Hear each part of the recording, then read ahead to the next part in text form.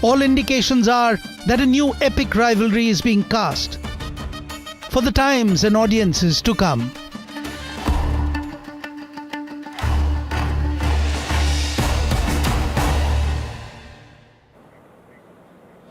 All right, on that note, let's turn our attention to the latest information we're tracking currently. A fresh controversy has erupted in Kerala, this time over comments made by the state's Transport Minister CP John. The minister has questioned why some women who avail the state's free bus travel scheme choose private schools for their children while relying on government hospitals and public transport. CP John's remarks have triggered sharp criticism, with opponents accusing him of stereotyping women and being insensitive towards the economic choices that families are forced to make. The CPIM, you must note, has hit the streets against the minister, and the BJP too has launched protests. Listen in to these crucial reactions we've lined up for you. കേരളത്തിലെ ജനങ്ങളുടെ behaviour സയൻസൊക്കെ പഠിക്കുകയും അതിനെക്കുറിച്ച് ആ behaviour അഭിനയിച്ച് കാണിക്കുക എന്ന് പറഞ്ഞാൽ ചെറിയ കാര്യമല്ല. ഒരു പാവപ്പെട്ടവനായിട്ട് പണക്കാരൻ അഭിനയിക്കുന്നു, അല്ലെങ്കിൽ പരമദരിദ്രനായിട്ട് അഭിനയിക്കുന്നു. അഭിനയം എന്ന് പറഞ്ഞാൽ ചെറിയ കാര്യമല്ല. പക്ഷേ എനിക്ക് മനസ്സിലാവാത്തൊരു ബിഹേവിയർ എന്താണെന്ന് പറഞ്ഞാൽ, ഈ ബസ്സിന് കാശില്ലാത്ത സ്ത്രീ സ്വകാര്യ സ്കൂളിലേക്ക് കുട്ടികളെ വിടുകയാണ് അല്ലേ? ഗവൺമെൻറ് സ്കൂളിൽ സീറ്റ് ഒഴിഞ്ഞു കിടക്കുക. ഗവൺമെൻറ് സ്കൂളിലേക്ക് ഇപ്പോഴും കുട്ടികളെ വിടുന്നതിന് പകരം ഫീസ് കൊടുക്കേണ്ടാത്ത പ്രൈവറ്റിൽ പോലും വിടാതെ ഇവിടെ വിടുന്നത് ഫീസ് കൊടുക്കേണ്ട സ്കൂളിലേക്ക് വിടുന്നു അല്ലേ?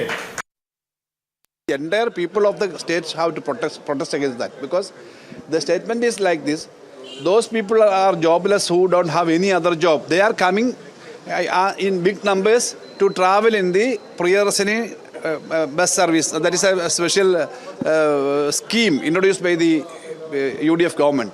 Free travel facility for women. And he is saying that unnecessarily these people are traveling. So we are facing some difficulties. So this is a negative attitude of the government. My colleague Ashwin Nandakumar has been tracking the latest for us. He's here to decode the latest developments and reactions coming in. Ashwin, put the minister's remarks in context for us. And has the Chief Minister or the Kerala government responded? Has there been any attempt to distance the government from the minister's remarks?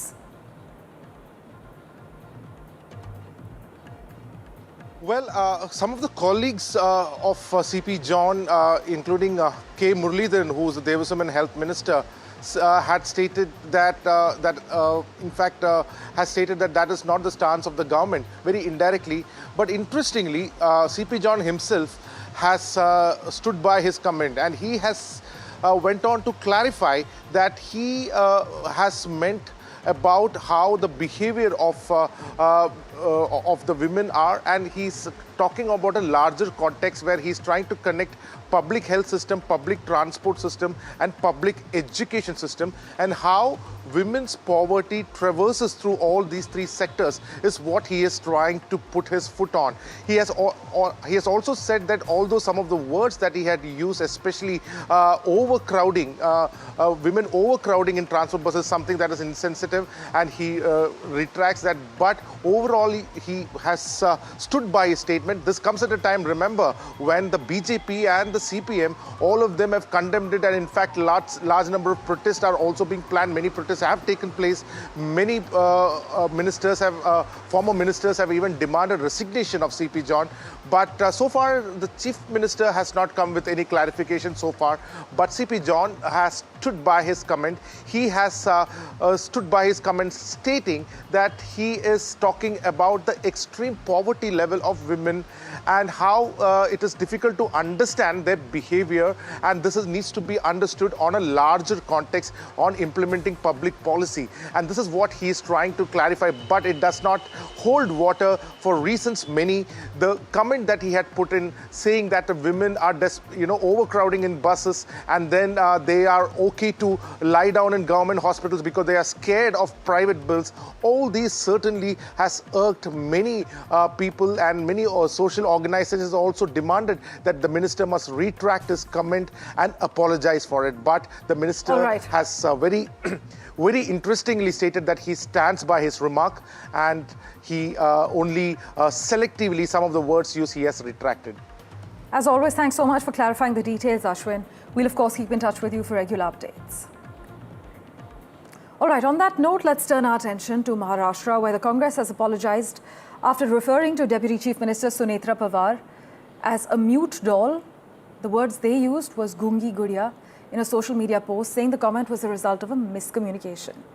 But the controversy has only escalated. NCP leaders on Tuesday barged into a Maharashtra Congress press conference at its Mumbai office to protest against the party's comment on Sunetra Pawar. A political row erupted after the state Congress dubbed Deputy Chief Minister Sunetra Pawar a mute doll. And Sunetra Pawar responded to the Congress saying that she will speak when the time is right. Deputy Chief Minister Eknath Shinde, meanwhile, called the remark an insult to Maharashtra's first woman Deputy Chief Minister and to women across the state. Sunetra Pawar, though, as I mentioned, has chosen a measured response. The Congress, though, says it was highlighting the Deputy Chief Minister's silence when journalists tried to question her over the law and order situation in Beed in Maharashtra, and has now expressed regret. Listen into these crucial reactions. सिर्फ सुनेत्रा ताई पवार इनका अपमान नहीं है, ये महाराष्ट्र के तमाम माता बहनों का अपमान है। और आपने देखा था जब महाराष्ट्र की माता बहनों का अपमान होता है, इसी कांग्रेस ने, यही इंडिया अलायंस ने, यही महाविकास आघाड़ी ने 2024 में हमारी माता बहनों का अपमान किया था। और उसी वक्त माता बहनों ने उनको सबक सिखाई, उनको घर पे बिठा दिया। इसकी जानकारी उनको होनी चाहिए, और मैं कहूंगा कि उनकी पूरी तरह मति भ्रष्ट हुई है, इसीलिए उन्होंने तुरंत माफी मांगनी चाहिए। क्या बोला था कांग्रेस ने, क्या बोला था हमारे नेता ने? गुंगी गुड़िया बोला ना, वो इससे तो गालियां नहीं होती है। और बार बार उनके प्रेस में जो कोई हस्तक्षेप करते, ये ठीक नहीं है। रहा सवाल कि जब ये गुंगी गुड़िया बोली तो गुस्सा आया, और ये लोग सत्ता में बैठे, इनको तो कोई आचार नहीं है, विचार नहीं है, कोई आइडियोलॉजी है। सत्ता के बगैर ये जी नहीं सकते, सत्ता के भूखे है ये, सत्ता के पीछे दौड़ने वाले कंगाल है ये। और ये आकर यहाँ दादागिरी करते। जब ये बच्चों के सर फोड़े जा रहे थे, बच्चियों के साथ में गलत व्यवहार हो रहा था, इतने सारी घटनाएं लड़कियों के साथ में, महिलाओं के साथ में हो रहे थे, तब तो इनको हिम्मत नहीं, तब मर्दानगी नहीं दिखी।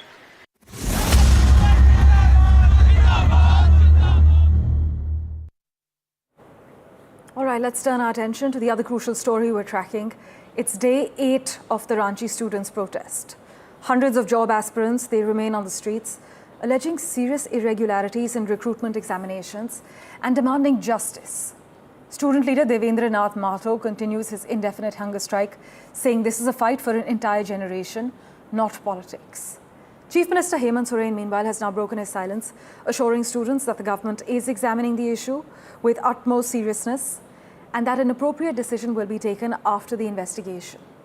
Meanwhile, you must note that Rahul Gandhi is preparing for the next edition of the Chhatron Ki Goonj Yatra in Prayagraj, while the CJP, the Cockroach Janata Party, begins a 2-day strategy meeting ahead of its nationwide listening tour. But the question is, who is listening to the Ranchi students as we speak? मैंने पहले भी कहा है, सरकार के आंख भी हैं, कान भी है, संवेदनशीलता भी है, और हम कितनी गंभीरता के साथ चीजों को देख रहे हैं, ये तो मैं सीना चीर के तो नहीं दिखा सकता। जिस तरीके से जांच दल दिन रात एक कर लगी हुई है, उसका उत्तर का हमें इंतजार है, और बहुत जल्द छात्रों के बीच में और राज्य के लोगों को इस विषय पर अवगत हम कराएंगे। अब हेमंत जी भी हैं, आप आइए और जरूर आप कार्यक्रम का हिस्सा भी बनिए, और वो बहुत ज्यादा संवेदनशील भी है, और उसके लिए एक रास्ता कैसे निकाला जाए, झारखंड सरकार इसी पे काम करे। जिस तरह से युवा जेपीएससी जेएसएससी लेकर राज्य में आंदोलन कर रहा है, इस पर क्या? यार बाबा का आशीर्वाद सबको लगने दो भाई, बोल बम बोलो भाई। we are going through a strange time in our country. Students are on the street in severe pain. They don't have work. They're asking for fairness in exams. They're asking for an education system that works. And on the other side, we have the Prime Minister who is forgiving them. Who he is to forgive them, I don't know. Where he gets the idea that he has the right to forgive the future of India, I don't know. But that's what he chooses to do. Double standards है Congress party का। झारखंड में प्रत्येक दिन social media के माध्यम से हजारों लाखों छात्र किस प्रकार से आंदोलन में हैं, वो आंदोलन कर रहे हैं, यह हम देख रहे हैं। और कांग्रेस पार्टी एक शब्द झारखंड में आंदोलन में बैठे छात्रों के पक्ष में बोलते नजर नहीं आ रही है, पार्लियामेंट में उस विषय को उठाते नजर नहीं आ रही, क्योंकि ये सिलेक्टिव आउटरीच है और इसके पीछे केवल राजनीतिक रोटी सेकने की चेष्टा कांग्रेस पार्टी की।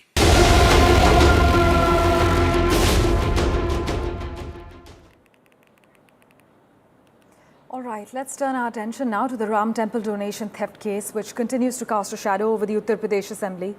The Samajwadi Party has kept up its protests inside and outside the House, demanding answers over the alleged misappropriation of donations and questioning the government's handling of the investigation. The confrontation intensified after Samajwadi Party MLA Sachin Yadav was suspended for the remainder of the session for displaying a banner carrying Chief Minister Yogi Adityanath's image inside the Assembly. Chief Minister Yogi Adityanath, however, has doubled down on his government's position. He has reiterated that the SIT probe has found no involvement of any saint in the alleged donation theft and has accused the Samajwadi Party and the Congress of attempting to defame Uttar Pradesh and hurt the sentiments of pilgrims and all the religious people by politicizing the issue. He further accused the Samajwadi Party and the Congress of conspiracy to insult Sanatan Dharma and malign Uttar Pradesh's image. That's what Yogi Adityanath is saying. The opposition remains unconvinced though. Samajwadi Party Chief Akhilesh Yadav has questioned why a reconstituted SIT was needed if the original investigation had already uncovered the truth. He's asking if the first SIT formed by Chief Minister Yogi Adityanath has discovered the truth, what will the new SIT accomplish? आज हमारे पूरे हिंदुस्तान में जितने भी मठ हैं, जितने मंदिर हैं, जितनी शक्तिपीठ हैं, जितने ज्योतिर्लिंग हैं, जितने भी हमारे धाम हैं, यहाँ पर जो संत हैं, महात्मा हैं, वो इसका संरक्षण करते हैं, उसका संचालन करते हैं। कहीं से इस तरह की कभी इस तरह की बात नहीं आई है। पर आज राम मंदिर जिससे करोड़ों देश राम भक्तों की आस्था जुड़ी, सनातन धर्म के लोगों की आस्था जुड़ी है, वो सारे लोगों की आस्था आज क्षीण हो गई, क्योंकि सरकार ने इतनी बड़ी चोरी होने के बाद भी आज तक 50 दिन पूरे हो गए, एसआईटी का कोई रिपोर्ट नहीं आई है। इसके लिए कौन जवाब दे? स्पीकर साहब की कुर्सी की अवमानना की है और समाजवादी पार्टी के इस कृत्य से तय हो गया, इनको लोकतांत्रिक व्यवस्था से कोई लेना देना नहीं है। वास्तव में जो इनका पुराना इतिहास रहा, चाल चलन रहा है, गुंडई अराजकता से भरा हुआ आचरण उनका दिखा है और प्रदेश की जनता इन्हें कभी माफ नहीं करेगी।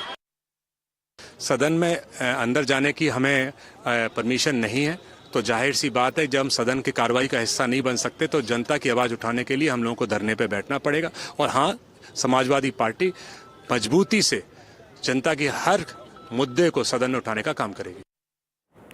All right, on that note, let's turn our attention to the latest details coming in this morning. On exiled Bangladeshi author Taslima Nasreen's visit to Kolkata, Siddiqullah Chaudhry has now said that the media wants news and headlines. He's further added, and I'm quoting him here, "The past is the past. Now she has come to Bengal to teach Bengalis about literature. She's advising us that religion and politics should be kept separate. She should say the same thing to the RSS and the BJP as well." That's the latest as far as Taslima Nasreen is concerned. The Jamiat Ulema-e-Hind has slammed Taslima Nasreen in its latest remarks by Siddiqullah Chaudhry. Earlier as well, you must note that the All India Muslim Personal Law Board had condemned Taslima Nasreen's remarks, calling for a ban on madrasas, dubbing them inflammatory, misleading and factually baseless. Ms. Nasreen, though, returned to Kolkata last week after nearly 2 decades. She had also called for a uniform civil code in the country. That had become a topic of discussion too. My colleague Shreyashi is tracking the latest for us, but first listen in to what the Jamiat Ulema-e-Hind has said regarding Taslima Nasreen. Bengal में वो साहित्य literature सिखाएंगे बंगाली वालों को। ये सब मर गए हम लोग, ये बंगाली मर गया है, वो आके सिखाएगा बंगला और वो हमको ज्ञान दे रही है कि धर्म अलग है, पॉलिटिक्स अलग है। आरएसएस को सिखाओ, आरएसएस को सिखाओ, बीजेपी को सिखाओ। बीजेपी कहती है धर्म भी और पॉलिटिक्स, आरएसएस भी कहती है एक साथ करेंगे। अरे बाबा, जिनके दावत पर आए हो उनको सिखाओ, हमको मत सिखाओ। ये मुझे पता नहीं, वो तो मुर्तद है, ना हिंदू है ना मुसलमान है। अभी भी मौका है किसी बड़े बुजुर्ग के हाथ में तौबा करे ताकि अल्लाह उनको ईमान दे। My colleague Shreyashi Day has been tracking all the finer political details for us. She joins us live at the moment. Shreyashi, take us through the details of what the Jamiat Ulema-e-Hind has said and the latest reactions coming in as well. Well, as far as Siddiqullah Chaudhry is concerned, he is known for sparking controversies. He has earlier also made such comments for eminent personalities here in the state of West Bengal. And for Taslima Nasreen, this is not new. Siddiqullah Chaudhry was one of those who led the protests in 2007 when she was forced to leave Kolkata. And of course, now that she's back after almost 19 years here in the state, Siddiqullah Chaudhry once again seen sparking a storm by hitting out at the author, celebrated author who has returned to the city of joy. But of course, we'll have to wait and see if the BJP really reacts to this. All right. As always, thanks so much, Shreyashi, for joining us with the latest. You've heard what the Jamiat Ulema has said regarding Taslima Nasreen. We also had a response earlier from the All India Muslim Personal Law Board. We'll, of course, continue to track the latest for you in West Bengal.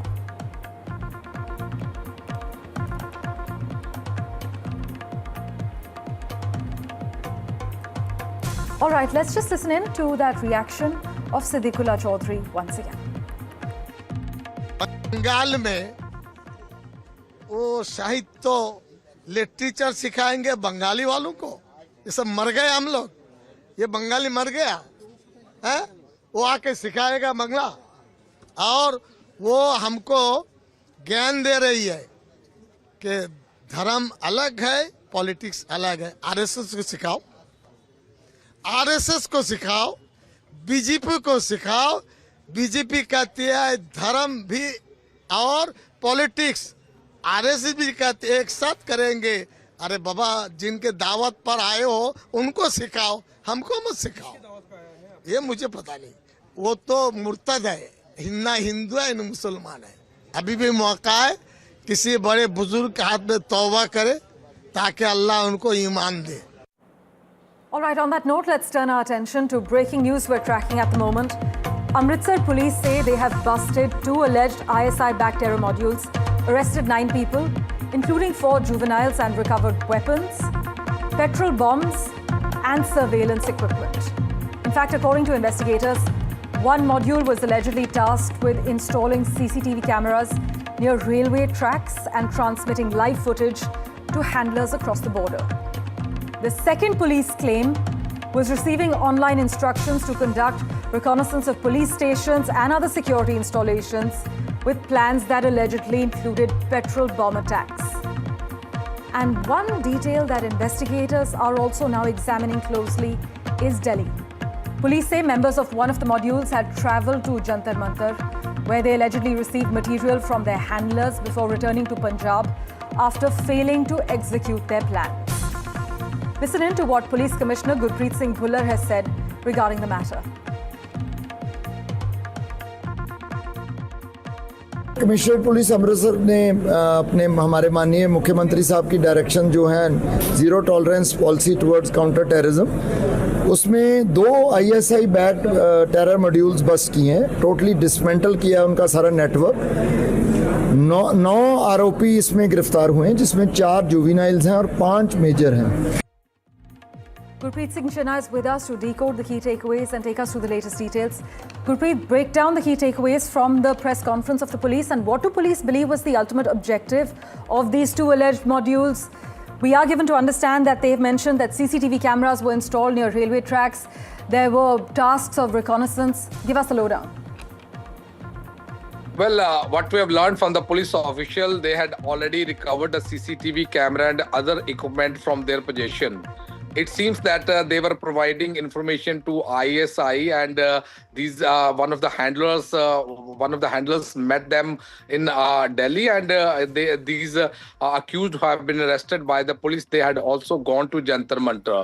Now the police are trying to probe all the angles into this, that what type of law and order disturbance they were trying to create, and what type of information they had already been provided to the handlers, and who was the handler. So this is the main investigation which is being carried out by the Punjab police. They had already arrested 9 people, 9 accused in this case, and they had recovered a huge equipment from there. So in the initial investigation, they claimed that they are supposed to provide the information of the security installation at the various locations of Punjab and other places, and why did they reach the Jantar Mantar. So that is the probe which is being pursued by the Punjab police, so that they will be able to find out what was the exact motive behind all these equipment which have been recovered from them, and who was the handler who had provided all these things. So let's wait for the investigation. What will be the final outcome of the investigation? As of now, the Punjab police, they had arrested 9 accused in this case. All right. As always, thanks so much, Gurpreet, for joining us with the latest details. You've heard what the police commissioner has said as well.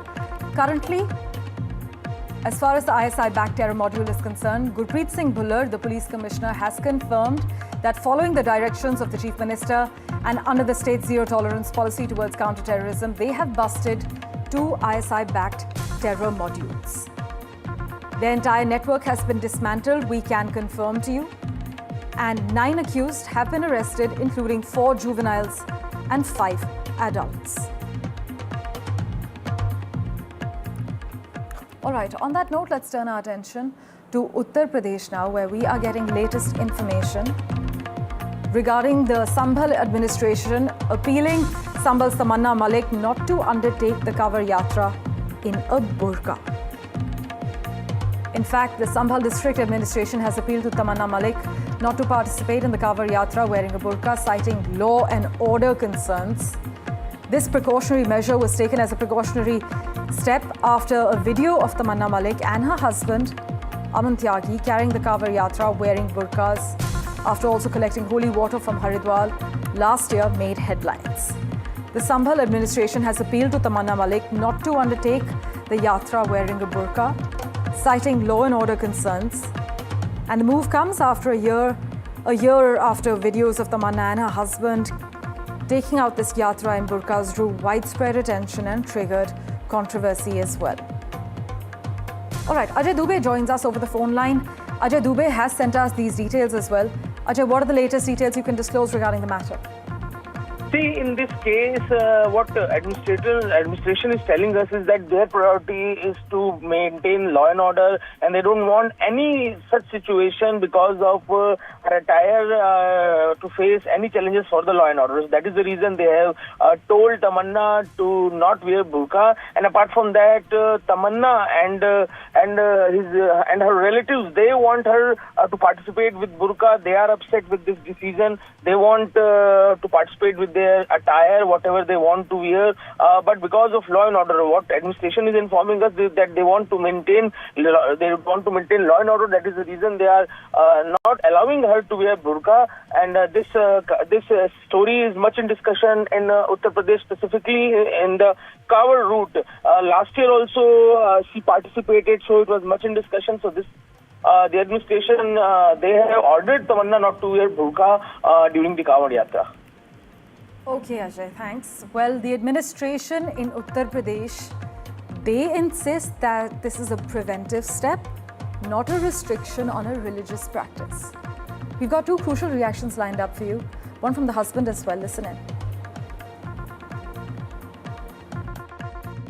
Kanwar मेले के दृष्टिगत थाना असमौली से चालानी report आई थी BNSS की धारा 126-135 के तहत कि अमन त्यागी और तमन्ना मलिक इन दोनों के द्वारा पिछले साल कांवड़ की यात्रा की गई थी, जिसमें कुछ शांति व्यवस्था की स्थिति उत्पन्न हुई थी, चूँकि दोनों दो समुदाय से जुड़े हैं।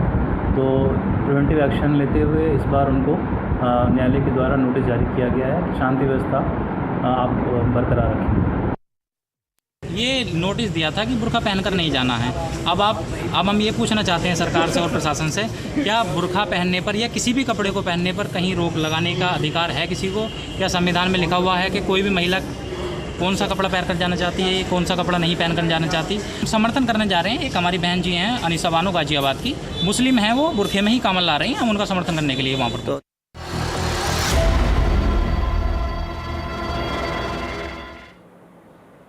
All right, let's turn our attention now to Kerala, where after multiple landslides and floods claimed lives across Kerala over the weekend, the state remains on high alert as the IMD has warned of more heavy rainfall, of thunderstorms as well, and strong winds in the coming days. As relentless rain continues to batter the state, rivers are overflowing, homes are inundated, and rescue teams, they are of course on high alert. NDTV has travelled into some of the worst hit areas to capture the scale of the flooding and hear from residents who are refusing to leave despite the rising waters.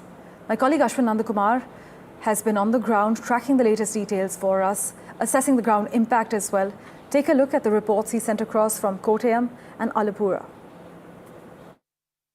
You see the Minichal River is flowing towards the road and it has affected the people. Just look at the gush of water that is going all over the place. Meanwhile, I just want to ask some of these youngsters over here, what do they feel? So are you scared? No, we are not scared.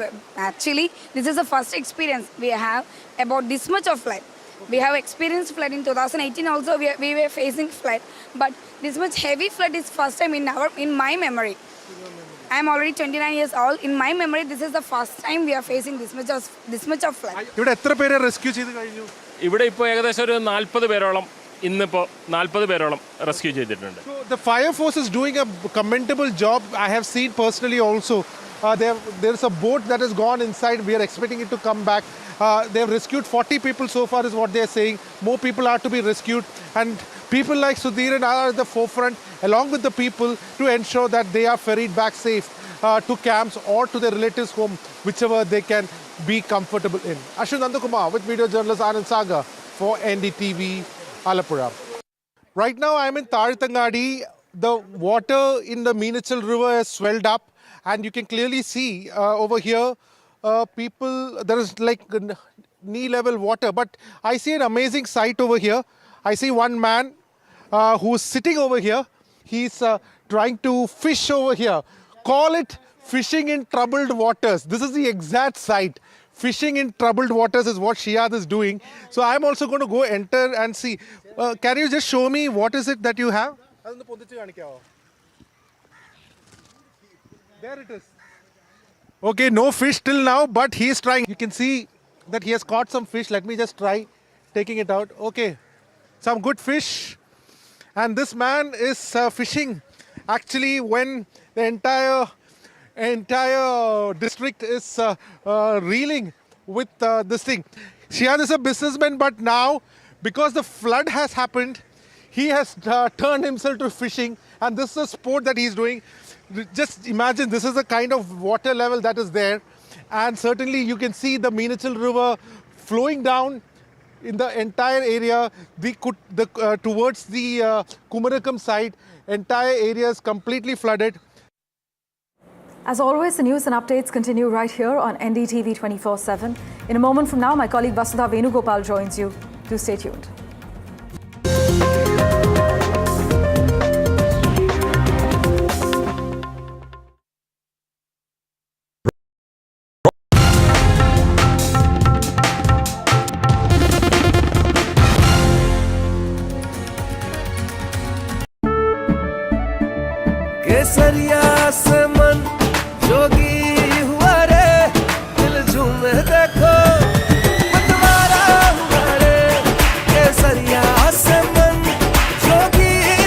हर पल मनाओ केसरी त्योहार। विमल, बोलो जुबान केसरी। थोड़े में ज्यादा स्वाद, यही तो है इसकी खास बात। वाओ मामा, क्या स्वाद है। अरे मेरे राजा, मसाला। जानते हैं मैं एलीट मैट्रिमोनी क्यों रिकमेंड करता हूँ? 17 years of experience, largest database of elite profiles, और 100% confidentiality. Elite Matrimony, India's most successful matchmaking service for the elite. What seems settled for me is unfinished business. So I rewind, I pause, I reflect, I dig until what's buried stands up to be counted. Breaking ground, not just headlines, the meaning behind them. This is Breaking Ground with me, Vedika Sood. Launch control 0 to 100. This isn't just about cars and bikes. This is about how you move. This car makes no sense, yet it makes every sense. What we are sitting inside is a Joby powered air taxi. Your friend said, "Ye le le." We said, maybe not. Hi, my name is Siddharth Sharma. I'm your NDTV Automate, your ultimate guide into the world of automobiles and mobility.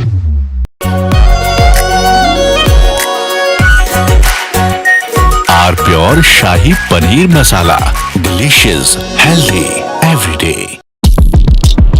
POK के firing range में खड़े हैं. Just few inches away is POK. हो सकता है दुश्मन को पता हो कि सैफ अली खान यहाँ पर खड़े हैं. Is it fire?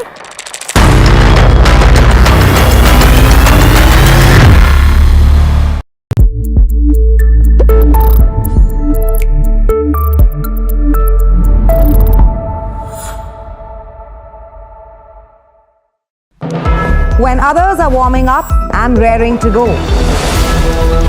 The stories that matter, the stories that shape your life.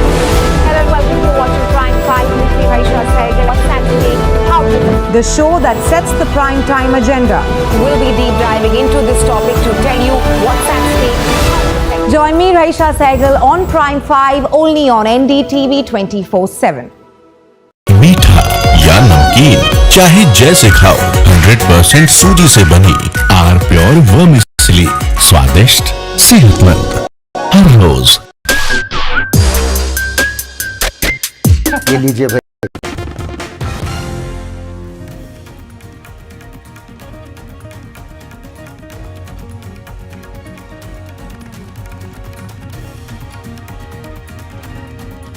Well, it's a big day for Tamil Nadu today. Comes after the high voltage drama that all of us witnessed yesterday in Tamil Nadu, the arrest and subsequent release of the NK leader and leader of opposition Udhayanidhi Stalin. All eyes now on Tamil Nadu Assembly today. The budget session reconvenes. The budget session is going to be important because this is the first debate of first budget that will be presented by the TVK government. Joseph Vijay, Finance Minister Murray Wilson is all set to present the budget, and it's going to be important for the Chief Minister's anti-corruption call and also the big promises on welfare that he has made in the state. Will the budget debate stay focused on the government's plans on jobs, welfare, youth and women? But politics is also there. So will Udhayanidhi's episode dominate the session? Remains to be seen. Let's first take you through the headlines. Political temperature in Tamil Nadu is soaring high after Udhayanidhi Stalin's arrest controversy. With the assembly in session now, confrontation between ruling TVK and DMK is all set to dominate the state's political agenda.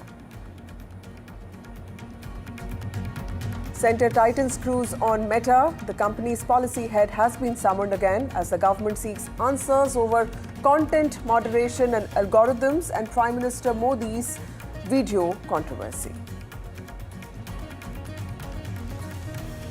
The Chanda Chori controversy has sparked a fresh political showdown in Uttar Pradesh. High drama unfolded in UP Assembly. Protests have also taken place. A suspension and sharp exchanges dominated the proceedings yesterday. Now, social media post by the Congress targeting Sunetra Pawar has triggered a political controversy in Maharashtra, drawing sharp reactions from the Mahayuti and a measured response from Sunetra Pawar herself.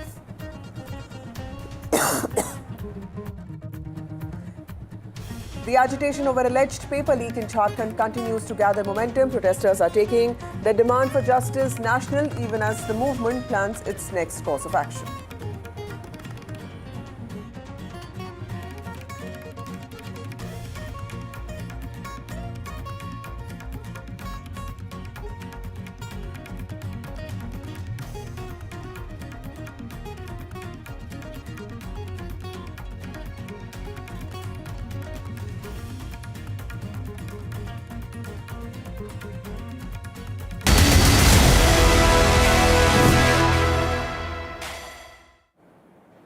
Well, Joseph Vijay-led TVK government is all set to present its maiden budget in Tamil Nadu Assembly today. It comes in the midst of escalated acrimony between the DMK and TVK. Yesterday, Udhayanidhi Stalin was arrested from his residence. The court intervened and then he was released late at night. He has come out of police custody in Tanjavur to say that he's not going to be scared by these tactics of the TVK. Now, remember, at the center of this arrest were his comments, remarks on misogyny that have also become central to this controversy. The TVK is sending out a message that it is not going to tolerate any abuse to women, while DMK has alleged that all of this is just political vendetta initiated by the TVK. The political culture of the state is known for its political vendetta. It's also known for its misogyny.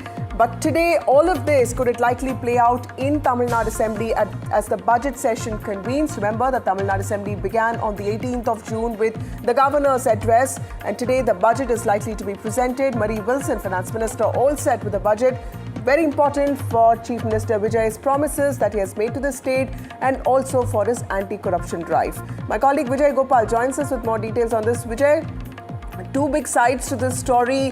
One, the budget is extremely important because we know that this budget will in some way set the tone for TVK government's governance for the coming days, be it the state's precarious financial situation, the plans ahead, or the welfare promises. And on the other hand, there is escalated acrimony between Stalin and Vijay. How is this going to play out?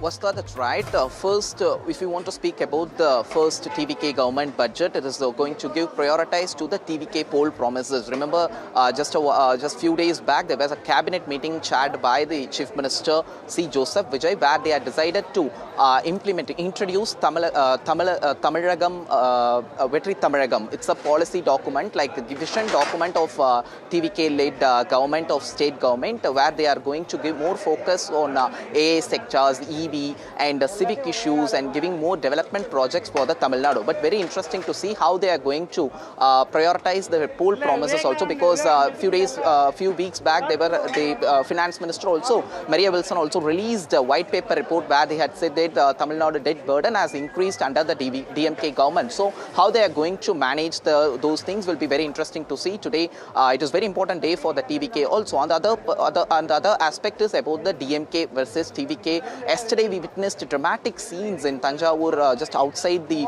Sengipatti police station. So it might reflect in today's assembly session also. DMK could raise certain questions to the ruling government regarding the arrest, and also Megadadu Kaveri water related issues also definitely going to reflect in the assembly session. How opposition party is going to handle the session is also very important to see, whether they are going to disturb the budget session, or after the budget session, after budget being tabled by the minister, whether they will raise the issue. We have to wait and see. Yesterday also there were MLA meeting, TVK MLA meeting, were chaired by the General Secretary of the party and Senior Minister N. Anand, in which many decisions were taken how to handle the opposition party's criticism, who are all the ministers should respond to when opposition parties raise certain questions, who are all the ministers to respond. A few ministers like HRNC Minister Ramesh and Education Minister Raj Mogan and Senior Minister Adav Arjuna, these are all the people were assigned to respond to the opposition criticism also. It will be very interesting to see what are all the things going to unfold inside the Legislative Assembly. As we speak, the session will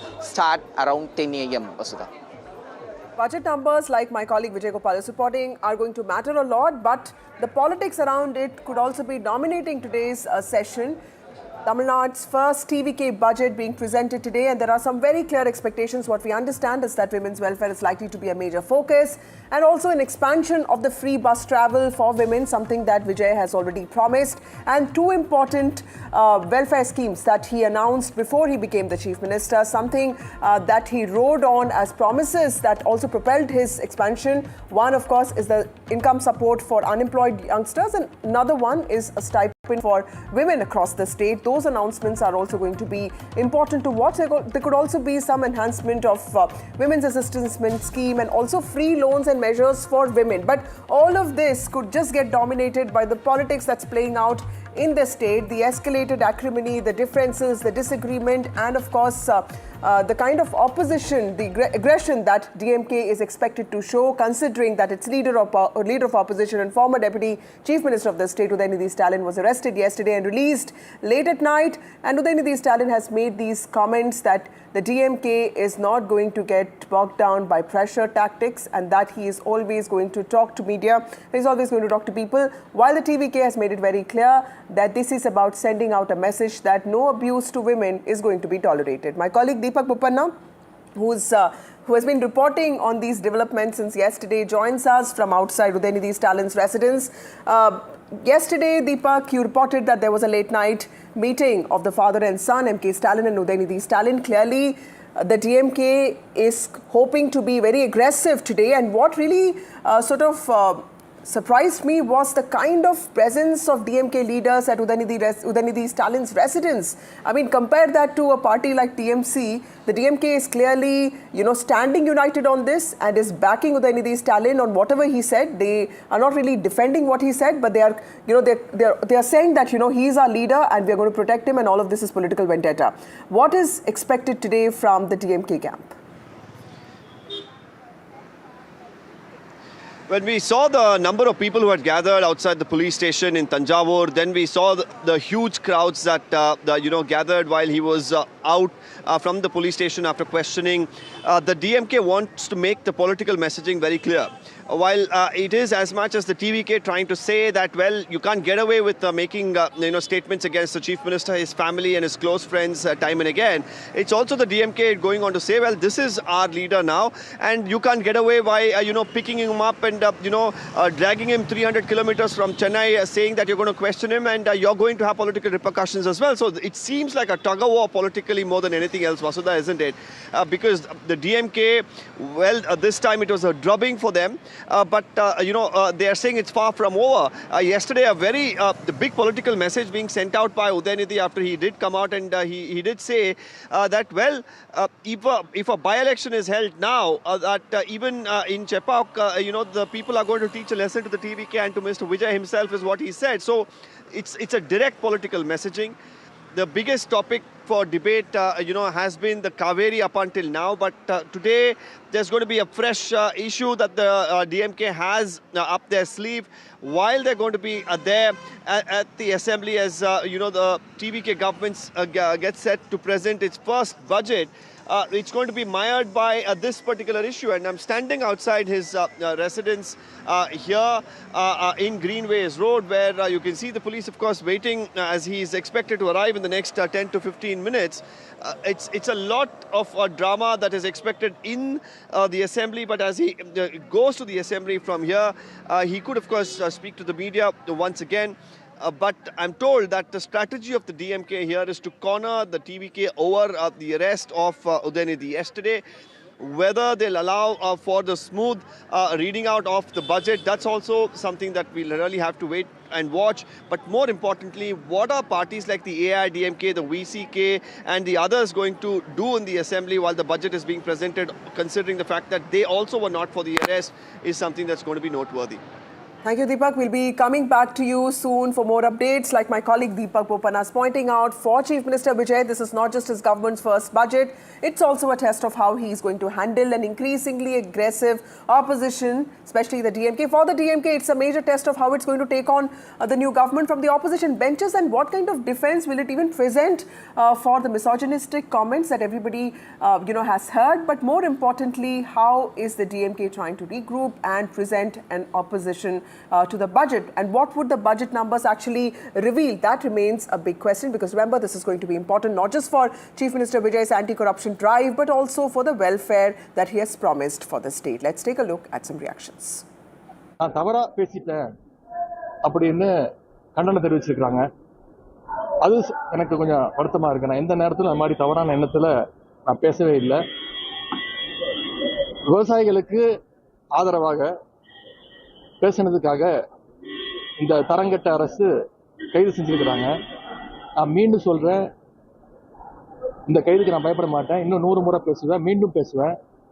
அதுல சில பேர் சொல்லியிருக்கிறாங்க, நான் இரட்டை அர்த்தத்துல பேசிட்டேன், double மீனிங்ல பேசிட்டேன் அப்படின்னு சொல்லியிருக்கிறாங்க. நான் நிச்சயமா டபுள் மீனிங்லாம் பேசவே இல்லை. இந்த மாதிரி பொய் வழக்குகளுக்கெல்லாம் பயப்பட போறது இல்லை. இது சட்ட ரீதியா சந்திக்க நான் தயாராக இருக்கின்றேன். நான் ஒரு ஆட்சியாவே நான் பாக்கலங்க. இது வந்து ஒரு சர்க்கஸ் கூடாத மாதிரி நான் பாக்குறேன்.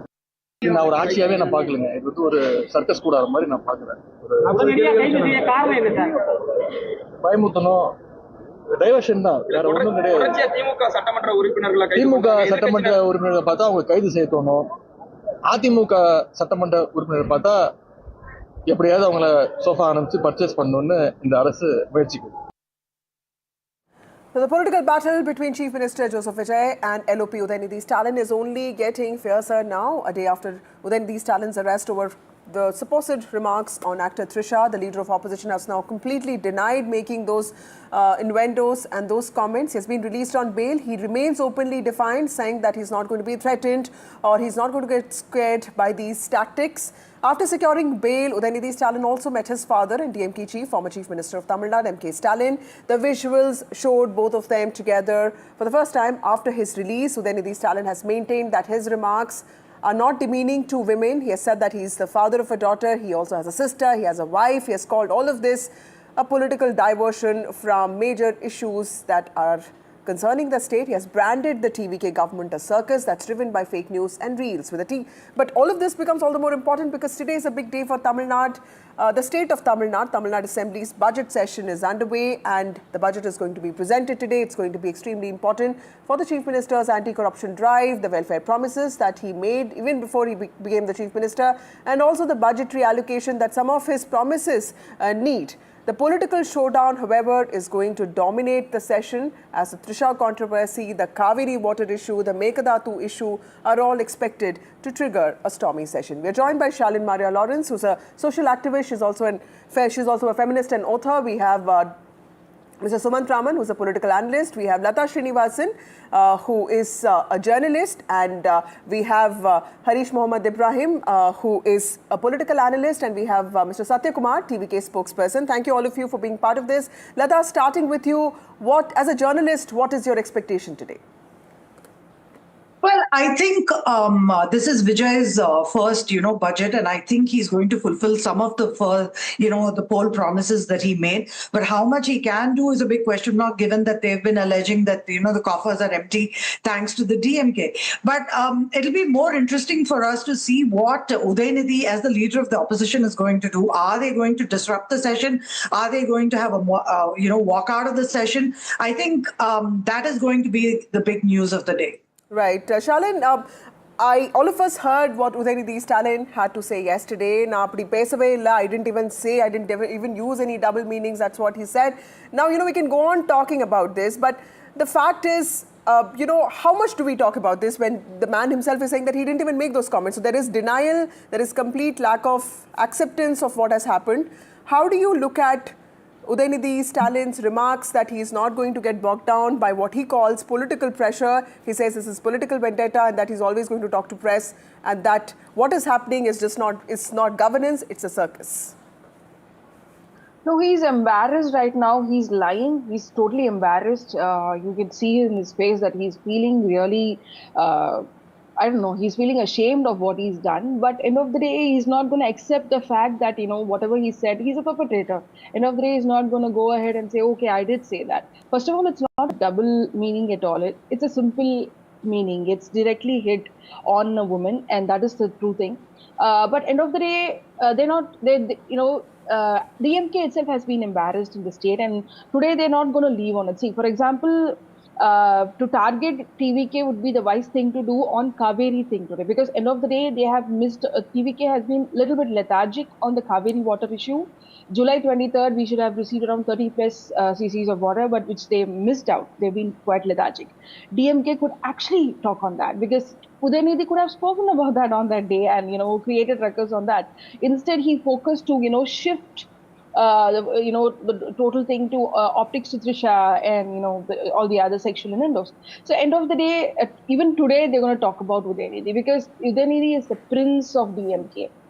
The Nepo kid, the very, spoiled Nepo kid. So end of the day, they're going to make, huge ruckus over why he was arrested, why he was taken to Tanjore, or why he was not given food and all those things. So end of the day, Vijay will face a lot of flack today in, the assembly. DMK is known to be a wonderful opposition party, that too in the assembly. So DMK will really create a galata kind of a things there. But end of the day, I don't think Vijay will talk much on this. I think, as usual, somebody said Ada Varjana will give an answer to this, and somebody else will speak. Maybe a woman would speak, a woman minister would speak. But other than that, I don't think DMK has much to attack Vijay, because it's been there, it's online, everybody's seeing what Udhayanidhi has done. Maybe for the optics, they might, optics and theatrics, he might say, I've not done it, or this is vendetta. This is a vendetta. This is a vendetta by the people. This is a popular vendetta, not of Vijay or I anybody agree with else. Shalin when she says that, DMK is usually aggressive, and now that the LOP himself was arrested and he had to face this, the party is going to be doubly aggressive, especially on a day like today, when the Kaveri issue, the Mekadatu issue, welfare promises are all going to be raised. How is the TVK preparing to counter a super aggressive DMK? Satya Kumar. See, today is a very important day, considering the fact that we are presenting the budget. The second important thing, we all know, Vasudha, Tamil Nadu has a lot of debt. In fact, the DMK claims it to be 10 lakh crores. It's not 10 lakh crores. I'll explain. It is about 15 lakh crore. 10 lakh crore direct debt that we have, and 3.5 lakh crore is the debt of the public sector undertakings, and 1.72 lakh crores is contingent liability. So we are on a debt of 15 lakh crore on which we have to present this budget. And there are a lot of promises that we are given as part of the election manifesto. And I was part of the election manifesto committee. I know what are the commitments we gave. We have to deliver to the people. We have the will to deliver, but we don't have the budget to do it. And the very important part of the budget is going to be, we are going to present who were all the corrupt ministers, what corruptions they have done, where did the money go, where did the Tamil Nadu people's money go. It went as a corruption. That's what we wanted to show today as well. So it is going to be a very important budget for all of us. And we are also going to present the Vetri Tamilagam vision document. So what is the vision that we have for Tamil Nadu? That's a very important part of the budget. And this budget is not going to be Control-C, Control-V of DMK government. If you see ADMK and DMK in the past, Suman will agree, because he used to track all the budgets. Most of the budget will be Control-C, Control-V. Even the words will not change. But this budget is not going to be of that kind. It's going to be very different, where we are going to present the vision document in a way that the people will understand. Absolutely. We want the people to understand. We want to democratize the budget. So that's going to be the essence of our presentation. I think that's a very important point. Harish, I'm coming to you. Let me just take a quick comment from Dr. Sumantraman. Sumantraman, every time PTR spoke or Tangam Tenarasu spoke, all of us listened, because there was a certain sense of seriousness to the debate, and Tamil Nadu always came up with certain ideas that probably other states would also look at, which is why our economic survey also talked about working hostels. What is it that the TVK government needs to get right so that it doesn't get reduced to the DMK's usual criticism of a real type government, or saying that you're non-serious? What is it that TVK government needs to get right about its first budget?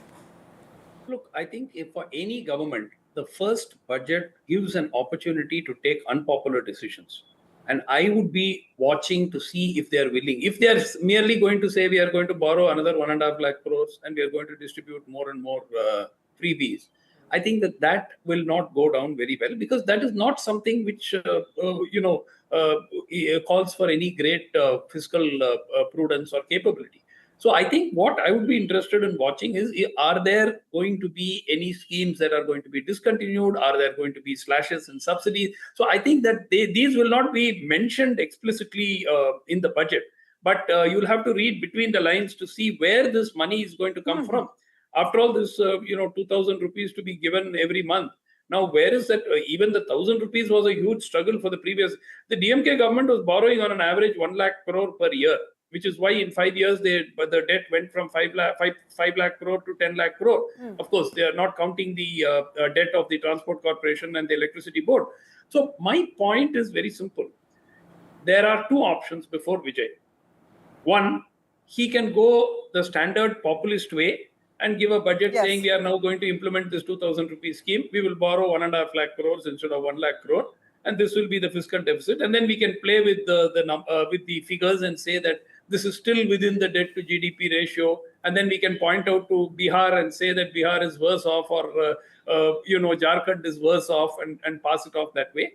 Or we can come up with a fiscally prudent budget where these schemes are selectively implemented. Remember, the DMK promised 1,000 rupees for all women in the state. And then what happened? They said eligible women. And they cut down a sizable number, which they then, for electoral reasons, increased to 1.5 crore. So I'm waiting to see whether this is a sensible budget or the usual kind of freebie budget that most governments are very happy doing nowadays. So a realistic, sensible budget is your expectation. Harish Mohammed Ibrahim, today is a big day for the state, and I know that while misogyny is important to be discussed, it's also important to understand why Udhayanidhi Stalin keeps calling this government a circus government, because, in some ways trying to reduce the government to a caricature. It's an elected government. I know the Chief Minister is also, very aggressive when it comes to the DMK, but using terms to completely reduce the seriousness of the government and call it a circus type thing. Do you think that there could be better choice of words here? Because he's also the leader of opposition. Good morning to you and the fellow panelists. Having said that, it is not an elected government, to be precise. It is a bought government. How they bought? Whoever being contested along with the DMK alliance, they have taken all the MLAs from them to form this minority government. Now, having said that, do you want to use any sophisticated word to describe this incompetent government by an inefficient CM so far for the last 4 months? Then we have to find a pretty word which suits their narrative and the propaganda. Coming to the point, Madam Lata Srinivasan has said that the coffer has been empty when the DMK left. No. When 2021, when there was at the high peak No, she was quoting the TVK, sir. She was quoting the TVK, the white paper of the TVK. Yeah, okay, fine, fair enough. At that point of time, 21 lakh crores was the GSDP of the state government. When the DMK left after 5 years of its tenure, after fulfilling all the promises which is given to all the people of Tamil Nadu, they have left over at about 45 lakh crore. And the GSTB to the debt ratio, according to the Finance Commission, according to the FRBM law, Tamil Nadu stands at 26%, where it is allowed to go ahead and borrow almost 28%. And leaving the state with double the GDP ratio and double the exchequers, you want to go ahead and narrative India averages almost 1.74 lakh of personal equity, where on Tamil Nadu, the scale is 3.73 lakh. So you don't go ahead and give all this kind of propaganda narrative, which the mafia PR gang want to proclaim that the DMK government did nothing. No, that is totally falsehood. Coming to the point of embarrassment topic, which has been raised by the second speaker, I want to clarify that. For almost 400 kilometers using the exchequer money, they have regenerated the DMK. The entire narrative, the entire propaganda during the Tanjore meet, almost 22 minutes, Mr. Udhayanidhi Stalin have spoken about the farmers' distress and how the TVK government failed to get the Meghdadu and the Kaveri water as per the Supreme Court directive by the Kaveri Management Authority. But whether the DMK have stood with that, yes, of course, 22 minutes they have stood with the farmers. But what the root mafia, what the PR mafia of the TVK want to project to the national media as the state media, they want to project the DMK is doing some kind of rhetoric and comment. But having said that, whether there has been any single word uttered by Mr. Udhayanidhi Stalin, no. So these kind of falsehood and narrative is going to take Tamil Nadu backward is what we have seen for the last 4 months. At least Satya Kumar and Shalin, I'll come to you. Satya, starting with you, there's one point that Harish made which I want to raise is, is Vijay or the TVK also trying to reduce the contributions of previous governments in Tamil Nadu? Because we've always seen Tamil Nadu, at least with respect to GSTP, doing much better than most states. We are amongst the top 3, top 4 states. Is there a sense that the present government wants to reduce the contributions of both the DMK and AIDMK government when it comes to finances? See, it's not about DMK, ADMK, and we have only two modes of revenues. One is tax revenue and the revenue that we get from the registration department, and rest are all borrowings, and we have other modes to raise the fund. So the issue here is not to reduce any of these things. We want to enhance. We are not politicizing on the budget. We are only here to contribute to the people. We wanted to see to that even certain civic bodies. We wanted to engage World Bank and international bodies to develop urban areas and also certain rural areas. So there are a lot of plans around the budget. It's not, we are not here to fight with, we don't consider DMK, ADMK as a rival at all. Right. Don't consider that. We want to deliver to the people. We promise to the people. We got the mandate of the people. We are accountable to the people. We are responsible to the people. We are transparent to the people. We are not here to showcase to ADMK and DMK because they are not our rivals. We don't consider them as our rivals. They are not going to be there in the political system in the days to come. Accordingly, we are accountable to the people and we will deliver the schemes what we promised as part of the election manifesto. Okay, point taken. Shalin, this constant point that Harish also raises, which I see on social media as well, that you've regenerated the DMK, you've given a new life to the DMK by arresting Udhayanidhi Stalin. How true is this? Because, patriarchy also thrives in this world. So there is a lot of confusion. Are people actually believing that, do people actually believe that this thing would have actually given a new life? Okay. Udhayanidhi Stalin has left for Tamil Nadu Assembly now from his residence. Udhayanidhi Stalin, in the midst of an expected political showdown between the TVK and DMK, Udhayanidhi Stalin, the leader of opposition, has left for Tamil Nadu Assembly. It's a big day today, Tamil Nadu Budget Day. TVK presents its first budget, extremely important for Chief Minister Vijay's promises of good governance and anti-corruption initiatives.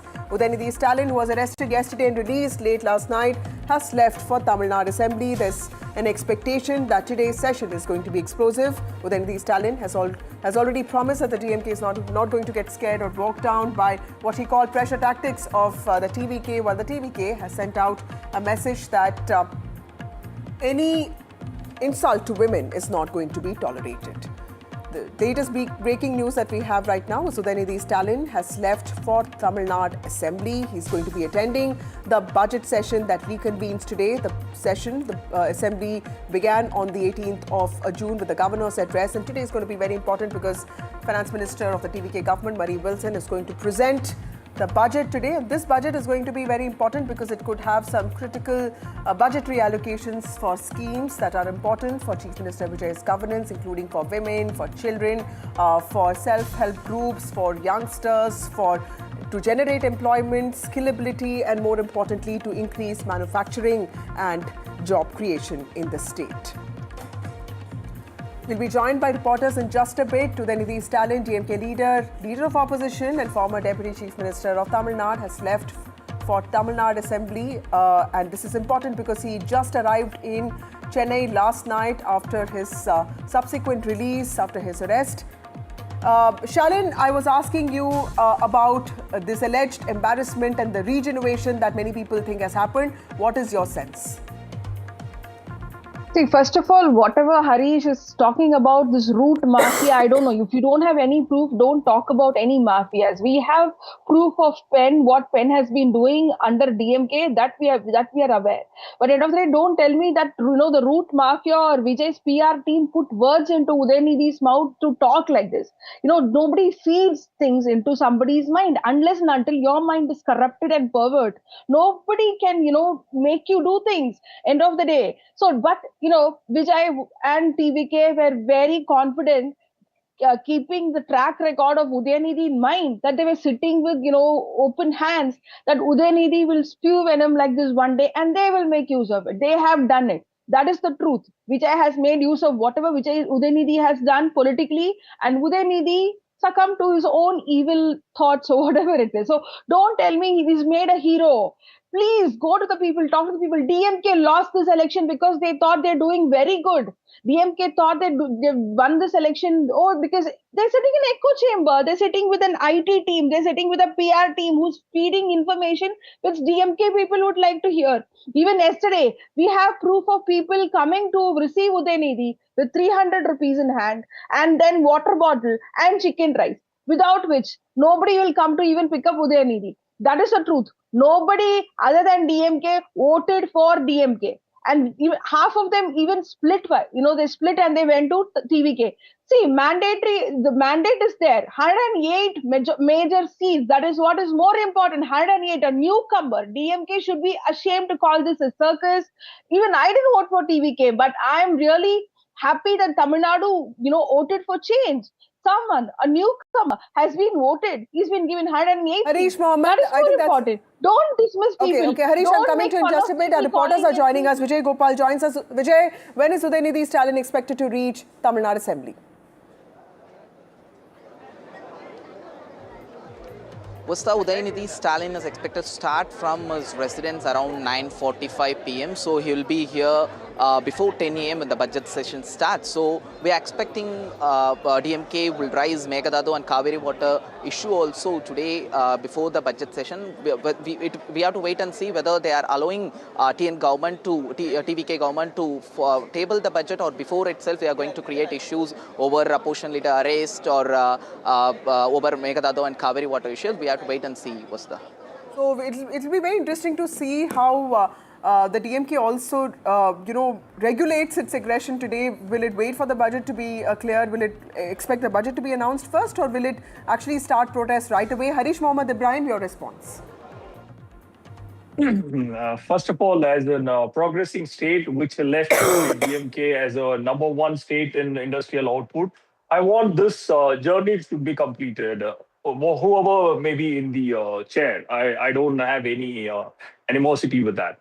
But having said that, whether this government is going to pull that trigger is what we have to expect. And if they do, then we are welcoming that move. And if they don't, then we will be always there to criticize in whatever the way which this incompetent government has showcased for the last 4 months with their incompetency in length and breadth across sector after sector. And we have been almost dragged to third position, where we left within 4 months. They are dragged from the #1 position. Yeah, okay, 3 months. Yeah. But that is a big time, 90 days. It's a sweet time for any government to operate in its own. Whether this government have done? No, because they want to go ahead and concentrate on the issues which is not relevant to the state or not relevant to any of the people concerned. The women issues are very relevant. I'd like to correct you here. Misogyny is very relevant to everybody. No. That is your interpretation. Vasudha, I am repeating again and again. If you are interpreting something with your convoluted mind and want to do a propaganda out of it... No, you don't want to accept it, fine, but don't tell us that we are wrong, right? We have listened to the video. If you are going to interpret it in some other way which you are convoluted, or you want to go ahead and do a propaganda with that, go and do it at your own ease. Don't say that this is what we... If that is the case, then the High Court wouldn't have spared him. Then the police would have remanded him.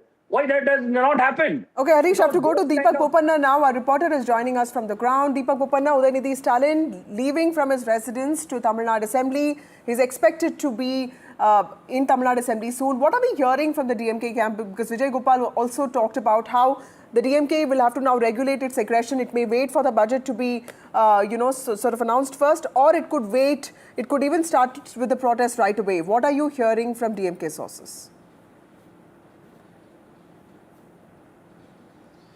DMK, of course, wants to take this up, but there are two aspects here. One is they're going to condemn the action by the police against the leader of the opposition. There are going to be, of course, sloganeering that we can expect in the well of the House.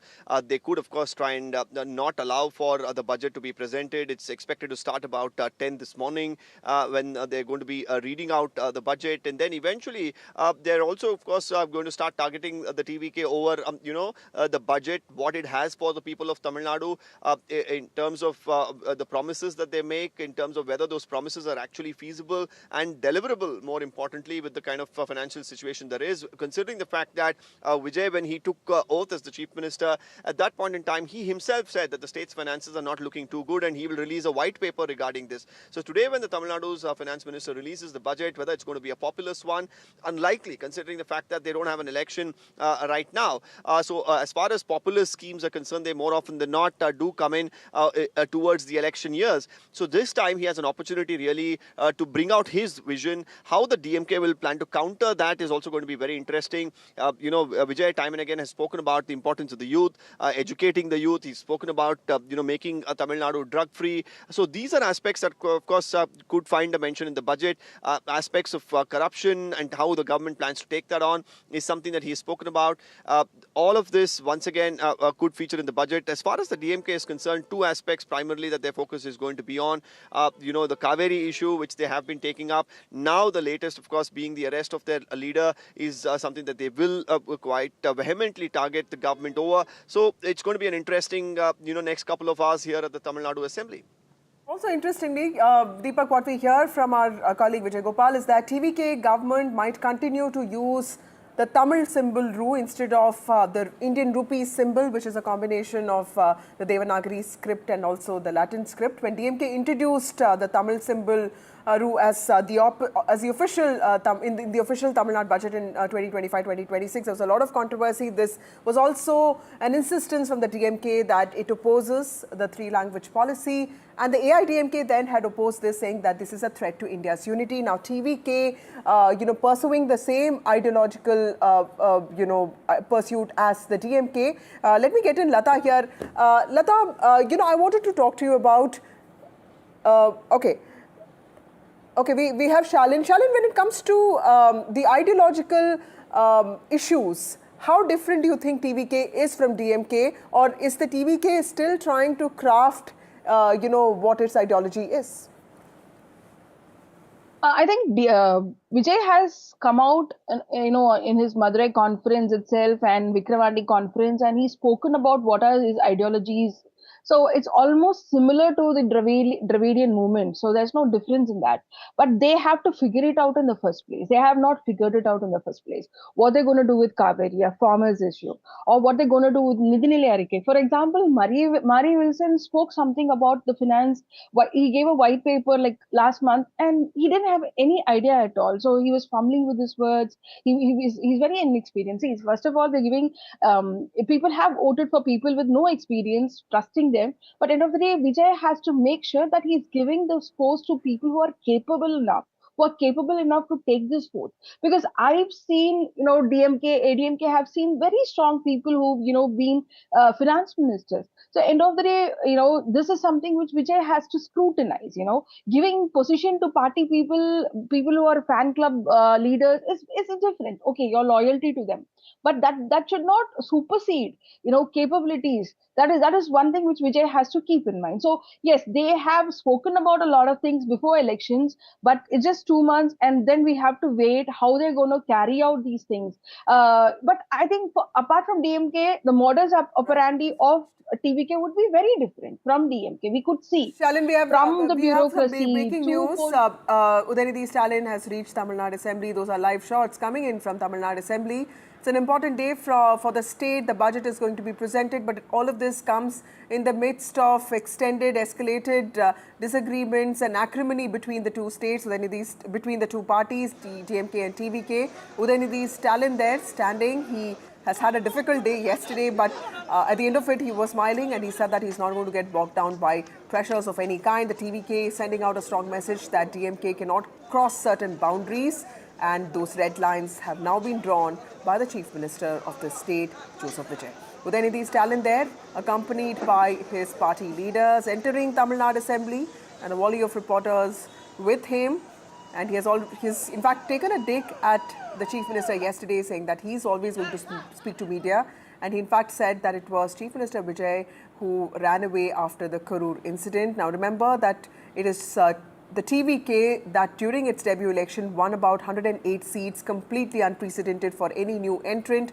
So this is also the DMK trying to find its ground also mobilize its cadre. But all of this happening even while at the center of it are some misogynistic comments that have been made by the LOP himself, something that he has categorically denied. He said that he's not really said anything that was offensive. My colleague Vijay Gopal joins us from the ground. Vijay Gopal, what is happening there at TN Assembly? When did Udhayanidhi Stalin arrive and what happened after that? As we speak, I'll show you the huge crowd, all DMK MLAs have gathered outside the assembly, legislative assembly, to welcome, to receive Udhayanidhi Stalin. As we speak, Udhayanidhi Stalin is going inside the assembly session. It is going to be very interesting budget session as all eyes on what exactly DMK is up to, how session, whether they will allow TV itself. They are going to the various issue, especially Meghdadu and Kaveri water issue, and the arrest of opposition leader Udhayanidhi Stalin. We have to wait and see whether they are going to write before the budget session or after minister tables the budget. They will sit inside as an budget. Whether they will sit inside as an opposition party will raise question over the budget. We have to wait and see, Vasudha. Right. Vijay Gopal, also tell us what was the mood like when Udhayanidhi Stalin entered the assembly? That Senthil Balaji, DMK MLA Senthil Balaji is also here. He has also entered into the legislative assembly. You can see the live visuals. Senthil Balaji is going inside the legislative assembly. Many DMK senior leaders are all here. It will be very interesting assembly session, Mustafa. Vijay Gopal, help us understand who are the people with Udhayanidhi Stalin, today, because last night we saw the whole DMK leadership standing with him. What kind of support does he have from his own party members?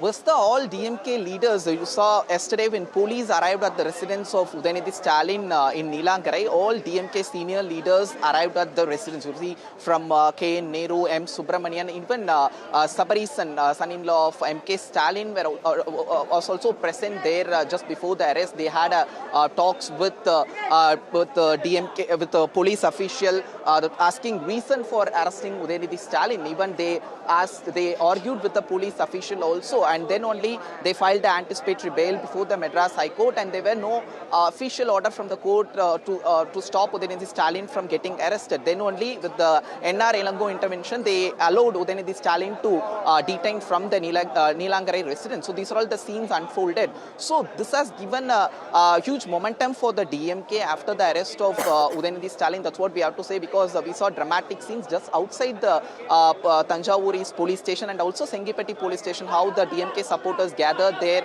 and raised slogans in support of Udhayanidhi Stalin. When he came outside, he waved hands towards, and there was a small road show also. Firecrackers were burst. So DMK or with Udhayanidhi Stalin only, that's what we have been hearing. And today it will be very interesting to see how they are going to handle the budget session, Vasudha, because this is very important for the TVK government and Chief Minister C. Joseph Vijay also, as their budget session, how they are going to introduce various schemes, how they are going to prioritize the election manifesto also. It will be very interesting to see. Right. Harish Mohammed Ibrahim, my colleague there, also saying that this has mobilized the DMK cadre, but all this mobilization is men, right? Women will speak when the elections come. How sure is the DMK, you think, or the DMK ecosystem of not really alienating women, especially with whatever has happened?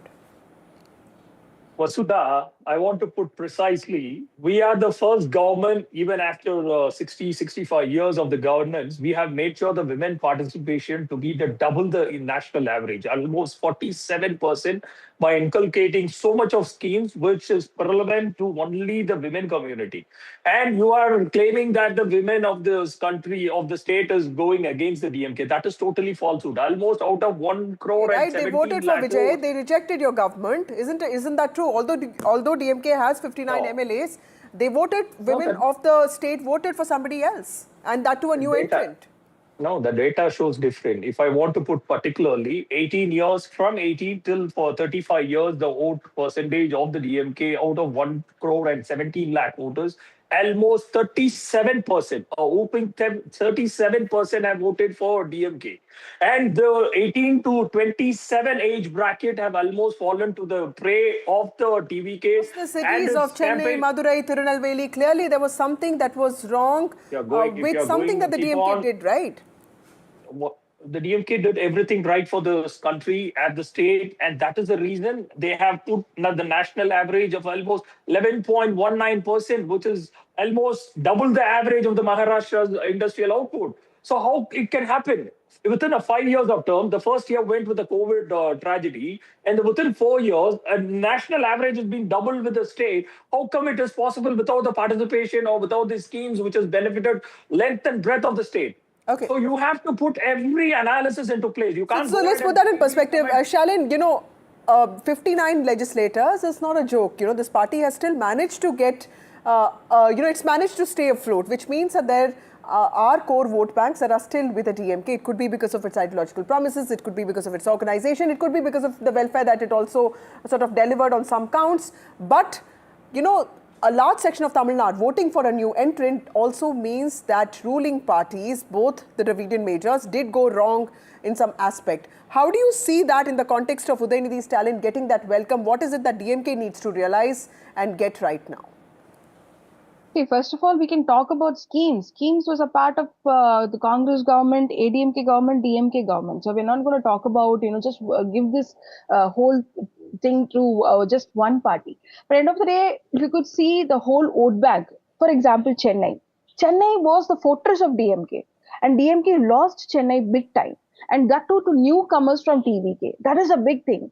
And they lost Erode, they lost Trichy. And there's a lot of places, Thoothukudi, there's a lot of pockets of DMK, fortresses of DMK, which actually TVK has taken over. So DMK has to accept that where they have failed. They failed the Dalits, they failed the women. And Dalits, we talk about women. Dalits, they form around 26% of the vote bank in Tamil Nadu.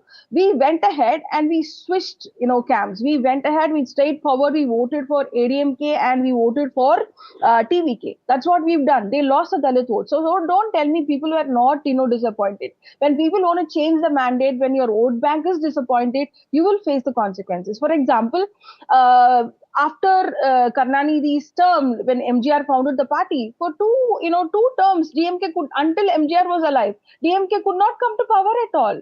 And the whole women's mandate went to MGR. I'm telling you, even now, women who supported MGR, women who still thought MGR is still alive and voted for ADMK, they have voted for TVK. That is the truth.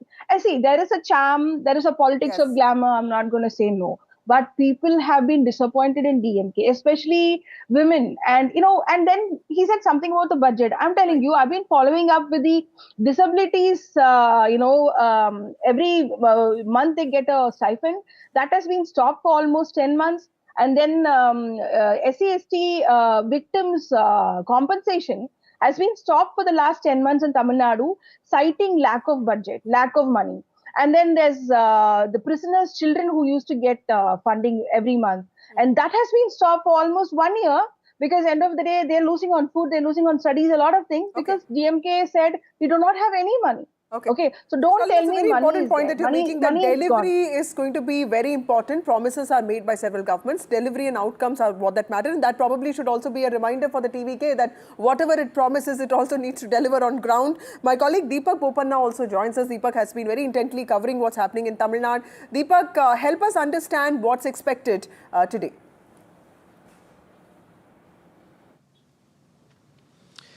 Any moment now we are expecting the finance minister to walk in and present the budget. Of course, it's a big day for the TVK, isn't it? Because this is their maiden budget, and who would have thought, even 6 months ago that this was remotely possible? A lot of question marks surrounded how the TVK would perform. Finally, of course, they emerged as the single largest party, but of course couldn't form the government immediately. There was a lot of drama that ensued following that, and for Vijay, this will be very, very crucial because because up until now it has been his stint as an actor that has been the driving force behind his political career.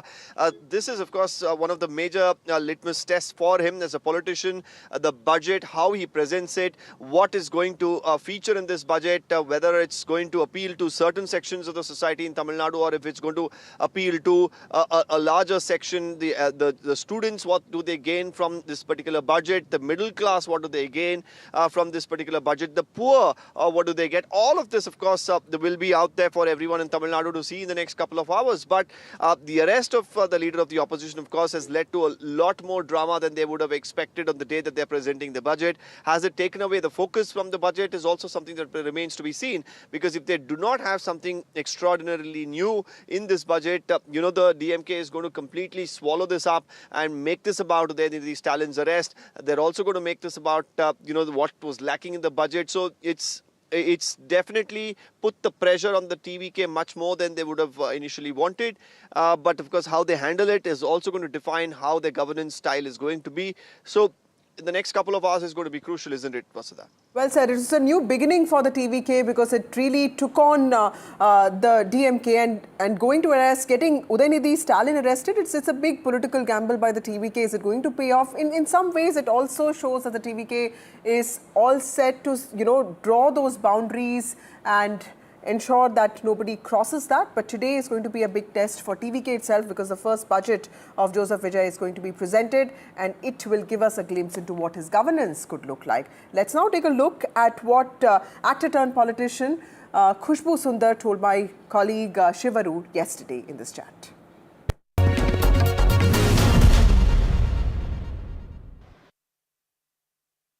And joining me live now is actor, politician Khushbu Sundar, who has spent many years in the trenches of stardom in Tamil Nadu, in politics in Tamil Nadu, as well as misogyny and sexism that comes as part and parcel of politics in that state. Khushbu Sundar, welcome. Good to have you here on NDTV. I know you are not in the least bit surprised by the words that were used by Udhayanidhi Stalin. You've seen this kind of thing before in Tamil Nadu as well. But I want to ask you, what went through your mind when you saw this? And the reason I start by asking that, madam, is because most people thought there are new rules of engagement, a new generation has come, things have changed perhaps in some politics, but then this happens. What did you think? I was not surprised at all. I have seen this kind of misogynist, sexist remarks, and I've seen women being abused in DMK earlier. So this didn't come because it's finally the legacy which you're taking it forward. I didn't expect this from Mr. Udhayanidhi Stalin because I thought he is a little young mind and he has been the leader of, he is the leader of opposition. He was the former Deputy CM, Youth Affairs Minister. So I thought that this man will be different. But it's very surprising that here you have Udhayanidhi Stalin coming up with these kind of very vulgar, crude and crass statements. And there's not even an iota of remorse in him. And what is more surprising is you're giving him a heroics welcome. For what? For abusing a woman? So you see the basic mindset of DMK? That here is a man who uses such a vulgar language for a woman, and then you say that, oh, our hero is back. What kind of a crap is this? No, I agree. At the time that we're doing this interview, madam, the live pictures from Thanjavur are of what looks like almost like a victory parade for Udhayanidhi Stalin as he came out from the questioning inside that police station. What does that tell us about the political culture here? The fact that you're not surprised by what he said. On the other hand, this kind of celebratory atmosphere after he spent a few hours being questioned. No, I think people need to understand that this needs to stop. It's not about DMK alone. It's not about DMK alone. I think all of us, we need to understand that women cannot be taken for granted. You can't, you have a personal vendetta. You have a political vendetta. You attack politically. You say that Vijay is incompetent. You say that this governing body is not right. The government of Tamil Nadu is not doing a good job.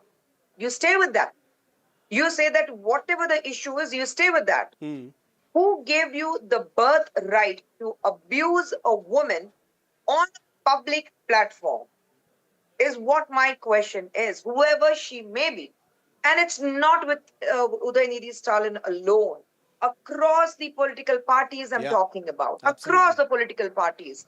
How long are you going to abuse a woman to prove a point? So that's showing that a man who's talking in such an ill manner, in such a disrespectful manner about a woman, how weak that man is, who's taking a woman's shoulder to shoot a gun and say that I am the strong man, I'm a leader. Shame on you for calling yourself a leader here. Well, actor turned politician Khushbu Sundar there saying that there is no defense of misogyny and that all parties need to reflect on what the way forward is. Tamil Nadu all set to get its first TVK budget today, but the budget comes in the midst of a sharp escalation in political fights between ruling TVK and the opposition party DMK. The arrest and questioning of leader of opposition Udhayanidhi Stalin over his remarks on women, Trisha specifically, has further raised tensions between the two sides. Udhayanidhi Stalin has now arrived at Tamil Nadu Assembly. It's going to be an explosive session is what we understand. DMK is also expected to protest against certain policies and inadequacies in the governance of TVK, alleged inadequacies of the governance in TVK, while the TVK has made it very clear that it's only concerned about welfare of the state, and this budget is going to be a marker of what its commitment is to the welfare promises that it guaranteed and also to the anti-corruption drive that the Chief Minister himself has promised. Now, the DMK has called this action political vendetta. How is that going to play out in the Assembly session? We will keep a close track of that. It's time for a short break. More news and updates on the other side.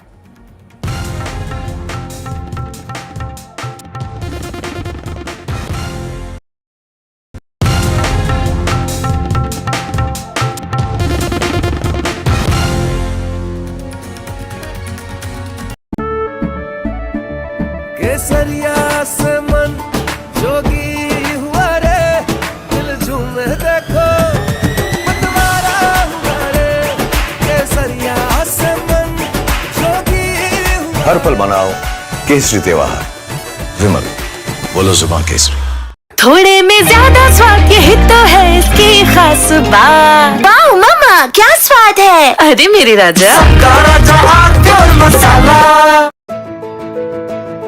जानते हैं मैं elite matrimony क्यों recommend करता हूं? 17 years of experience, largest database of elite profiles, और 100% confidentiality. Elite Matrimony, India's most successful matchmaking service for the elite. Launch control 0 to 100. This isn't just about cars and bikes. This is about how you move. This car makes no sense, yet it makes every sense. What we are sitting inside is a Joby-powered air taxi. Your friend said, "Ye le le." We said, maybe not. Hi, my name is Siddharth Sharma. I'm your NDTV Automate, your ultimate guide into the world of automobiles and mobility. POK के firing range में खड़े हैं. Just few inches away is POK. तो हो सकता है दुश्मन को पता हो कि सैफ अली खान यहाँ पर खड़े हैं. Is it fire?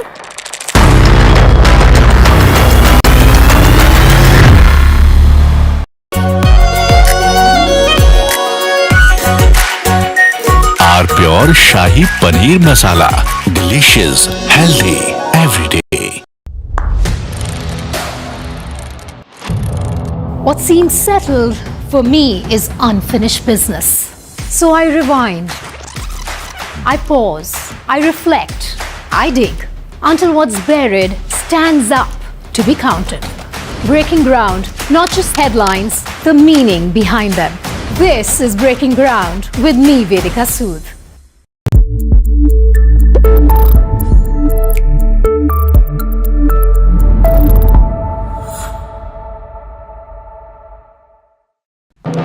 When others are warming up, I'm raring to go. The stories that matter, the stories that shape your life. Hello and welcome to watching Prime 5 with me, Raisha Sehgal. What's happening? The show that sets the prime time agenda. We'll be deep diving into this topic to tell you what's at stake. Join me, Raisha Sehgal, on Prime 5 only on NDTV 24/7.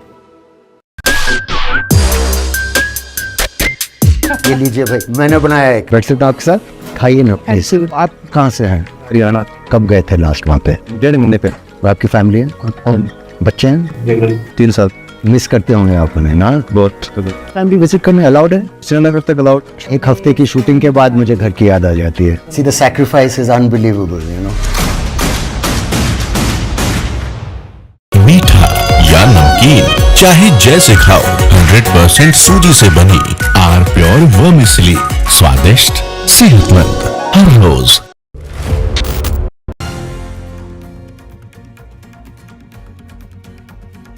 It's a big day for Tamil Nadu today. The first TVK budget is going to be presented by Finance Minister Marie Wilson. But all of this comes after a high voltage drama that the state witnessed yesterday with the arrest and subsequent release of Leader of Opposition Udhayanidhi Stalin. Udhayanidhi Stalin has arrived at the Tamil Nadu Assembly. Those visuals there of Udhayanidhi Stalin entering Tamil Nadu Assembly just a short while ago. All eyes now on the budget and also how is this politically going to play out. We'll get you all that and more. First up, the headlines. Political temperature in Tamil Nadu is soaring after Udhayanidhi Stalin's arrest and, of course, subsequent release. Both Chief Minister Vijay and Udhayanidhi Stalin, the LOP, have arrived at Tamil Nadu Assembly. Political fireworks are expected in Tamil Nadu budget session with the ruling TVK and DMK all set to dominate the state's political agenda. Centre has tightened screws on Meta. The company policy head has been summoned again as the government seeks answers over content moderation, algorithms and Prime Minister Modi's video controversy. The Chanda Chori controversy has sparked a fresh political showdown in Uttar Pradesh now with protest, suspension and sharp exchanges dominating proceedings.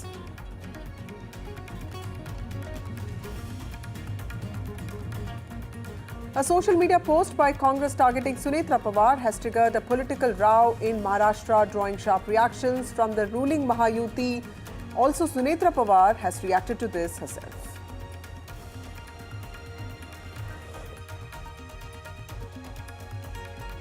Protests over alleged paper leak in Jharkhand continue to gather momentum. Protesters are taking the demand for justice at a national level, even as the movement plans its next course of action.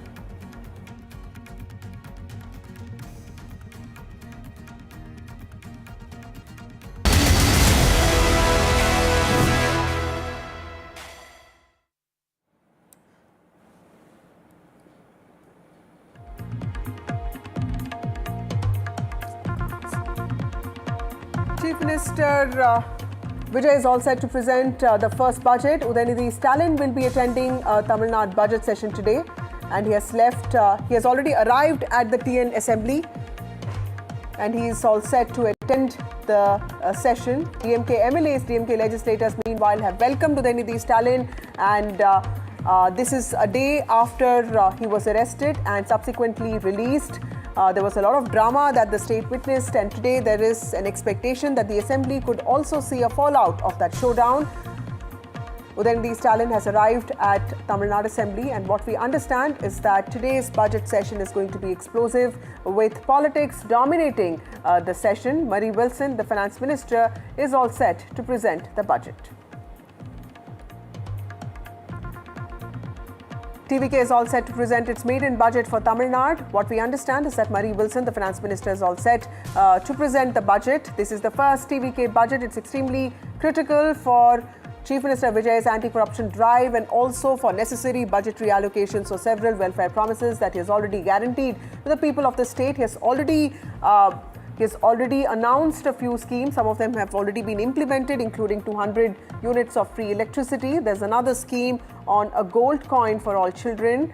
That's also going to be announced. That's also going to be implemented from September.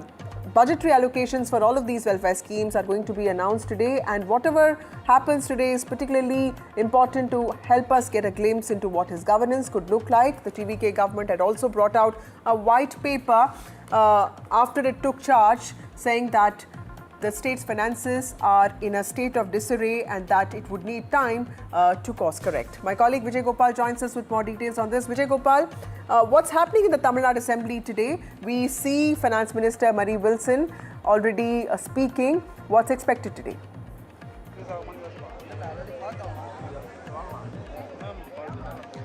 Costa, it is going to be a very interesting session as today is very important day for Chief Minister C. Joseph Vijay and also on a whole TVK government because this is the first budget.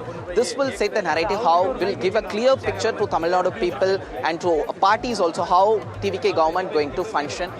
We heard from our sources, Tamil Nadu, a few weeks back there were a cabinet meeting in which they decided Vetri Tamilagam vision document had been planned for the Tamil Nadu. So under this document, vision document, they have planned for various schemes to implement to give development projects and to give prioritize A development and EV sectors and many such civic and also civic projects. So it will be very interesting to see how they are giving importance to the poll promises, also more expectations on whether there will be any kind of announcement for the women financial aid from 1,000 rupees to increase in women financial aid to 2,500 rupees because that was an important poll promises made by Tamalaga Vetri Kalagam before 2026 election. So these are all the lines as far as budget is concerned. On the other hand, politically, it is also a very important day because DMK had come here with a lot of issues to raise, especially Meghdadu and Kaveri water issue. And also yesterday there were dramatic scenes after the arrest of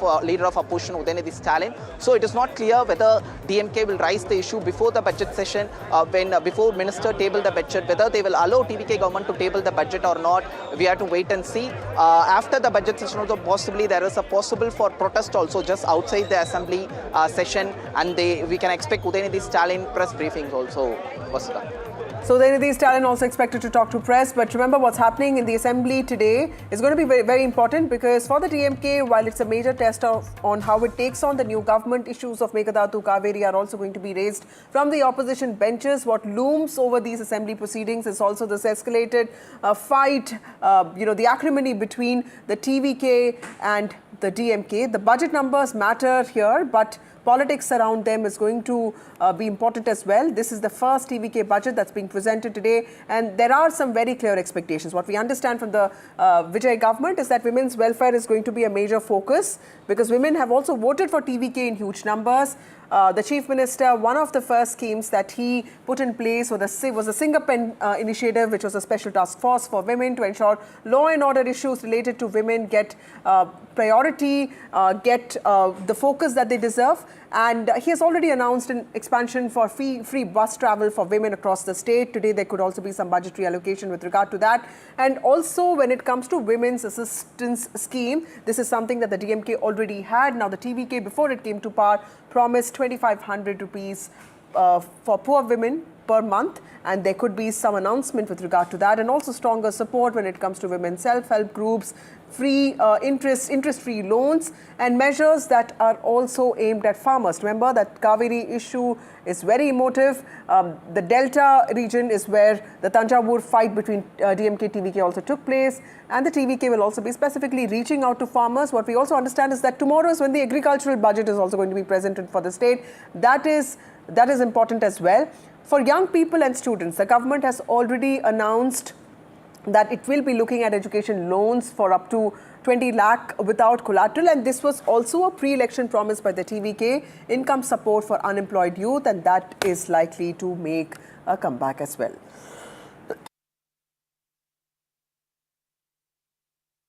But what's expected today?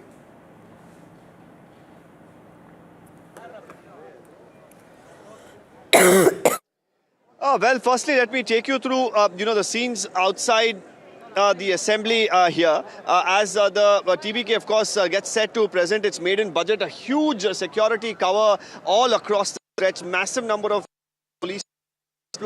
We've seen protests that after Udhayanidhi Stalin was arrested.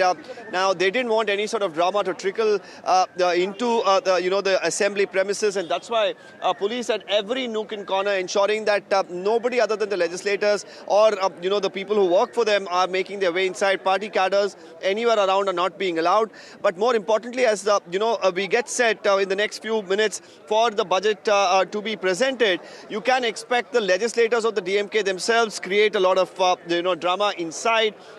Whether they will be allowed to escalate the drama for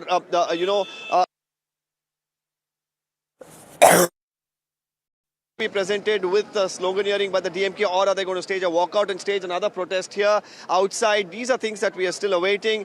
There is, of course, senior police officers who are inside monitoring the situation and how to deal with it.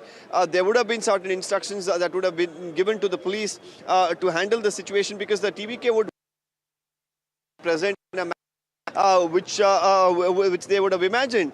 Because if it is going to be mired in protests and drama inside the well of the house, then it is not going to be an what their promises for the people of Tamil Nadu will be is also something that we wait in anticipation.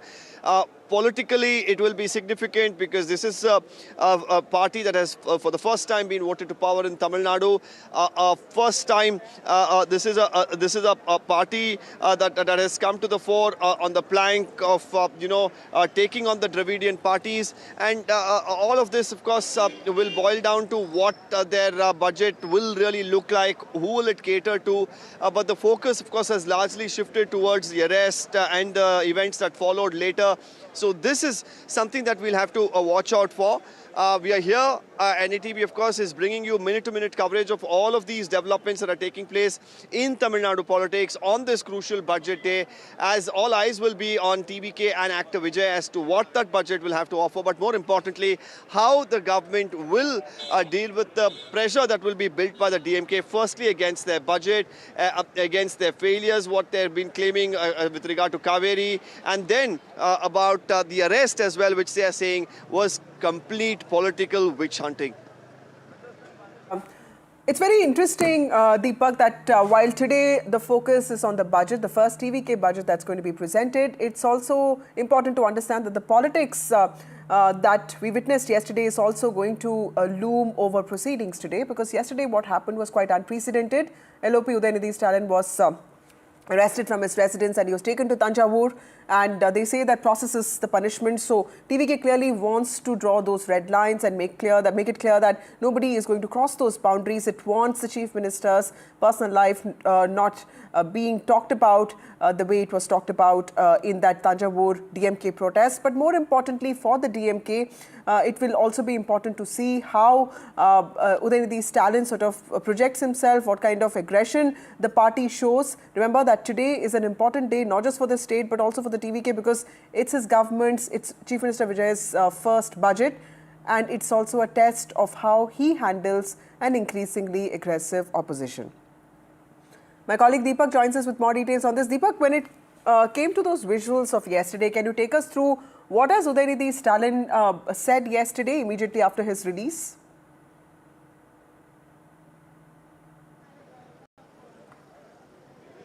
Well, after his release, we saw him vehemently deny all the allegations that are being leveled against him. He said that the statement that he made had no double meaning whatsoever. He says that he has women in his family and he respects them, and in no way would he make a comment like this. It was taken out of context. It was edited by the TVK and distributed. Many allegations that came in from him, and he says he will take on. But when you look at what was said, and you hear clearly, of course there's going to be denial that comes in, but from the face of it, there seemed to have some sort of an innuendo in his tone, in his comment that did come by. But now the biggest reason why he can get away with this quite easily, Sorry to interrupt you. We also have Vijay Gopal, my colleague, joining us from the Assembly. Vijay Gopal, what's happening inside the Assembly? Murray Wilson, the Finance Minister, it's a big day for him as well. What is expected today?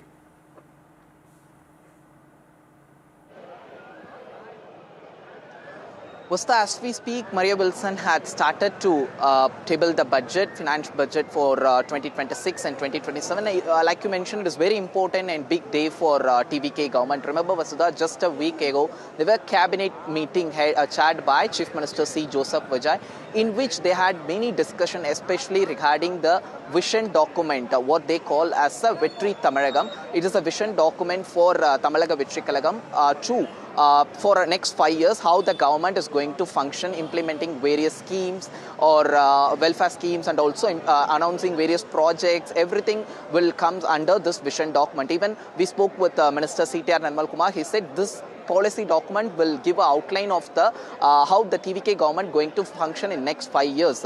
So in this document, what we hear from sources is they are giving importance to AI projects and EV sectors and many such development projects. They are giving more focus, and also very importantly they are giving more focus to AI department also, because remember, after Kerala, Tamil Nadu was the second state to allocate a separate portfolio for AI. We have a separate minister also, so we can expect department wise many announcement also. There were series of discussion also, Vasudha.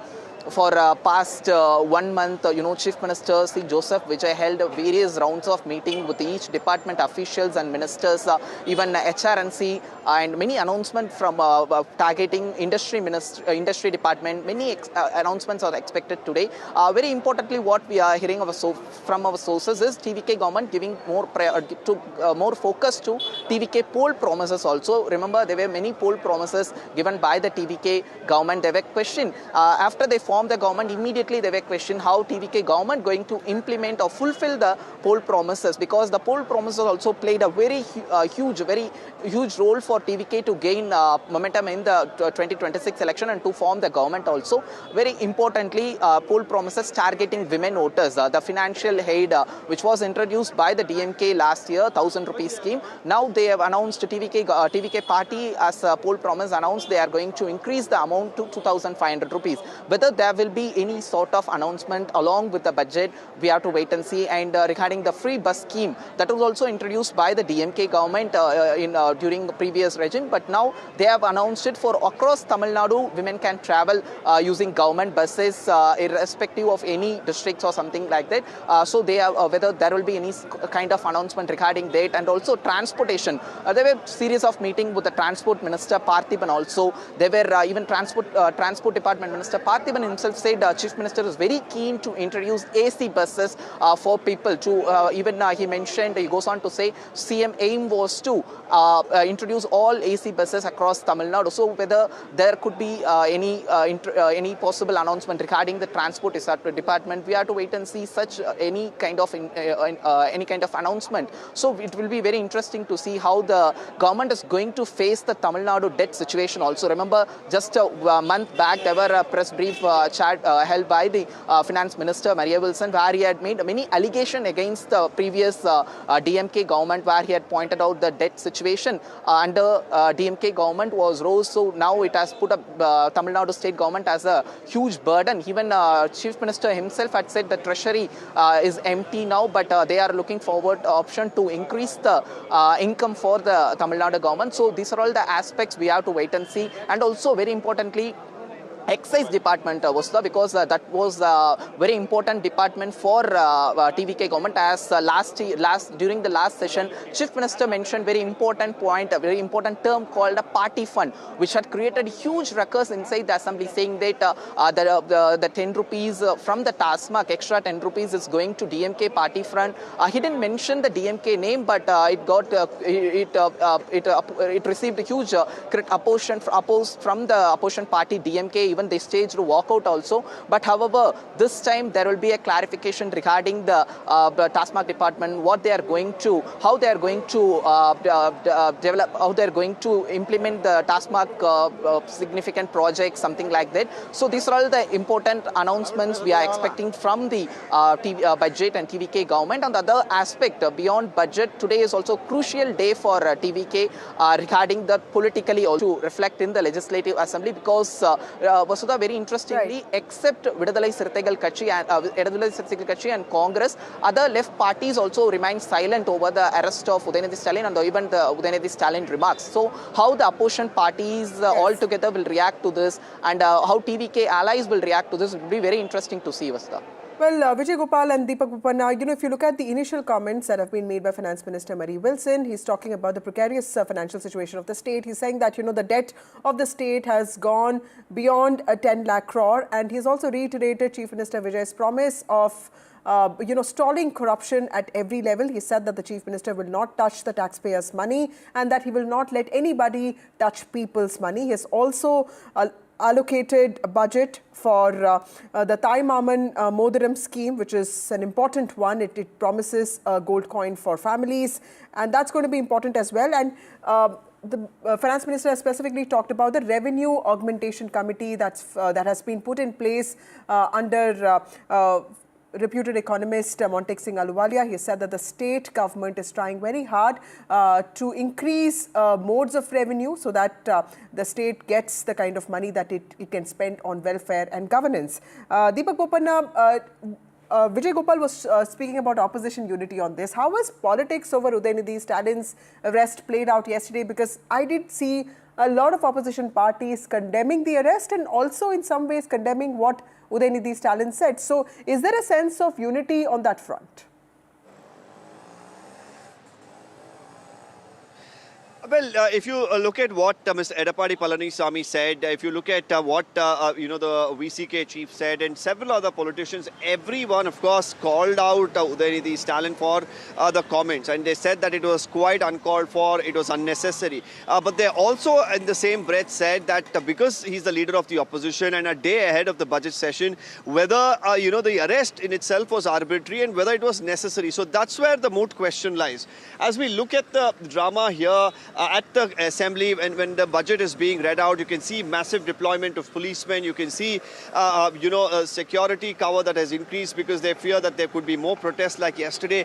One thing is certain, the TVK, of course, has by itself really drawn the attention of its own budget, and the focus has largely shifted towards the arrest and the detention and the drama that followed, because initially what it seemed like an arrest in court was clarified to be just a detention, and then, dragging Udhayanidhi Stalin all the way from Chennai to Tanjavur because they wanted to question him at the police station where the case was registered, and eventually, of course, they took him to a nearby police station because the crowds were gathering at the Tanjavur police station, they said. And then they didn't even question him for long because they realized that the distance between Sengipeti and Tanjavur police station was short and there would be more and more crowds that would gather there. Eventually, they had to let him go very swiftly. So all of this exercise seemed more like a drama by the police, because why would you make this detention if you didn't want to question him thoroughly? And if you wanted to question him, why take him all the way 300 kilometers from Chennai and then to a police station where the police didn't even register a case? So many of these questions need thorough answers. That's where the opening is there for the DMK to exploit and to really target the TVK. Yes, the TVK is saying that comments like this against women is not going to be tolerated. But the question here is it not going to be tolerated only because, here it was made in connection to the Chief Minister, or is it not going to be tolerated henceforth when it's made against any woman? And it's not going to be tolerated against anybody because there will be multiple cases registered on a single day which are similar in nature. Is the same yardstick going to be employed against all of them? If it is, of course, the people of Tamil Nadu, the women of Tamil Nadu will be extremely happy. But if this is a yardstick that's only employed because this is Udhayanidhi Stalin, who's the leader of the opposition, then that becomes political in nature. Clearly, there is a message that the TVK wants to send to the DMK here, that you can't get away with making such sort of comments anymore against the Chief Minister or his near and dear ones. Well, that messaging is made very loud and clear. How much of that messaging today has gone in favor of the DMK and given them more leverage to really corner, the government? That's another question. Today, the budget presentation is also something that's very, very important.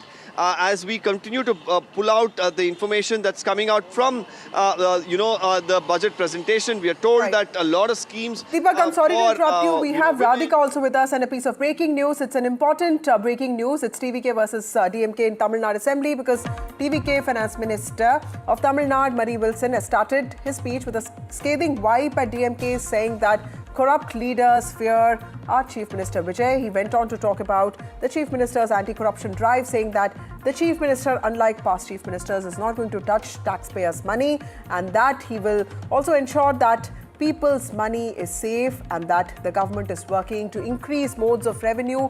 TVK also went on to say that Vijay is running a corruption-free government, and they also, the finance minister went on to talk about the allegedly precarious situation of Tamil Nadu finances, saying that the debt has gone beyond 10 lakh crore. Deepak joins us with more details on this. Deepak, on expected lines, Murray Wilson, finance minister of Tamil Nadu, taking a dig at the DMK, saying that what we are going to do now is going to be completely different from what you've done in the past.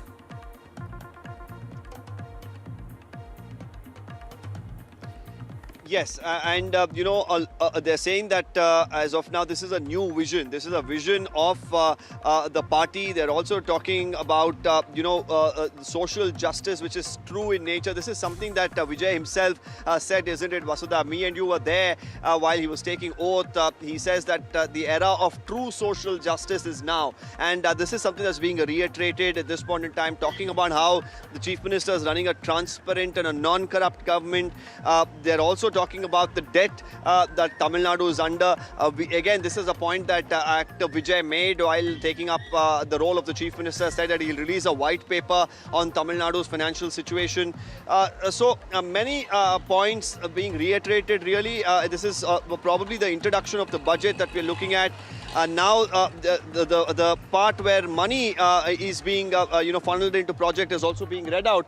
As we speak here, there's some sort of drama that's unfolding. Let me just try and bring you these visuals of some of the legislators making their way out. Not very clear why they're stepping out at this point in time, but they are making their way out of the assembly even as the session is being. So why are you stepping out? Sir, could you tell us why you're stepping out? Okay. He says he has to, go for a signature, and that's the reason he's stepping out. Nothing really to be worried about is what his expression really indicated. But again, coming back to the points that we were making, here 277 crores we are picking up, Vasudha, is being announced for a branded cycle with helmet, water bottle facilities. These are for class 11 students. We've been talking about how this budget could have a lot for the students, because this is something that the Chief Minister has time and again spoken about, and this is a target group really of the TVK, which they feel the youth, investing in the youth of today is going to bring dividends to them in the future, is what they've believed in. It has worked for them politically as well. It is something they may consider a political move, but it's also good for the state of Tamil Nadu if you do invest in the youth. And now we are also looking at the prospect of over 5 lakh Gen Z students getting cycles. These are brand new cycles, and over 250 crores, in fact 277 crores that's being allocated for this. This is also another aspect we're just getting in here, that the government has also made a statement while reading out the budget that they oppose NEET. This is, of course, as far as the higher education department is concerned. In all likelihood, in the past as well, we've seen, even under the DMK, a resolution being passed against NEET. And now this is the TVK once again saying that they strongly oppose NEET. So that opposition from the state of Tamil Nadu as far as NEET is concerned. To interrupt you, I'm really sorry. TVK's youth outreach has been announced in the state budget. TVK will be allocating 277 crore for branded cycles with helmet, water bottle facility, branded cycles for class 11 students. 5.32 lakh Gen Z students will get these benefits, is what we've been told to understand. And also, the TVK government will be launching a super clean, super campus schemes in schools and colleges. And under this scheme, daily cleaning, drinking water facilities are going to be improved. There's going to be maintenance of toilets, is what we understand. And round-the-clock security to ensure safety of students is also going to be put in place.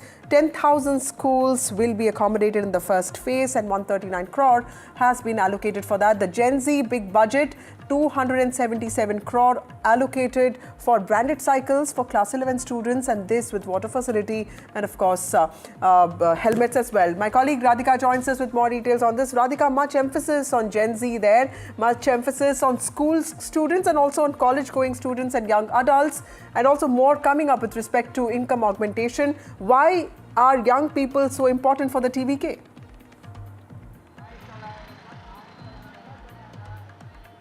Absolutely. Young people are TVK's primary voters, which is why they are important, and therefore all key announcements being made, not just for young students as well as women, but also in sectors of education as well as infrastructure. You just read out some of these announcements that were made. Branded cycle with helmet, water bottle facility. Chief Minister has more focus on Gen Z youth to ensure better generational growth. Higher education is something that is in focus, and oppose opposed to NEET. That is something that we are all aware of, that not just the previous government but the current government in Tamil Nadu is also opposed to NEET examinations. Now, these are key announcements that are being made. We also know that earlier, Vasudha, the Tamil Nadu government had released a white paper speaking about financial irregularities of the previous government, how it had led to a lot of debt as a result of the previous government. That is something that is being notified today in the assembly, and also key announcement being made. But all this amid the developments of yesterday, which is of Udhayanidhi Stalin's arrest and later the release. We were expecting a lot of fireworks.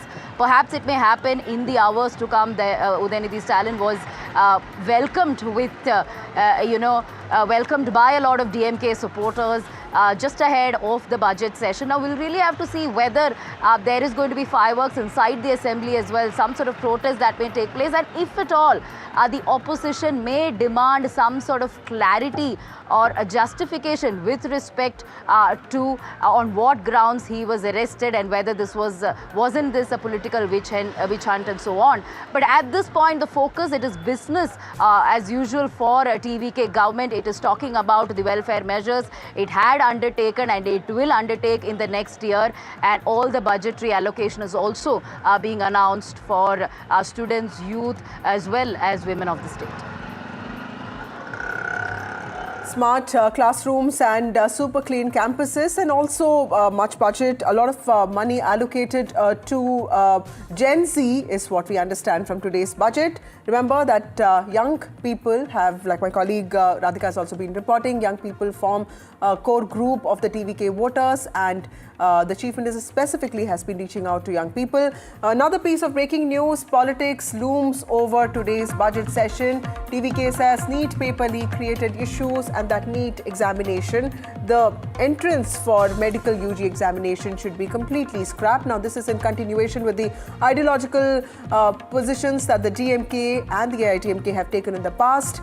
TVK has said that we requested union government to allow class 12 based MBBS tests. Now, there's no surprise in this, but it is quite interesting that the TVK is pursuing the same ideological journey as the DMK. My colleague Deepak joins us with more details on this. Deepak, the NEET paper leak created a lot of controversies in northern India, and then we saw the Jantar Mantar protests and subsequently the resignation of former Education Minister Dharmendra Pradhan as well.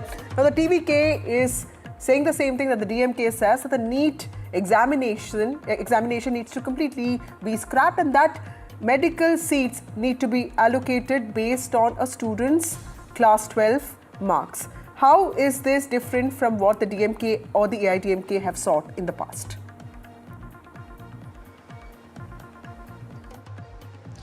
Well, it seems like as far as political parties in Tamil Nadu are concerned, they all speak in a single voice when it comes to NEET. The DMK has always vehemently opposed NEET, and the TVK is no different right now. They're saying that NEET should be scrapped. But another suggestion that they're making is that for now, the class 12 marks should really be considered for people to get admissions into MBBS. Whether that's the brightest of ideas, that of course is up for debate, because here you have a situation where people write their 12th examinations through the state board, through various other boards. Is there a single benchmark that can be really set forth for people without an entrance exam to actually get MBBS seats, which are so limited in every state? That's the bigger question, isn't it? So probably instead of asking for reforms in NEET to completely say let's scrap NEET or any entrance exam altogether, that's a far-fetched idea, because an entrance exam, what it really does is it filters out the people, brings in the most eligible, or at least that should be the idea. So they can question the way in which these examinations are held and whether it's actually doing the filtering process in the right manner. But to completely say that scrap NEET seems like more of a political statement, because to actually have recruitments for MBBS based on just 12th examination results would be absolutely difficult, if not impossible, considering the fact that the sheer number of students who write the after 12th examinations, and the number of the students who will get the same percentage of marks, and without any sort of entry-level examinations, the race for the limited number of seats would go up by huge numbers, considering that even through an entrance exam like NEET or other entrance exams that neighboring states have, even though there are these examinations, the number of people who are contesting to get hold of these limited number of MBBS seats is so massive. So to just say or make a statement in the assembly saying consider the 12th marks and give MBBS seats is more a political standpoint rather than something that can actually be implemented. But of course, it's for the TVK government to clarify how they want to really propose this, because they are not the ones who can actually go ahead doing this, while the TVK right now is saying that they're opposing NEET. To the former government under the DMK passed a resolution against NEET in the same assembly, of course. So there's a lot that's being spoken in this particular budget as it's being read out. Now we are also here told that another 2,000 crore will be allocated for laptops for students. So another scheme really that's being announced by the TVK government. A while ago we just reported that bicycles will be given to class 11 students.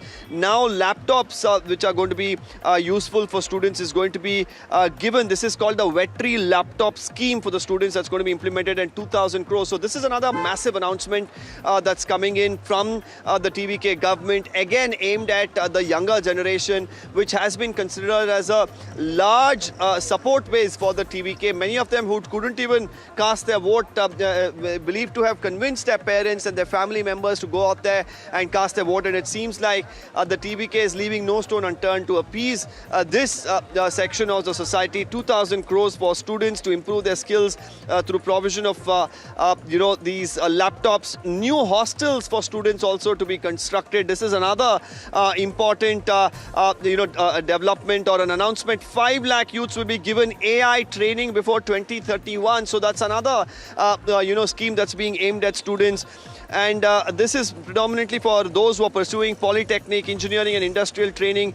AI industry development program will be started. So of course we'll be putting out these details on our screens as well. I'm assuming for our viewers to get clarity as to how the TVK right now is really focusing on the youngsters, focusing on an age group that has come together hugely in support of the TVK in the past, and right now they want to ensure that this age group is satisfied with what the government has to offer for them. So some major announcements coming in for the youngsters. This is just the start of the budget that's being read out by the Finance Minister Wilson there. So there is going to be more that's going to come up, but the starting itself, they have gone for the youth, and the announcements coming big in a big way for the youngsters of Tamil Nadu. Right. I think the AI policy is also going to be very important here. 2,000 crore has been allocated for AI and robotics education in schools and colleges. What we also understand is that a new scheme, a super clean campuses for school, has also been announced. This is to modernize schools and to ensure that the campuses remain clean. This also means that maintenance of toilets, availability of drinking water is going to be specifically focused upon. What we also understand is that the TVK Finance Minister has spoken about transparency in tendering processes. Now he says that the Chief Minister is not going to touch the taxpayers' money, and he is not going to let anybody do that. In fact, he talked about the Montek Singh Ahluwalia-led revenue augmentation committee that's going to work on generating more incomes, more revenues for the state. He also goes on to talk about 2,000 crore allocated for laptops. The AI robotics scheme is specifically going to be given importance, and there will also be a special task force which will look at improving infrastructure in hostels for students. So specifically, a specific focus on education there, and also on investment. What we also understand is that political points have been made. TVK has reiterated its opposition to the NEET medical UG examination, saying that the leak created many problems for students, and that the centre should review its policy and in fact should scrap NEET altogether. Let's take a look at what Khushbu Sundar, actor turned politician, told my colleague Shiv Arur yesterday.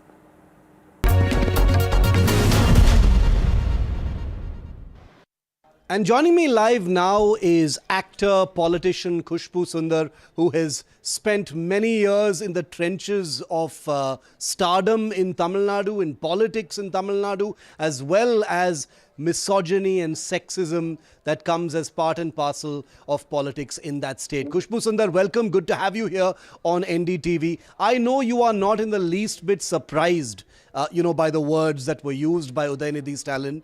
You've seen this kind of thing before in Tamil Nadu as well. But I want to ask you, what went through your mind when you saw this? And the reason I start by asking that, madam, is because most people thought there are new rules of engagement, a new generation has come, things have changed perhaps in some politics, but then this happens. What did you think? I was not surprised at all. I have seen this kind of misogynist, sexist remarks, and I've seen women being abused in DMK earlier. So this didn't come because it's finally the legacy which you're taking it forward. I didn't expect this from Mr. Udhayanidhi Stalin because I thought he is a little young mind and he has been the leader of, he is the leader of opposition. He was the former Deputy CM, Youth Affairs Minister. So I thought that this man will be different. But it's very surprising that here you have Udhayanidhi Stalin coming up with these kind of very vulgar, crude and crass statements. And there's not even an iota of remorse in him. And what is more surprising is you're giving him a heroics welcome. For what? For abusing a woman? So you see the basic mindset of DMK? That here is a man who uses such a vulgar language for a woman, and then you say that, oh, our hero is back. What kind of a crap is this? No, I agree. At the time that we're doing this interview, madam, the live pictures from Thanjavur are of what looks like almost like a victory parade for Udhayanidhi Stalin as he came out from the questioning inside that police station. What does that tell us about the political culture here? The fact that you're not surprised by what he said. On the other hand, this kind of celebratory atmosphere after he spent a few hours being questioned. No, I think people need to understand that this needs to stop. It's not about DMK alone. It's not about DMK alone. I think all of us, we need to understand that women cannot be taken for granted. You have a personal vendetta. You have a political vendetta. You attack politically. You say that Vijay is incompetent. You say that this governing body is not right. The government of Tamil Nadu is not doing a good job. You stay with that. You say that whatever the issue is, you stay with that. Who gave you the birthright to abuse a woman on a public platform is what my question is. Whoever she may be. And it's not with Udhayanidhi Stalin alone. Across the political parties I'm talking about. Absolutely. Across the political parties. How long are you going to abuse a woman to prove a point? So that's showing that a man who's talking in such an ill manner, in such a disrespectful manner about a woman, how weak that man is, who's taking a woman's shoulder to shoot a gun and say that I am the strong man, I'm a leader. Shame on you for calling yourself a leader here. Khushbu, you've been at the receiving end of misogyny and sexist remarks. I cannot remember how many times, but I know that I've seen them in the media. I've seen how you've handled them very graciously. I remember, I think it was a DMK leader, Saidai Sadiq, who you referred to as an item just a few years ago, most recently, which became a big deal at that time. This kind of thing, it occurs to me, correct me if I'm wrong, it's not only is it normalized, but in some ways it is also politically incentivized. There is a reward for this kind of thing because misogyny and sexism receives applause, it receives hooting, it receives clapping, there are cat calls. It's almost admired and appreciated like we saw in Udhayanidhi's speech. But I want to talk about your experience first. No, my experience, that's why I said not now, not about the Sadiq who actually had to come to NCW and make a public apology to me. It was also about the same DMK one Krishnamurthy who spoke in the same most degrading manner about me quite a few times on the stage. And he was suspended by then CM Mr. M.K. Stalin, but just very temporarily for 2 or 3 months. And then he was taken back into the party and he started abusing again. So it's a rut which they keep going on in a vicious circle kind. Probably they need this kind of men to abuse women because they feel that they can't do it. So there's a man who's going to do it. But today, what we see with Mr. Udhayanidhi Stalin is he has fallen into that category. He has fallen into that category where you have the kind of people who are there paid to abuse women. And it's that is what is very, very shameful, that you're not keeping up as a leader of opposition who is supposed to talk about women's growth. There are thousands of cases against women who have been abused, who have been sexually assaulted during the 5 years of DMK regime. Are you holding anyone accountable for that? From your own party men. It's always that, oh, the minute you question them, didn't this happen in so-and-so state which is ruled by BJP?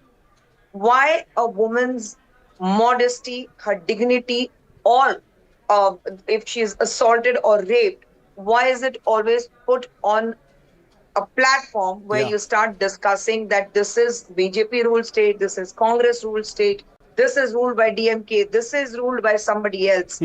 Why is that when a woman is sexually assaulted or she is degraded, it's about a woman and not about any political party?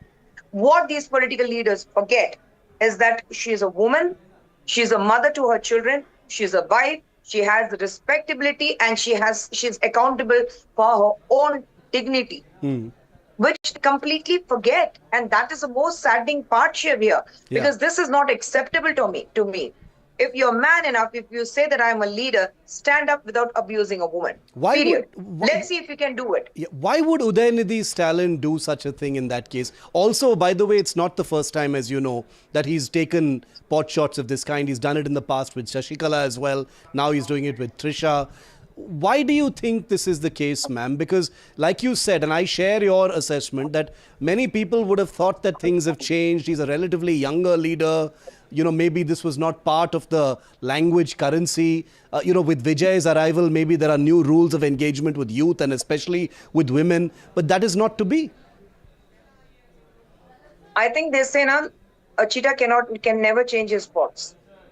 It's part of DMK. That's it. It's part of DMK. You have done it in the past. You have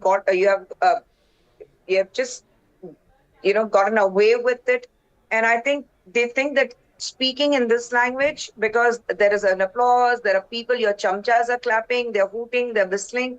So you think that this is the public who are going to vote for me. No. This election, what happened in May 2026, DMK themselves have not voted for DMK. Their own family members have not voted for DMK. So it's not the public who is clapping here. It's not the public who's whistling here. It is your own chamchas who are hooting and clapping and whistling and, finding this kind of a pleasure in seeing a woman being abused. That just shows their misogynist, dirty mindset. And I don't blame them. I always say, when men speak like this or when they enjoy this kind of conversation, I say, I don't blame you. I blame the environment which you have been brought up. I blame your parents' upbringing where they have seen this kind of a language being spoken very openly and men and women all enjoying this. So I don't blame them. I probably say this is the atmosphere you are in and you think this is my birthright. But this needs to be stopped. I applaud Mr. Joseph Vijay, the Chief Minister of Tamil Nadu, for taking an action.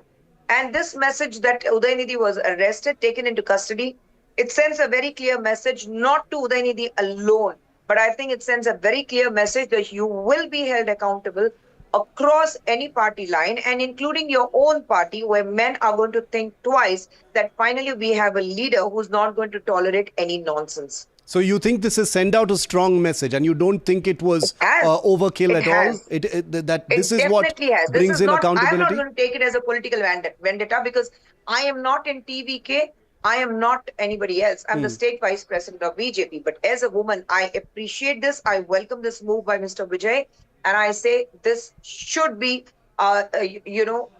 sending a very clear message that at any platform, a woman cannot be your pawn or a toy to play with.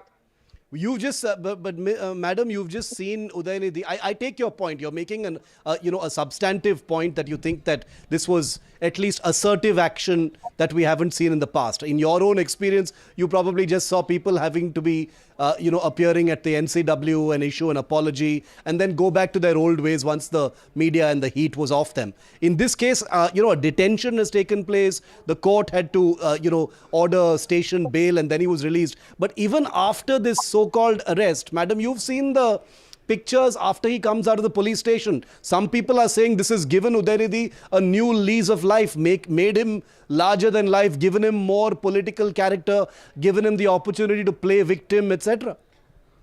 Who is saying that? The public? You don't think that will happen? No, it's a DMK team who is saying that. I had faced the same thing when way back in 2011 or 12, when I was asked a question that who is going to be the next chief of DMK. And I had spoken the same lines and I had voiced my thoughts of the then DMK chief, Dr. Kalinga, where he had said that it's a general body meeting who's going to decide that who the next person will be to take over as the chief. And I said the same thing about it. And my house was pelted with stones, my sari was pulled, my hair was pulled, slippers were thrown at me. It was the same DMK, right? So it's your own chamchas around where you build this kind of people around you, where you think that they are going to be welcoming you, whatever you do.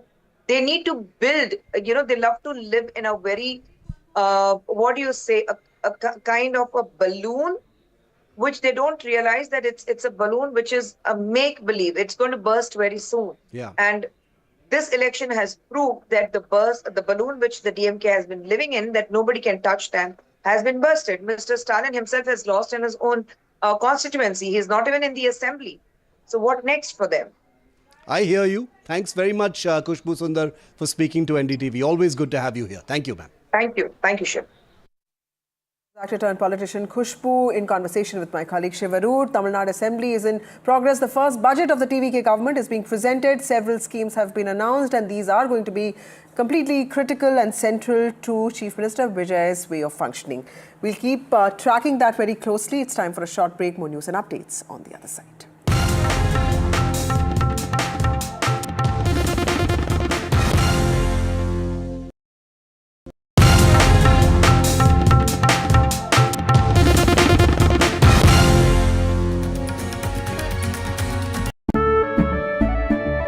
केसरिया से मन जोगी हुआ रे दिल झूमे देखो मतवारा हुआ रे केसरिया से मन जोगी हुआ हर पल मनाओ केसरी त्योहार विमल बोलो जुबान केसरी थोड़े में ज्यादा स्वाद यही तो है इसकी खास बात। वाओ मामा क्या स्वाद है। अरे मेरे राजा मसाला।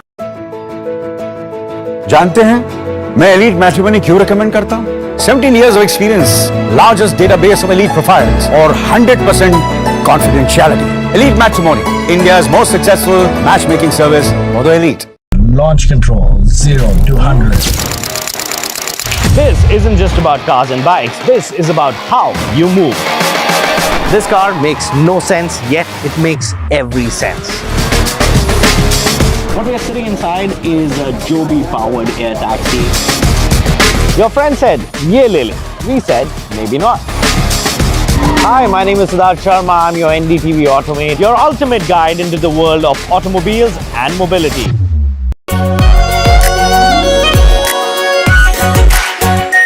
Our pure Shahi Paneer Masala. Delicious, healthy, every day. PoK के फायरिंग रेंज में खड़े हैं। Just few inches away is POK. तो हो सकता है दुश्मन को पता हो कि सैफ अली खान यहाँ पर खड़े हैं।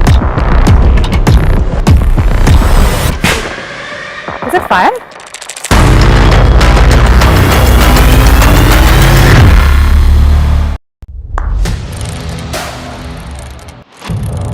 What seems settled for me is unfinished business. So I rewind. I pause. I reflect. I dig. Until what's buried stands up to be counted. Breaking ground, not just headlines, the meaning behind them. This is Breaking Ground with me, Vedika Sood.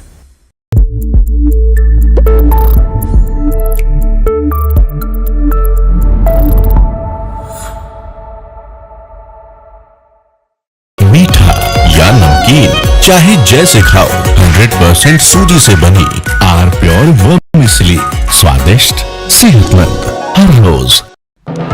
When others are warming up, I'm raring to go. The stories that matter, the stories that shape your life. Hello and welcome to watching Prime 5 with me, Raisha Saigal. What's happening? How to The show that sets the prime time agenda. We'll be deep diving into this topic to tell you what's at stake. Join me, Raisha Saigal, on Prime 5, only on NDTV 24/7.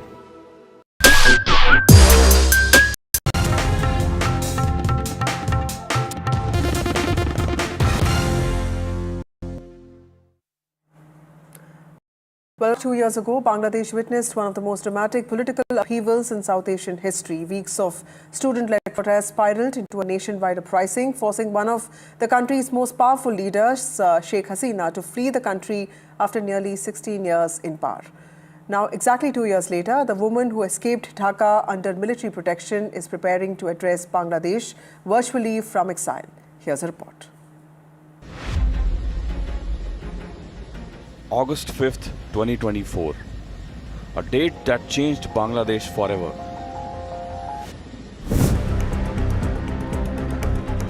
What began as protests against a controversial job quota system quickly exploded in mass movement demanding Sheikh Hasina's resignation. The streets of Dhaka became battlefields.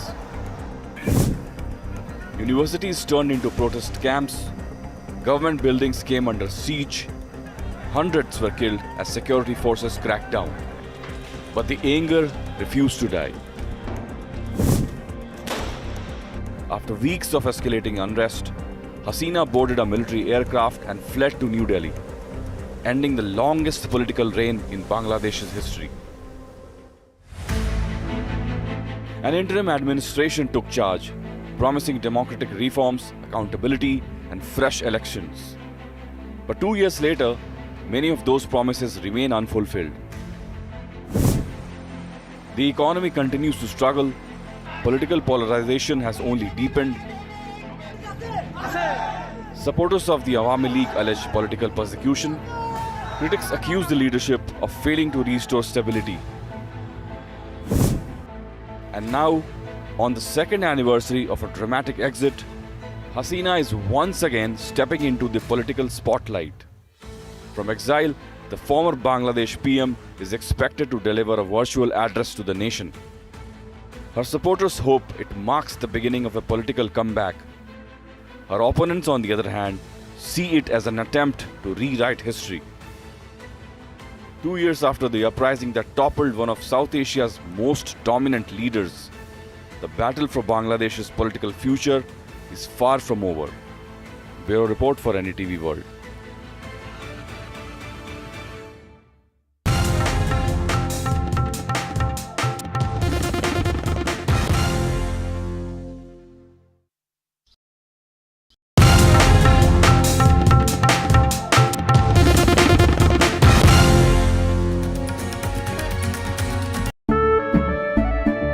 केसरिया से मन जोगी हुआ रे, दिल झूमे देखो मतवारा हुआ रे। केसरिया से मन जोगी हुआ। हर पल मनाओ केसरी त्योहार, विमल बोलो जुबान केसरी। थोड़े में ज्यादा स्वाद, यही तो है इसकी खास बात। वाओ मामा, क्या स्वाद है। अरे मेरे राजा, मसाला। जानते हैं मैं एलीट मैट्रिमोनी क्यों रेकमेंड करता हूं? 17 years of experience, largest database of elite profiles, और 100% confidentiality.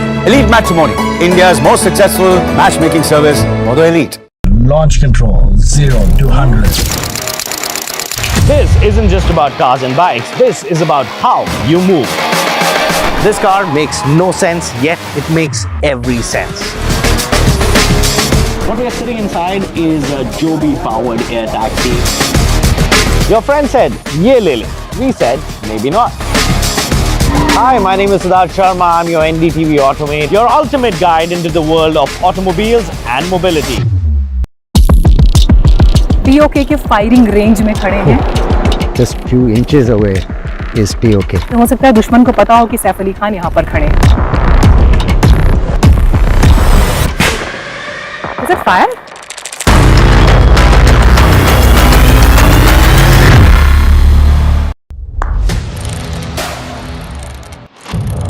What seems settled for me is unfinished business. So I rewind. I pause. I reflect. I dig until what's buried stands up to be counted. Breaking ground, not just headlines, the meaning behind them. This is Breaking Ground with me, Vedika Sood.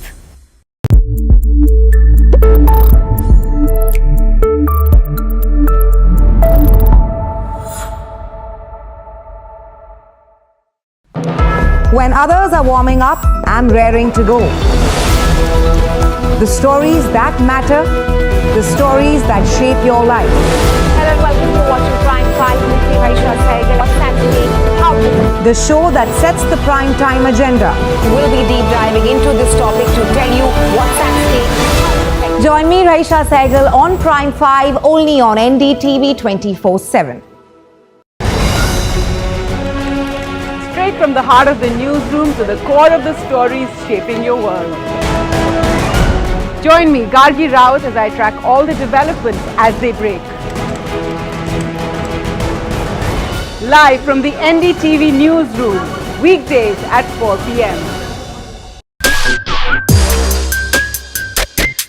ये लीजिए भाई, मैंने बनाया है bedsheet आपके साथ, खाइए ना। ऐसे आप कहाँ से हैं? हरियाणा। कब गए थे लास्ट वहाँ पे? 1.5 महीने पे। और आपकी फैमिली है और बच्चे हैं?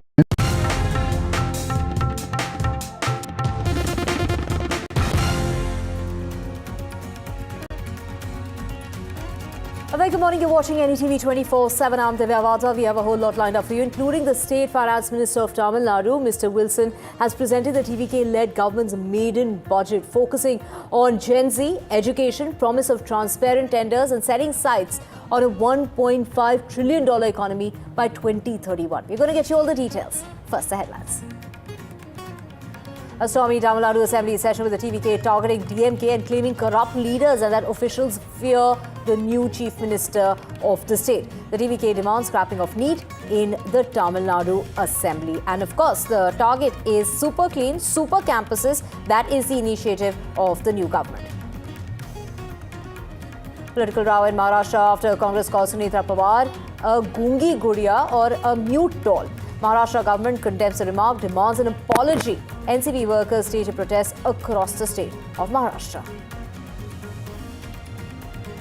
And war of words over RSS youth outreach. Congress and UBT Sena leaders question the outreach, claiming that the organization is trying to expand its ideological influence amongst Gen Z and Gen Alpha students.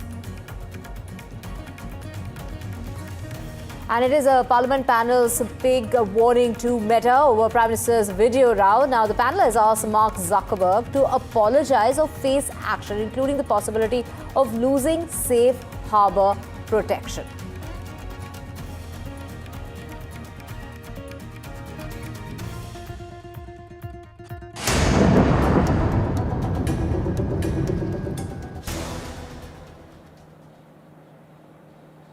Let's begin the bulletin with breaking news coming in, and it's the Parliamentary Affairs Minister Kiran Rijiju who's meeting with Rahul Gandhi. This is a meeting between Rahul Gandhi and Kiran Rijiju, a very crucial meeting at that, to end the ongoing deadlock during the monsoon session of the Parliament. Now, the Parliamentary Affairs Minister arrived at the Leader of Opposition's room in order to have that conversation in order to end the deadlock. Do remember that today marks day 13 of the monsoon session of the Parliament, and no business really has been conducted, and that is what was brought up by Sambit Patra just yesterday. So the BJP really focusing on getting businesses, as far as both the houses are concerned. But here, a very crucial meeting that's going to be taking place between Kiran Rijiju, they're meeting with Rahul Gandhi, a very crucial meeting in order to end the ongoing deadlock in Parliament. So he arrived at the Leader of Opposition's room in order to have that dialogue, in order to go ahead and go forward and get some business done in both houses of the Parliament during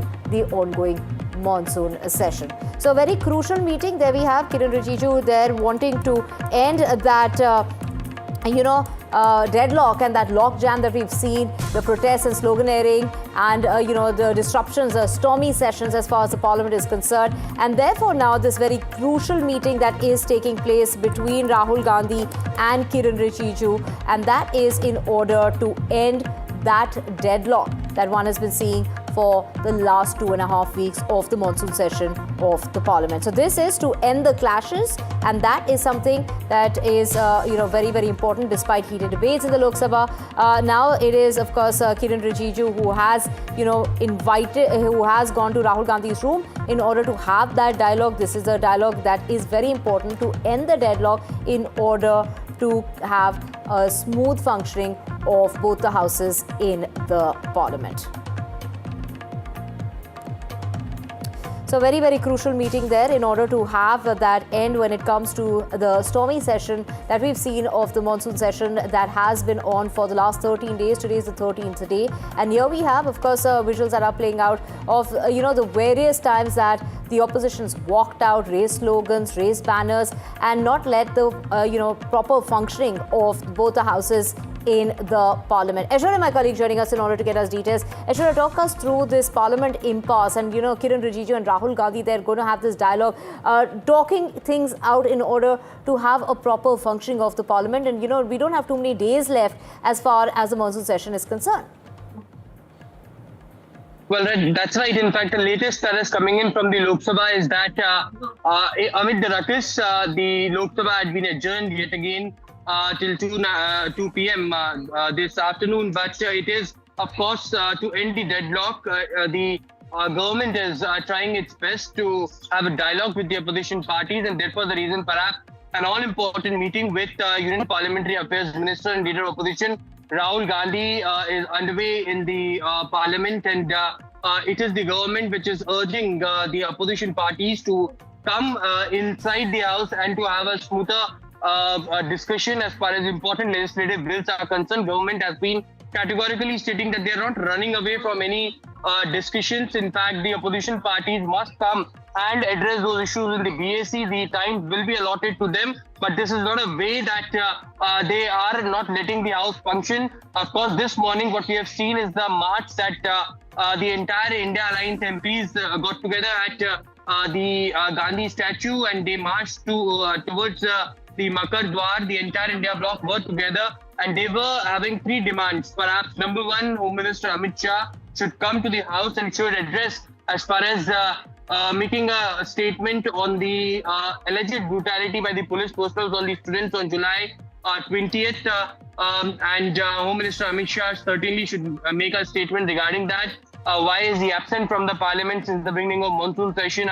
Are certain questions that the opposition parties were raising during that protest as well. The opposition parties also demanding a discussion regarding the Ram Temple donation theft scam, and also demand for full statehood of Jammu and Kashmir.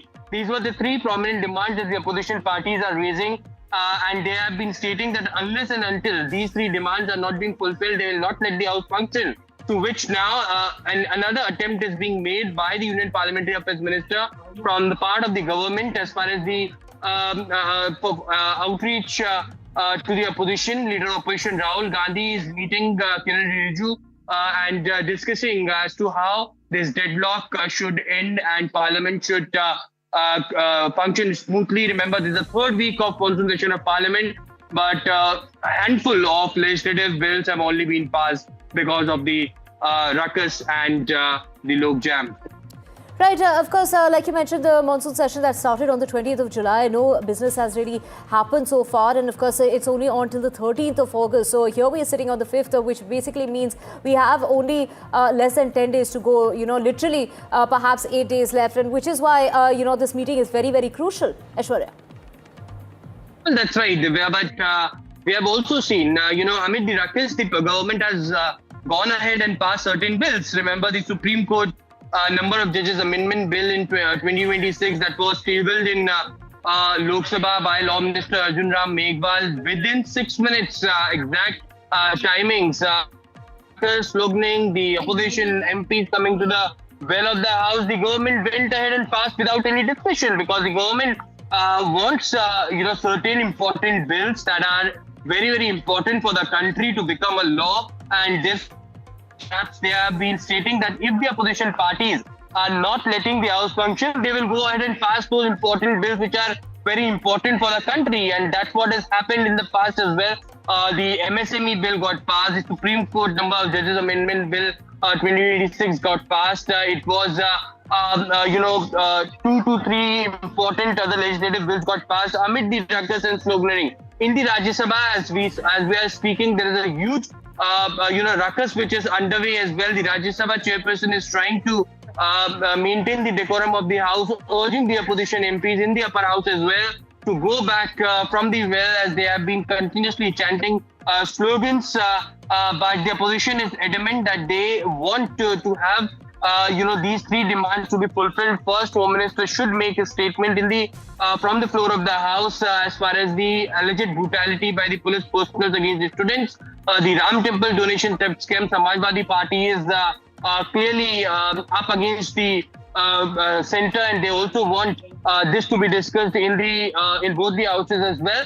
And they are stating that while the government is running away from these important issues, which are pertaining to the common person of this country as well, and of course the demand for the statehood, there has been no timeline according to the Jammu and Kashmir NC MPs that has been given by the centre, but continuous ruckus, sloganeering which is taking place. Another piece of protest that we have seen today, it was not a protest but a march from Gandhi statue to the Makar Dwar of the parliament, and certainly the deadlock clearly continues in both the houses of the parliament as we speak.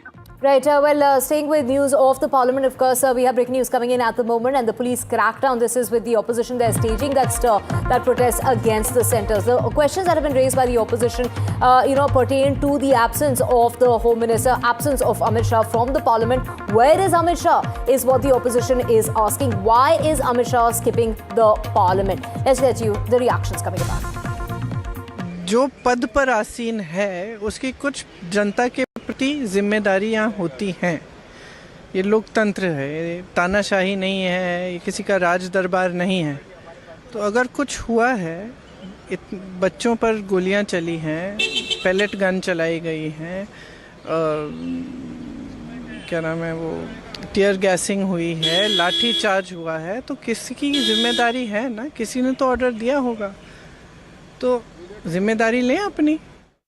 Gandhi का statue से हम start कर रहे हैं मार्च मकर द्वार तक। हमारा मांग यही है, गृह मंत्री का, देश का गृह मंत्री 20 तारीख जुलाई में कैसे क्या हुआ है उसके बारे में स्टेटमेंट मांग रहे हैं, और चंदा चोरी का बारे में डिस्कशन का टाइम मांग रहे हैं, पार्लियामेंट चलाने के लिए मांग रहे हैं।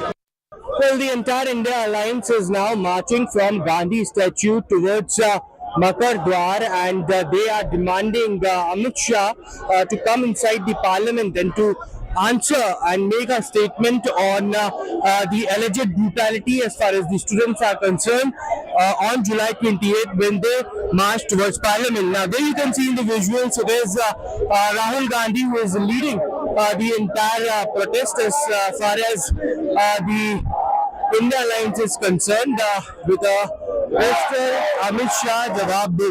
There are Samajwadi Party MPs, the left party MPs, JMM, all are walking and marching towards Makar Dwar, and it is these posters that they are holding who gave the order. Also, another important point that they are raising as far as Jammu and Kashmir is concerned, restore full statehood for Jammu and Kashmir. The Home Minister and the Prime Minister are refusing to come to Parliament. Is this parliamentary democracy? Do you call this parliamentary democracy? क्या ये संसदीय लोकतंत्र है? क्यों नहीं आ रहे हैं? क्यों भाग रहे हैं? क्यों इतना डर? क्यों इतना घबरा रहे हैं?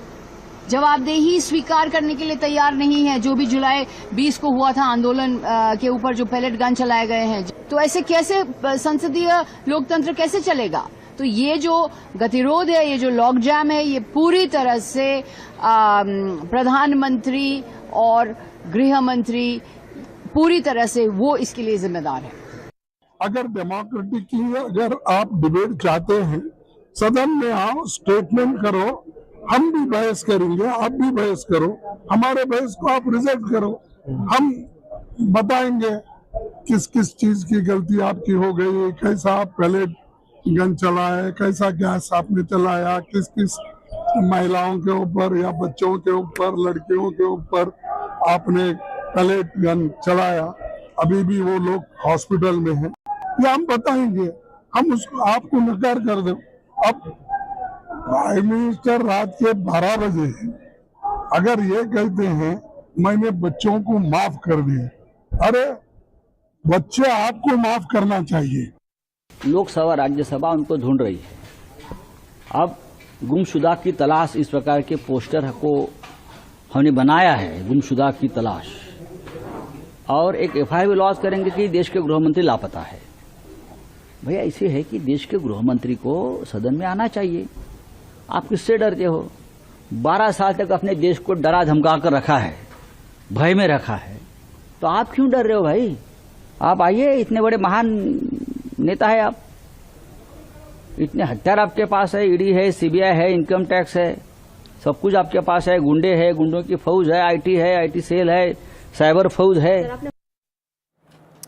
Right, we have Aishwarya, my colleague, joining us in order to get us details. Aishwarya, after, on Monday, Mallikarjun Kharge was asking the Prime Minister as well as the Home Minister to come and, basically make their stand very, very clear. Now we have, of course, we've just seen this protest that has taken place again with Rahul Gandhi leading this protest, asking for the Home Minister to be held accountable to come and give answers, and really, raising that very pertaining question as to why is the Home Minister missing as far as the Parliament session is concerned. And, we just heard reactions coming about whether it's Priyanka Gandhi Vadra also they're saying that this is not someone's personal court, this is a democratic nation, and there is of course accountability that... In fact, yesterday it was leader of opposition Rahul Gandhi who stated that Prime Minister Narendra Modi should not forgive these students, he should apologize to these students, to which the brutality that police personnel had made as far as,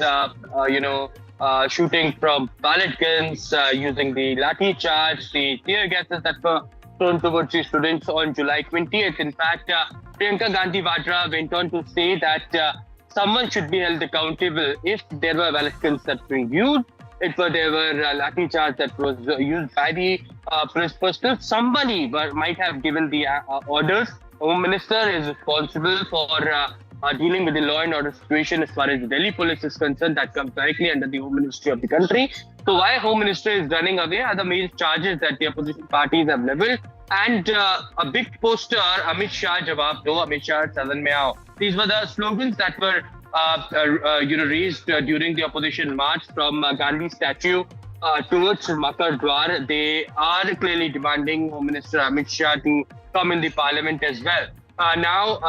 There is another aspect into it as well. Whenever there is discussion that is taking place, the opposition MPs, be it on any bill, now raising such questions that when it is pertaining to the Home Ministry, when it is concerning the country, why Home Minister is not in the house, and therefore the reason perhaps the ruckus inside and outside is being lodged by the opposition as far as the accusation in the center is concerned.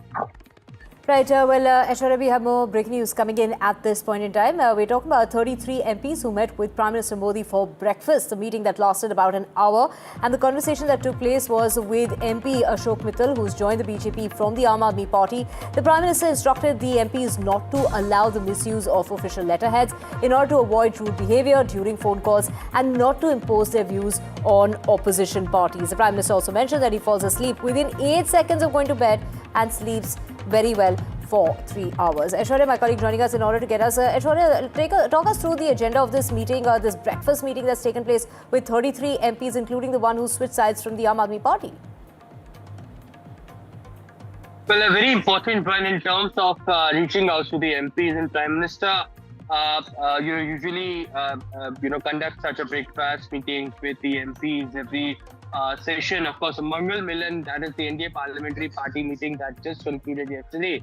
And it was these MPs who are being newly inducted into the NDA fold, be it from the Aam Aadmi Party who joined the Bharatiya Janata Party, or the NCPI members who came from the Trinamool Congress and joined the NDA fold as well. Prime Minister Narendra Modi clearly during that breakfast meeting stating that they should not impose their own opinion on their position. Whatever they wanted to do, let them do. There were 33 MPs who were this part, and of the breakfast meeting with Prime Minister Narendra Modi. What the sources are also stating that Prime Minister clearly had stated to these MPs that they should avoid rude behavior in public and in the parliament as well against the opposition, because this clearly shows the character of the MPs. And NDA is the party which works towards the betterment of the people. They work for the service of this nation, and certainly the views that these MPs have, that clearly reflects the idea of how the parliamentary party clearly looks like and how they wanted to work forward. So very, very important message coming in from the Prime Minister to those 33 MPs, in which the newly inducted MPs, the MPs were the part of Aam Aadmi Party who joined the BJP, and also the NCPI members were the part where Prime Minister spent at least 20 to 25 minutes time this morning. Right, first of its kind, a first outreach when it comes to the newly inducted MPs into, of course, the Prime Minister there, learning, in fact, from them, talking to them, interacting with them, and also, making it a point when it comes to the misuse of official letterheads in order to avoid being rude as far as their behavior is concerned, whether it comes to phone calls or letterheads, and not to impose their views when it comes to the opposition parties. But he also, very crucially important, he spoke about the importance of sleep and how, he works so hard that within 8 seconds of, getting to bed, he's out like a light. And very interestingly, Divya, it is also, these MPs who have joined the NDA fold come from Trinamool Congress, which have a very different culture in terms of what the Bharatiya Janata Party MPs have under the leadership of Prime Minister Narendra Modi. The ideology that they follow of the RSS certainly is very different from which background they come from, and it is Prime Minister who is trying to give out that message that whatever they reflect in their views in terms of their letterheads, in terms of their letters to people, their sharing of stage with important dignitaries, or while addressing to the public as well, it should be 100% in a very polite way. They should not be rude.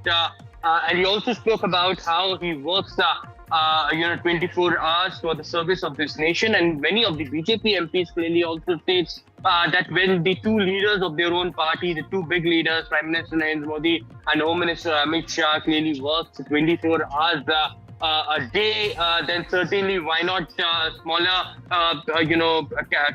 leader of the party should not work and take guidance from the top leaders. In fact, it is Prime Minister Narendra Modi who also went on to say that these MPs should give 100% attendance to the parliament who have been newly inducted, and that's the culture of the Bharatiya Janata Party and the NDA had been for many, many years, and therefore the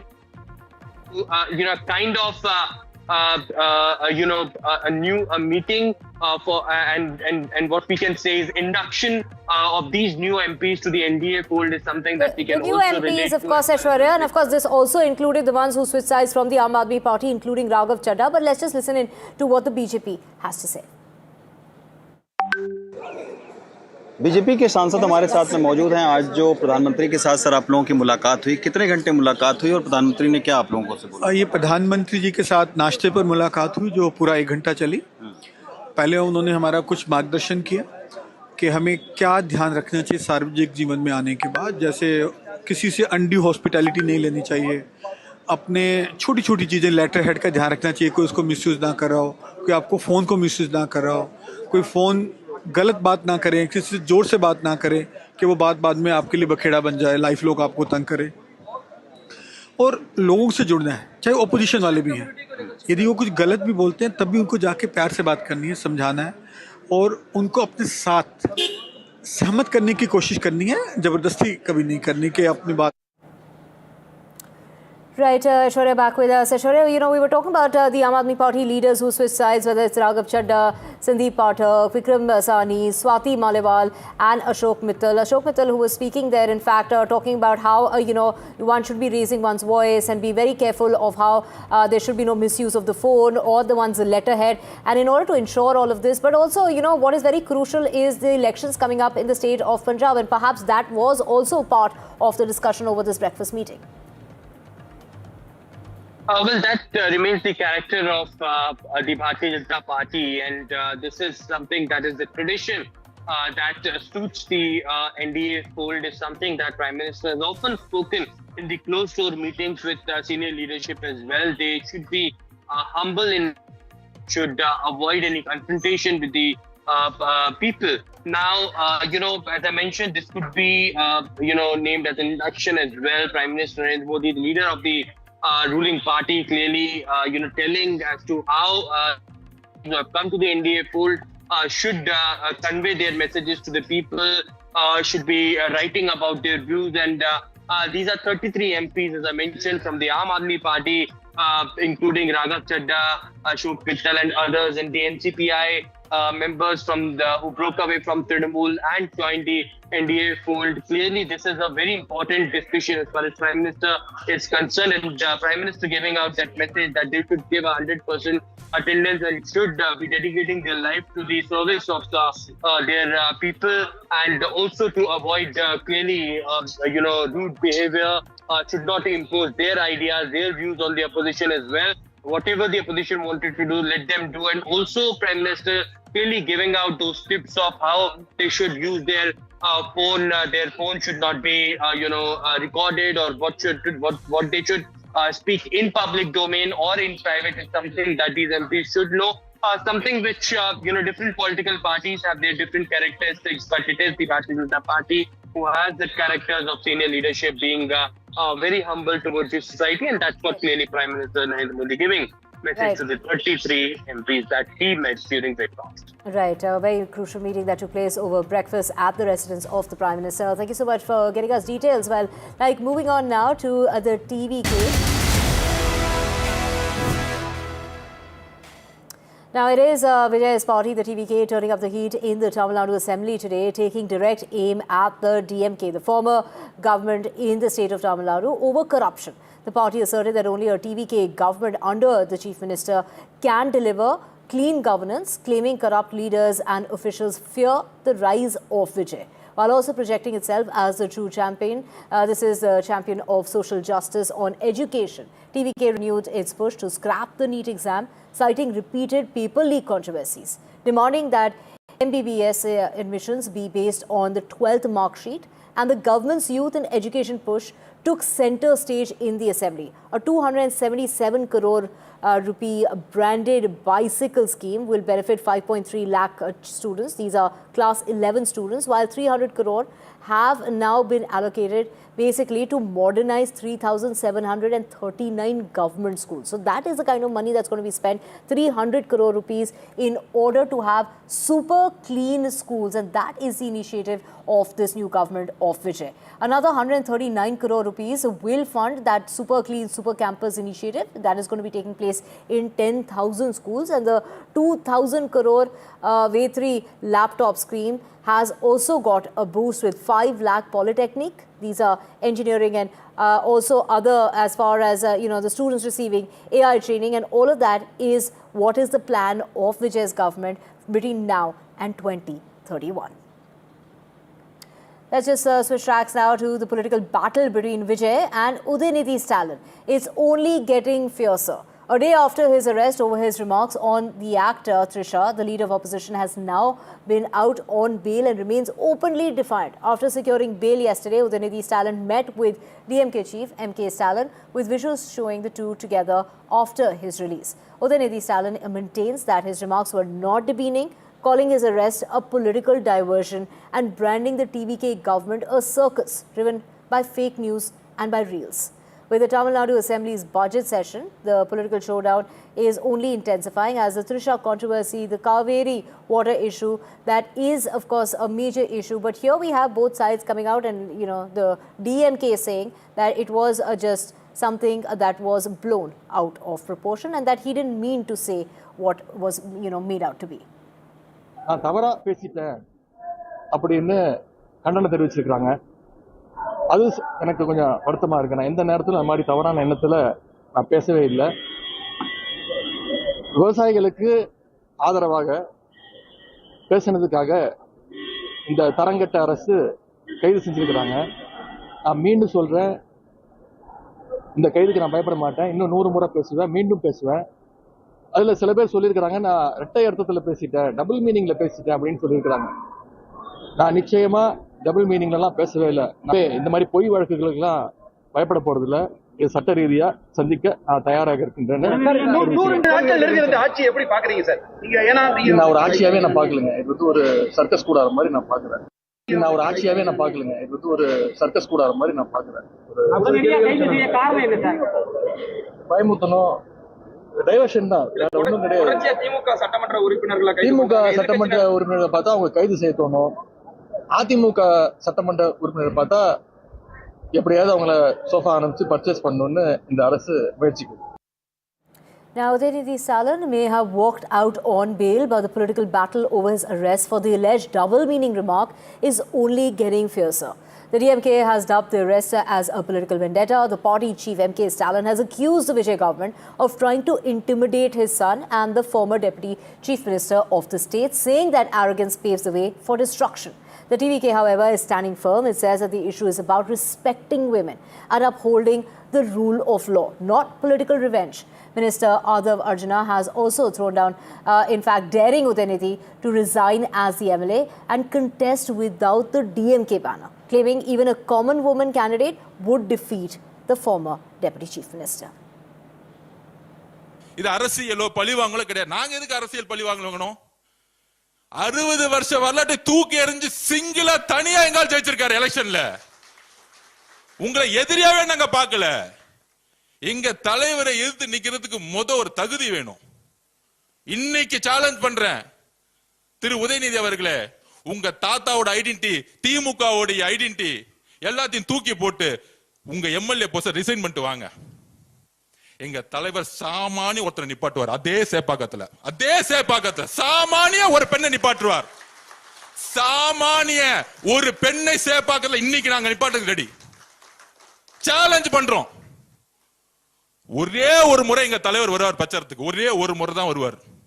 deposit வாங்க மாட்டீங்க, எழுதி வச்சுக்கிறீங்களா? இன்னைக்கு சேப்பாக்கத்துல election நடந்துச்சுன்னா ஏன் தெரியுமா? திமுக இன்னைக்கு எதிர்க்கட்சி தலைவரானதுக்கான காரணமே கூட்டணி கட்சினாலதான். I condemn the speech of Udhayanidhi. Strongly condemn. Uncivilized speech. I condemn his speech. But these speeches will not hamper anything to the government headed by Mr. Joseph Vijay.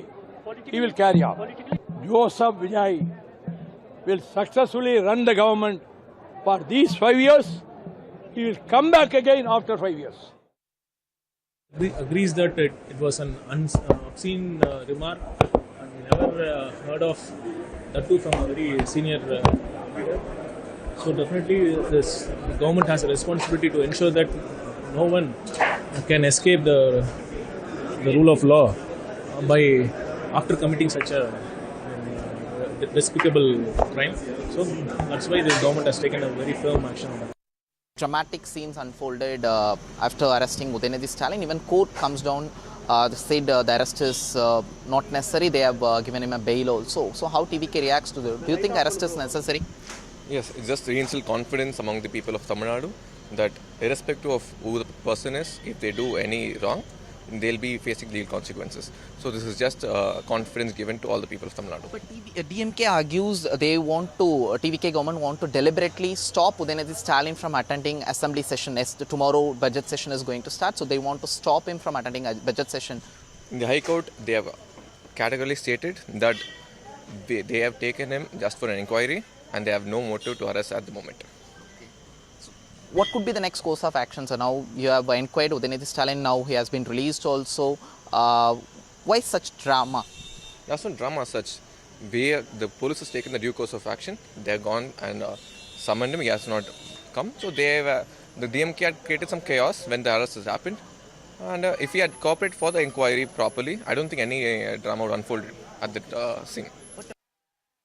Complaint distorts the speech of Mr. Udhayanidhi. It is in fact for the benefit of people of Tamil Nadu, big agitation was done yesterday And the government was very upset with this agitation as the cadres were pouring in and large number of people have assembled. And Mr. Udhayanidhi was pointing out that the TVK government, which came to power promising that they will waive the crop loans, they have not done that. And the TVK government has miserably failed even to enforce the directions of the Supreme Court. And even to get 3,500 cusics of water ordered by CWMA. So all these illegalities and irregularities and shortcomings were pointed out Mr. Udhayanidhi. Therefore, the government yesterday distorted the speech of Mr. Udhayanidhi. They planted in news media and showed as if Mr. Udhayanidhi has made some comments against Mr. Vijay. We strongly condemn the words of Udhayanidhi, the derogatory words against the womanhood and humiliating the women celebrities. And this is the pattern of DMK. This is in the gene of DMK. It is in the legacy of DMK. From Kalaignar Karunanidhi to Udhayanidhi Stalin, they follow a pattern to derogate the women politicians. They have followed this pattern from Jayalalitha period and even in the previous Congress period, and this is the pattern of them. Unwarranted comment and the overreaction are both only a distraction from the issue on hand, which is the Kaveri water arrangement between us and Karnataka. And then we have actor-turned politician Khushbu Sundar's explosive attack on Udhayanidhi Stalin, saying women are not political weapons. In fact, saying this is not the first time it's happened and that she has been subjected to the very same.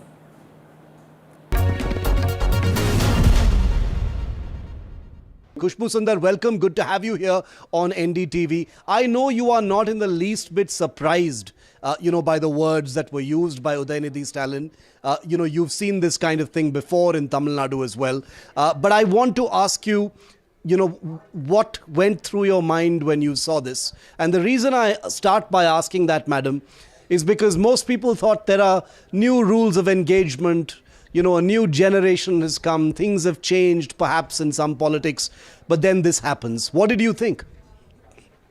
I was not surprised at all. I have seen this kind of misogynist, sexist remarks, and I've seen women being abused in DMK earlier. So this didn't come because it's finally the legacy which you're taking it forward.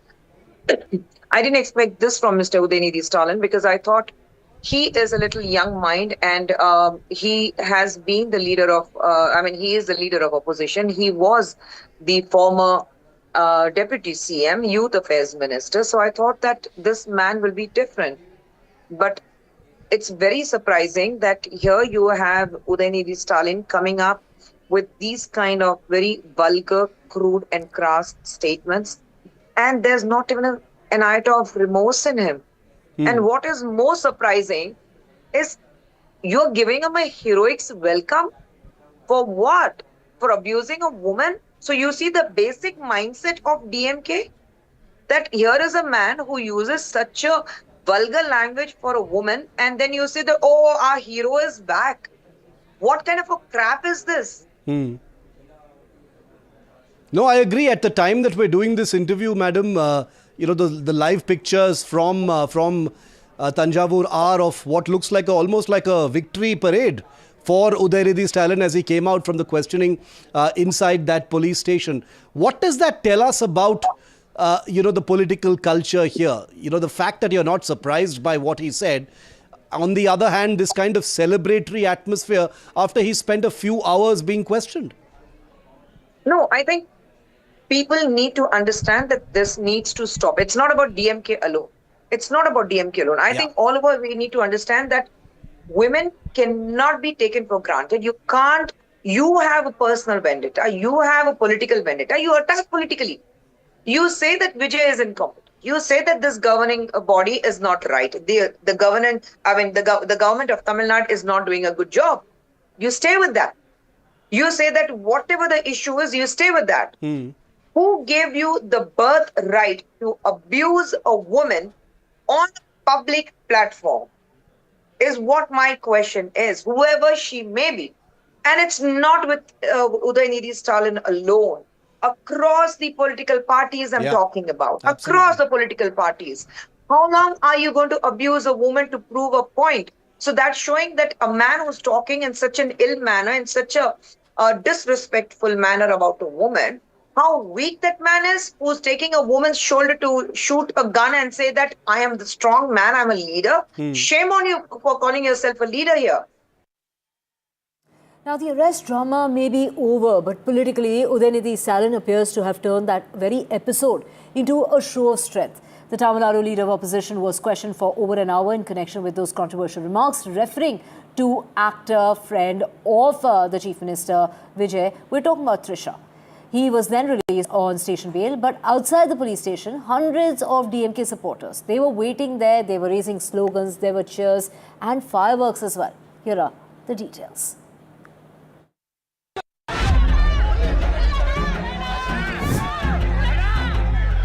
He was taken in for questioning. He emerged to a cheering crowd. Udhayanidhi Stalin out of police custody, but straight into a political show of strength.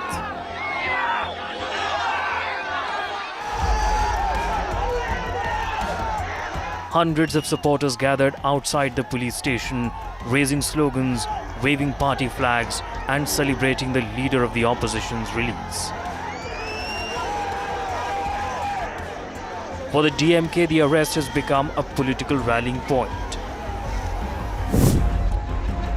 It began at his Chennai residence. Police arrived to question Udhayanidhi over his controversial remark made during a Kaveri water protest meeting in Thanjavur. His legal team moved the Madras High Court seeking protection from arrest. But the police moved ahead, and Udhayanidhi was arrested and taken towards Thanjavur. Before being escorted away, Stalin Jr. questioned the very basis of the action. I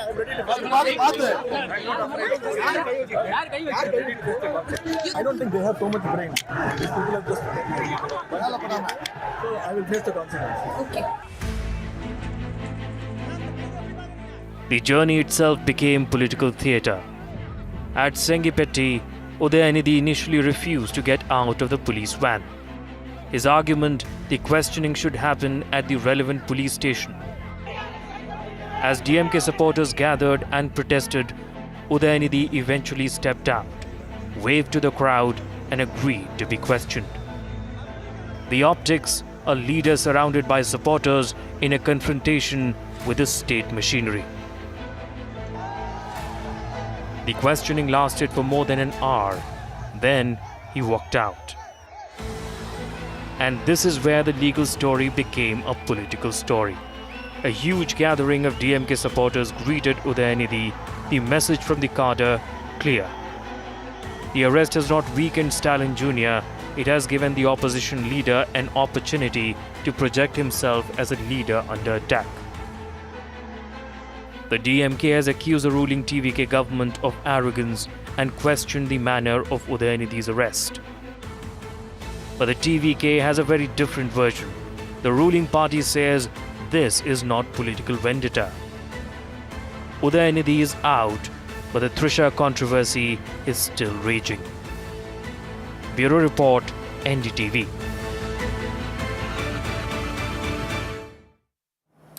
Now, switching tracks to Maharashtra, as NCP leaders on Tuesday barging into a Maharashtra Congress press conference that took place at a Mumbai office in order to protest against the party's Gungi Gudiya comment on the Deputy Chief Minister Sunetra Pawar.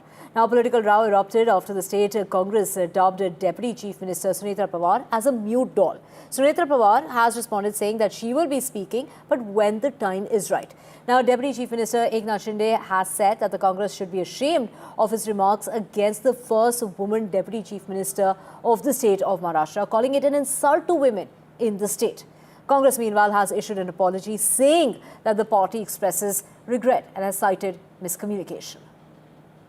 ये सिर्फ सुनेत्रा ताई पवार इनका अपमान नहीं है, ये महाराष्ट्र के तमाम माता बहनों का अपमान है।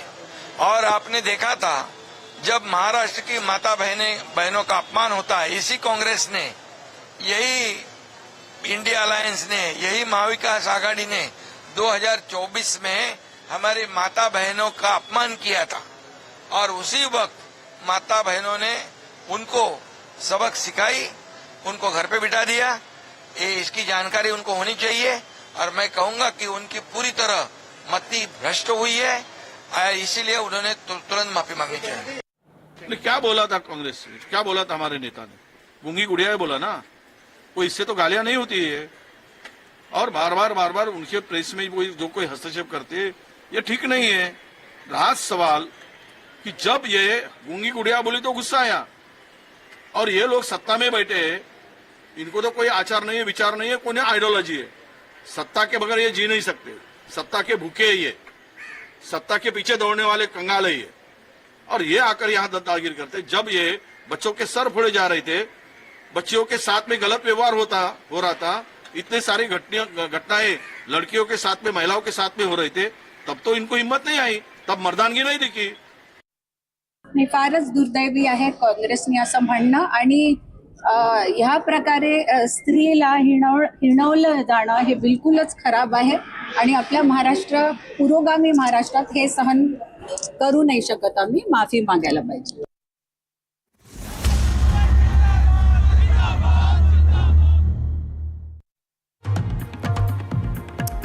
Breaking news coming in, and this is Sonam Wangchuk speaking with the Jharkhand student leader who is also on an indefinite hunger strike. You remember yesterday while speaking to NDTV, Mr. Mahato had demanded, in fact urged and asked her to get a chance to speak to Sonam Wangchuk. So Sonam Wangchuk is speaking with the Jharkhand student leader.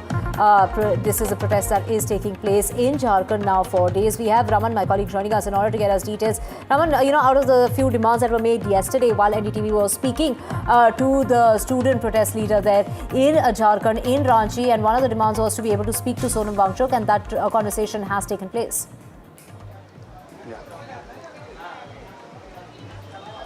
Yeah, well, right now we are currently at the protest site, and as you can see that Devennath Mahto is still on the hunger strike. Few minutes back, Devennath Mahto spoke to Sonam Wangchuk and appealed him to please come and join the protest in the state of Jharkhand, and he just only took the water, and the hunger strike is still going on. As you can see that Devennath Mahto is still on the hunger strike and holding a constitution, holding a book and on his hand. So this is the current situation in Ranchi right now, and the Sonam Wangchuk also appealed to Devendra Mahto to broke his fast, but he just only took the water. But the hunger strike is still on. But the situation in Jharkhand, as you can see, many of the students across the Jharkhand has been gathered here in Jaipal Singh Stadium, where there is a huge agitation of students against the Jharkhand government over the irregularities in the JPSC exam. So this is what right now currently happening in the state of Jharkhand. Right, Raman Rai, thank you so much for getting us those details. And it's the second week of protests that are taking place in Jharkhand. Hundreds of job aspirants remaining on the streets, alleging serious irregularities and recruitment as far as recruitment examinations are concerned, demanding justice. Student leader, Mr. Mahato, continuing his indefinite hunger strike, saying this is a fight for an entire generation, not for politics. Now, the Chief Minister of the state, Hemant Soren, has also broken his silence, assuring students that the government is examining the issue with utmost seriousness and an appropriate decision that will be taken after the matter is investigated. Meanwhile, Rahul Gandhi is preparing for the next edition of Chhatron Ki Goonj in Prayagraj, while the Cockroach Janata Party begins a two-day strategy meeting ahead of its nationwide listening tour. The question is, who's listening to the students in Ranchi? मैंने पहले भी कहा है, सरकार के आंख भी हैं, कान भी है, संवेदनशीलता भी है, और हम कितनी गंभीरता के साथ चीजों को देख रहे हैं ये तो मैं सीना चीर के तो नहीं दिखा सकता। जिस तरीके से जांच दल दिन रात एक कर लगी हुई है, उसका उत्तर का हमें इंतजार है, और बहुत जल्द छात्रों के बीच में और राज्य के लोगों को इस विषय पर अवगत हम कराएंगे। हेमंत जी की घटना में आप आइए, जरूर आप कार्यक्रम का हिस्सा भी बनिए और वो बहुत ज्यादा संवेदनशील भी है और उसके लिए एक रास्ता कैसे निकाला जाए झारखंड सरकार इसी पे काम करे। जिस तरह से युवा जेपीएससी जेएसएससी लेकर राज्य में आंदोलन कर रहा है, इस पर क्या? यार बाबा का आशीर्वाद सबको लगने दो भाई, बोल बम बोलो भाई। We are going through a strange time in our country. Students are on the street in severe pain. They don't have work. They're asking for fairness in exams. They're asking for an education system that works. And on the other side, we have the Prime Minister who is forgiving them. Who he is to forgive them, I don't know. Where he gets the idea that he has the right to forgive the future of India, I don't know. But that's what he chooses to do. Double standards है Congress party का। झारखंड में प्रत्येक दिन social media के माध्यम से हजारों लाखों छात्र किस प्रकार से आंदोलन में हैं, वो आंदोलन कर रहे हैं, यह हम देख रहे हैं। और कांग्रेस पार्टी एक शब्द झारखंड में आंदोलन में बैठे छात्रों के पक्ष में बोलते नजर नहीं आ रही है, पार्लियामेंट में उस विषय को उठाते नजर नहीं आ रही, क्योंकि ये सिलेक्टिव आउटरीच है और इसके पीछे केवल राजनीतिक रोटी सेकने की चेष्टा कांग्रेस पार्टी की। उत्तर प्रदेश में पेपर लीक होता है तो उत्तर प्रदेश के सांसद लोग क्यों नहीं धरना दे रहे हैं पार्लियामेंट के पास? बिहार के सांसद लोग क्यों नहीं दे रहे हैं पार्लियामेंट के में धरना? बेवजह यहां नाटक किया जा रहा है, झारखंड की छवि को खराब की जा रही है, युवाओं को इस तरह से दिखाया जा रहा है गलत गलत वीडियो कि यहाँ ये हो रहा है, यहाँ हो रहा है। कुछ नहीं, यहाँ धरना है, हम युवाओं के साथ हैं, युवाओं के जो भी मांग है हम वो बात करेंगे और विकल्प के रास्ते हम लोग खुले रखे हैं। हम वेट कर रहे हैं, हमें आगे होना चाहिए और जो भी मांगे हैं, कल हमारे प्रभारी आ रहे हैं, के राजू सर आ रहे हैं, मुख्यमंत्री से हम लोग मिलने जा रहे हैं कल। मुख्यमंत्री जी गंभीर है, उन्होंने साफ कर दिया कि मैं कलिया चीर दूं युवाओं के लिए। क्या इससे बड़ी बात तो और कुछ नहीं हो सकती। यहाँ यूथ शिक्षित यूथ हैं, वो समझ रहे हैं, उनके भविष्य को संवारने की जवाबदेही हमारी है। Big news coming in, and this is no relief coming about as far as the TMC MP Abhishek Banerjee is concerned, with the High Court there declining permission for Abhishek Banerjee to travel abroad. Now, the High Court has said that there are 16 cases under probe against the TMC MP, and which is why on those grounds they have refused that permission, and therefore TMC MP cannot be travelling abroad. We have Shri, my colleague, joining us in order to get us details. Shri, it is Abhishek Banerjee wants to travel abroad for eye treatment. This is not for a holiday. This is on medical grounds, but that same, has been rejected by the High Court, saying there are many cases against him and therefore he can't be allowed. Well, that's right. And the High Court judge also gave Abhishek Banerjee the option to appear before a government hospital medical board to really understand what is the urgency and if he is required to travel abroad for this particular treatment. While the Calcutta High Court reiterated that the medical advancement in India has been great and that he can receive treatment anywhere within the country and for which he does not need to travel abroad. But Abhishek Banerjee's counsel told the High Court that due to continuity in the medical treatment that he has been receiving in the US, that he requires to travel there and get his eyes treated, which has been operated earlier.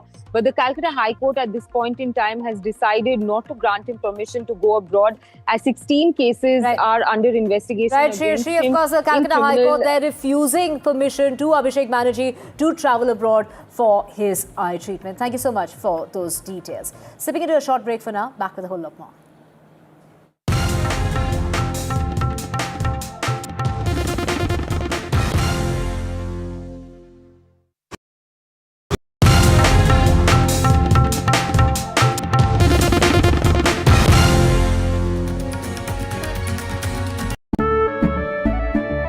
केसरिया से मन जोगी हुआ रे, दिल झूमे देखो मतवारा हुआ रे, केसरिया से मन जोगी हुआ। हर पल मनाओ केसरी त्योहार विमल बोलो जुबान Kesari.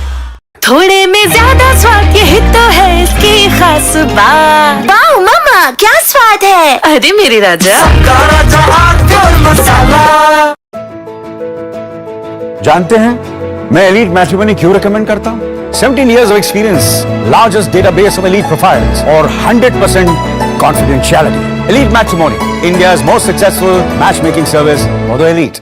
Launch control 0 to 100. This isn't just about cars and bikes. This is about how you move. This car makes no sense, yet it makes every sense. What we are sitting inside is a Joby-powered air taxi. Your friend said, "Ye le le." We said, "Maybe not." Hi, my name is Siddharth Sharma. I'm your NDTV Automate, your ultimate guide into the world of automobiles and mobility. POK के firing range में खड़े हैं। Just few inches away is POK. हो सकता है दुश्मन को पता हो कि सैफ अली खान यहाँ पर खड़े हैं। Is it fire?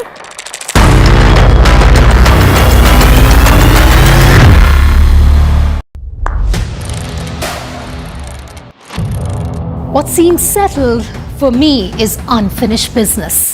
So I rewind, I pause, I reflect, I dig until what's buried stands up to be counted.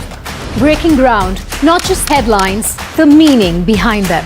This is Breaking Ground with me, Vedika Sood.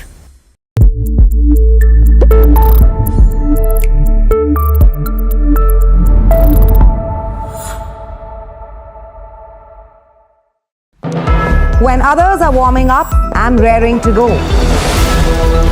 The stories that matter, the stories that shape your life. Hello and welcome to watching Prime 5 with me, Raisha Saigal. What's at stake? How to The show that sets the prime time agenda.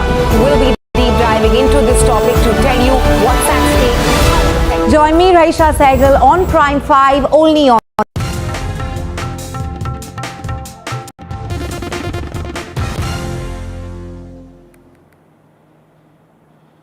Welcome back. Let's get you the latest of this India flag cargo vessel that sank in Red Seas. This is off Yemen's western coast after it was attacked by a projectile on Tuesday. There were 14 crew members on the ship. All 14 were rescued by Yemeni forces. Here are the details.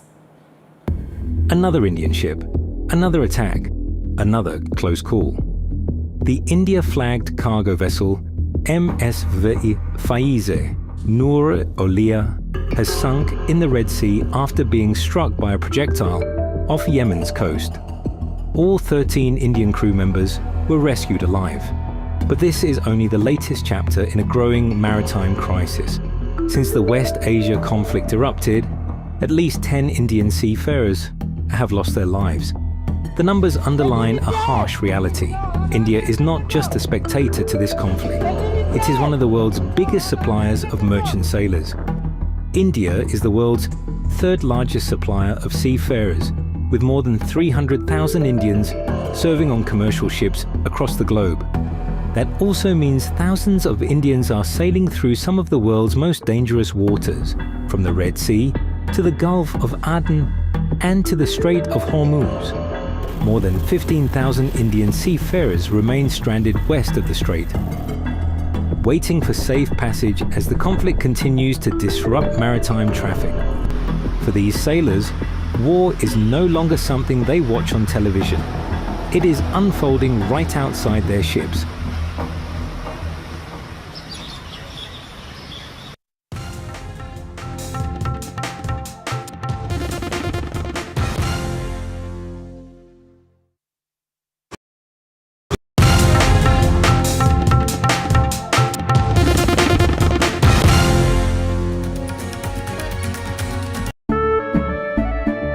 केसरिया से मन जोगी हुआ रे, दिल झूमे देखो मतवारा हुआ रे। केसरिया से मन जोगी हुआ। हर पल मनाओ केसरी त्योहार विमल बोलो जुबान केसरी। थोड़े में ज्यादा स्वाद यही तो है इसकी खास बात। वाओ मामा क्या स्वाद है। अरे मेरे राजा मसाला। Launch control 0 to 100. This isn't just about cars and bikes. This is about how you move. This car makes no sense, yet it makes every sense. What we are sitting inside is a Joby-powered air taxi. Your friend said, "Ye le le." We said, maybe not. Hi, my name is Siddharth Sharma. I'm your NDTV Automate, your ultimate guide into the world of automobiles and mobility. POK के firing range में खड़े हैं। Just few inches away is POK. तो हो सकता है दुश्मन को पता हो कि सैफ अली खान यहाँ पर खड़े हैं। Is it fire?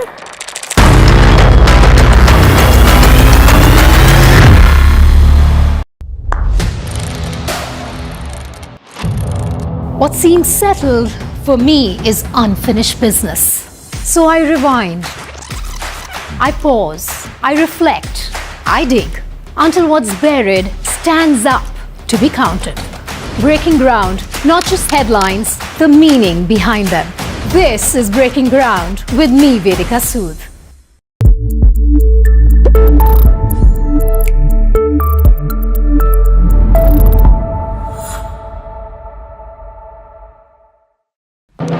When others are warming up, I'm raring to go. The stories that matter, the stories that shape your life. Hello and welcome to watching Prime 5 with me, Raisha Sehgal. What's happening? The show that sets the prime time agenda. We'll be deep diving into this topic to tell you what's at stake. Join me, Raisha Sehgal, on Prime 5, only on NDTV 24/7. Straight from the heart of the newsroom to the core of the stories shaping your world. Join me, Gargi Raut, as I track all the developments as they break. Live from the NDTV newsroom, weekdays at 4 p.m. ये लीजिए भाई, मैंने बनाया है bread आपके साथ, खाइए ना प्लीज। आप कहाँ से हैं? हरियाणा। कब गए थे लास्ट वहाँ पे? 1.5 महीने पे। और आपकी फैमिली है? बच्चे हैं? 3 साल। मिस करते होंगे आप उन्हें ना? बहुत। फैमिली विजिट करने अलाउड है? श्रीनगर तक अलाउड। एक हफ्ते की शूटिंग के बाद मुझे घर की याद आ जाती है। See, the sacrifice is unbelievable, you know.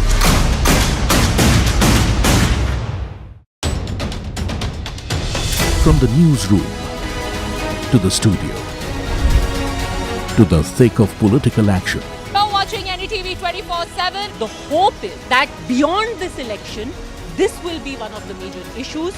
With multiple challengers in the fray, the TMC also has done a bit of rejig. Remember, this is also a district that has been plagued by communal violence. Come to some of the sabhas that the BJP is also organizing, especially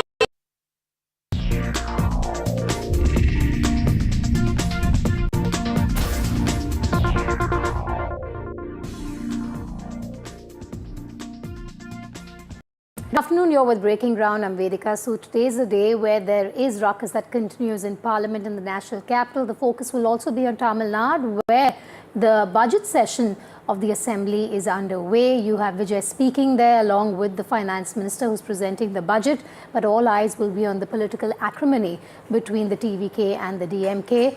But in New Delhi, the opposition also raising slogans that's continuing for a third week now in the Lok Sabha. The Rajya Sabha was adjourned. It's starting at 12. The Lok Sabha has been adjourned till 2 o'clock.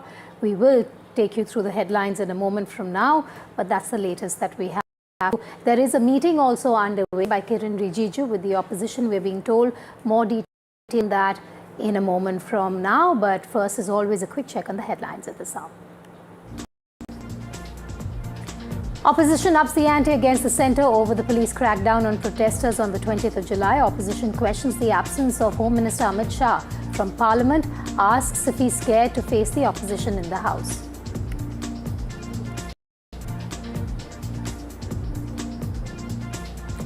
The TVK targets the DMK in the Tamil Nadu Assembly, claims corrupt leaders and officials fear Vijay.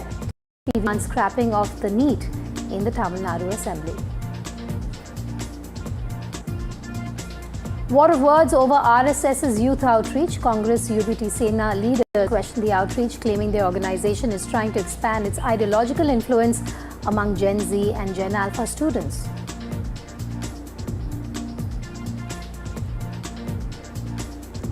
Parliamentary panel's big warning to Meta over Prime Minister Modi. Video Rao panel asked Zuckerberg to apologize or face action, including the possibility of losing safe harbor protection. What is safe harbor protection? We'll tell you in a moment from now. Team Trump plans to make H-1B visa extensions costlier, raising concerns among Indian professionals working in the US. The proposed move could increase expenses for companies sponsoring foreign workers and impact tech firms that rely heavily on H-1B talent.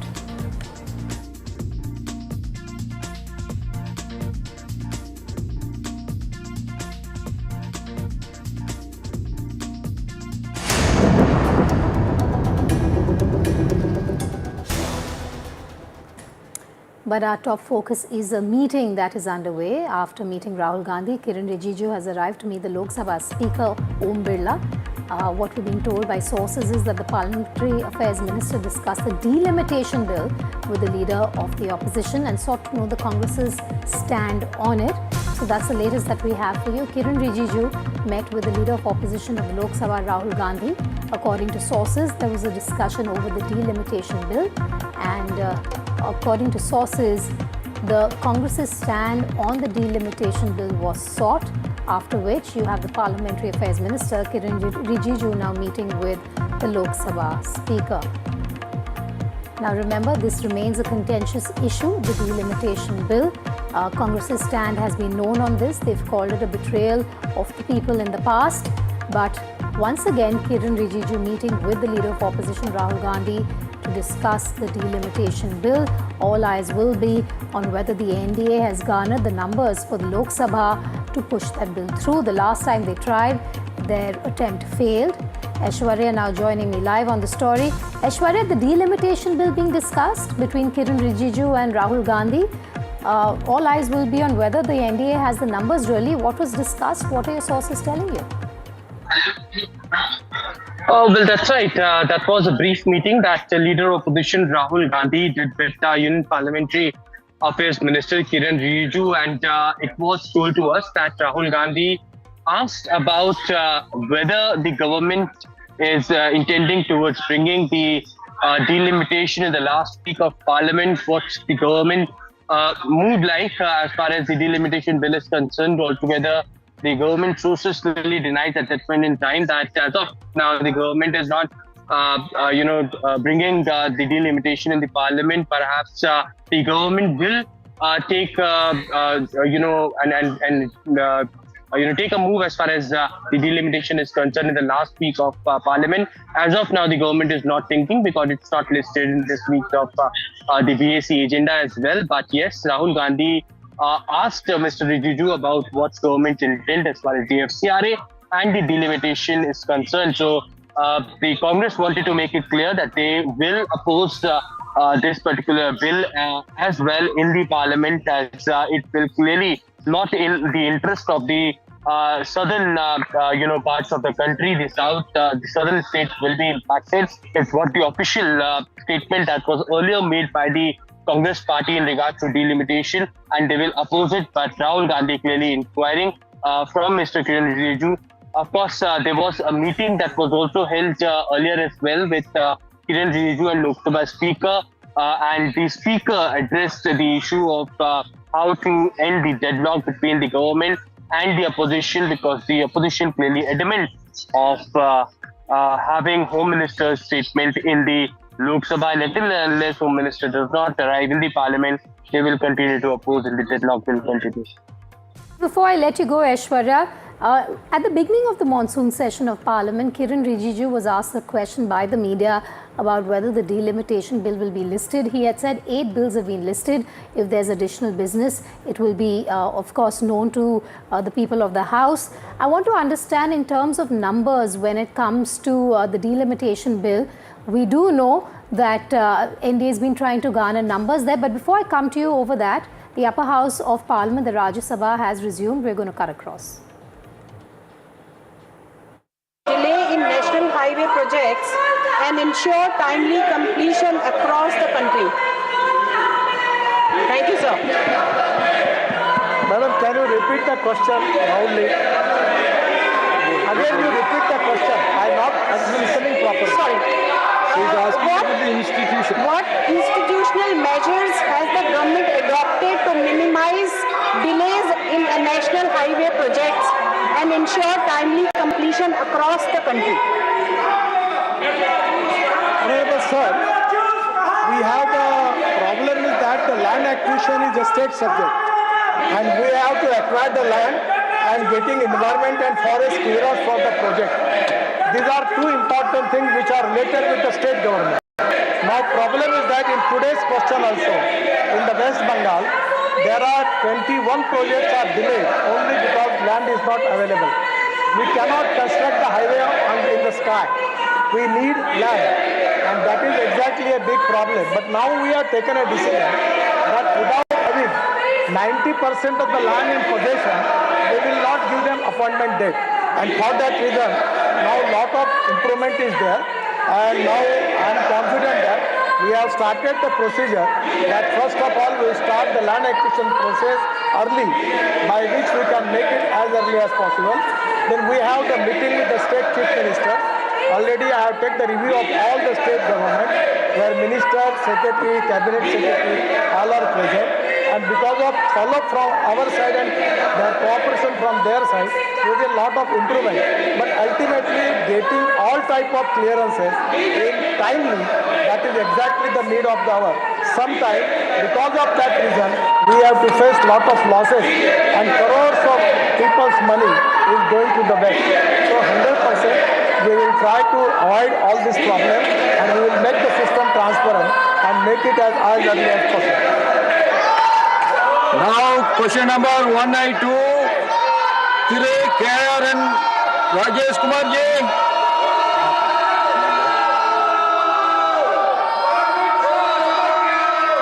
Second supplementary, Sri Tire P. Wilson ji. Honorable Minister, sir. Sir, with regard to the collection of tolls, sir, in some toll plazas, even after they recover the investment, like land acquisition, laying of roads, you know, toll is nothing but a quid pro quo.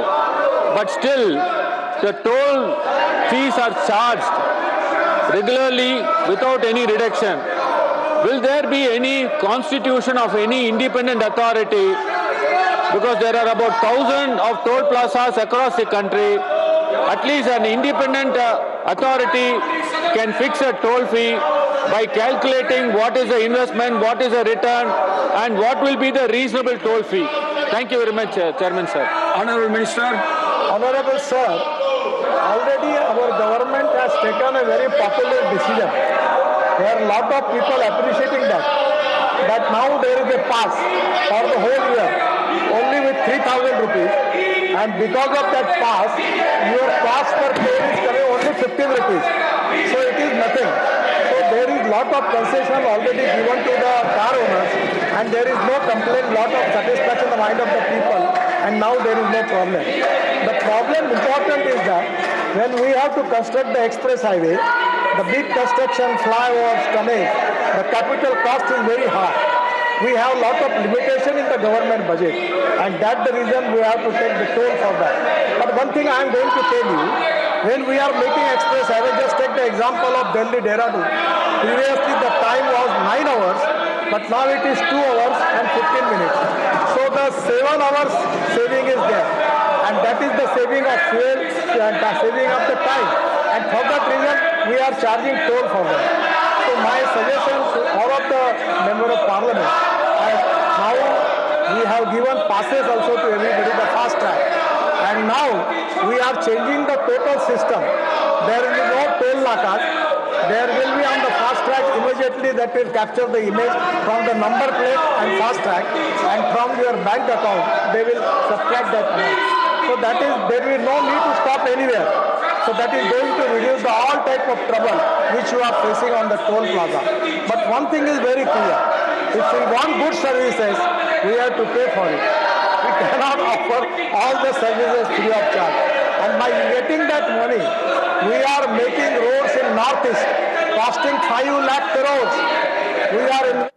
All right, so as you can see that in the upper house of parliament, amid heavy sloganeering, the proceedings continue. You have the Union Minister Nitin Gadkari speaking there. Moving on, the opposition turned up the heat on the centre in parliament, demanding answers from the Home Minister over the alleged police action on student protesters at Delhi's Jantar Mantar on the 20th of July.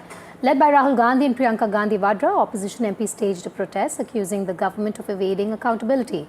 Priyanka Gandhi questioned who ordered the police action, saying, quote-unquote, this is a democracy, not a Raj Darbar, and insisted the government must answer for the crackdown. The opposition also raised the issue of alleged irregularities in the Ram Mandir donation funds, pressing the centre to respond to both controversies. Well, the entire India Alliance is now marching from Gandhi statue towards Makar Dwar, and they are demanding Amit Shah to come inside the parliament and to answer and make a statement on the alleged brutality as far as the students are concerned on July 28th when they marched towards parliament. Now there you can see in the visuals it is Rahul Gandhi who is leading the entire protest as far as the India Alliance is concerned with a Mr. Amit Shah Jawab Do. There are Samajwadi Party MPs, the left party MPs, JMM, all are walking and marching towards Makar Dwar, and it is these posters that they are holding who gave the order. Also, another important point that they are raising as far as Jammu and Kashmir is concerned, restore full statehood for Jammu and Kashmir. जो पद पर आसीन है उसकी कुछ जनता के प्रति जिम्मेदारियां होती हैं। ये लोकतंत्र है, तानाशाही नहीं है, ये किसी का राज दरबार नहीं है। तो अगर कुछ हुआ है, बच्चों पर गोलियां चली हैं, पैलेट गन चलाई गई हैं, क्या नाम है वो, टीयर गैसिंग हुई है, लाठी चार्ज हुआ है, तो किसी की जिम्मेदारी है ना, किसी ने तो ऑर्डर दिया होगा, तो जिम्मेदारी लें अपनी। अगर डेमोक्रेटिकली अगर आप डिबेट चाहते हैं, सदन में आओ, स्टेटमेंट करो, हम भी बहस करेंगे, आप भी बहस करो, हमारे बहस को आप रिजेक्ट करो, हम बताएंगे किस किस चीज की गलती आपकी हो गई, कैसा आप पैलेट गन चलाए, कैसा गैस आपने चलाया, किस किस महिलाओं के ऊपर या बच्चों के ऊपर, लड़कियों के ऊपर आपने पैलेट गन चलाया, अभी भी वो लोग हॉस्पिटल में हैं, ये हम बताएंगे, हम उसको आपको नकार कर दो। अब प्राइम मिनिस्टर रात के 12 बजे अगर ये कहते हैं मैंने बच्चों को माफ कर दिया, अरे बच्चे आपको माफ करना चाहिए। गांधी का स्टैचू से हम स्टार्ट कर रहे हैं मार्च मकर द्वार तक। हमारा मांग यही है, गृह मंत्री का, देश का गृह मंत्री 20 तारीख जुलाई में कैसे क्या हुआ है उसके बारे में स्टेटमेंट मांग रहे हैं, और चंदा चोरी के बारे में डिस्कशन का टाइम मांग रहे हैं, पार्लियामेंट चलाने के लिए मांग रहे हैं। The Home Minister and the Prime Minister are refusing to come to Parliament. Is this parliamentary democracy? Do you call this parliamentary democracy? क्या ये संसदीय लोकतंत्र है? क्यों नहीं आ रहे हैं? क्यों भाग रहे हैं? क्यों इतना डर? क्यों इतना घबरा रहे हैं? जवाबदेही स्वीकार करने के लिए तैयार नहीं है। जो भी जुलाई 20 को हुआ था आंदोलन के ऊपर जो पैलेट गन चलाए गए हैं, तो ऐसे कैसे संसदीय लोकतंत्र कैसे चलेगा? तो ये जो गतिरोध है, ये जो लॉक जैम है, ये पूरी तरह से प्रधानमंत्री और गृह मंत्री पूरी तरह से वो इसके लिए जिम्मेदार है। लोकसभा राज्यसभा उनको ढूंढ रही है। अब गुमशुदा की तलाश, इस प्रकार के पोस्टर को हमने बनाया है, गुमशुदा की तलाश, और एक एफआईआर लॉन्च करेंगे कि देश के गृह मंत्री लापता है।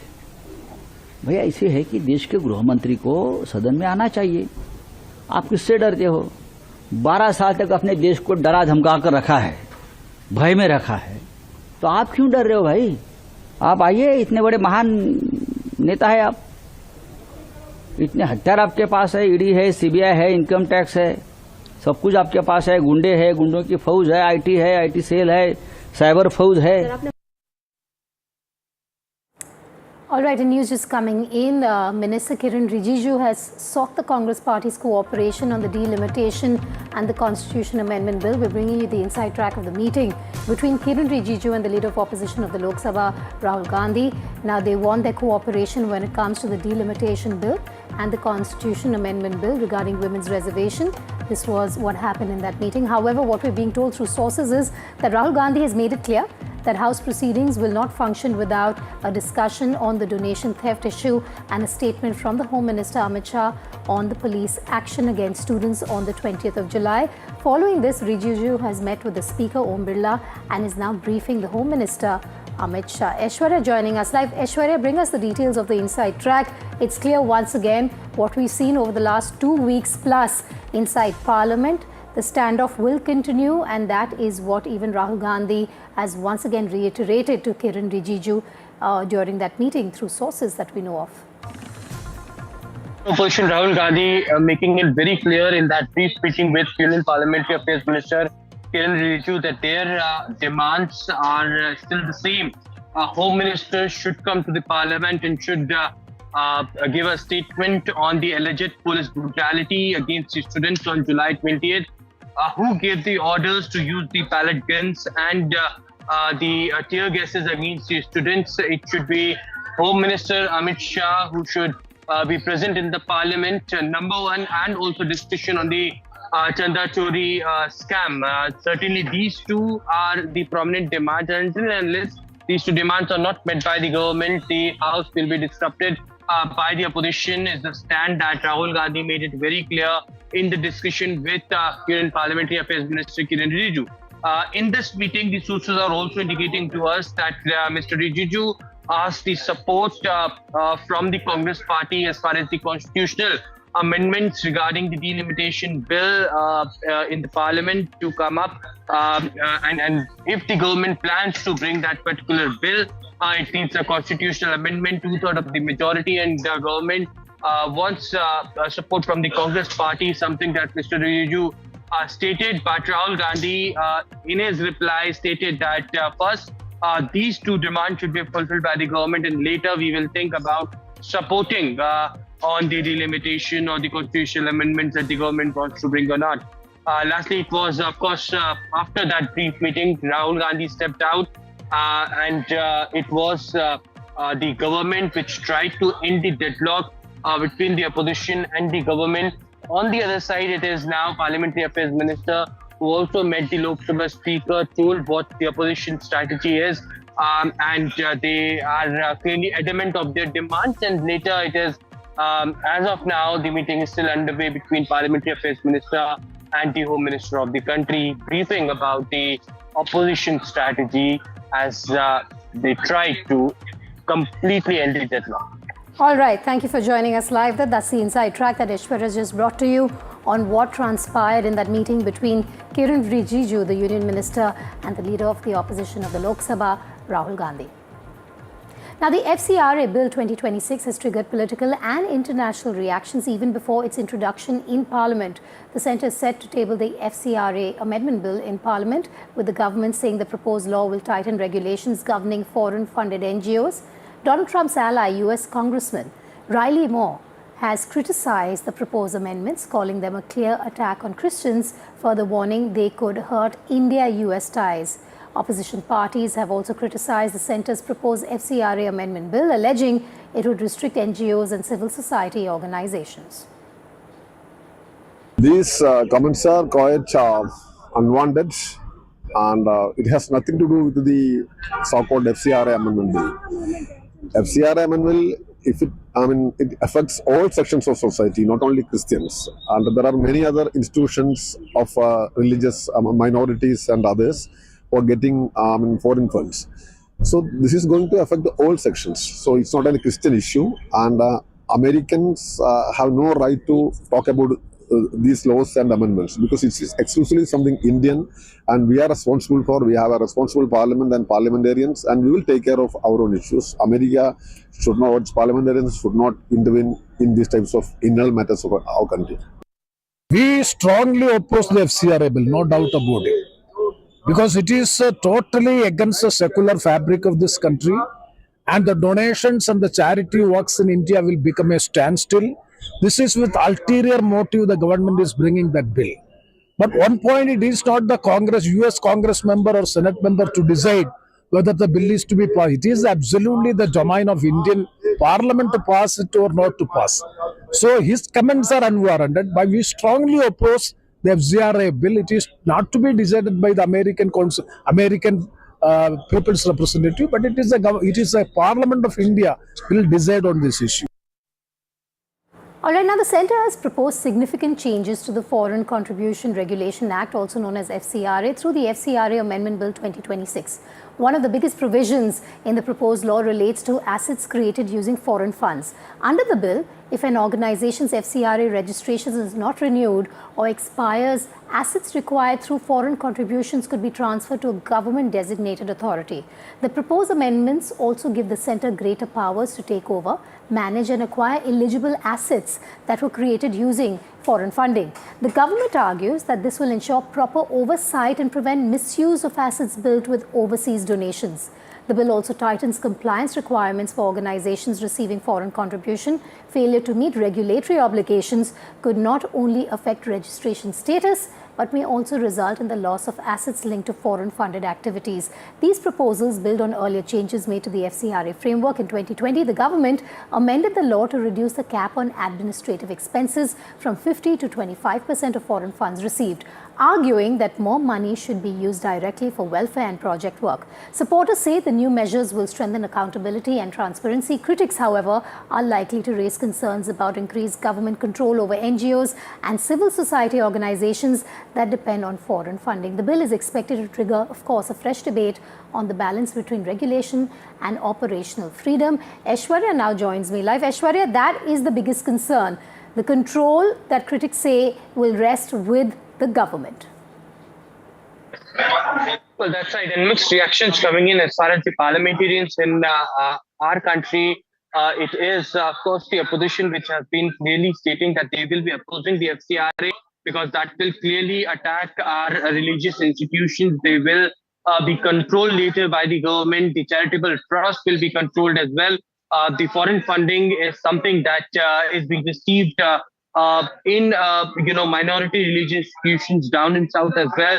And if the FCR amendment bill will come, then they will directly be impacted. It is the parliamentarians over here clearly stated that we will oppose this in the parliament whenever the government intends to bring in, but it should no longer there should be no longer a lecture from the United States or someone who is sitting abroad who should be telling us what to do or what not to. It's an internal matter of the country, and we will deal it. It's exclusive right of the parliamentarians to either support it or either oppose it. So yes, there have been contentions amongst the opposition members as far as several sections are concerned, the tighter rules for the NGOs as well, and also the religious charitable trust as far as and the churches in the country. There have been massive opposition as far as the northeastern states. In Mizoram, there was huge protest that was also witnessed just a while back when the government intended to bring the FCRA in the parliament. But as far as the government is concerned, they have been stating that as of now they have not decided when to bring this bill in the parliament. Later in the next week of the parliament, they can come up with this bill, but we will debate and nobody from the foreign nation should lecture us on India's inclusivity. Reaction coming in from KC Venugopal. Let's cut across. I told our concern very clearly. LOP told very strongly that FC and party stand is very clear and their opposition stand is very clear on that. They cannot bring FCRA in that old format at all. Because it is against the RSS can do anything, but no other NGO. This mindset cannot be approved. Therefore, we will oppose it very strongly. We are not going to allow them to pass that type of draconian bills. Sir, US lawmaker also tweeted now about the FCRA bill and said that it is not good and it could also harm the tie-up between the US and India. How do you see that?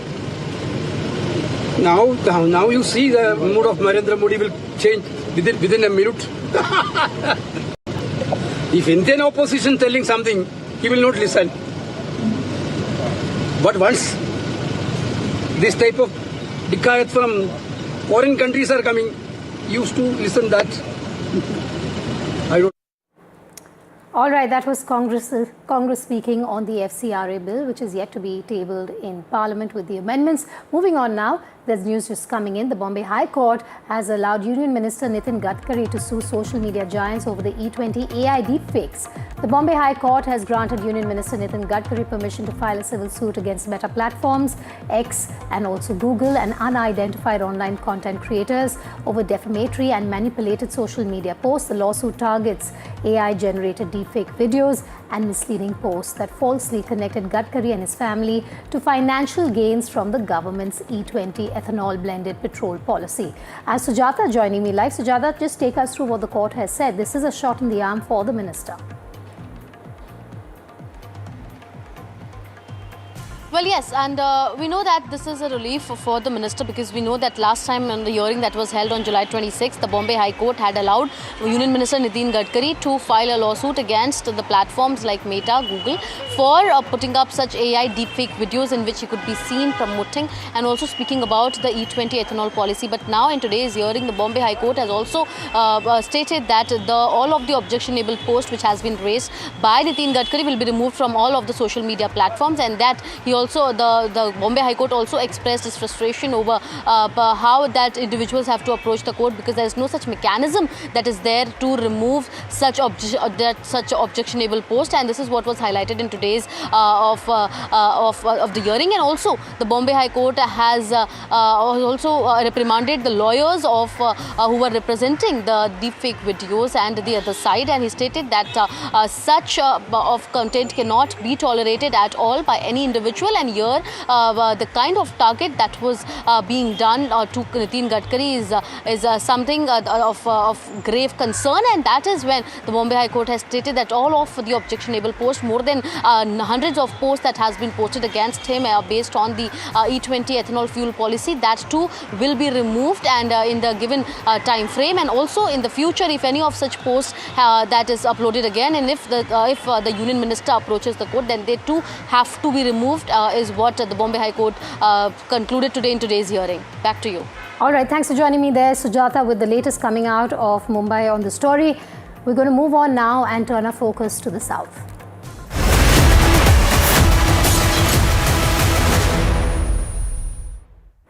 The TV case turned up the heat in the Tamil Nadu Assembly today, taking direct aim at the DMK over corruption. The party asserted that only a TVK government under the Chief Ministership of Vijay can deliver clean governance, claiming corrupt leaders and officials fear their rise, which also projects itself as the true champion of social justice. On education, TVK has renewed its push to scrap the NEET, citing repeated paper leak controversies, and has demanded that MBBS admissions be based on grade 12 marks.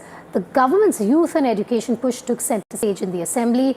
An over 270 crore branded bicycle scheme will benefit 5.3 lakh Class 11 students, while 300 crore rupees has been allocated to modernize over 3,700 government schools.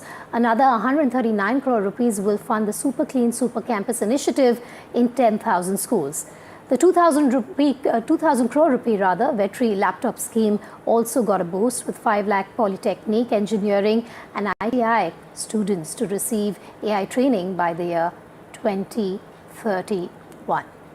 Now, the Tamil Nadu government's first full budget under Chief Minister Vijay has doubled down on welfare politics, with one announcement grabbing the biggest headlines: a 560 crore rupee allocation under which every child born in a government hospital will receive a 1 gram gold ring.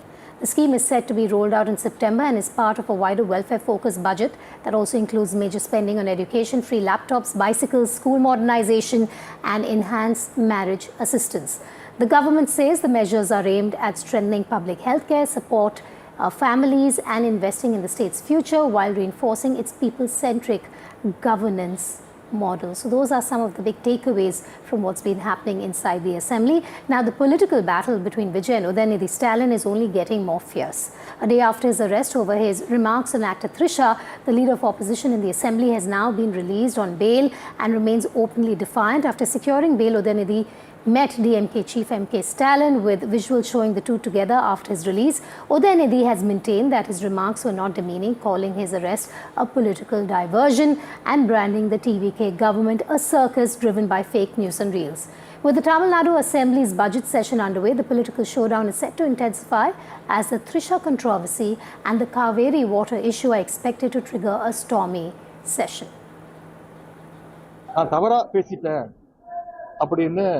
கண்டனம் தெரிவிச்சிருக்காங்க. அது எனக்கு கொஞ்சம் வருத்தமா இருக்கு. நான் எந்த நேரத்தில் அந்த மாதிரி தவறான எண்ணத்தில் நான் பேசவே இல்லை. விவசாயிகளுக்கு ஆதரவாக பேசினதுக்காக இந்த தரங்கட்ட அரசு கைது செஞ்சிருக்கிறாங்க. நான் மீண்டும் சொல்றேன், இந்த கைதுக்கு நான் பயப்பட மாட்டேன். இன்னும் 100 முறை பேசுவேன், மீண்டும் பேசுவேன். அதுல சில பேர் சொல்லியிருக்கிறாங்க, நான் இரட்டை அர்த்தத்தில் பேசிட்டேன், டபுள் மீனிங்ல பேசிட்டேன் அப்படின்னு சொல்லியிருக்கிறாங்க. நான் நிச்சயமா டபுள் மீனிங்லாம் பேசவே இல்லை.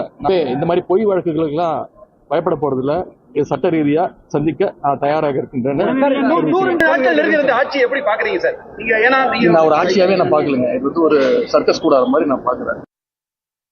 நான் ஒரு ஆட்சியாவே நான் பாக்கலங்க. இது வந்து ஒரு சர்க்கஸ் கூடாத மாதிரி நான் பாக்குறேன். பயமுத்தணும், டைவர்ஷன் தான், வேற ஒன்றும் கிடையாது. திமுக சட்டமன்ற உறுப்பினர்களை பார்த்தா அவங்க கைது செய்ய தோணும். அதிமுக சட்டமன்ற உறுப்பினர் பார்த்தா எப்படியாவது அவங்கள சோஃபா அனுப்பிச்சு பர்ச்சேஸ் பண்ணணும்னு இந்த அரசு முயற்சிக்குது.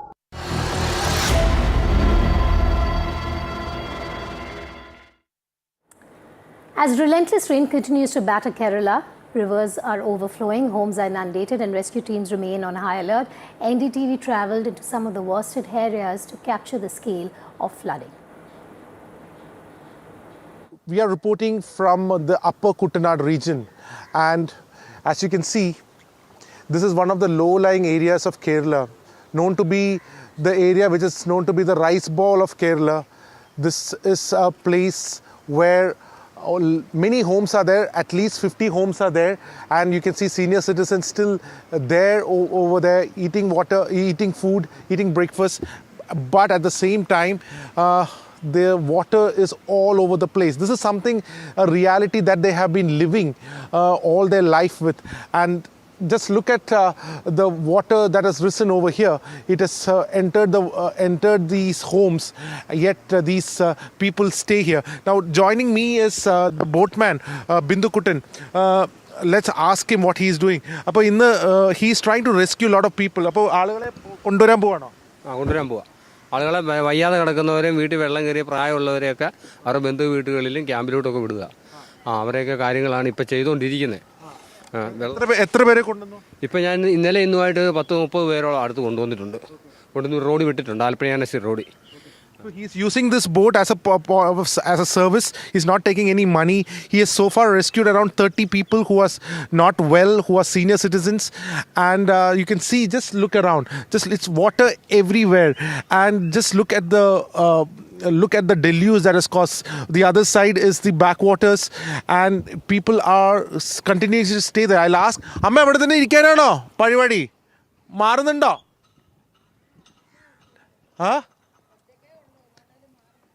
Maranam. She's staying alone and she wants to move out. Epla ninga? Okay, so she's saying that she will move to the camp very soon. You just see, after the 2018 floods, you can see that some of these homes, this is a newly built home, they have created in such a way that it can withstand a certain amount of flood. But these old homes is what is continuing to create problems for the residents. They have not upgraded their homes to meet to the realities of this time, and all of them have been moved into camps. Many are still being moved, and people like Bindu Kutan are helping in this initiative to save more lives and ensure that the people living in this upper Kuttanad area is safe. All right, there is news coming in. Leader of opposition of the Lok Sabha, Rahul Gandhi, has once again attacked the Home Minister Amit Shah. Rahul Gandhi has said, and I'm going to quote him here, Amit Shah ji, do not hide, answer the nation's questions in Parliament. Who ordered the attack on the students? So as you can see, the Congress is digging in its heels. Rahul Gandhi digging in his heels when it comes to the issue of the police excesses committed on students on the 20th of July during the protests.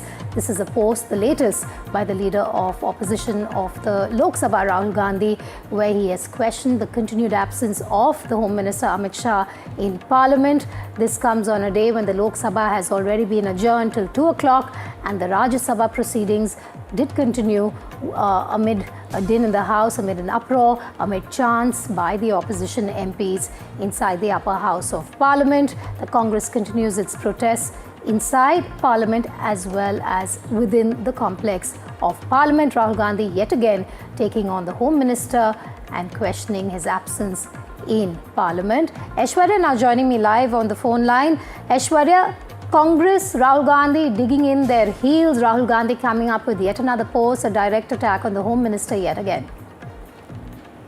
Well, that's right. And that's one demand that the Congress party is taking forward now on when the monsoon session of Parliament clearly is coming on its conclusion. As far as the Congress party is stating, their demand is that Home Minister is the one who is responsible for the alleged brutality by the police personnel on the students on July 20th, as far as the use of pellet guns, tear gases and the lathi charge that was done against the students. It was someone who should be held accountable is the major demand of the Congress party. And as Priyanka Gandhi Vadra this morning also stated that Home Minister is the one under whom the Delhi police clearly work. All right. So that's the latest that we have for you. The face-off in Parliament continues. The Congress also digging in their heels. This comes at a time when the Lok Sabha has been adjourned, like I said,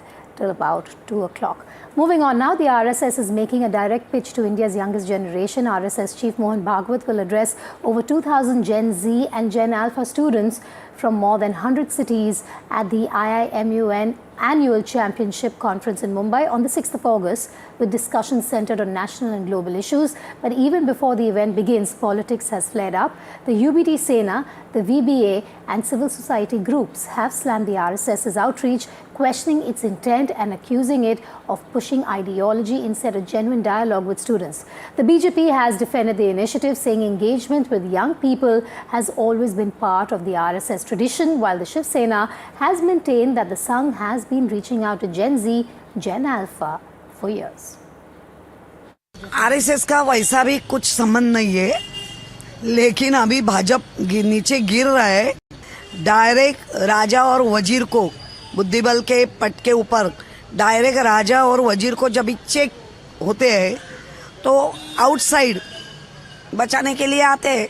हमने बुद्धिबल का पट देखा है ना, राजा को और वजीर को जब भी तो कोई भी प्यादी भी बचा सकता है और होता भी है। बुद्धिबल में राजा का चेक दिया हुआ कैंसिल होता है, वजीर को चेकमेट कैंसिल होता है, बुद्धिबल के पट में होता है, तो इधर तो होगा ही। भगवत जी शुरू से ही संघ में छोटे आयु के बच्चों से लेकर के युवाओं तक सबके बीच में विचार मंथन वे करते आए हैं। ये कोई नई पहल नहीं है। यदि आप संघ की शाखा में जाओ तो शिशु की भी शाखा होती है, युवाओं की भी शाखा होती है और बड़े बुजुर्गों की भी शाखा होती है। इसलिए सब तबके के साथ आदरणीय संघ चालक जी संवाद करते रहते हैं और उसी संवाद की एक पहल है, ये कोई नई पहल नहीं है। हर जो है लीडर का काम है या कोई ज्येष्ठ लोग होते हैं, वो चाहते हैं कि भाई ठीक है, जैन जी के जो लोग हैं उनसे बातचीत करें, संवाद रखें, कोई गलत बात तो नहीं है उसमें। अभी बीजेपी और आरएसएस ने अभी और भी रैलियां की थी, वो ज़्यादा डायलॉग नहीं होता है, डिक्टेशन होता है। तो हम बस ये होप करेंगे कि डिक्टेशन नहीं, इंस्टेड डायलॉग करें, बच्चों को बुली ना किया जाए, 15 साल की लड़कियों को, वो हमारी होप है। बाकी हम अपना यूथ मूवमेंट पे काम करते रहेंगे। जैसा सौरभ ने बोला, education, youth related issues, employment हो गया, एजुकेशन, एम्प्लॉयमेंट, बाकी उनके सपोर्टर्स, महंगाई जो है, कॉस्ट ऑफ लिविंग बढ़ती जा रही है, इकोनॉमी हमारी अभी शैम्बल्स में है, तो सारे इश्यूज के ऊपर बात की जाएगी और रखा जाएगा। The Rashtriya Swayamsevak Sangh has been reaching out to the Gen Z and the Gen Alpha for the past 2-3 years. There are core issues of nation first, culture, discipline, making your contribution to civic duty as an ongoing process. Adanya Mohanji Bhagwat, who is our Sarasang Chalak, is coming to Mumbai and will be addressing the issues of the youth, answering their questions and directly engage with them. So for all those who are trying to correlate this to NEET, I would only want to say, why not move with the times? Why not engage? Why not answer questions? And why not be accountable both ways? Mohan Bhagwat इनसे बात करने के बजाय आप उनके माता पिताओं से बात किया तो अच्छी होगी, क्योंकि माता पिता भी उसको सुनाएंगे कि आपने कभी बच्चा संभाला नहीं है तो आप कैसे हमको उपदेश देते हो। ये है। दूसरा जो है वो आप क्या रेजिमेंटलाइज करना चाह रहे हो समाज को, और रेजिमेंटलाइज करना चाह रहे हो तो आपकी विचारधारा पहले बताइए। ये तो बिल्कुल इस देश के युवाओं ने फोर्स करा है, जहां पर नरेंद्र मोदी को भी रात के 11-11 बजे जाकर इंस्टाग्राम पर रील डालनी पड़ रही है। अब मोहन भागवत का भी जेनजी से बात करने का मन कर रहा है, तो देर से ही क्यों ना हो, लेकिन इन लोगों को अब समझ में आते हो कि जेनजी को इग्नोर नहीं कर सकते, डिसमिस नहीं कर सकते, बात करनी पड़ेगी और बात करेंगे तो ही अच्छा है, क्योंकि ये लोग देश का भविष्य है। The students of the country have reacted against this government. The students, the youth, they have stood like a rock against the injustice they had to meet from this government. And this government was forced to take a decision on Dharmendra Pradhan. This government attacked the students. This government fired pellets on them. This government also used AK-47. So now the RSS chief meeting the Gen Z to understand, the RSS should understand the people's mindset of the country. The RSS should also understand that people are frustrated with this government. The centre has issued a fresh summon to Meta's global public policy head, Joel Kaplan, with Instagram technical officials also asked to appear. Sources say the Parliamentary Committee on IT has given Meta founder Mark Zuckerberg 3 days to respond over the removal of Prime Minister Modi's video from Facebook. The committee has warned that Meta could lose its safe harbour protection if action is not taken against those responsible. The government also wants Meta to explain how its algorithm works. Separately, the NCPCR has issued a notice to Meta over alleged child sexual exploitative content on Instagram, directing all major social media platforms to remove such content within 3 days or face legal action. हमारी committee ने जो परसों बैठक ली थी, उस बैठक में हमारी कमेटी ने पत्र लिखा है मिनिस्ट्री ऑफ आईटी को और मिनिस्ट्री ऑफ होम अफेयर्स को कि प्रधानमंत्री जी का जो वीडियो उन्होंने डिलीट किया वो इंटरमीडियरी का काम नहीं है, वो पब्लिशर का काम है। और इस नाते जकरबर्ग को जो है 3 दिन के अंदर माफी मांगनी होगी। यदि माफी नहीं मांगेंगे तो उनके ऊपर जो जितने भी सोशल मीडिया प्लेटफॉर्म है उनको जो सेफ हार्बर दिया हुआ है हमने, जिसका कि वो गलत फायदा उठाते हैं, सेफ हार्बर खत्म कर देंगे।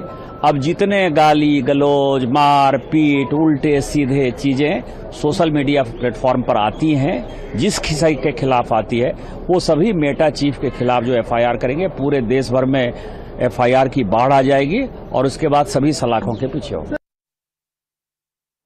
Let me now tell you what the Safe Harbour Protection is. The Safe Harbour Protection is a legal safeguard available to online intermediaries like Meta, like Google, X and YouTube under Section 79 of India's Information Technology Act, the IT Act. It means that these platforms are generally not held legally responsible for content posted by their users, provided they comply with due diligence requirements and act as lawful directives from authorities.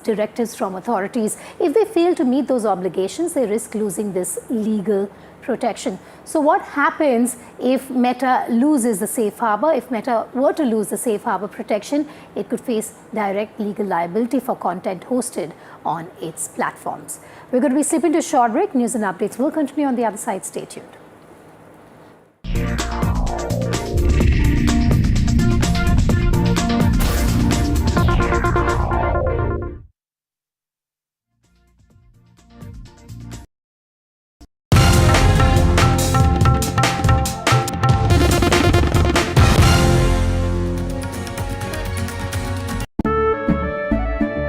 केसरिया से मन जोगी हुआ रे, दिल झूमे देखो मतवारा हुआ रे, केसरिया से मन जोगी हुआ। हर पल मनाओ केसरी त्योहार। विमल, बोलो जुबान केसरी। याद है ना मैंने क्या सिखाया था? सिल्वर के लिए स्टर्लिंग मार्क, गोल्ड के लिए हॉल मार्क और मस्टर्ड ऑयल के लिए सिर्फ पी मार्क। इस बार तो माँ से भी बेहतर बना। P Mark, the mustard specialist since 1933. बरसों से सरसों। कुछ तो बात है इस दिल में। थोड़े में ज्यादा स्वाद, यही तो है इसकी खास बात। वाओ मामा, क्या स्वाद है? अरे मेरे राजा। मसाला। Launch control 0 to 100. This isn't just about cars and bikes. This is about how you move. This car makes no sense, yet it makes every sense. What we are sitting inside is a Joby-powered air taxi. Your friend said, "Ye le le." We said, maybe not. Hi, my name is Siddharth Sharma. I'm your NDTV Automate, your ultimate guide into the world of automobiles and mobility.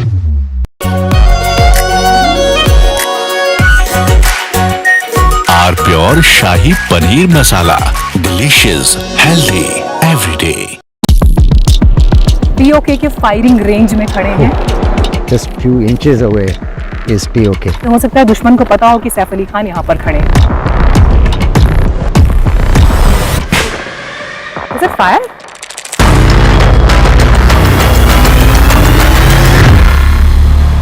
मीठा या नमकीन, चाहे जैसे खाओ, 100% सूजी से बनी are pure vermicelli, स्वादिष्ट, सेहतमंद हर रोज।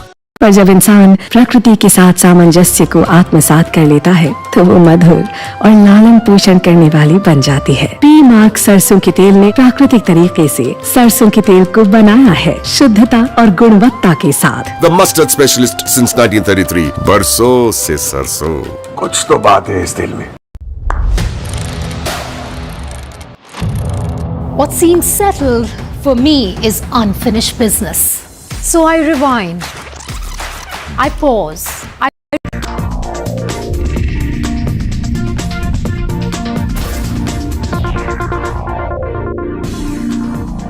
Welcome back. An India-flagged cargo vessel sank in the Red Sea off Yemen's western coast after it was attacked by a projectile on Tuesday. There were 14 crew members on the ship, of which 13 were Indian sailors. One was Yemeni. All 14 sailors were rescued by the Yemeni forces. Here's a report. Another Indian ship, another attack, another close call.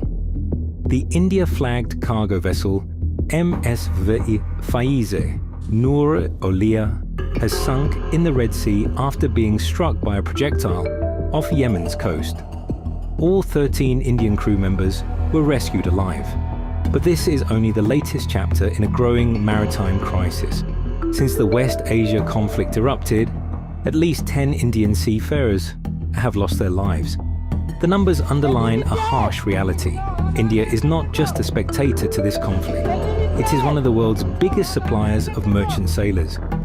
India is the world's third largest supplier of seafarers, with more than 300,000 Indians serving on commercial ships across the globe. That also means thousands of Indians are sailing through some of the world's most dangerous waters, from the Red Sea to the Gulf of Aden and to the Strait of Hormuz. More than 15,000 Indian seafarers remain stranded west of the strait, waiting for safe passage as the conflict continues to disrupt maritime traffic. For these sailors, war is no longer something they watch on television. It is unfolding right outside their ships.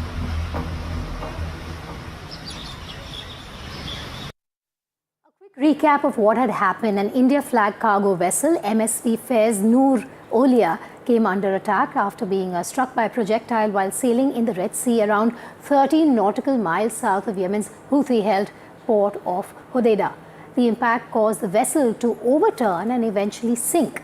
There were 14 crew members on board, including 3 Indian sailors and 1 Yemeni national. All of them were rescued safely by the Yemeni Coast Guard and taken to the port of Mocha, where they received medical assistance. India has strongly condemned the attack, calling it unprovoked, and says it is working closely with the authorities in Yemen to ensure the safety and welfare of the rescued crew. The incident is the latest in a series of attacks on commercial shipping in the Red Sea, a vital global trade route that has come under increasing threat amid the regional conflict. Moving on to another international story, a CNN report has claimed that the United States of America has depleted nearly 80% of its THAAD interceptor missile inventory and roughly half of its Patriot interceptors since the conflict started. Citing 2 sources familiar with the matter, CNN says concerns over shrinking missile stockpiles along with fears of possible Iranian retaliation contributed to US President Donald Trump's decision to abandon plans for broader strikes on Iranian infrastructure. However, both the Pentagon and the White House have strongly rejected suggestions that the US military is running short of critical munitions. Pentagon officials insist the military has everything it needs to carry out the president's objectives, while the White House says American stockpiles remain more than sufficient to meet all strategic goals. Very quickly, here's what the CNN report has claimed. It says that the United States has depleted nearly 80% of its THAAD interceptor missile inventory and roughly half of its Patriot interceptors since the start of the conflict. Citing 2 sources familiar with the matter, CNN says concerns over shrinking missile stockpiles along with fears of possible Iranian retaliation contributed to Donald Trump's decision to abandon plans for broader strikes on Iranian infrastructure. However, both the Pentagon and the White House have strongly rejected suggestions that the US military is running short of critical munitions. Pentagon officials insist the military has everything it needs to carry out the president's objectives, while the White House says American stockpiles remain more than sufficient to meet all strategic goals. On that note, we're simply in a short break. I'll be back with Breaking Ground at 1 p.m. in moments from now. Stay tuned.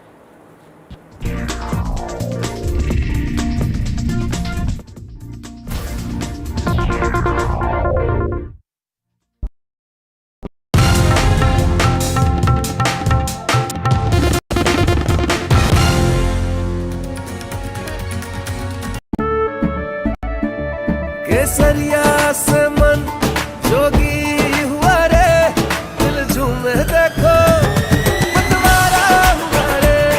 केसरिया से मन जोगी हुआ। हर पल मनाओ केसरी त्योहार।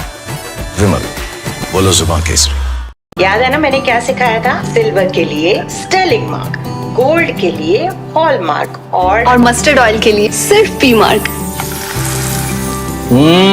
इस बार तो माँ से भी बेहतर बना। P-Mark, the mustard specialist since 1933. बरसों से सरसों। कुछ तो बात है इस दिल में। थोड़े में ज्यादा स्वाद, यही तो है इसकी खास बात। वाओ मामा, क्या स्वाद है। अरे मेरे राजा। Launch control 0 to 100. This isn't just about cars and bikes. This is about how you move. This car makes no sense, yet it makes every sense. What we are sitting inside is a Joby-powered air taxi. Your friend said, "Ye le le." We said, "Maybe not." Hi, my name is Siddharth Sharma. I'm your NDTV Automate, your ultimate guide into the world of automobiles and mobility.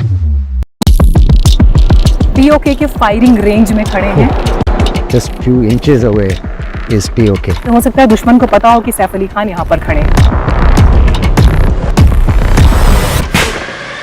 Is it fire?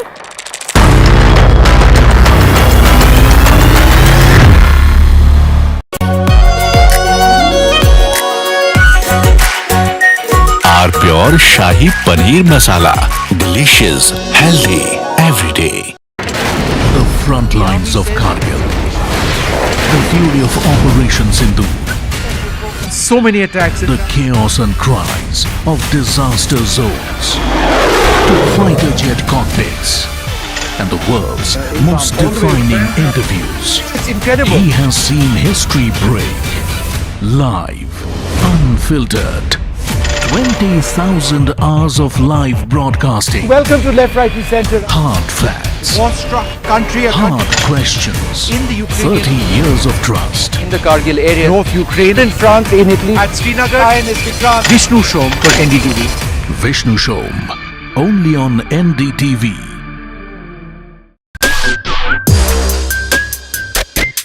ये लीजिए भाई, मैंने बनाया है बैठ सकता आपके साथ, खाइए ना। ऐसे आप कहाँ से हैं? हरियाणा। कब गए थे लास्ट वहाँ पे? 1.5 महीने पे।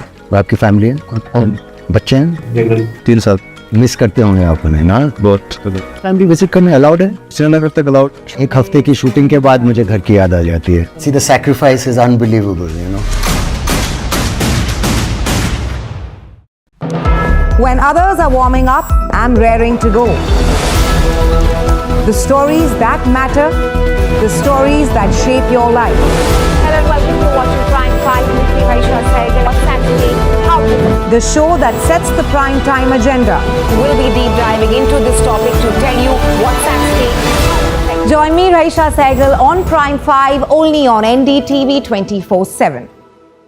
मीठा या नमकीन, चाहे जैसे खाओ, 100% सूजी से बनी आर प्योर वर्मिसेली, स्वादिष्ट, सेहतमंद हर रोज। पर जब इंसान प्रकृति के साथ सामंजस्य को आत्मसात कर लेता है तो वो मधुर और लालन पोषण करने वाली बन जाती है। पी मार्क सरसों के तेल ने प्राकृतिक तरीके से सरसों के तेल को बनाया है शुद्धता और गुणवत्ता के साथ। The mustard specialist since 1933. बरसों से सरसों। कुछ तो बात है इस दिल में। From the newsroom to the studio to the thick of political action. You're watching NDTV 24/7. The hope is that beyond this election, this will be one of the major issues. With multiple challengers in the fray, the TMC also has done a bit of rejigging. Remember, this is also a district that has been plagued by communal violence. Come to some of the sabhas that the BJP is also organizing, especially in the villages of West Bengal. When stories have impact, Padmaja Joshi, managing editor and primetime anchor. then news has influence. The buck stops here with Padmaja Joshi. Your work is being watched by people. You think that you're making an impact in this.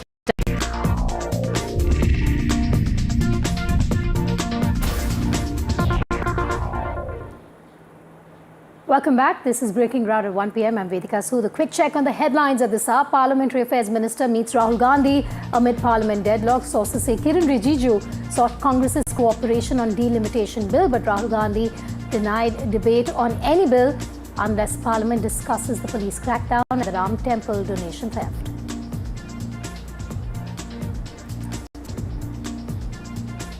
In the Tamil Nadu Assembly session, the TVK targeted the DMK, claims corrupt leaders and officials fear Vijay.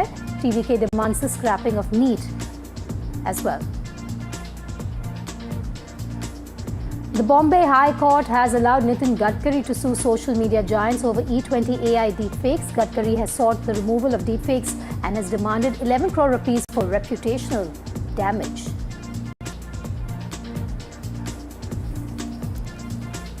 Political war of words over RSS's youth outreach. Congress UBT Sena leaders question the outreach, claiming the organization is trying to expand its ideological influence among Gen Z and Gen Alpha students.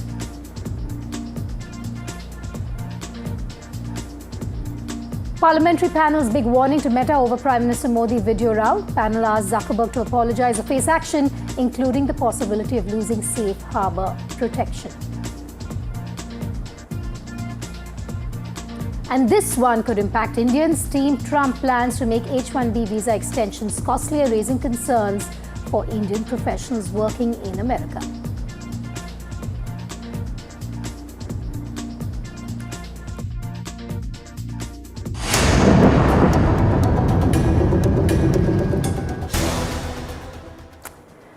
Amid continued sloganeering and disruptions in Parliament, the centre has stepped up efforts to break the deadlock. Parliamentary Affairs Minister Kiran Rijiju has met with Rahul Gandhi about an hour back, seeking the Congress's cooperation on the proposed delimitation exercise and the Constitution Amendment Bill on women's reservation. But Rahul Gandhi held firm, making it clear that the House cannot function unless there's a discussion on the alleged Ram Mandir donation scam and a statement from the Home Minister Amit Shah on the police action against protesting students. After his meeting with Rahul Gandhi, Kiran Rijiju, Union Minister, also met with the Lok Sabha Speaker Om Birla and had then briefed the Home Minister Amit Shah as the government weighs its next move to end the parliamentary impasse. Kiran Rijiju met Rahul Gandhi with the government agenda. We wanted discussion on Chanda Chori. So the entire nation is worried about that issue. Therefore, there should be a proper discussion on that issue. Then, the beginning onwards, we are asking for a statement from Home Minister of this country, who is completely responsible for the daily firing and atrocities against the students. So we are asking for a discussion, debate. Parliament is for debate and discussion. They don't want any debate, any discussion. They want to bulldoze everything. They want to bulldoze every legislation, which we cannot agree at all. Aishwarya now joining me live on the story. Aishwarya, a lot of meetings that have taken place in the last 1 hour. Just take us through the big takeaways from those meetings. What happened also between the Union Minister Kiran Rijiju and the Home Minister in that latest meeting between the two? Well, the government tried to reach out to the opposition as far as the deadlock in the parliament that was seen over the last 2 weeks of the monsoon session of parliament. The government wants the house to function smoothly and to conduct discussions and debate in a proper structural way. And therefore, the reason the Union Parliamentary Affairs Minister Kiran Rijiju was part of the government and also stated that whether the opposition or the Congress party will support the constitutional amendments if the government is willing to bring in, as far as the delimitation bill is concerned, or either the FCRA, the leader of opposition in that particular meeting, the sources indicated to us, also asked what the government plan of action as far as the delimitation bill. The Rahul Gandhi also went on to say that until and unless the demands of the opposition parties, as far as the Home Minister's Home Minister's statement in the House, or either Home Minister's presence in the House is not there, until and unless that doesn't happen, and the discussion panning around the Ram Temple donation theft scam doesn't happen, the opposition will continue to disrupt the parliament. It was the Union Parliamentary Affairs Minister Kiran Rijiju who also informed about the entire discussions to the Lok Sabha Speaker and Home Minister Amit Shah as well. The cooperation from the opposition is something that the government is trying to see from the opposition parties. Aishwarya, thanks for joining me live there. That's the latest that we have for you. There was a meeting this morning about an hour back, closer to noon, and there were 3 meetings that have been held by Kiran Rijiju. The first with the Lok Sabha leader of opposition, Rahul Gandhi, then with the Lok Sabha Speaker, Om Birla, and then with the Home Minister, Amit Shah. Moving on now, the FCRA bill 2026 has triggered a political and international storm as well. The centre is set to table the FCRA amendment bill in Parliament, with the government saying the proposed law will tighten regulations governing foreign-funded NGOs. Donald Trump's ally, US Congressman Riley Moore, has criticized the proposed amendments, calling them a clear attack on Christians, further warning they could hurt India-US ties. Opposition parties have criticized the centre's proposed FCRA amendment bill, alleging it would restrict NGOs and civil society organizations. These comments are quite unwanted, and it has nothing to do with the so-called FCRA amendment bill. FCRA amendment, it affects all sections of society, not only Christians. And there are many other institutions of religious minorities and others who are getting foreign funds. So this is going to affect the all sections. So it's not a Christian issue, and Americans have no right to talk about these laws and amendments, because it's exclusively something Indian, and we are responsible for. We have a responsible parliament and parliamentarians, and we will take care of our own issues. America should not, its parliamentarians should not intervene in these types of internal matters of our country. LOP told very concerned, very strongly that FC and party stand is very clear, and their opposition stand is very clear on that. They cannot bring FCRA in that old format at all.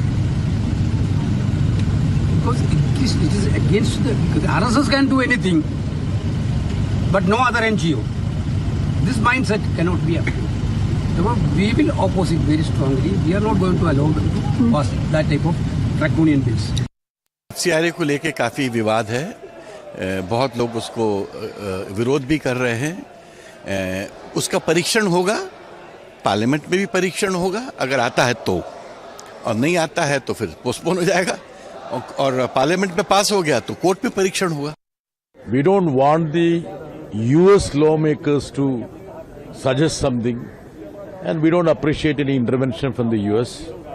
This government wants intervention from US because Modi is the friend of Trump, and he always look at US and their perspective on everything this nation should otherwise decide on its own. Many a time we have opposed the move of this government, and last session they tried to bring this legislation. When they couldn't do it, they amended the rules, and they are making it draconian and impossible for these organizations to function. We strongly oppose the FCRA bill, no doubt about it, because it is totally against the secular fabric of this country, and the donations and the charity works in India will become a standstill. This is with ulterior motive the government is bringing that bill. But one point, it is not the US Congress member or Senate member to decide whether the bill is to be passed. It is absolutely the domain of Indian Parliament to pass it or not to pass. So his comments are unwarranted, but we strongly oppose the FCRA bill. It is not to be decided by the American people's representative, but it is a Parliament of India will decide on this issue. Now, the government says the proposed FCRA amendments are aimed at strengthening accountability in the use of foreign funding and plugging gaps in oversight. According to the centre, the changes are designed to prevent any misuse or diversion of foreign funds and ensure that money received from abroad is used strictly for the purpose for which it was granted. The bill also seeks to tighten scrutiny of foreign-funded NGOs and organizations with greater monitoring and compliance requirements. Another key objective is to protect assets created using foreign contributions, ensuring they remain within a regulated framework even if an organization loses its FCRA registration. The government argues that the measures will improve transparency, strengthen financial accountability, and create a more robust system for tracking how foreign funds are received, managed and utilized in the country. Critics, however, are expected to raise concerns about the impact on the functioning and autonomy of civil society organizations. Aishwarya joins me live. That's the concern as well. We spoke about government control, but now also the autonomy when it comes to civil society organizations, Aishwarya. Well, that's right. Accountability and transparency are these two major, characters of the FCRA amendment Bill 2026 that the government is trying to propose. The opposition parties clearly stating that this will clearly control the religious organizations, the churches and the charitable trustees in the country, and certainly the foreign funding that they receive will have to be now under the foundation of the government, which certainly was not the case earlier. It was remember the member of House Appropriation, Riley Moore, clearly stating that the Christianity has a long-standing history in the country, and the government is intending to clearly control the churches and charitable trustees trust, and it would be the India-US bilateral relationship that will hamper if the government will go on. The Indian parliamentarians on the other side countered the charges made by the member of House of Appropriation, Riley Moore, clearly stating that he should not make such commentary. These are unwarranted statements coming in from the United States. The bill is exclusive to India. Indian Parliament can deal with it, and United States should not lecture India on how the bill should be passed in the country and what the laws in India should be.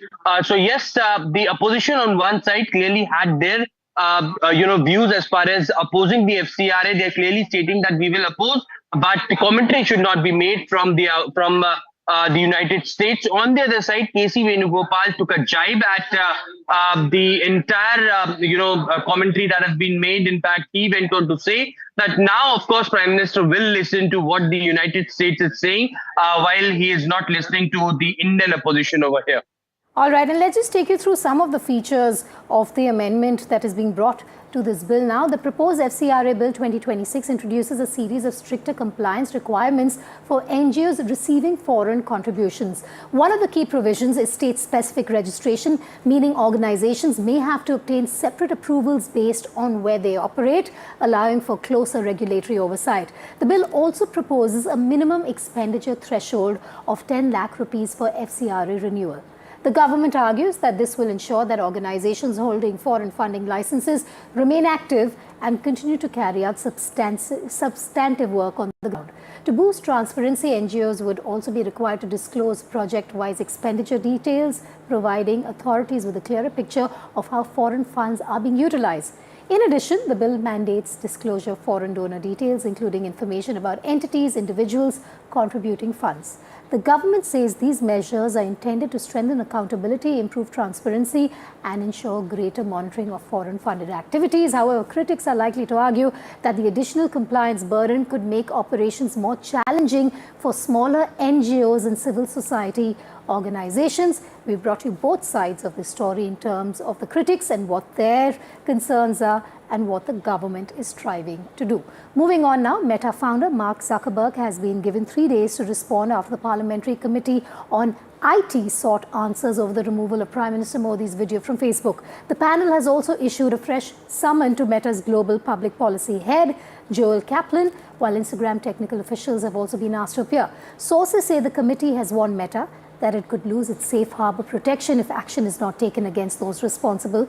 The government is also seeking an explanation of how Meta's algorithm works. Separately, the NCPCR has issued a notice over alleged child sexual exploitative content on Instagram, directing major social media platforms to remove such content within 3 days or face legal action. Committee ने जो परसों बैठक ली थी, उस बैठक में हमारी committee ने पत्र लिखा है मिनिस्ट्री ऑफ आईटी को और मिनिस्ट्री ऑफ होम अफेयर्स को कि प्रधानमंत्री जी का जो वीडियो उन्होंने डिलीट किया वो इंटरमीडियरी का काम नहीं है, वो पब्लिशर का काम है। और इस नाते जकरबर्ग को जो है 3 दिन के अंदर माफ़ी मांगनी होगी। यदि माफ़ी नहीं मांगेंगे तो उनके ऊपर जो जितने भी सोशल मीडिया प्लेटफॉर्म है उनको जो सेफ हार्बर दिया हुआ है हमने, जिसका कि वो गलत फ़ायदा उठाते हैं, सेफ हार्बर ख़त्म कर देंगे। अब जितने गाली गलौज मार पीट उल्टे सीधे चीजें सोशल मीडिया प्लेटफॉर्म पर आती हैं, जिस किसी के खिलाफ आती है वो सभी मेटा चीफ के खिलाफ जो एफआईआर करेंगे, पूरे देश भर में एफआईआर की बाढ़ आ जाएगी और उसके बाद सभी सलाखों के पीछे होंगे।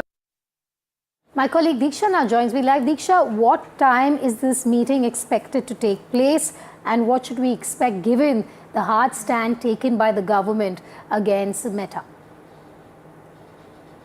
Vedika, I think the first thing to note here is that the meeting is happening today. It was scheduled for 12:30 and was supposed to go on till 1:15.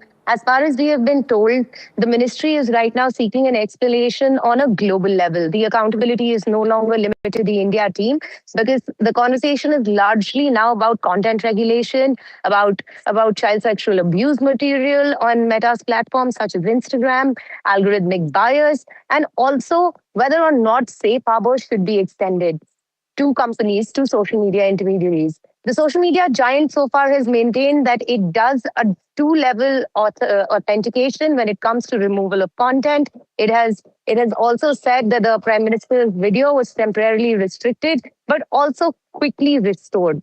So there are several levels and layers of conversation happening over here. Whether it's the conversation with NCPCR, which is slated to happen tomorrow, or the conversation with the Ministry of Electronics and Information Technology, which is currently underway, or the conversation with the IT panel, which happened on Monday. From all fronts, we are seeing that Meta is embroiled in a controversy where it has to address fundamental questions how to regulate content. This content, the government says, has been, quote unquote, a threat to public order. It's not just about content on the social media giant platforms anymore. There's a lot more about transparency than about accountability, which are becoming in important questions that are crucial to this debate. Over to you. Thanks for joining me live there. Before we move ahead, I want our viewer to understand what is the safe harbor protection that the government has also been speaking of, representatives of the government have been speaking of. The safe harbor protection is a legal safeguard available to online intermediaries such as Meta, Google, X and YouTube under Section 79 of India's Information Technology Act. It means these platforms are generally not held legally responsible for content posted by their users, provided they comply with due diligence requirements and act on lawful directions from authorities. If they fail to meet those obligations, they risk losing their legal protection. So what happens if they lose that legal protection, if they lose the safe harbor? If Meta were to lose safe harbor protection, it could face direct legal liability for content hosted on its platforms. That means law enforcement agencies could file cases not just against individual users, but also against the company and in some instances, its officials. It would significantly increase Meta's legal exposure and put greater pressure on the company to monitor and remove content more aggressively. However, any withdrawal of safe harbor protection would have to follow the legal process under the Indian law.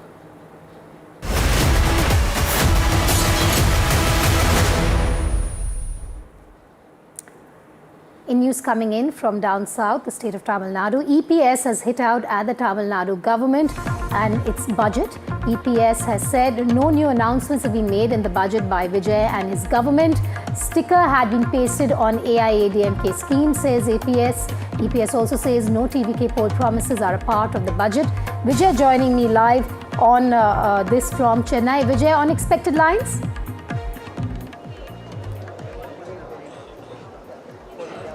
Vidika, that's right. It is expected from the opposition parties, DMK, ADMK, but we have to wait for DMK reaction because as we speak, we are just waiting for leader of opposition Udhayanidhi Stalin reaction to the budget. But on the other hand, the ADMK General Secretary Edappadi K. Palaniswamy reacted for the budget. He mentioned three important aspects, saying that how the government going to manage the deficit or debt burden, but they have announced various new schemes also. On the other hand, he also pointed out that government has changed the name of already existing schemes which was implemented by during the ADMK regime, but now they are pasting stickers on the schemes by changing the name of various schemes. So these are all the allegation of criticism towards the budget. Edappadi K. Palaniswamy had to say, and we are, on the other hand, BJP also criticized regarding there is no any specific announcement for development. These are all the remarks made by the BJP sole MLA here just outside the assembly session. So we have to wait for other parties. Congress is supporting the budget. TVK allies, like-minded parties are appreciating the budget, but opposition parties are criticizing the budget as usual. But DMK reaction is going to be very important. What exactly they are going to point out, because there were criticism by the finance minister inside the legislative assembly saying that under DMK government, DMK regime, during the last 5 years, there were financial burden on Tamil Nadu, especially the debt situation has been increased in last 5 years. So these are all the points we can expect reaction from the Udhayanidhi Stalin also, Vedika. All right, do stay with me, Vijay. We have another story emerging from the state of Tamil Nadu. I'm going to come back to you in a moment from now.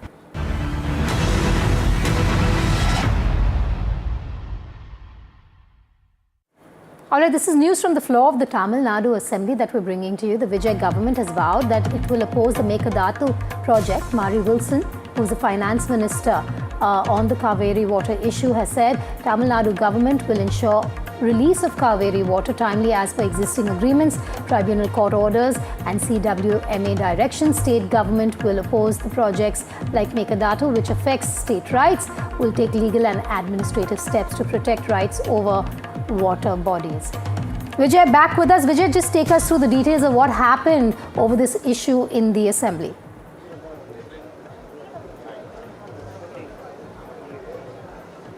Vidika, it is very important statement as far as TVK government is concerned. Remember, while tabling the budget, Finance Minister Maria Wilson made it clear, saying that TVK government strongly opposing the Meghdadu project and similar projects also. He also made a point saying that TVK government will take all necessary steps legally and administrative steps to ensure water rights, over water rights, especially over the Kaveri water issue. He also made a point saying that TVK government will take all steps to ensure the release of Kaveri water at the appropriate time. Remember, there were huge controversy for past few weeks over Meghdadu issue and Kaveri water issue also. Even DMK staged a massive protest at Delta region in Tanjavur district, criticizing TVK government over Meghdadu and Kaveri water issue. But it is not a new statement from the TVK government, because they earlier during the last session also they passed a resolution against the Meghdadu project. Even other parties also supported backed the resolution. So now yet again, amid this controversy, TVK government as a policy made it very clear they are pretty much confident in opposing Meghdadu project, and there is no any kind of compromise over the releasing of Kaveri water as per Supreme Court judgment, various verdicts and a tribunal, and also CWMA, Kaveri Water Management Authority. At appropriate time, the Kaveri water will be released. The government will take steps to ensure releasing of Kaveri water at appropriate time, Vedika. All right, thanks for joining me live there. Let's just listen into what the state's finance minister had said. ஏற்கனவே உள்ள ஒப்பந்தங்கள், தீர்ப்பாயத்தின் தீர்ப்புகள் மற்றும் நீதிமன்ற உத்தரவுகளின்படி காவிரி நீர் உரிய நேரத்தில் திறந்துவிடப்படுவதையும் தமிழ்நாடு அரசு உறுதி செய்யும். மேகதாது திட்டம் போன்ற மாநிலத்தின் உரிமைகளை பாதிக்கக்கூடிய திட்டங்களை எதிர்ப்பது உட்பட சட்ட ரீதியான, தொழில்நுட்ப மற்றும் நிர்வாக ரீதியான தொடர் முயற்சிகள் மூலம் தமிழ்நாட்டின் நீர் உரிமைகளை அரசு பாதுகாக்கும். The TVK has turned up the heat in the Tamil Nadu Assembly, taking direct aim at the DMK over corruption. The party asserted that only a TVK government under the Chief Ministership of Vijay can deliver clean governance, claiming corrupt leaders and officials fear their rise, while also projecting itself as the true champion of social justice. On education, TVK renewed its push to scrap NEET, citing repeated paper leak controversies, and demanded that MBBS admissions be based on the grade 12 marks. The government's youth and education push took centre stage in the Assembly. A 277 crore rupee branded bicycle scheme will benefit 5.3 lakh class 11 students, while 300 crore rupee has been allocated to modernise over 3,700 government schools. Another 139 crore rupees will fund the Super Clean Super Campus initiative in across 10,000 schools. The 2,000 crore rupee veterinary laptop scheme also got a boost, with 5 lakh polytechnic engineering and ITI students to receive AI training by 2031. The Tamil Nadu government's first full budget under Chief Minister Vijay has doubled down on welfare politics, with one announcement grabbing the biggest headline, which is a 560 crore rupee allocation, under which every child born in a government hospital will receive a 1 gram gold ring. The scheme is set to be rolled out in September and is part of a wider welfare-focused budget that also includes major spending on education, free laptops, bicycles, school modernization and enhanced marriage assistance. The government says the measures are aimed at strengthening public healthcare, supporting families and investing in the state's future, while reinforcing its people-centric governance model that the AIADMK has slammed.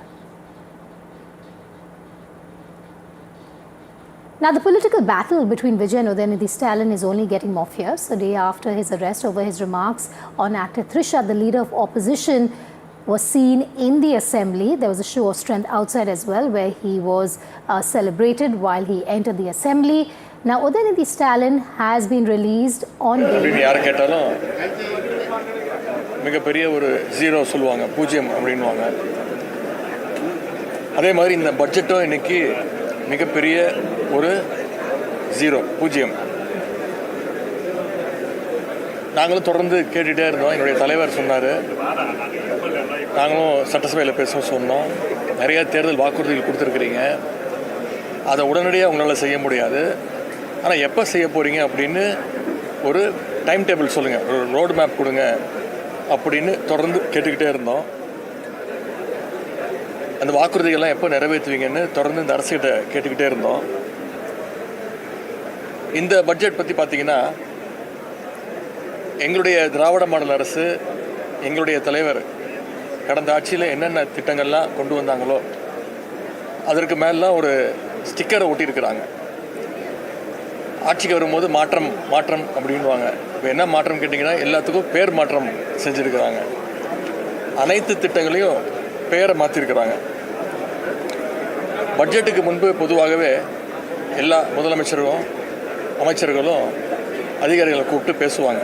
அதே மாதிரி இந்த அரசும் கடந்த 10 நாட்களாக முதலமைச்சர் எல்லா அதிகாரியும் கூப்பிட்டு ஆலோசனை செய்வது மாதிரி ஒரு ஃபோட்டோ ஷூட்லாம் நடத்தி அந்த புகைப்படங்கள்லாம் வந்தது.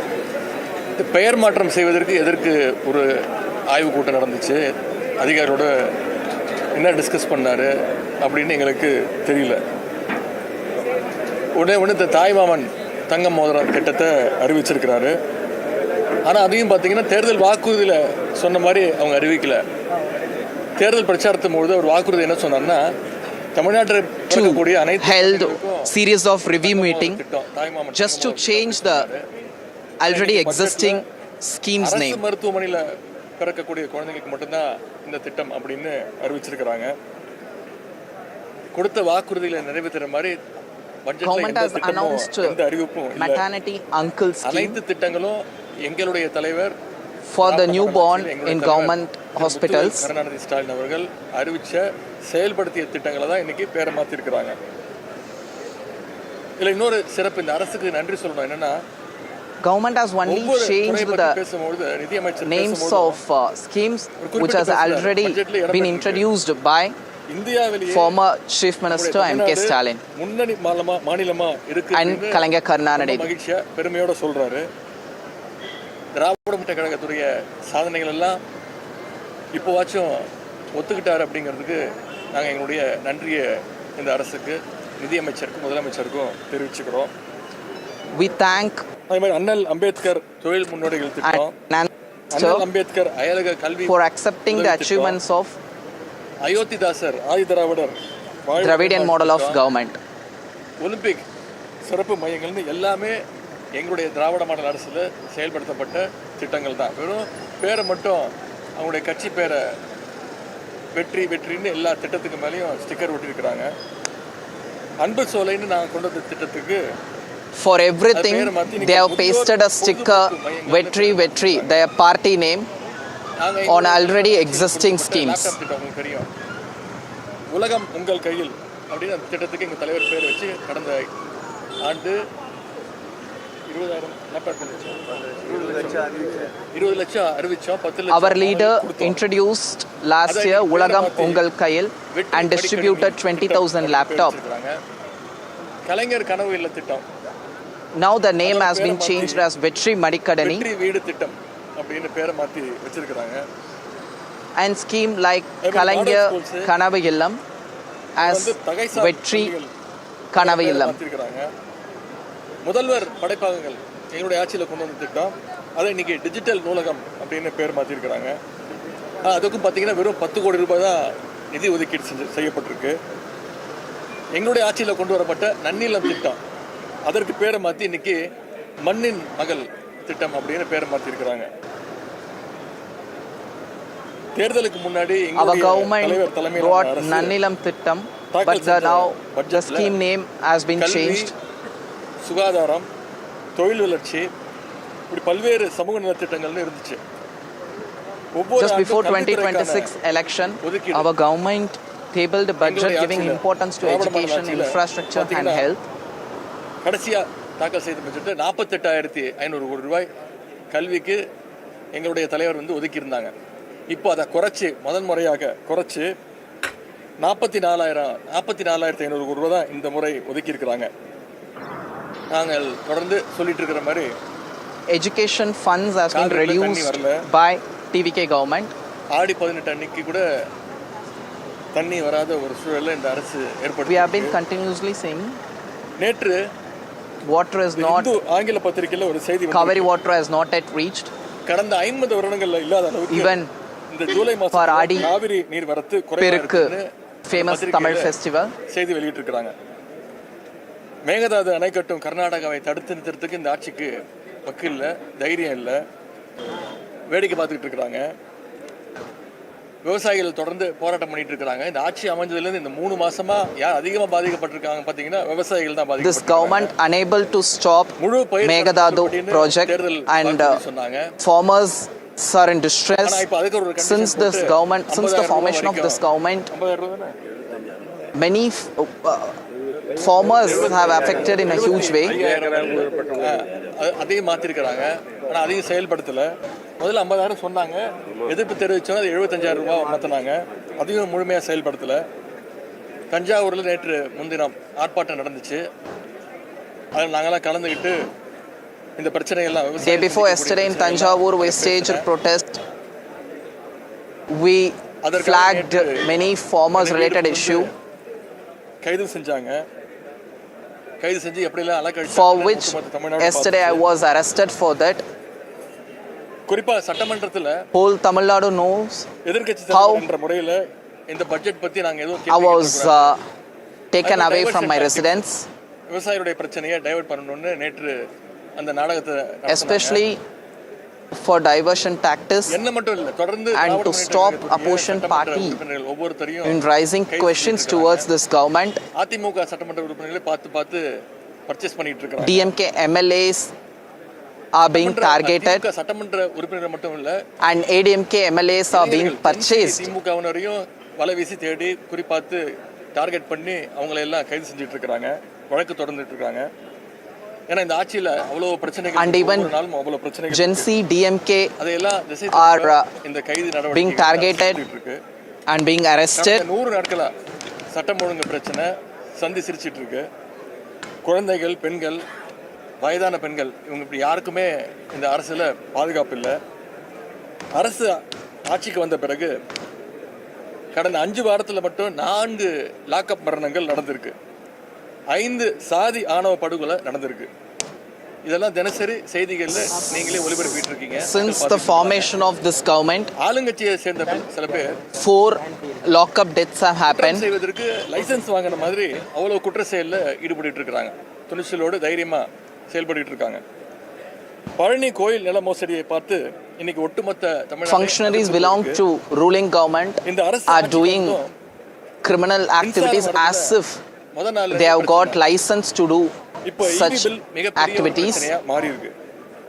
கிட்டத்தட்ட 3.5 லட்சம் குடும்பங்களுக்கு வழக்கத்தை விட பல மடங்கு அதிகமாக now electricity bill soaring electricity bill அரசு பள்ளிகளுக்கு போய் அங்க இருக்கக்கூடிய மாணவர்கள் வெளில வர சொல்லி இந்த கட்சியுடைய பேரெல்லாம் கோஷம் போட சொல்லி மாணவர்கள் எல்லாம் வற்புறுத்தி அதை ரீல்ஸ் எடுத்து வீடியோ எடுத்து அதெல்லாம் போட்டு இந்த அரசு அமைச்சர்கள் அவங்களுடைய பணிகளை students were called out of the schools and made students to chant ruling government party name. அதற்கு மாறா போராட்ட மாணவர்கள் மீது they are posting that as a reel. இந்த அரசு நடத்தி இருக்கு. விலைவாசியும் உயர்ந்துட்டே போகுது. Even students who protested against NEET cases were registered against them. பதில் சொல்ல மாட்டாரு. Essential items பொதுப்பணித்துறை prices also witnessing rise. இந்த மாதிரி ஒரு if you raise such questions, எந்த மாநிலத்திலையும் எந்த சட்டமன்றத்திலையும் பார்த்திருக்காது. நேற்று பொதுப்பணித்துறை அமைச்சர் பேசியிருக்கிறாரு. அதாவது அவைக்கு முன்னவர் தீர்மானம் கொண்டு வரணுமா, எதிர்கட்சிகள் ஏதாவது கேள்வி கேட்டுச்சுன்னா அதற்கு முதலமைச்சர் பதில் சொல்ல வேண்டிய அவசியம் இல்லையா, இவங்க தான் பதில் சொல்லுவாங்களாம். இதற்கு எதற்கு முதலமைச்சர் அவைக்கு வரணும், இதுக்கு எதுக்கு நாங்கள்லாம் அவைக்கு வரணும் அப்படின்ற கேள்வியை they are saying if opposition party raises some question, it is not necessary for CM to give reply. Other ministers will. ஆட்சி அமைஞ்சோன்னே இந்த பட்ஜெட்டில் அதையாச்சும் சொல்லுவாங்கன்னு எதிர்பார்த்தேன். ஆனால் அதை சொல்வதுக்கு கூட அவங்களுக்கு டைம் இல்லை, இன்னும் டைம் கேட்குறாங்க. எனவே நடக்க போகிற கூட்டத்தொடர் முழுவதும் ஆணித்தரமாகவும் உறுதியாகவும் even in this budget TVK poll promises were also not part of the announcement. At least we expected that. கேள்வி கேட்க ரெடியாக இருக்கிறோம், பதில் சொல்ல இந்த அரசு ரெடியாக இருக்க வேண்டும். நன்றி, வணக்கம். அதை பத்திலாம் we are ready to question the government and this government should also be ready to answer our questions. அதெல்லாம் இந்த பட்ஜெட் அதை பத்தி பேச ஒரு வார்த்தை கூட Even கலைஞர் உரிமை தொகை அதுதான் சொல்றேனுங்க. வெறும் அவங்க மாற்றம் சொன்னாங்க இல்லைங்க. நாங்க தான் எல்லாருக்கும் மாற்றம் சொன்னாங்கல்ல. அவங்க சொன்ன மாற்றம் இதுதான். எல்லா திட்டங்களும் பேரை மாத்தி இருக்காங்க. அவங்க சொன்ன ஒரே மாற்றம் இதுதான். TVK spoke about changes, but the only change they have provided is they have changed the names of the schemes.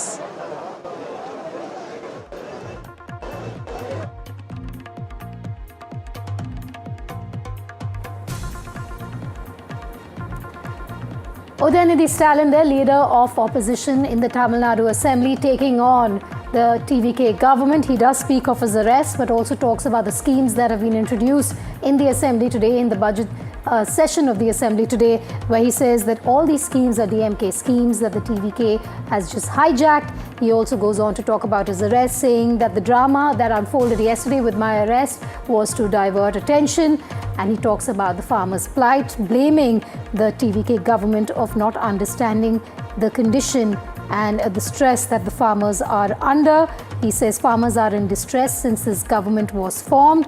He also talks about how this government has been in power for 100 days, but there's nothing much that they have achieved as the TVK government. Radhika joining me live. Radhika, you have Udhayanidhi Stalin there, coming out of the Assembly and taking on the TVK government, not only on the arrest that he faced yesterday, but also on the announcements that were just made by the TVK government in the Assembly.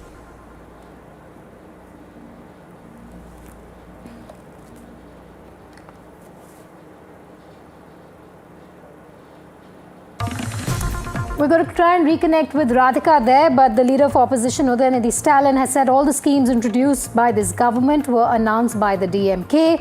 They have only changed the names of these schemes. It's been 100 days since the government was formed. People will give 0 marks to this government. This budget is 0. He's not the only one who has said that. It is also the AIADMK that has come down hard on the TVK government's budget announcements.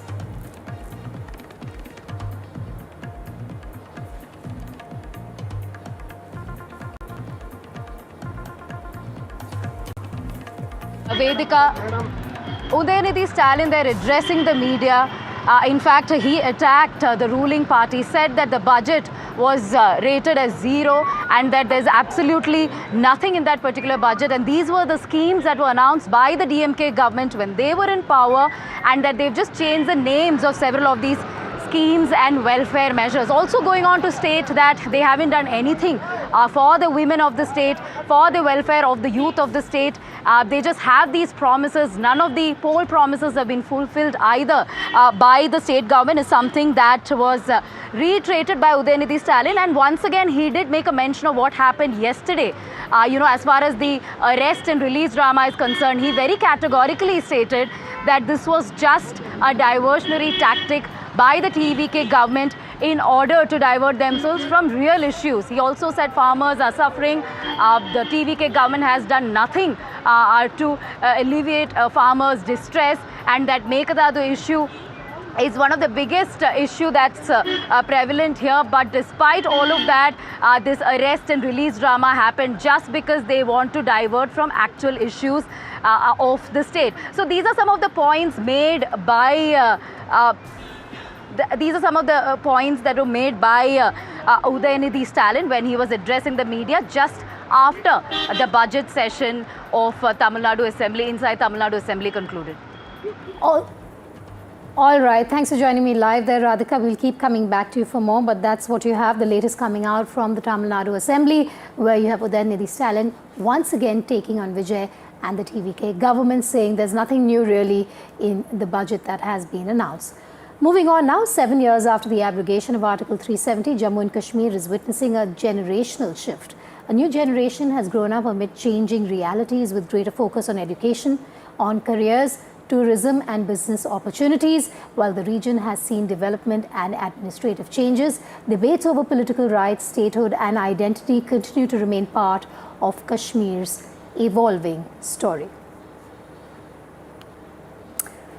All right, we're going to go back to what Udhayanidhi Stalin has just said. He has, of course, taken on the TVK government. He has taken on Vijay. He has also spoken of what he calls the arrest drama that was to divert focus from the real issues on the ground, including the Kaveri issue, the Mekadatu issue, among other issues. He's also spoken about the farmers and said that the TVK government does not understand the plight of the farmers who continue to suffer.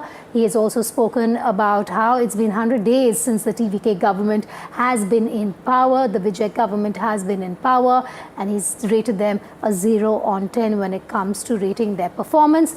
All of this happening straight after the session in the Tamil Nadu Assembly that took place. Udhayanidhi Stalin there speaking after a day after his arrest and the huge arrest drama that lasted multiple hours yesterday. He also talks about how this is a diversionary tactic by the TVK government to ensure that they deflect from issues of real importance and issues on the ground. It was implemented by us, the DMK government. It is totally zero, waste of total zero budget. Thank you, sir. Thank you so much, sir. So that was Udhayanidhi Stalin.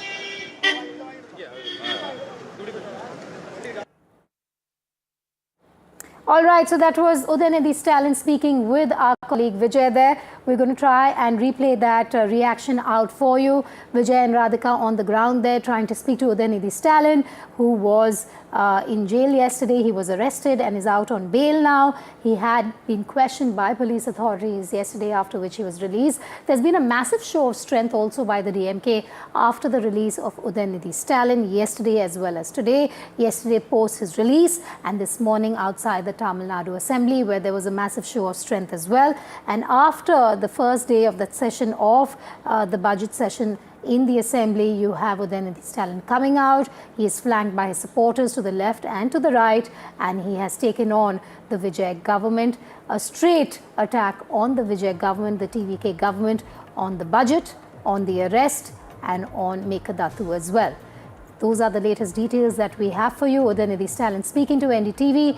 He says there's nothing much in the budget. Not a single promise has been fulfilled, is what Udhayanidhi Stalin has said while speaking to NDTV, to our reporter Vijay there, who will be joining us shortly. But that's the latest that we have for you in terms of the drama that is playing out outside the Assembly. Listen in to what he said in this exclusive conversation with NDTV.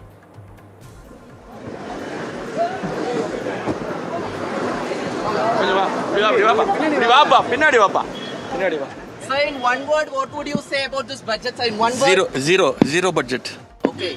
So, any other things, poll promises were also not part of Nothing was announced. They've just changed the name of the schemes that was implemented by us, the DMK government. They are totally zero, waste of total zero budget. Thank you, sir. Thank you so much, sir. So, that was Udhayanidhi Stalin. All right, that's our reporter, our correspondent Vijay, who has spoken with Udhayanidhi Stalin in an exclusive conversation there, where Udhayanidhi Stalin reiterates and once more says this is a zero budget. Remember, the DMK says all these announcements that were made by the TVK government, by its finance minister, state minister, were schemes that were brought to light by the DMK, which have now been taken over by the TVK. There's nothing new in the budget, is what Udhayanidhi Stalin has said. He also, of course, talks of previously during the press conference of the arrest drama that took place yesterday when he was arrested from his residence in Chennai.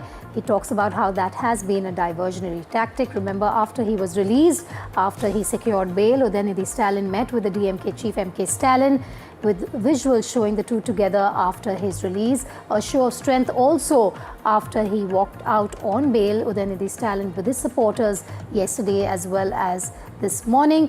Udhayanidhi Stalin has maintained that his remarks were not demeaning, calling his arrest a political diversion and branding the TVK government a circus driven by fake news and reels. This while the budget session of Tamil Nadu Assembly has been underway and the political showdown could intensify over the next few days. Vijay joining me live. Vijay, you just spoke with Udhayanidhi Stalin. He has denounced this budget as a zero budget, and the claim here is not only by the DMK but by the AIADMK as well, that our previous schemes have been cut, copy, pasted by the TVK government. Vedika, that's right. It's opposition party's job to oppose whatever the government introduced in Legislative Assembly. So, in a way, Udhayanidhi Stalin also had called this budget as a zero budget. In a similar line only, even ADMK General Secretary Edapadi K. Palaniswamy also has criticized the Tamil Nadu first budget. It's very interesting. And also, Udhayanidhi Stalin had called the budget as a zero budget. Very notably, he had made a point saying that many existing schemes are being renamed under TVK government. This is the very important point made by Udhayanidhi Stalin. He also pointed out saying that already the DMK government under MK Stalin and Kalaignar Karunanidhi implemented various schemes, but those schemes are only renamed under this budget. He also called this a government as a sticker government, saying that saying that pasting stickers for existing schemes as if it is a new schemes. But we have to wait for how TVK government going to respond to this. If you want to mention about this Vetri, all the schemes have name Vetri, Vedika. It is very interesting because before while a few days back there were cabinet meeting in which they had mentioned Vetri Tamilagam 2026-2027 will be a policy book, like a policy book for Tamil Nadu Budget government, how this government going to function for next 5 years. So in a way they have mentioned many schemes, Vetri Magalir goat rearing scheme, Vetri entrepreneur scheme, Vetri Veedu Thittam, Vetri laptop scheme. Like this, they have named every schemes as a Vetri. They have in a way their TVK sources also say V for Vijay, V for Vetri. Even remember Vijay's chaired his first party conference in a Viluppuram V Salai. V is something very much connected to Tamil Nadu Budget party. So in a way, this under this budget also many schemes starting the name has a Vetri. So it would be very interesting to see how TVK government also going to respond to the opposition party's criticism also, Vedika. All right, do stay with me. We're going to play out what Udhayanidhi Stalin just said to my colleague Vijay here on NDTV.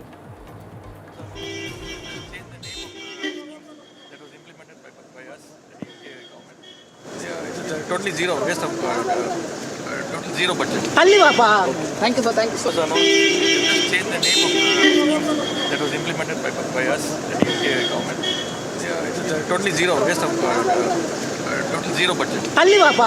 Thank you, sir. Thank you, sir. So, just change the name of that was implemented by us, the DMK government. It's totally zero, waste of total zero budget. Thank you, sir. Thank you, sir. So, just change the name of that was implemented by. Udhayanidhi Stalin there speaking exclusively with NDTV's Vijay in Chennai. This is while he was leaving the assembly after the budget session. In the assembly, he calls the budget by the TVK government that was presented by its finance minister a zero budget on a day when the TVK has pushed a lot of announcements out, making this what they call a populist budget. But both the DMK and the AIADMK staking claim to the announcements, saying these were announcements that we had also pushed out in the past that the TVK is now attempting to hijack. On that note, we're sipping a short break. News and updates will continue on the other side. Stay tuned.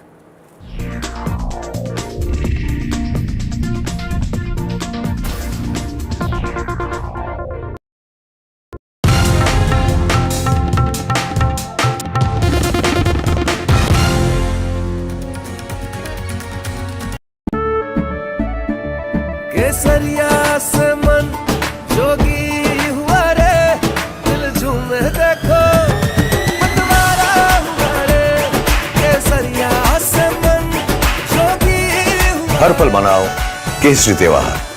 विमल, बोलो जुबान केसरी। याद है ना मैंने क्या सिखाया था? Silver के लिए स्टर्लिंग मार्क, गोल्ड के लिए हॉलमार्क और मस्टर्ड ऑयल के लिए सिर्फ पी मार्क। इस बार तो माँ से भी बेहतर बना।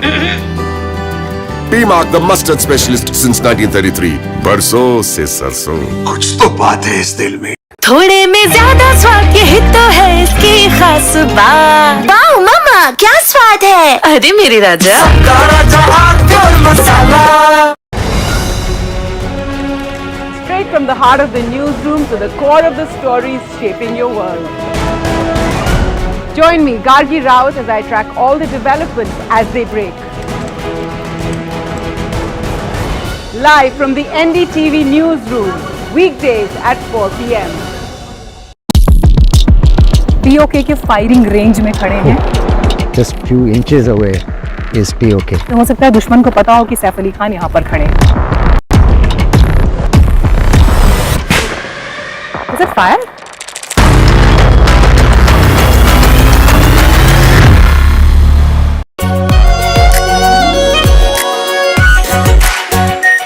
Our pure Shahi Paneer Masala. Delicious, healthy, every day. The front lines of Kargil. The fury of Operation Sindhu. So many attacks. The chaos and cries of disaster zones.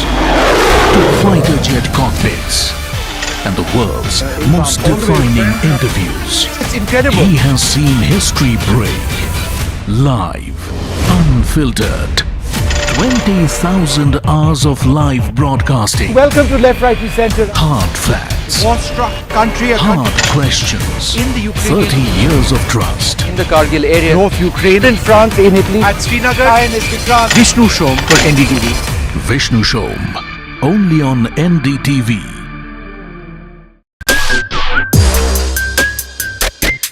ये लीजिए भाई, मैंने बनाया है. बैठ सकते आपके साथ? खाइए ना. ऐसे आप कहाँ से हैं? हरियाणा. कब गए थे लास्ट वहाँ पे? 1.5 महीने पे. आपकी फैमिली है?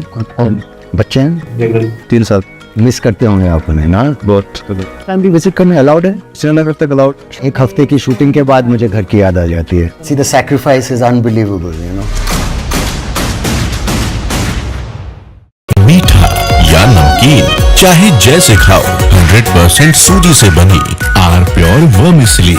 स्वादिष्ट, सेहतमंद, हर रोज.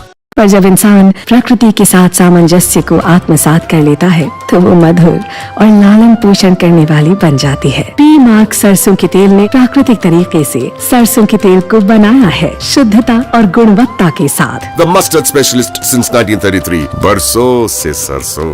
कुछ तो बात है इस तेल में. When others are warming up, I'm raring to go. The stories that matter, the stories.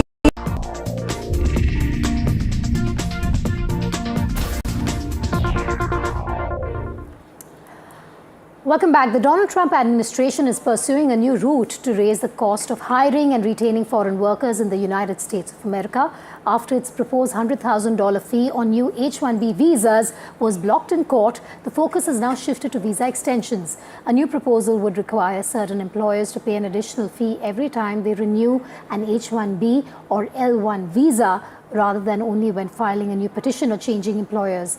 The move is expected to have the biggest impact on Indian professionals who make up the overwhelming majority of H-1B renewals and on major technology companies and Indian IT firms that depend on skilled foreign talent. If cleared, the rule could significantly increase long-term immigration costs for employers and reshape hiring decisions across the tech sector. Very quickly, let's just explain what this means, what this development is, and how it could impact Indians. The Trump administration is proposing a major change that could make it significantly more expensive for companies to keep foreign professionals in the United States. Right now, the additional H-1B fee generally applies only to new petitions or when a worker changes employers. Under the new proposal, that fee would also be charged every time an H-1B visa is extended. The move is expected to have the biggest impact on Indian professionals who account for nearly 78% of all H-1B visa renewals. While employers pay these fees, higher immigration costs could make companies more cautious about hiring or retaining foreign workers, particularly in the technology sector. The proposal comes after courts blocked the Trump administration's earlier plan to impose a $100,000 fee on new H-1B visas. If approved, the new rule would instead increase the cost of extending existing work visas. On that note, we slip in a short break. That's all we have time for in this edition of Breaking Ground. Stay tuned to NDTV.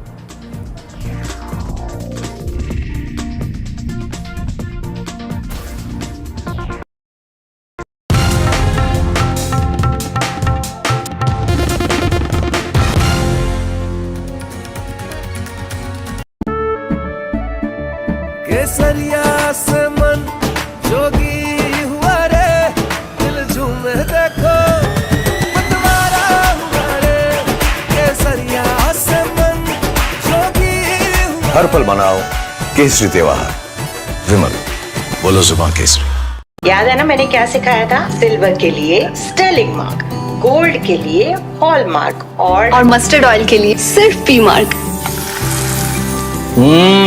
इस बार तो माँ से भी बेहतर बना। P Mark, the mustard specialist since 1933. बरसों से सरसों। कुछ तो बात है इस दिल में। थोड़े में ज्यादा स्वाद, यही तो है इसकी खास बात। वाओ मामा, क्या स्वाद है? अरे मेरे राजा, मसाला। Straight from the heart of the newsroom to the core of the stories shaping your world. Join me, Gargi Raut, as I track all the developments as they break. Live from the NDTV newsroom, weekdays at 4 p.m. POK के firing range में खड़े हैं। Just few inches away is POK. हो सकता है दुश्मन को पता हो कि सैफ अली खान यहाँ पर खड़े हैं। Is it fire?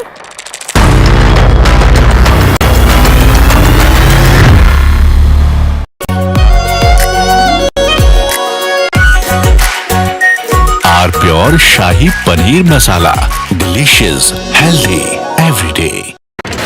The front lines of Kargil, the fury of Operation Sindhu, So many attacks. the chaos and cries of disaster zones, to fighter jet cockpits, and the world's most defining interviews. It's incredible. He has seen history break, live, unfiltered. 20,000 hours of live broadcasting. Welcome to Left, Right, and Center. Hard facts. War-struck country, a Hard country questions. in the Ukraine, 30 years of trust. in the Kargil area, North Ukraine, in France, in Italy, at Srinagar, Vishnu Shom for NDTV. Vishnu Shom. Only on NDTV. मीठा या नमकीन, चाहे जैसे खाओ, 100% सूजी से बनी are pure vermicelli, स्वादिष्ट, सेहतमंद हर रोज। पर जब इंसान प्रकृति के साथ सामंजस्य को आत्मसात कर लेता है तो वो मधुर और लालन पोषण करने वाली बन जाती है। पी मार्क सरसों के तेल ने प्राकृतिक तरीके से सरसों के तेल को बनाया है शुद्धता और गुणवत्ता के साथ। The mustard specialist since 1933. बरसों से सरसों। कुछ तो बात है इस दिल में। When others are warming up, I'm raring to go. The stories that matter, the stories that shape your life. Hello and welcome to watching Prime 5 with me, Raisha Saigal. What's Saturday? How to The show that sets the prime time agenda.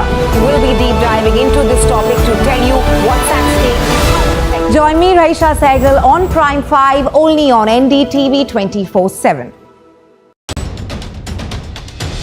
From the newsroom to the studio to the thick of political action. Now watching NDTV 24/7, the hope is that beyond this election, this will be one of the major issues. With multiple challengers in the fray, the TMC also has done a bit of rejig. Remember, this is also a district that has been plagued by communal violence. Come to some of the sabhas that the BJP is also organizing, especially in the villages of West Bengal. When stories have impact.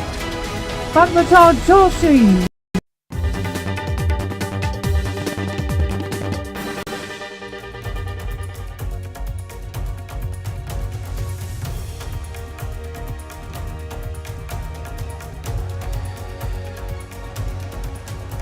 A very good afternoon and a warm welcome to all our viewers. This is the Southern View, where for the next half hour, me and my colleagues take you through all the developments that's making news in the southern part of India. Today, of course, the top focus remains in Tamil Nadu as TVK Vijay's maiden budget has been presented. My colleagues Radhika Ramaswamy and also Vijay join us on this broadcast. We'll of course keep you updated on all the developments. First up, of course, like I mentioned, it was the big day for Chief Minister Vijay and the TVK, the maiden budget.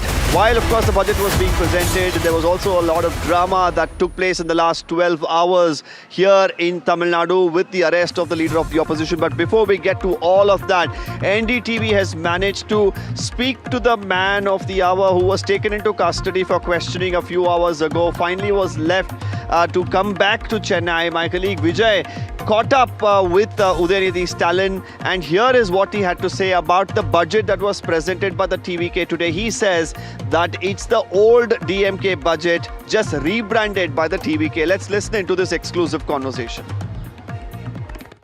What would you say about this budget, sir, in one word? Zero budget. Okay. So, any other things, poll promises were also not part of Nothing was announced. They've just changed the name of the schemes that was implemented by us, the DMK government. It's a totally zero, waste of total zero budget. Thank you, sir. One word, what would you say about this budget, sir, in one word? Zero budget. Okay. So, any other things, poll promises were also not part of Nothing was announced. They've just changed the name of the schemes that was implemented by us, the DMK government. It's a totally zero, waste of total zero budget. Thank you, sir. One word, what would you say about this budget, sir, in one word? Zero budget. Okay.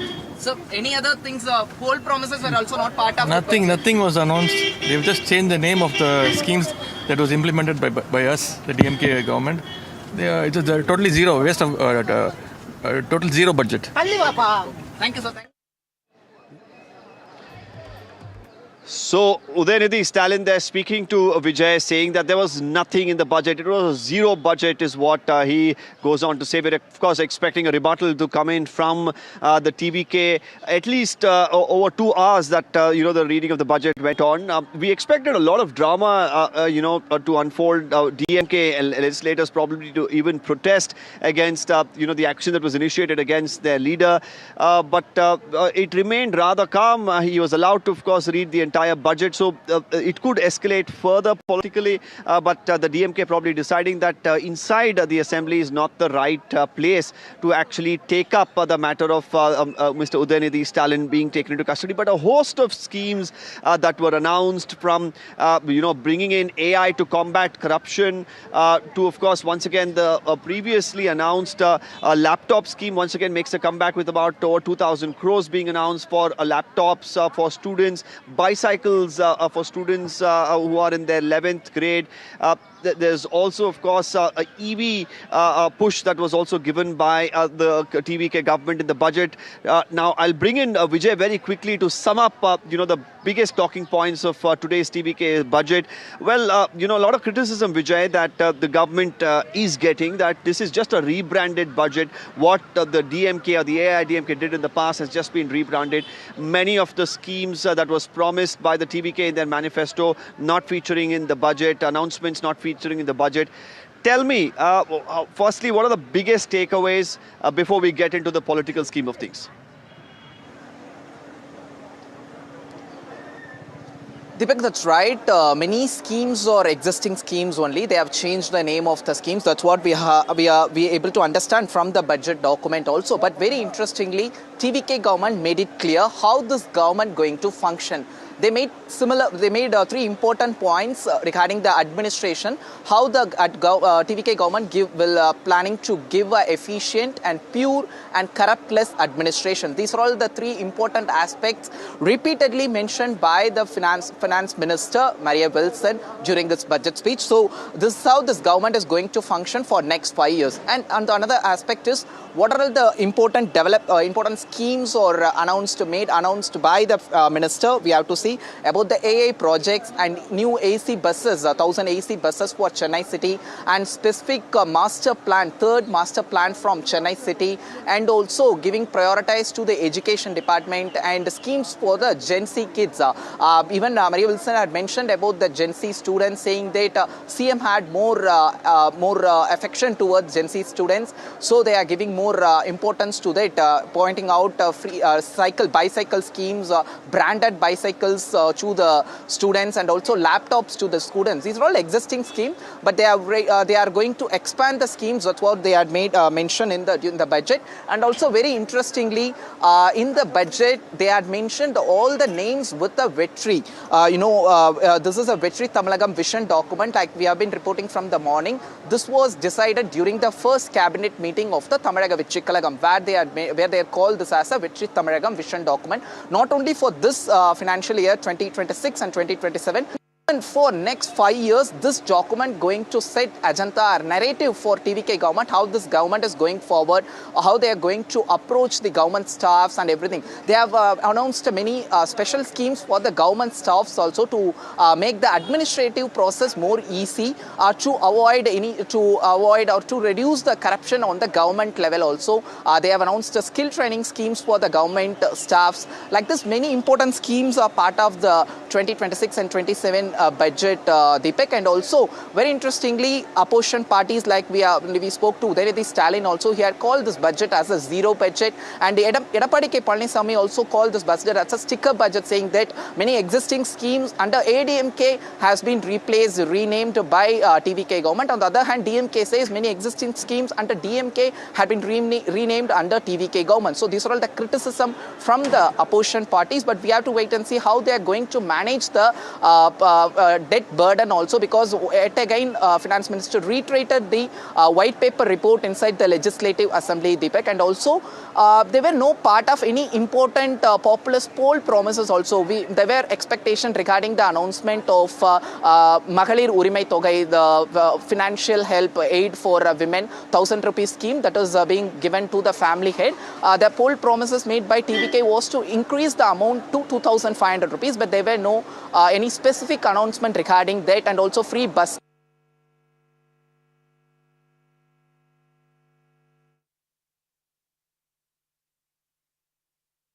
Well, Vijay, yes, we'll of course come back once again to talk to you about these announcements. But there was another announcement, of course, that's making a lot of news. This was regarding a gold coin that's going to be gifted to every newborn that's going to be born after 22nd of June at a government hospital. I'm going to very quickly bring in Radhika. Radhika, yes, there's politics on one side, with the opposition saying this is just rebranding, nothing new. But here is a scheme that here offers gold to every newborn. How do you think it's going to be received here in Tamil Nadu? Populist schemes is something that usually comes in during election years. But there are certain aspects of this budget as well that has been presented that you could term populist, isn't it? Absolutely. This is a symbolic scheme, no doubt about it. It is entrenched in Tamil tradition as well, where uncle gifts a gold ring to a newborn child. So yes, this is one of the schemes, unfortunately being criticized by the opposition party, saying that this will only increase the burden among government hospitals. The scheme is that every newborn delivered in state-run government hospitals receives a 1-gram gold ring. We're talking about budget allocation between 560 crore to 755 crores that has been allocated for just this scheme. It's called Thai Manam Thanga Modira Thittam, which means maternal uncle gold ring scheme. Now, the reason why it is criticized is already there are infrastructure issues with respect to government hospitals. There are not enough facilities, and the fact that they're already overburdened and overcrowded. So which means if somebody is allured with this scheme, then naturally people would go to a government hospital for deliveries, and that will only increase, crowding among the hospitals. That's the kind of criticism from the side of the opposition, but many also really welcoming this scheme, calling it, it has financial values for families, it promotes public health care, and also encourages institutional deliveries. So yes, criticism on one side, and the scheme is being welcomed on the other side as far as several of the citizens are concerned. But we'll really have to see how this will be implemented and whether this can be implemented effectively across government hospitals in the state. Yes, absolutely. And that's something that we'll have to watch out for, don't we, Radhika? Stay with us because there's also, while the focus today remained on the budget that was presented by the TVK government, but somewhere it was overshadowed for the last 12 to 15 hours with the detention of the leader of the opposition, Udhayanidhi Stalin, or the alleged remarks that he made against, actress Trisha, who's a friend of the Chief Minister.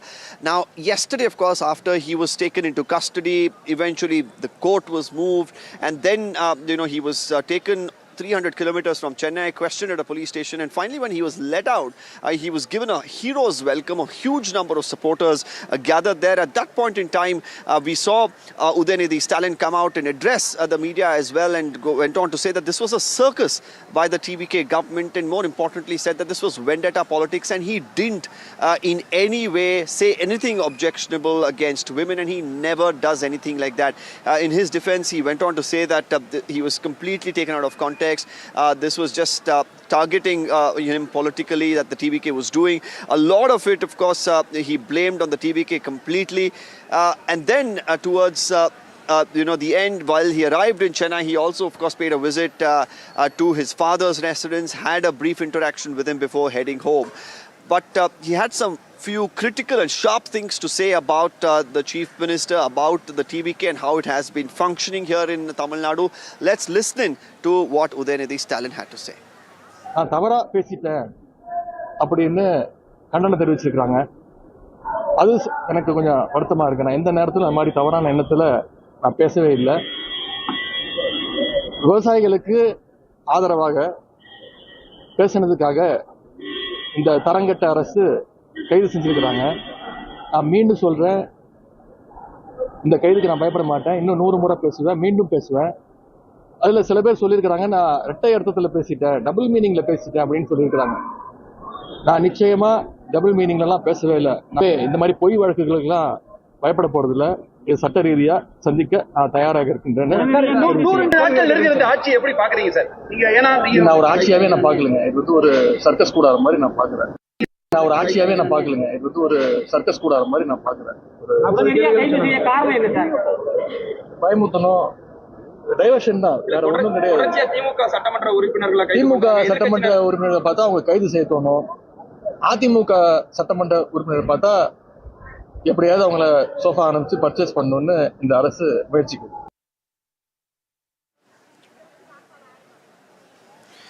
Now, that was as far as Udhayanidhi's reaction to this entire fiasco is concerned. But then his party leaders also came to his defense. But of course, the TVK didn't remain silent. Adav, Arjuna and several others, of course, defended the government's actions and also said that he, as far as Udhayanidhi Stalin, of course, is concerned, they claim that is a habitual offender. He completely disregards and disrespects women whenever he speaks. So a lot of charges. And then meanwhile, you had the smaller parties as well weigh into the controversy. Some of them condemning the statements, while, of course, also saying that probably it was a bit of an overreach with what the police did. Let's listen to the reactions of these leaders. இது அரசியலோ பழிவாங்கலோ கிடையாது. நாங்க எதுக்கு அரசியல் பழிவாங்கணும்? 60 வருஷ வரலாற்றை தூக்கி எறிஞ்சு சிங்கிளா தனியா எங்கால் ஜெயிச்சிருக்காரு எலெக்ஷன்ல. உங்களை எதிரியாவே நாங்க பார்க்கல. எங்க தலைவரை எதிர்த்து நிக்கிறதுக்கு ஒரு தகுதி வேணும். இன்னைக்கு சேலஞ்ச் பண்றேன் திரு உதயநிதி அவர்களே, உங்க தாத்தாவோட ஐடென்டிட்டி, திமுகவோட ஐடென்டிட்டி எல்லாத்தையும் தூக்கி போட்டு உங்க எம்எல்ஏ போஸ்ட் ரிசைன் பண்ணிட்டு வாங்க. எங்க தலைவர் சாமானிய ஒருத்தரை நிப்பாட்டுவார். அதே சேப்பாக்கத்துல சாமானிய ஒரு பெண்ணை நிப்பாட்டுவார். சாமானிய ஒரு பெண்ணை சேப்பாக்கத்துல இன்னைக்கு நாங்க நிப்பாட்டுறது ரெடி. சேலஞ்ச் பண்றோம். ஒரே ஒரு முறை எங்க தலைவர் வருவார் பிரச்சாரத்துக்கு. ஒரே ஒரு முறை தான் வருவார். டெபாசிட் வாங்க மாட்டீங்க, எழுதி வச்சுக்கிறீங்களா? இன்னைக்கு சேப்பாக்கத்துல எலெக்ஷன் நடந்துச்சுன்னா ஏன் தெரியுமா? திமுக இன்னைக்கு எதிர்க்கட்சி தலைவரானதுக்கான காரணமே கூட்டணி கட்சியினாலதான். I condemn the speech of Udhayanidhi. Strongly condemn. Uncivilized speech. I condemn his speech.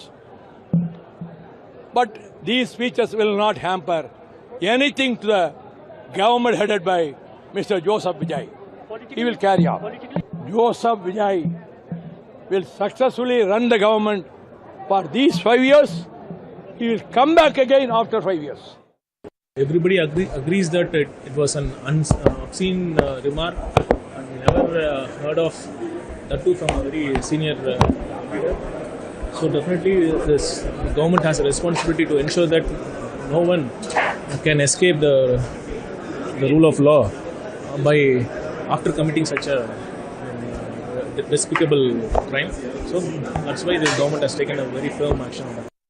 dramatic scenes unfolded after arresting Udhayanidhi Stalin. Even court comes down, they said the arrest is not necessary. They have given him a bail also. So how TVK reacts to the? Do you think arrest is necessary? Yes, it just reinstilled confidence among the people of Tamil Nadu that irrespective of who the person is, if they do any wrong, they'll be facing legal consequences. So this is just confidence given to all the people of Tamil Nadu. What could be the next course of action? So now you have inquired Udhayanidhi Stalin, now he has been released also. Why such drama? That's not drama as such. The police has taken the due course of action. They're gone and summoned him. He has not come. So the DMK had created some chaos when the arrest has happened. And if he had cooperated for the inquiry properly, I don't think any drama would unfold at the scene. So that's what some of the leaders here are saying about the arrest and against the arrest as well. Radhika continues to stay with us. Radhika, you know, while we saw the budget being presented today, many of them anticipated a lot of ruckus in the assembly. And we've seen in multiple states when such incidents happen, though it's budget day, there is a little bit of turmoil. There is protests, sloganeering, something that, is close to dramatic, you would say, that happens in the assembly. The DMK has chosen to remain absolutely silent in the assembly. They didn't say a word. Of course, criticism came in from Mr. Udhayanidhi Stalin, who's the LOP, when he walked out. But as far as this arrest and the detention itself, or rather, is concerned, nothing was really, seen in the assembly. Is that a strategy? Are we going to see this escalate further later on? Could you really, tell us what exactly is in the mind of the DMK here? That's right, Deepak. It was indeed surprising. We did think that there would be fireworks inside and outside the assembly as the budget session starts, simply because all the drama unfolded just yesterday. From morning till evening, we saw what happened, the arrest drama and then the release drama. So we did expect some sort of, fiery speech or protests that could happen. But this seems strategic, as you said. It is a careful and strategic move. Looks like it by the DMK. They didn't want to ruffle any more feathers. So therefore, it was a very peaceful sessions, which we did not expect it to be. But be what it may, the thing is, what we are now seeing is the rise of a renewed feud, or confrontation between Vijay and Udhayanidhi Stalin. Of course, both sides have been defending their actions. Udhayanidhi Stalin had been stating that he did not say anything offensive or derogatory. It is all being taken out of context and so on. And at the same time, TVK government also defending the action that was taken, initiated against Udhayanidhi Stalin. But the fact is, while nothing may have happened today in the assembly during the budget session, this is not going to let up very soon. This is not going to end very soon. It could be, as many have put it, the beginning of a long-standing feud between the leader of opposition, Udhayanidhi Stalin, and the Chief Minister of Tamil Nadu, Vijay. Absolutely. I think, you hit the nail on the head there, Radhika. The detention drama may be over, but the politics, of course, is far from it. Because yesterday, Udhayanidhi Stalin, when he walked out of, the police station after questioning, hundreds of supporters waited there, cheering him on. He got a hero's welcome. One would question whether that was actually required, but he did. So politically, has he really gained an edge? We bring you this report. Take a look.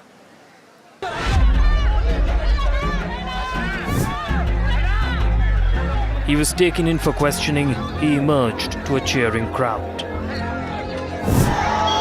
Udhayanidhi Stalin out of police custody, but straight into a political show of strength.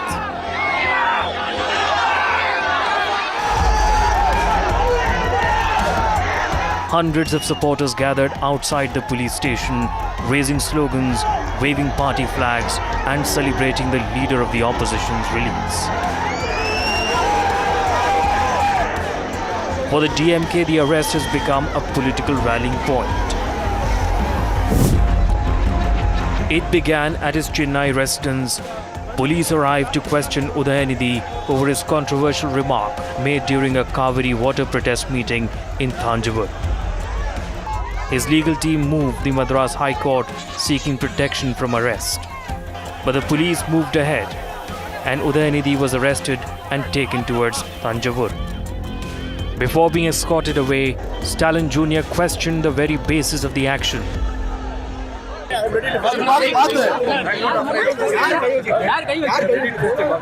don't think they have so much brain. These people are just so I will face the consequences. Okay. The journey itself became political theatre. At Sengipeti, Udhayanidhi initially refused to get out of the police van. His argument, the questioning should happen at the relevant police station. As DMK supporters gathered and protested, Udhayanidhi eventually stepped out, waved to the crowd and agreed to be questioned. The optics, a leader surrounded by supporters in a confrontation with the state machinery. The questioning lasted for more than an hour. Then he walked out. And this is where the legal story became a political story. A huge gathering of DMK supporters greeted Udhayanidhi, the message from the cadre clear. The arrest has not weakened Stalin Jr., it has given the opposition leader an opportunity to project himself as a leader under attack. The DMK has accused the ruling TVK government of arrogance and questioned the manner of Udhayanidhi's arrest. But the TVK has a very different version. The ruling party says this is not political vendetta. Udhayanidhi is out, but the Trisha controversy is still raging. Bureau Report, NDTV.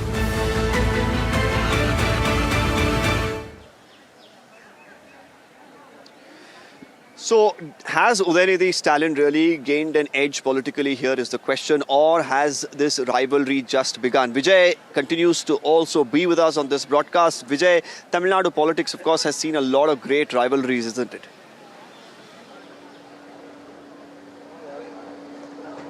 Deepak, that's right. As far as Tamil Nadu politics is concerned, since Kalaignar Karunanidhi era, there has been a rivalry.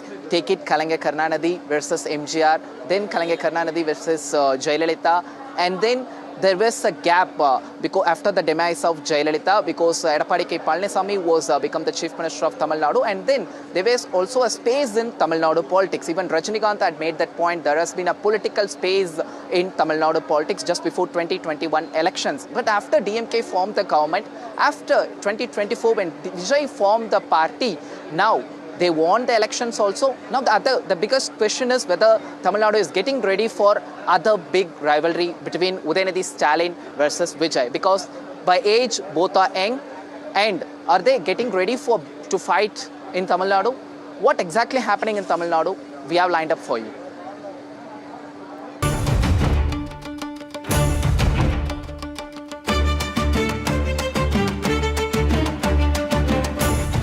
Tamil politics, like Tamil cinema, has always had a penchant for the grand. Flamboyant gestures, larger-than-life personalities, and memorable political rivalries.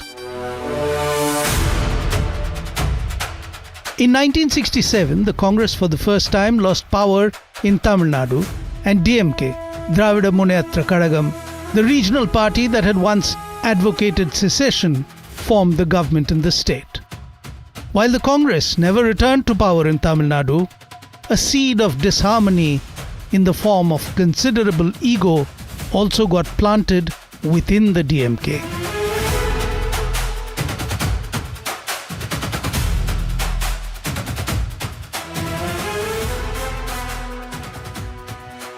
M.G. Ramachandran and Karunanidhi were both products of the same Dravidian movement, shaped by the same ideological tradition and personally close before they turned rivals. It was a deep-seated rivalry that was to germinate out of an equally strong friendship. Shared poverty, ambition, and dreams had drawn them together as friends. Before politics, in films, Karunanidhi was the writer and MGR was the performer. Each completed and complemented the other in the world of cinema. Their 27 years of friendship ended on October 8, 1972, when as a treasurer of the DMK, MGR publicly sought accounts of DMK functionaries and those in the government, headed by Karunanidhi as Chief Minister. MGR was upset that during the 1971 election campaign, important financial dealings of the party had not been shared with him.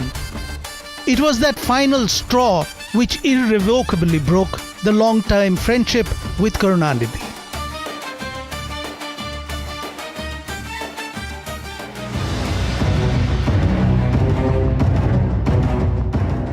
MGR was suspended from the DMK on 10th of October 1972, and 4 days later he was expelled.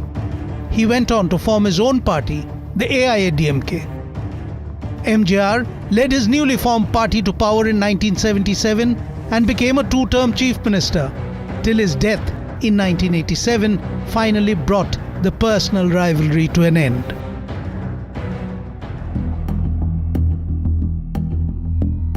But beyond the personal, the rivalry between MGR and Karunanidhi created the duopoly of Tamil politics that continued to dominate Tamil Nadu for half a century. When MGR died, two factions emerged within the AIADMK to claim the mantle of leadership. It was finally Jayalalitha who wrested control from MGR's widow, Janki, and over the following decades, she stamped her own personality on the party.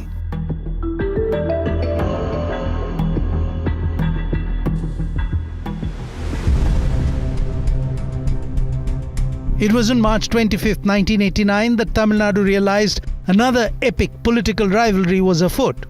A melee inside the assembly resulted in Jayalalitha's sari being torn and weeping Jayalalitha being bodily lifted by her party members and taken out to safety with her hair and clothes in disarray. There was a huge uproar in Tamil Nadu, with Karunanidhi and his partymen being condemned as uncouth and rowdy. In the elections held in June 1991, Jayalalitha stormed to power, having trounced Karunanidhi. The AIADMK won 224, while the DMK won just 7 seats. For the next 15 years, the AIADMK under Jayalalitha and the DMK, led by Karunanidhi, would alternate at forming the government in the state. When Jayalalitha became CM for the first time, she announced that Karunanidhi-led DMK government had emptied the treasury and that she would take only a token Rupee 1 salary as chief minister. But in 1995, when she put up an ostentatious wedding event for her foster son V.N. Sudhakaran, it did not go down well with the voters, and Karunanidhi was back as chief minister in 1996. Karunanidhi initiated a series of corruption cases against Jayalalitha. One such case was the Colour TV scam, and in 1998, Jayalalitha, along with 8 others of the AIADMK, were jailed for 30 days as hearings continued. Her residence was raided and TV news viewers saw live visuals of kgs of gold, 400 bangles, 100 wristwatches, 10,000 saris and hundreds of pairs of footwear that were found there.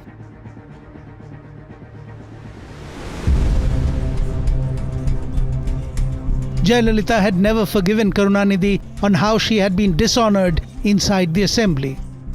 In the very early hours of 30th of June 2001, Jayalalitha finally had her revenge.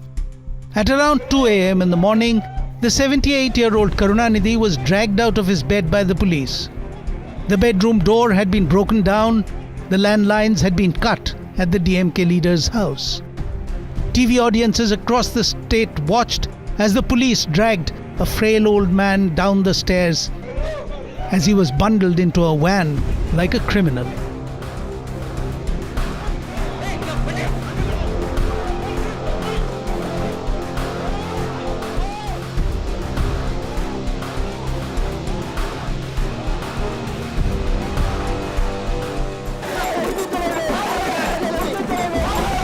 For half a century, Tamil Nadu politics had revolved around the rivalries of the Dravida leaders. The social, cultural and existential fallout of the actions of a Jayalalitha versus Karunanidhi or a Karunanidhi versus MGR dominated life in the state. The epic rivalries only seemed to come to an end when Jayalalitha passed away in 2016, and less than 2 years later, the 94-year-old Karunanidhi took his last breath.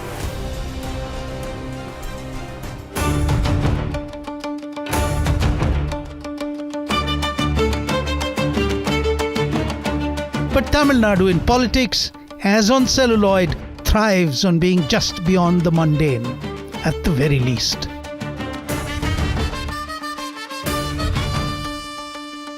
All indications are that a new epic rivalry is being cast for the times and audiences to come.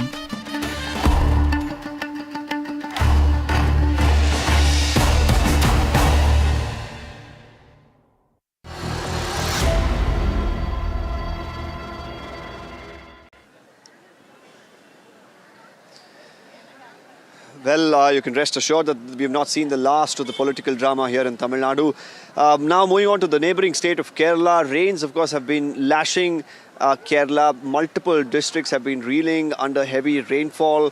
Flooding and waterlogging, of course, reported in multiple areas as well. My colleague Ashwin brings us this ground report. Take a look.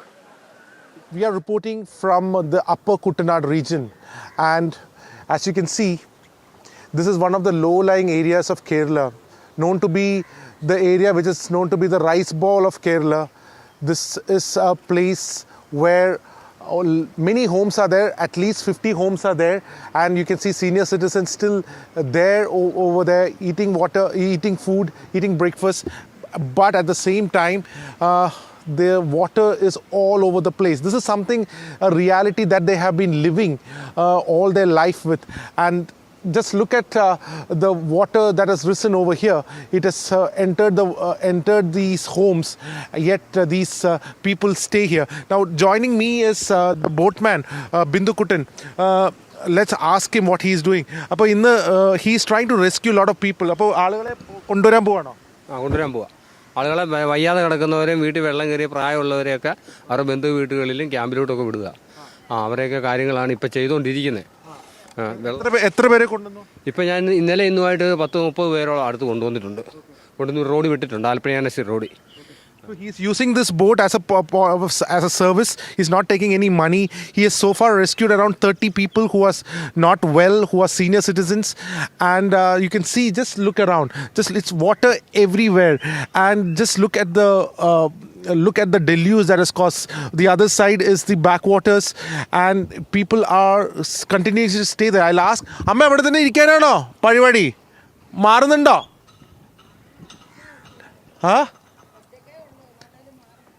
Maranam. She's staying alone and she wants to move out. Epla ninga? Okay, so she's saying that she will move to the camp very soon. You just see, after the 2018 floods, you can see that some of these homes, this is a newly built home, they have created in such a way that it can withstand a certain amount of flood. But these old homes is what is continuing to create problems for the residents. They have not upgraded their homes to meet to the realities of this time. And all of them have been moved into camps. Many are still being moved. And people like Bindu Kutan are helping in this initiative to save more lives and ensure that the people living in this upper Kuttanad area is safe. Well, with that, it's a wrap on this edition of the Southern View. Thanking my colleagues Radhika and Vijay for joining us on this broadcast. We'll be back tomorrow, same time. Stay tuned to NDTV.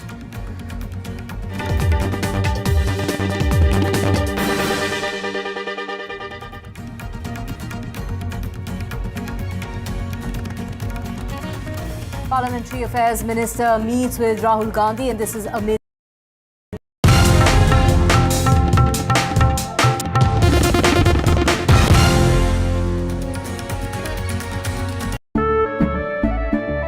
केसरिया से मन जोगी हुआ रे, दिल झूमे देखो मतवारा हुआ रे, केसरिया से मन जोगी हुआ। हर पल मनाओ केसरी त्योहार।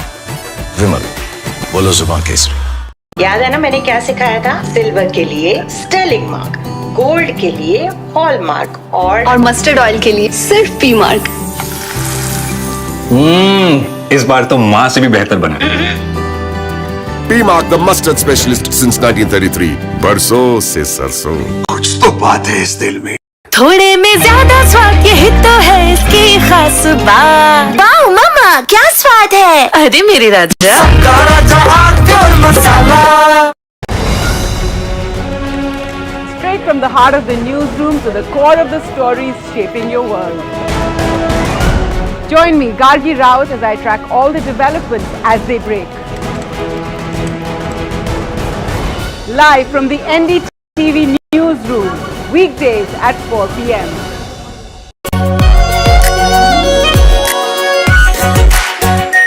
Our pure Shahi Paneer Masala. Delicious, healthy, every day. POK के फायरिंग रेंज में खड़े हैं। Just few inches away is POK. तो हो सकता है दुश्मन को पता हो कि सैफ अली खान यहाँ पर खड़े हैं। Is it fire?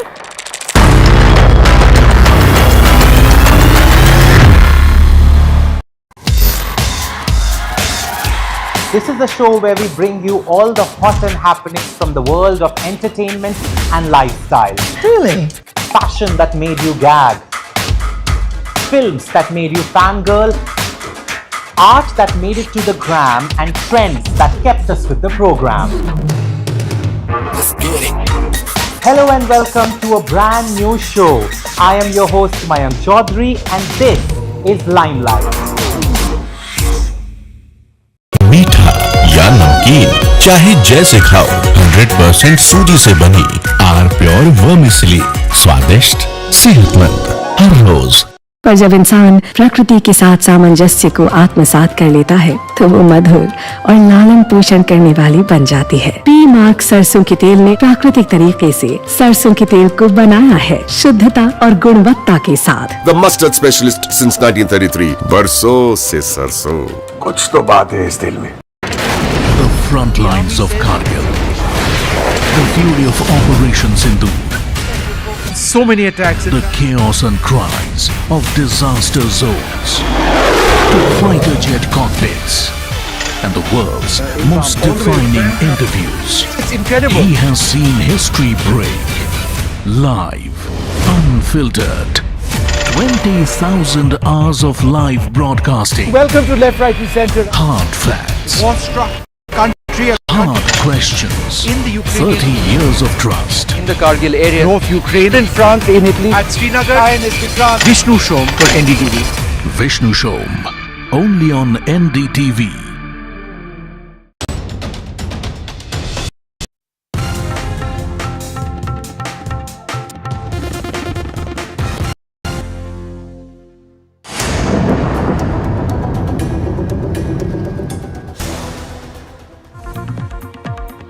News coming in of sources telling NDTV that a special session may be convened for the delimitation and women's reservation amendment bill. The monsoon session that's going to be concluded in 8 days' time from now on the 13th. Now the session will not be prorogued after this, allowing it to be reconvened quickly. The government is working to secure the necessary 2/3 majority in order to pass the amendment bill. The special session could be called once a 2/3 majority is assured, and the 3-day special session could be convened right after the 13th of August, but it will start by the 17th. To keep in mind that it is going to be after that 15th August holiday. And we have Akhilesh, my colleague, joining us in order to get us details. Akhilesh, what is likely to be convening as, they're likely to convene this special session of the Parliament soon after we've seen the monsoon session that is going to be coming to an end. It's started on the 20th of July. It's going to end on the 13th of August. So they're going to be taking up two very crucial bills, not just delimitation, but also the women's reservation. That's correct. If you recall, since July 20th, this monsoon session, today is the 13th day, and it's a complete washout because the opposition party is insisting on two demands. First, that Home Minister Amit Shah should come to the House and make a statement on the police atrocities on students. And second demand is that there should be discussion on the Chadhawa Chori of the Ram temple. So on these two demands, the opposition is adamant. And today, Parliamentary Affairs Minister Mr. Rijiju had a meeting with the Lok Sabha leader of the opposition Rahul Gandhi for around 50 minutes. Priyanka Gandhi Vadra was also present in that meeting, and sources are indicating to us that in that meeting, Rijiju offered to Rahul Gandhi that government may convene a special session beginning from 16th of August till 18th of August to get the delimitation and also the women reservation bill passed. Of course, the Rahul Gandhi, what sources are telling us, that Rahul Gandhi told him that he will discuss this offer with other political parties, other opposition parties, and then they will get back to the government. But the government sources have indicated that this is what the government intends to do. They want to adjourn House on 13th of August, sine die, but House will not be prorogued, and that means that on 16th of August, the sitting can also be, again can be summoned. So this is what the government's intention is, and what they are doing in the meanwhile is to get the required two-third number. They want to be assured of the two-third support to get this constitutional amendment of the Congress Party joining us. Akhilesh, I will come back to you in just a minute. Sir, your reaction to this, we're talking about a special session that could start perhaps on the 17th of August over 3 days. And this is basically for those two very important bills. And this is not the very first time. This is, the second try of the government, because the first time they could not muster up the numbers. Know that the government is unable to run a parliament for third week. And they are speaking about a special session. What is this session has done? This session, Mr. Amit Shah is not ready to come to the parliament. He is afraid to attend parliament. From 20th July, when the shooting happened against the students, lathi charge happened against students, we are demanding for Amit Shah's statement. He is not coming to the parliament for third week in a line. And they are bulldozing bill after bill. And what is special session made for it? These kind of rumors should be stopped. You should ask instead the Parliamentary Affairs Minister why why the Home Minister is hiding from the Parliament. That is the only question you should ask.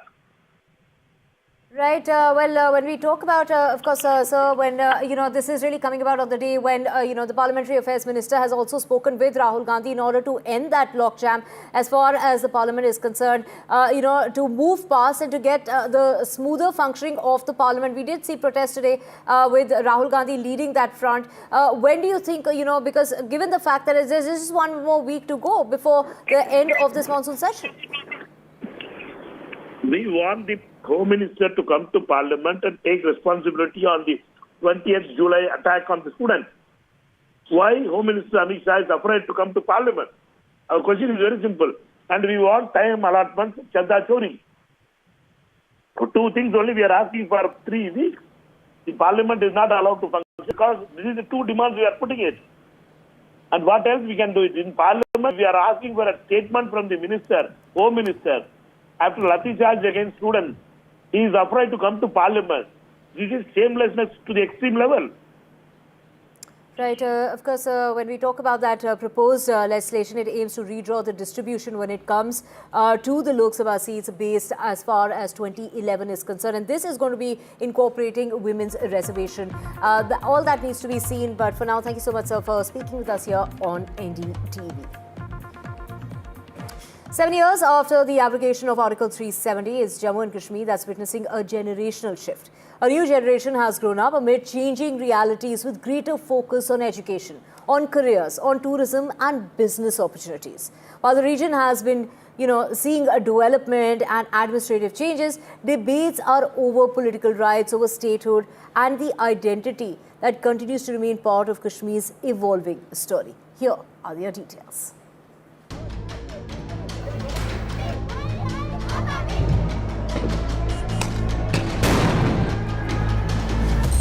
Seven years ago today, India tore up a 7 decades-old biased, irrelevant and decayed constitutional arrangement and folded Jammu and Kashmir fully into the Union of India.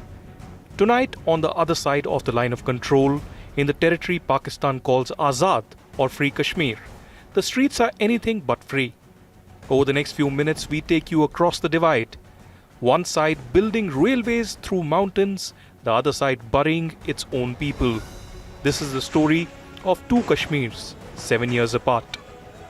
For generations, this valley was spoken of only in the language of conflict. Today, it is being spoken of in a different language: steel, concrete, and footfall.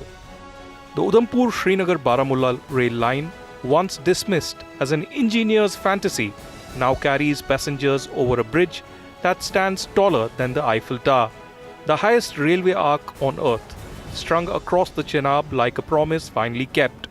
A project worth over 42,000 crore rupees and decades in the making, now complete.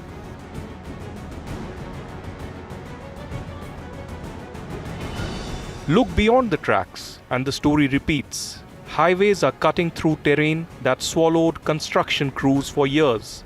47 projects, over 800 kilometers, tens of thousands of crores poured into asphalt and tunnels that were once considered impossible. And where there is a road, there is now a tourist. 2 crore 36 lakh of them came last year alone, a number this valley had never seen. Gulmarg's gondola, the tulip gardens blooms, Srinagar's recognition as a UNESCO craft city. This is a Kashmir that is, for the first time in decades, selling postcards and tour packages instead of conflict headlines. Money too has started moving in a direction it rarely moved before. Thousands of investment proposals worth well over 1 lakh crore rupees have been locked since the special status was withdrawn. Industrial parks that stood as empty plots for years now have units running, machines humming, and perhaps most tellingly, the local men and women on the hard-working jobs instead of on protest lines. This is not a claim of problem solved. While questions on statehood remain unresolved and democracy is at play, but movement, real measurable movement, is no longer in dispute.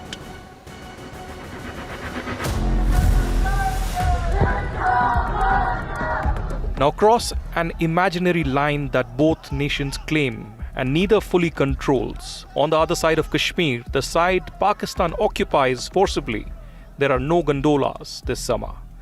No tourists either. There's only a state-enforced curfew, internet blackout as well, and tear gas smoke is in the air. In Muzaffarabad, Rawalakot, Mirpur and Kotli, this has been a summer of grief. It began in June when the region's top court upheld 12 assembly seats reserved for non-resident refugees. Seats in Civil Rights Coalition, the Jammu and Kashmir Awami Action Committee, said were rigging local democracy before a single vote was cast. And now, within weeks, that Democratic Civilian Coalition was banned as a terrorist outfit. Within weeks after that, its marches were being met with heavy gunfire and crushed as is a norm across Pakistan for decades together. जालिम हैं, ये कातिल हैं, ये जाबिर हैं, इनका कोई भरोसा नहीं है। ये पहले पीछे जाते हैं, फिर मक्कारी से कहीं छुप के वार करते हैं। हमारी सीनें हाजिर हैं, हमारी छातियां हाजिर हैं, ये सब में आपको आवाज़ें सुनाई दे रही होंगी। अभी भी यहाँ पे फायरिंग जारी है, पुरअमन मुजाहिरीन पे स्ट्रेट फायर किए जा रहे हैं, मजीद लोग जख्मी हो रहे हैं। By early July, a curfew had settled over Rawalakot's hill towns. Paramilitary rangers moved village to village. In one raid before dawn, residents say a mosque loudspeaker announced the soldiers' arrival and gunfire followed. A young man, a cousin, a neighbor gone within minutes, according to those who were there. बेशुमार भाइयों को शहीद कर दिया है, जख्मी कर दिया है। ये यहूदियों से भी पहली नस्ल है। इन जालिमों को शर्म नहीं आती। इस रोड पे जहाँ पे खून ही खून है, गोलियां मार रहे हैं हमारे भाइयों को। क्या तमाशा है ये? आप हमारे पैसों पे पलते हैं।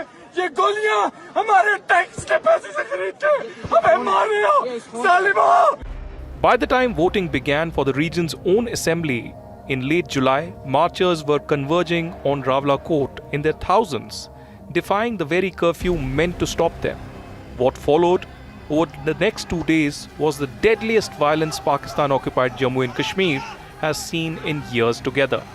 Competing tolls from protest organizers and officials, but neither side disputing that the dead now number in the dozens, by some counts crossing 90.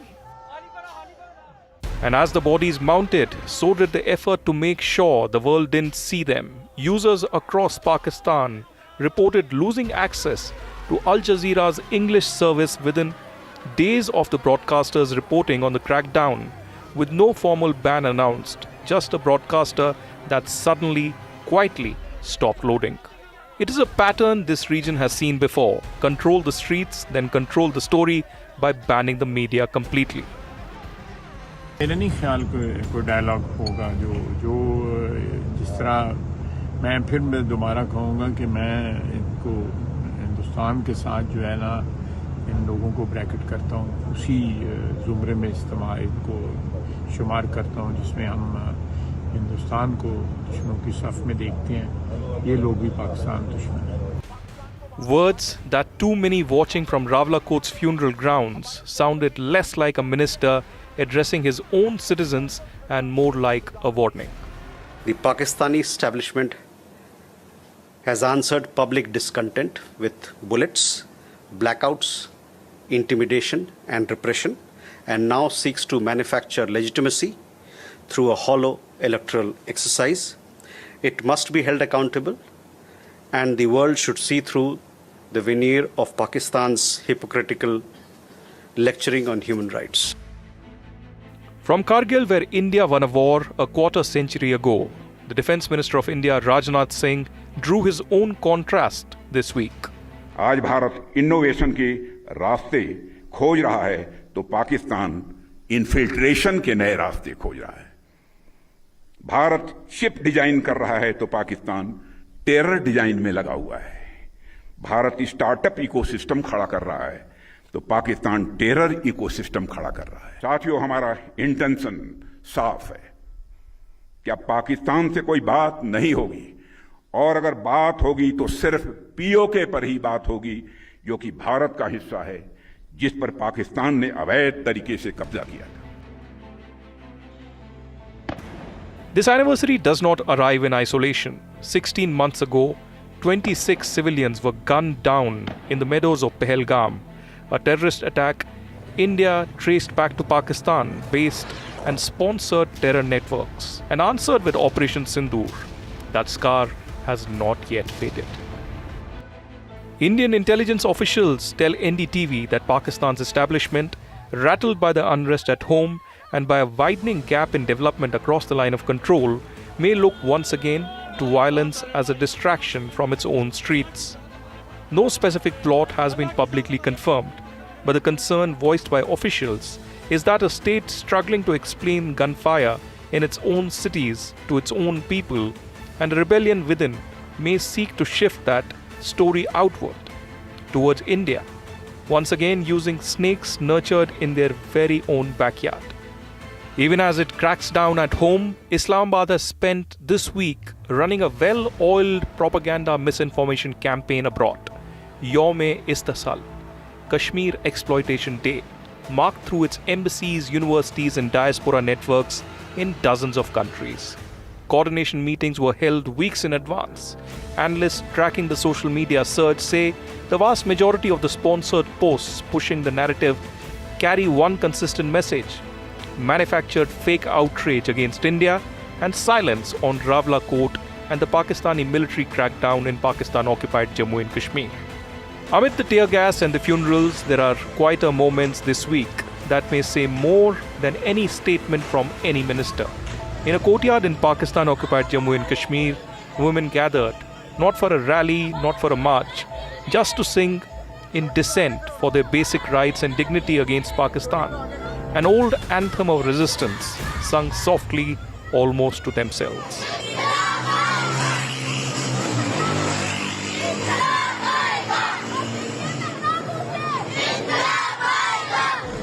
Seven years ago, One Kashmir changed its constitution for progress, prosperity and peace, reaffirming their commitment to India and the tricolour. 7 years later, the other Kashmir is still waiting for someone to simply listen. Two valleys, one mountain range, and a gap between them that a bridge, however tall, cannot yet close. As Pakistan-occupied Jammu and Kashmir burns and mourns the loss of civilians, people on the other side of Kashmir look towards India with agony and despair, and yet for a better tomorrow, free from the clutches of Pakistani state-sponsored terror. And with that, it's a wrap on this bulletin. News and updates will continue with Gargi Rawat on the other side. Stay tuned.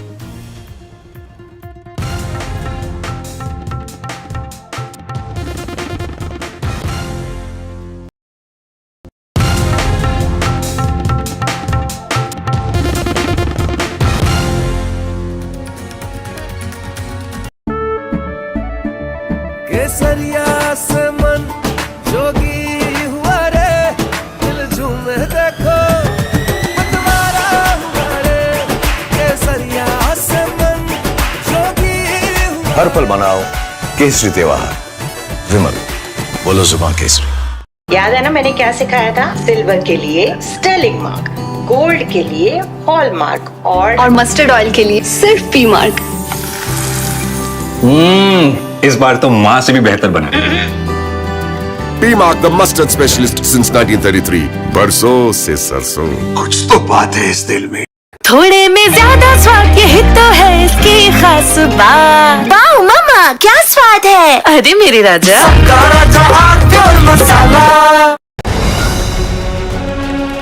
Straight from the heart of the newsroom to the core of the stories shaping your world. Join me, Gargi Rawat, as I track all the developments as they break. Live from the NDTV newsroom, weekdays at 4 p.m.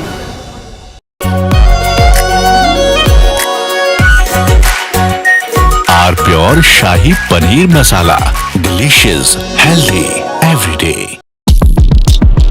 POK के firing range में खड़े हैं। Just few inches away is POK. तो हो सकता है दुश्मन को पता हो कि सैफ अली खान यहाँ पर खड़े हैं। Is it fire?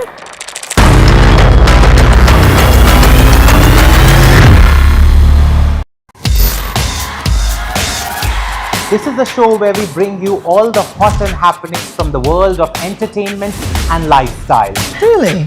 Fashion that made you gag. Films that made you fangirl.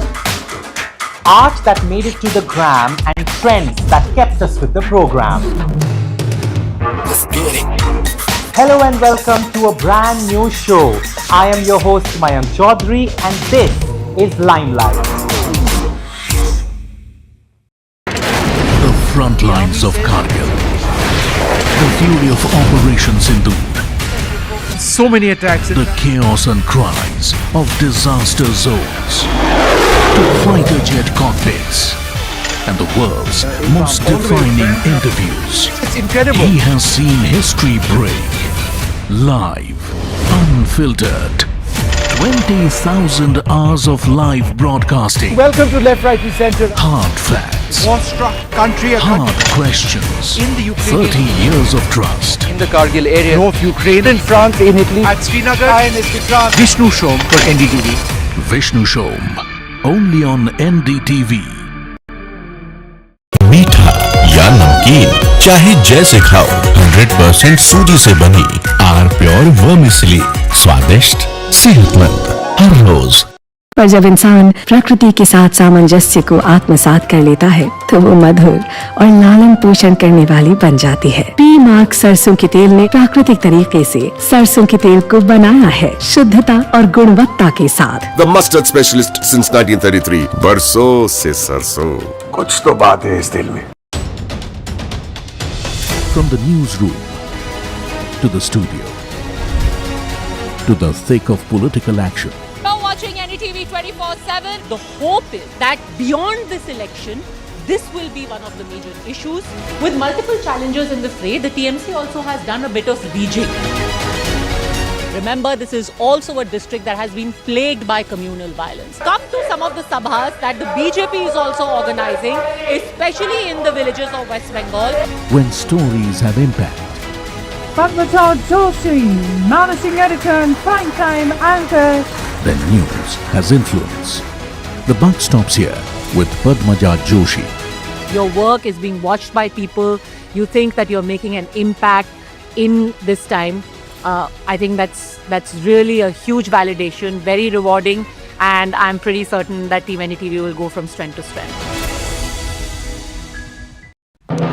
When others are warming up, I'm raring to go. The stories that matter, the stories that shape your life. Hello and welcome to watching Prime 5 with me, Raisha Sehgal. What's happening? How to The show that sets the prime time agenda. We'll be deep diving into this topic to tell you what's at stake. Join me, Raisha Sehgal, on Prime 5 only on NDTV 24/7.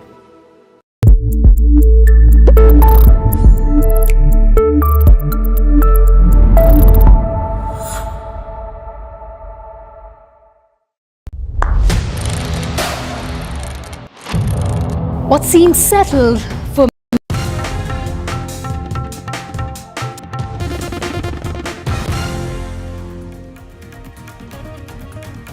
Hello and welcome. You're watching NDTV. I'm Gargi Rawat. Coming up ahead, the Modi government likely to call a special parliament session from the 17th of August. This is for the delimitation and women's reservation bill. This even as there's no breakthrough between the government and opposition. Also, a parliamentary affairs minister meets with Rahul Gandhi. Also coming up ahead is how the parliamentary panel on IT has asked Zuckerberg now to apologize or including the possibility of losing safe harbor protection. All that and more coming up ahead. Let's take a look at the headlines we're tracking. Parliamentary Affairs Minister meets with Rahul Gandhi. Sources say Rijiju sought Congress's cooperation on the delimitation bill, but it wasn't forthcoming. Modi government now likely to call a special parliament session from August 17th.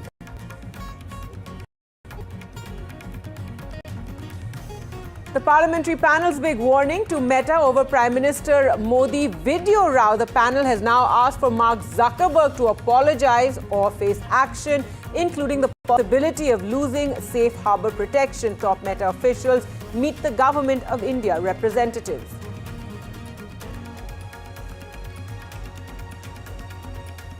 A stormy Tamil Nadu Assembly session. TVK targets the DMK, claims corrupt leaders and that officials fear Vijay. TVK demands scrapping of NEET in Tamil Nadu Assembly. The Bombay High Court allows Nitin Gadkari to sue social media giants over the E20 AI deepfakes. Gadkari sought removal of deepfake videos, demanded 11 crore for reputational harm.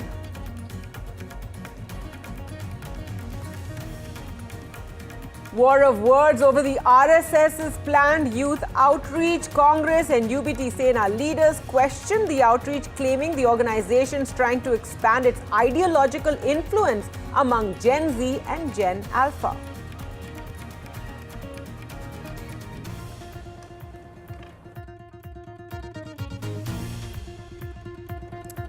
All right, some breaking news coming in. Breaking news coming in now from Chandigarh, where Youth Congress staged a protest there. The Youth Congress is protesting over alleged paper leak. So trying to put the Aam Aadmi Party government there in the dock. Meanwhile, ABVP workers also stage a protest over the alleged paper leak. As you can see, the cops using water cannons then to disperse the protesters. Remember, this is something the BJP has been targeting the AAP government over, saying that and demanding the resignation of the Education Minister of Punjab. However, the Punjab Chief Minister has continued to maintain there has been no paper leak. So now you have both the Congress and the BJP there targeting the AAP government and claiming that there's been paper leak and demanding the resignation of the Education Minister. Water cannons there used by the police to disperse the protesters, and this comes after the massive NEET paper leak protest that we saw at Jantar Mantar in the national capital. There, of course, it was the central government that was targeted over that, but soon after the Jantar Mantar protest got called off and you had Dharmendra Pradhan resigning as the Union Education Minister. Soon the BJP there turning its focus onto the AAP government in Punjab and calling it double speed, because remember, Arvind Kejriwal, Manish Sisodia had all supported the Jantar Mantar protest. They had come to Jantar Mantar, in fact, as showing solidarity with the youth that was protesting there. So now the BJP putting the AAP government in the dock and targeting them over paper leak in the state. Meanwhile, the Congress also picking up this issue, and the Youth Congress there staging a protest. Let's go across to Gurpreet now for more. And Gurpreet, so two separate protests are now taking place there, and both targeting the AAP government over paper leaks.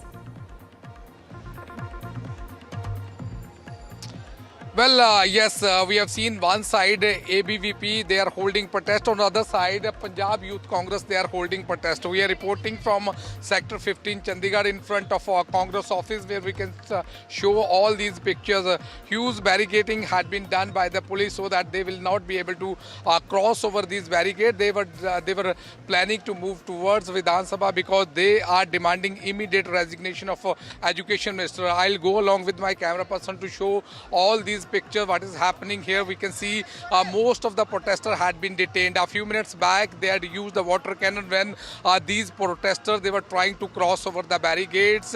Immediately Chandigarh police used water cannon to disperse all these protesters, and most of the protesters have been detained by Chandigarh police so that law and order should not be disturbed. This is happening in Sector 15 Chandigarh in front of our Congress office. These visuals which we are showing at this point of time. But if we can talk about the ABVP, they were holding protest in Sector 25, and they were also demanding resignation of Education Minister. So many times we have seen the state government has already made it very clear, saying that there was no paper leak taken place in Punjab. There was information with the police that some people were involved in cheating, and most of the accused had already been arrested and action has been taken. But despite giving a lot of clarification by the state government, we have seen whether it's ABVP or Youth Congress, they have been holding protest in Chandigarh demanding immediate resignation of Education Minister of Punjab. Back to studio. All right, Gurpreet, thanks so much for joining us with all those details. So, and of course, Punjab is one of the states heading for elections. So both the Congress and BJP, they're targeting the AAP government, demanding the resignation of the Education Minister.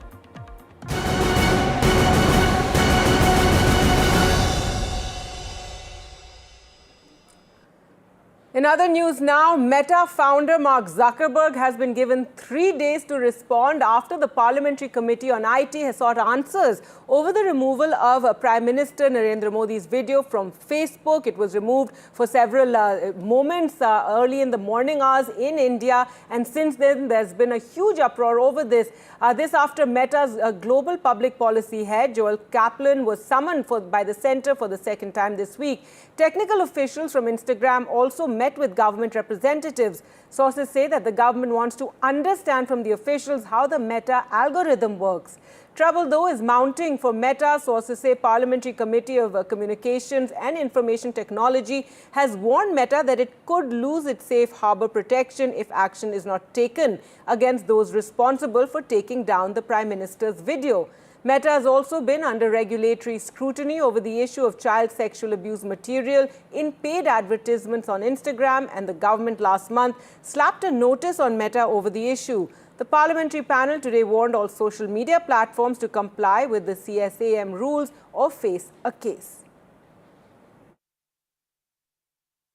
हमारी committee ने जो परसों बैठक ली थी, उस बैठक में हमारी कमेटी ने पत्र लिखा है मिनिस्ट्री ऑफ आईटी को और मिनिस्ट्री ऑफ होम अफेयर्स को कि प्रधानमंत्री जी का जो वीडियो उन्होंने डिलीट किया, वो इंटरमीडियरी का काम नहीं है, वो पब्लिशर का काम है।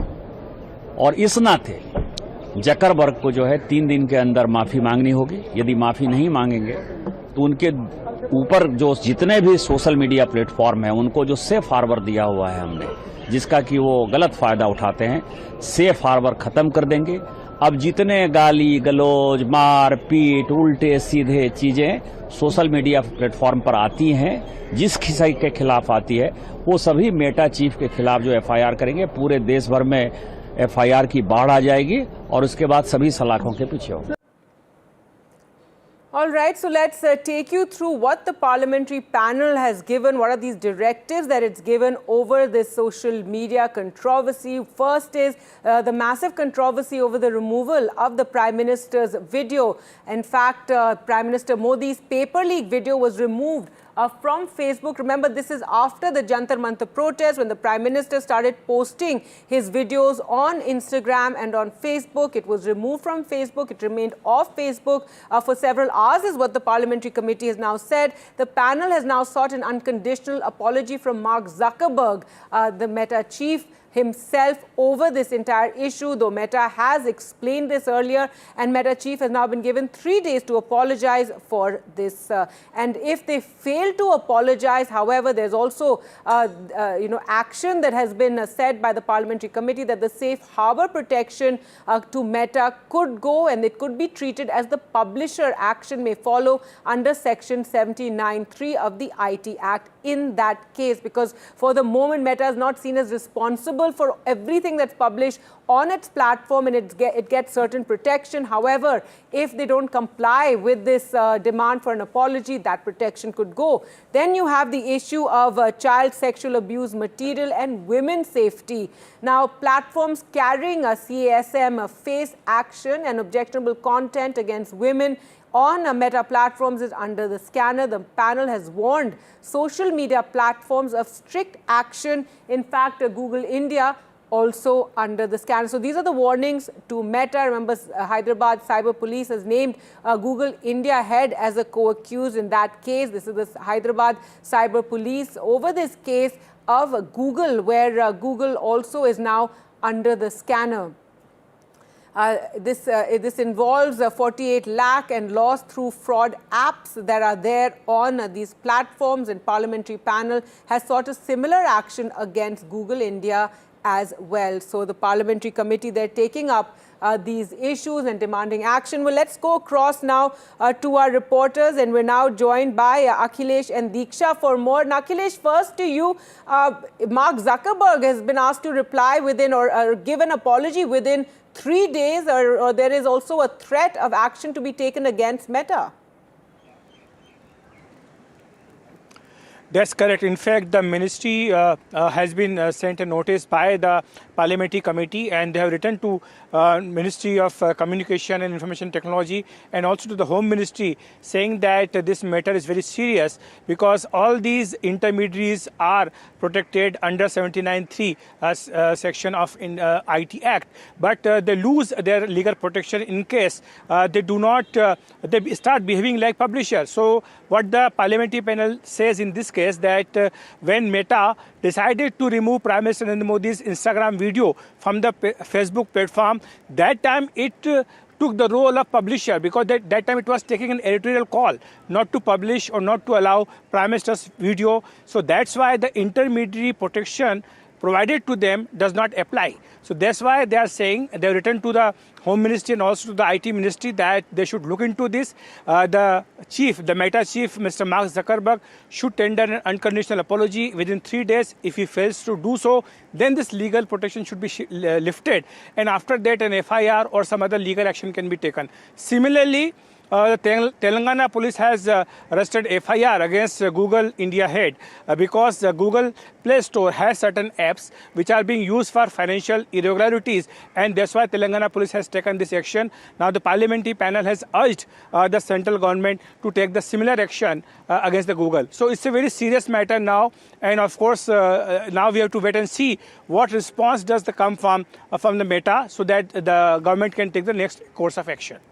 That's right. And Deeksha, we have seen that this is after the Jantar Mantar protest and all those reels, etc., that went viral. The government is viewing this as, anti-government content that was, they feel, got a lot of traction on these social media platforms. What are your sources telling you in Meta? What, right now there is this demand that Mark Zuckerberg apologize within 3 days.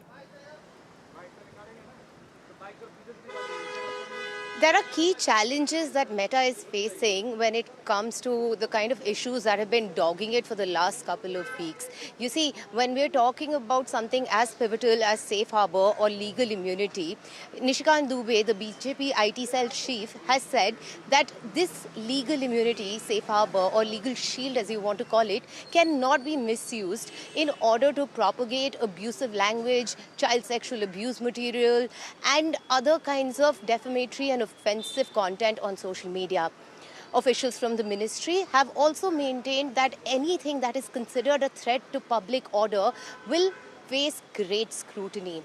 Now, Meta or the ministry are yet to make an official statement in this regard, but we know that Meta's senior team, top officials who were visiting the Ministry of Electronics and Information Technology and met the Secretary S. Krishnan, are now going to be headed to meet Union Minister Ashwini Vaishnav as well.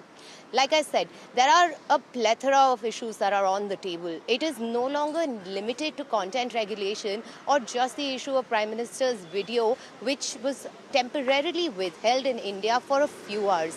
Meta did say it was done in error and it rectified the mistake. However, now we are talking about how we need to consider a social media intermediary regulatory framework, which according to officials needs to be strengthened. While they say that intermediary rules have been around, it does impose liability on social media companies, especially significant social media intermediaries like Meta, X, Facebook, YouTube. But at the same time, they say that these rules need to be strengthened. Section 79(3) cannot be used as a blanket shield for social media intermediaries in order to escape responsibility. We stand, yes. Right, Diksha and Akhilesh, thanks so much for that. In fact, Diksha, some more breaking news now coming in that Meta is holding a meeting with the IT Ministry Secretary. Now, this must be, efforts being made by Meta to really reach out to the government, given the kind of statements that we've seen coming from the government. So, Meta holding a meeting with the IT Ministry Secretary. This is Meta's chief. They're attending this meeting, holding a meeting with the IT Ministry Secretary. Let's go back to Diksha, and Meta's Chief Global Affairs Officer is a part of this meeting as well. Diksha, what do we know about this meeting? Joel Kaplan, the Global Affairs head for Meta, was among the team that met Secretary S. Krishnan this morning. They have discussed several issues. Executives from Instagram on the technical side were also there.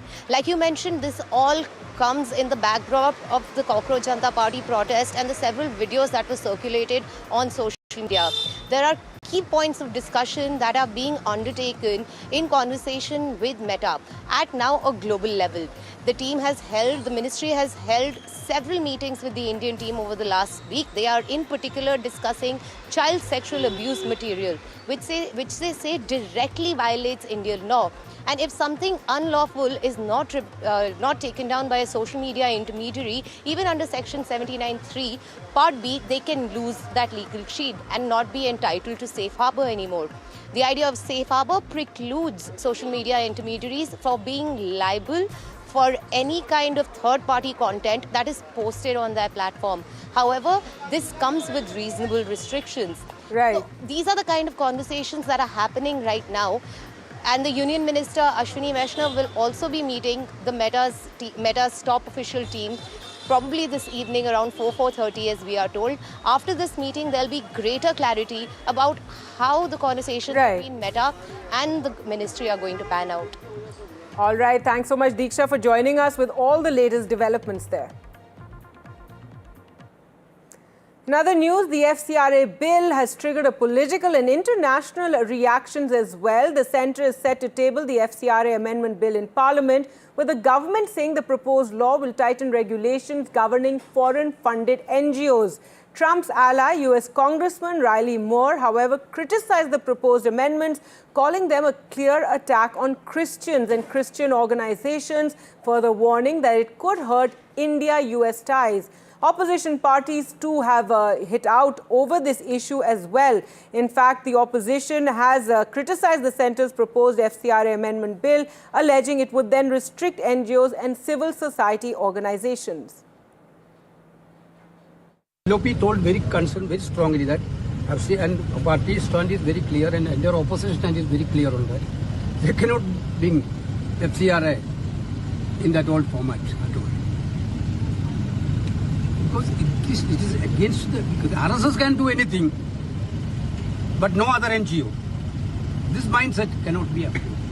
So we will oppose it very strongly. We are not going to allow them to pass that type of draconian bills. FCRA को लेके काफ़ी विवाद है, बहुत लोग उसको विरोध भी कर रहे हैं उसका परीक्षण होगा, पार्लियामेंट में भी परीक्षण होगा, अगर आता है तो, और नहीं आता है तो फिर पोस्टपोन हो जाएगा, और पार्लियामेंट में पास हो गया तो कोर्ट में परीक्षण होगा. We don't want the US lawmakers to suggest something, and we don't appreciate any intervention from the US. This government wants intervention from US because Modi is the friend of Trump, and he always look at US and their perspective on everything this nation should otherwise decide on its own. Many a time we have opposed the move of this government, and last session they tried to bring this legislation. When they couldn't do it, they amended the rules, and they are making it draconian and impossible for these organizations to function. These comments are quite unwanted, and it has nothing to do with the so-called FCRA amendment bill. FCRA amendment, it affects all sections of society, not only Christians, and there are many other institutions of religious minorities and others who are getting foreign funds. So this is going to affect all sections. So it's not a Christian issue, and Americans have no right to talk about these laws and amendments, because it's exclusively something Indian, and we are responsible for. We have a responsible parliament and parliamentarians, and we will take care of our own issues. America should not, parliamentarians should not intervene in these types of internal matters of our country. We strongly oppose the FCRA bill, no doubt about it, because it is totally against the secular fabric of this country, and the donations and the charity works in India will become a standstill. This is with ulterior motive the government is bringing that bill. But one point, it is not the Congress, US Congress member or Senate member to decide whether the bill is to be passed. It is absolutely the domain of Indian Parliament to pass it or not to pass. So his comments are unwarranted, but we strongly oppose the FCRA bill. It is not to be decided by the American people's representative, but it is a Parliament of India will decide on this issue. All right, so let's take you through the key proposals in this FCRA bill. And remember this, while a congressman in the US has spoken out, the new FCRA bill is controversial within India itself. The opposition has been attacking it. The Foreign Contribution Regulation Amendment Bill has sparked intense controversy. And this is over provisions that then empower a government-appointed designated authority to take over, manage or liquidate assets of NGOs and religious charities if their foreign funding licenses are cancelled. So under this bill, you can have asset transfer is one of the proposals, that foreign funded assets to go to a government authority. And that is what's really creating a lot of controversy over this. It applies that if the FCRA registration has not been renewed. Well, let's take a look at the government powers now under this new proposal. And the centre is then empowered to take over eligible assets of these said NGOs or religious charities that receive money from abroad,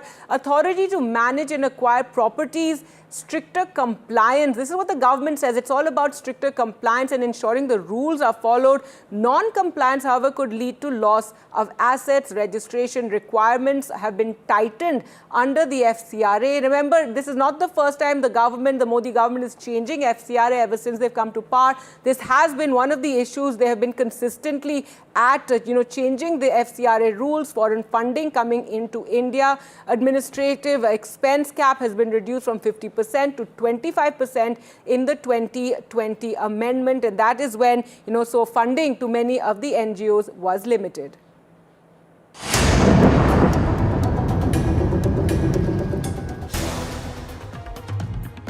All right, more breaking news now coming in on Parliament, and according to sources, a special session may be convened for the Delimitation and Women's Reservation Amendment Bill.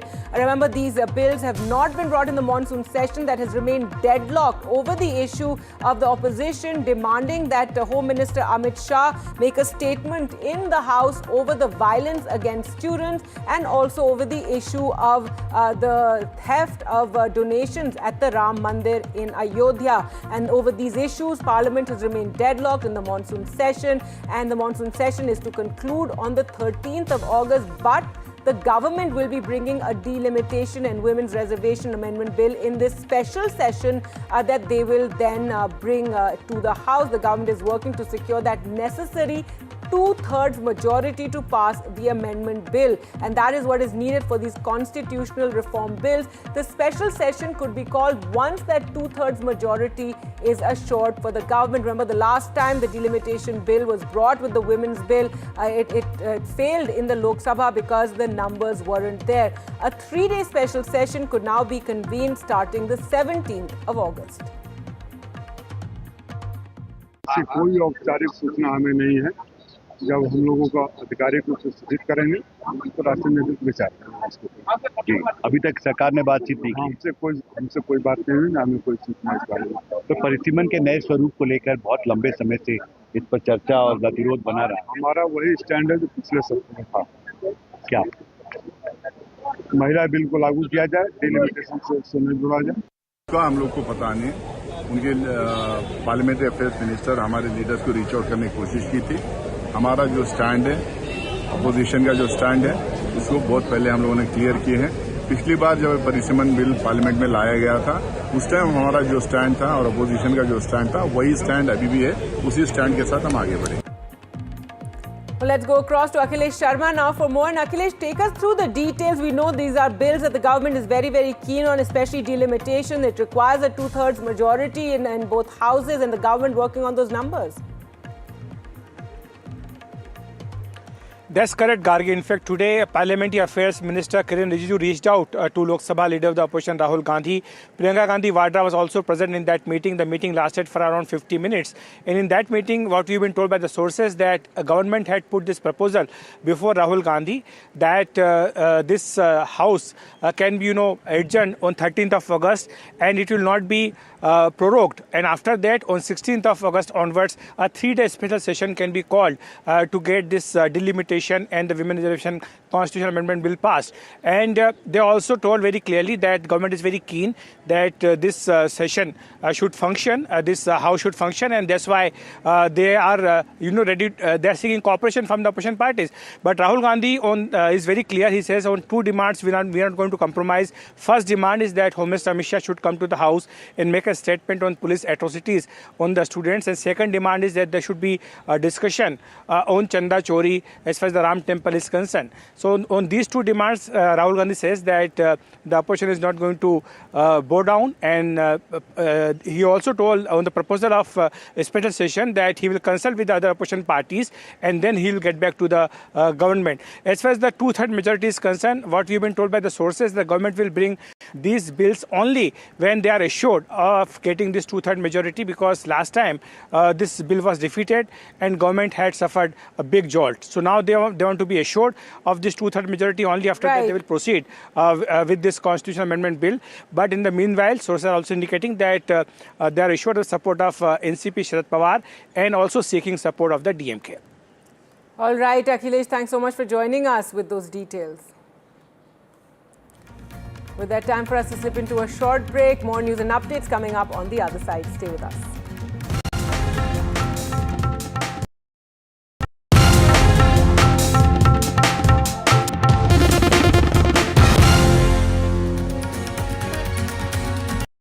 आपका parcel फिर से हमारे घर पे आया है। कुछ तो बात है इस दिल में।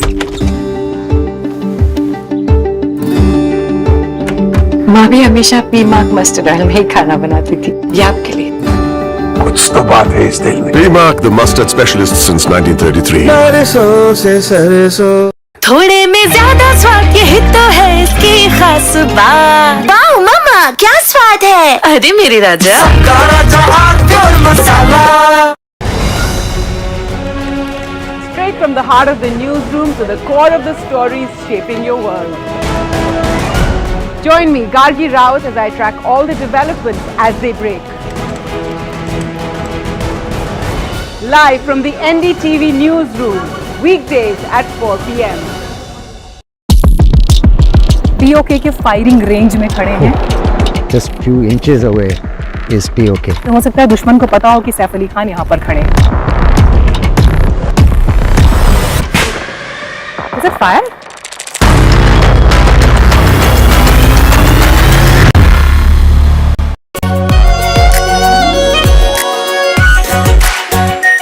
Our pure Shahi Paneer Masala. Delicious, healthy, every day. This is the show where we bring you all the hot and happenings from the world of entertainment and lifestyle. Really? Fashion that made you gag. Films that made you fangirl. Art that made it to the gram, and trends that kept us with the program. Hello and welcome to a brand new show. I am your host Mayank Chaudhary and this is Limelight. मीठा या नमकीन चाहे जैसे खाओ 100% सूजी से बनी are pure vermicelli स्वादिष्ट सेहतमंद हर रोज. The front lines of Kargil. The fury of Operation Sindhu. So many attacks. The chaos and cries of disaster zones. To fighter jet cockpits. And the world's most defining interviews. It's incredible. He has seen history break. Live. Unfiltered. 20,000 hours of live broadcasting. Welcome to Left, Right, Center. Hard facts. War-struck country. Hard questions. In the Ukraine. 30 years of trust. In the Kargil area. North Ukraine. In France, in Italy. At Srinagar. Vishnu Shom for NDTV. Vishnu Shom. Only on NDTV. From the newsroom to the studio to the thick of political action. You're watching NDTV 24/7. The hope is that beyond this election, this will be one of the major issues. With multiple challengers in the fray, the TMC also has done a bit of rejigging. Remember, this is also a district that has been plagued by communal violence. Come to some of the sabhas that the BJP is also organizing, especially in the villages of West Bengal. When stories have impact. Padmaja Joshi, managing editor and primetime anchor. Then news has influence. The buck stops here with Padmaja Joshi. Your work is being watched by people. You think that you're making an impact in this time.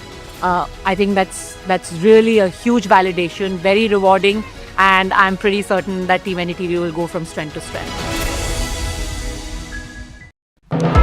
When others are warming up, I'm raring to go. The stories that matter, the stories that shape your life. Hello and welcome to watching Prime 5 with Vaishya Saigal.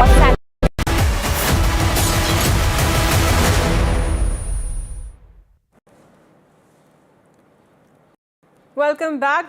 The budget has triggered a political face-off by the Assembly. Leader of Opposition Udhayanidhi Stalin has slammed the budget as a zero budget, saying there's nothing new and accusing the government of merely renaming schemes introduced by the DMK.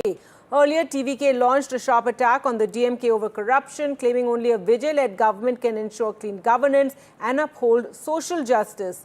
The party also renewed its demand to scrap NEET, calling for MBBS admissions to be based on Class 12 marks in the wake of the repeated paper leak controversies. Meanwhile, the government doubled down on its youth and education push, unveiling big-ticket allocations for bicycles, school modernization, campus cleanliness, laptops, AI training for 5 lakh students by 2031.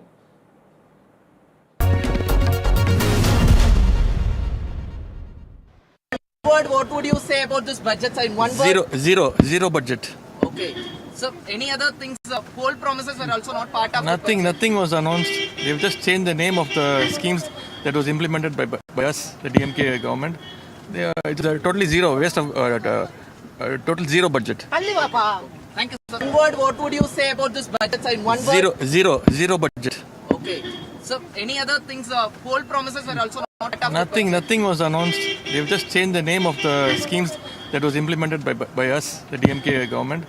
It's a totally zero, waste of total zero budget. Thank you, sir. All right, Udhayanidhi Stalin calling it a zero budget. Now the Tamil Nadu government's first full budget under Chief Minister Vijay has doubled down on welfare politics, with one announcement grabbing the biggest headlines, a 560 crore allocation under every child born in a government hospital will receive a 1-gram gold ring. Now, the scheme is set to be rolled out in September and is part of a wider welfare-focused budget that also includes major spending on education, free laptops, cycles, school modernization, enhanced marriage assistance as well. The government says the measures are aimed at strengthening public health care, supporting families and investing in the state's future while reinforcing its people-centric governance model. Well, let's now talk about the political face-off and the political battle between Vijay and Udhayanidhi Stalin only getting fiercer. A day after his arrest over his remarks on actor Trisha, the leader of opposition has now been released on bail and remains openly defiant. After securing bail, Udhayanidhi met with the DMK chief, his father, MK Stalin, with visuals showing the two together after his release. Udhayanidhi has maintained that his remarks allegedly about Trisha were not demeaning, calling his arrest a political diversion and branding the TVK government a circus driven by fake news and reels. With the Tamil Nadu Assembly's budget session underway, the political showdown is set to intensify as the Trisha controversy and the Kaveri water issue are expected to trigger a stormy session.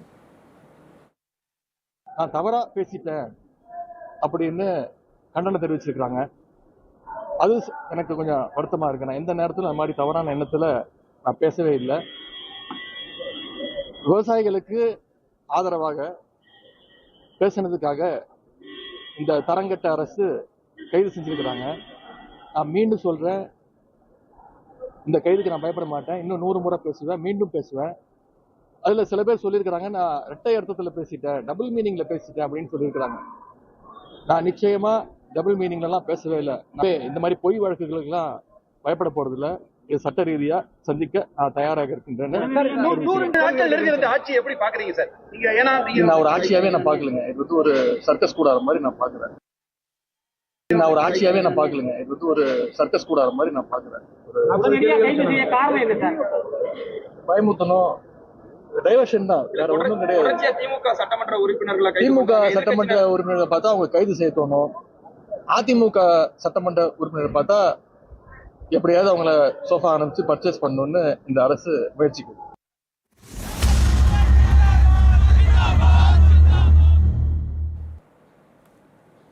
All right, let's shift focus now to Ranchi, where students have been protesting for over a week now. Hundreds of job aspirants remain on the streets, alleging serious irregularities in the recruitment exams and demanding justice. Student leader Devendra Nath Mahato continues his indefinite hunger strike. After an appeal from Sonam Wangchuk, Mahato has agreed to take water but says the fast will continue until the students' demands are met. Chief Minister Hemant Soren broke his silence yesterday, and he says the government is examining the issue with utmost seriousness and will take appropriate decision after the investigation. Meanwhile, Congress leader Rahul Gandhi is preparing for the next edition of Chhatron Ki Goonj in Prayagraj, while the CJP begins a 2-day strategy meeting ahead of its nationwide listening tour. The question remains, who's listening to the Ranchi students? We are currently at the protest site, and as you can see that Devendra Nath Mahato is still on the hunger strike. Few minutes back, Devendra Nath Mahato spoke to Sonam Wangchuk and appealed him to please come and join the protest in the state of Jharkhand, and he just only took the water, and the hunger strike is still going on. As you can see that Devendra Nath Mahato is still on the hunger strike and holding a constitution, holding a book and on his hand. So this is the current situation in Ranchi right now, and the Sonam Wangchuk also appealed to the Devendra Mahato to broke his fast, but he just only took the water. But the hunger strike is still on. But the situation in Jharkhand, as you can see, many of the students across the Jharkhand has been gathered here in Jaipal Singh Stadium, where there is a huge agitation of students against the Jharkhand government over the irregularities in the JPSC exams. Devendra जी, क्या बात हुई है सोनम वांगचुक से, आप थोड़ा बताने।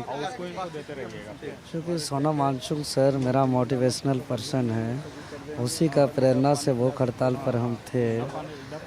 तो उनको जब पता चला कि हम अन्न के साथ जल का भी त्याग किए हैं तो उनको बहुत चिंता हुआ और वो वीडियो कॉल किए और मेरे इस आंदोलन को समर्थन दिए, हौसला बढ़ाए और सरकार से भी आग्रह किए कि आप स्टूडेंट्स के बातों को मानिए। और वो हमें रिक्वेस्ट किए कि आप एटलीस्ट जल में भूख हड़ताल को कंटिन्यू रखें। शायद उनको डाउट था कि देवेंद्र महतो बाद में जल ग्रहण करे कि नहीं, तो वो रिक्वेस्ट किए कि आप वीडियो कॉल में ही आपको जल लेना होगा। आपने पानी पिया है? जी, और उनके रिक्वेस्ट को हमने भी एक शर्त के साथ स्वीकार किया है। क्या शर्तें आपने रखा है? जी, हम कहा कि हम तभी जल ग्रहण करेंगे जब आप दिल्ली के जंतर मंतर में आप भूख हड़ताल करके पूरे इंडिया के स्टूडेंट को आपने न्याय दिलाया है और उस प्रोटेस्ट को आप सक्सेस कराया है, तो आप हमके कमिटमेंट करिए कि झारखंड के इस स्टूडेंट प्रोटेस्ट को भी आप सफल बनाने में सहयोग करेंगे। आपका हंगर स्ट्राइक जो है वो अभी जारी रहेगा? जारी रहेगा और वो हमारे शर्त माने और हम अपने शर्त के आधार पर आज से हम जल लेंगे लेकिन अन्न नहीं लेंगे। We are going through a strange time in our country. Students are on the street in severe pain. They don't have work. They are asking for fairness in exams. They are asking for an education system that works. And on the other side, we have the Prime Minister who is forgiving them. Who he is to forgive them, I don't know. Where he gets the idea that he has the right to forgive the future of India, I don't know. But that's what he chooses to do. Double standards है Congress party का।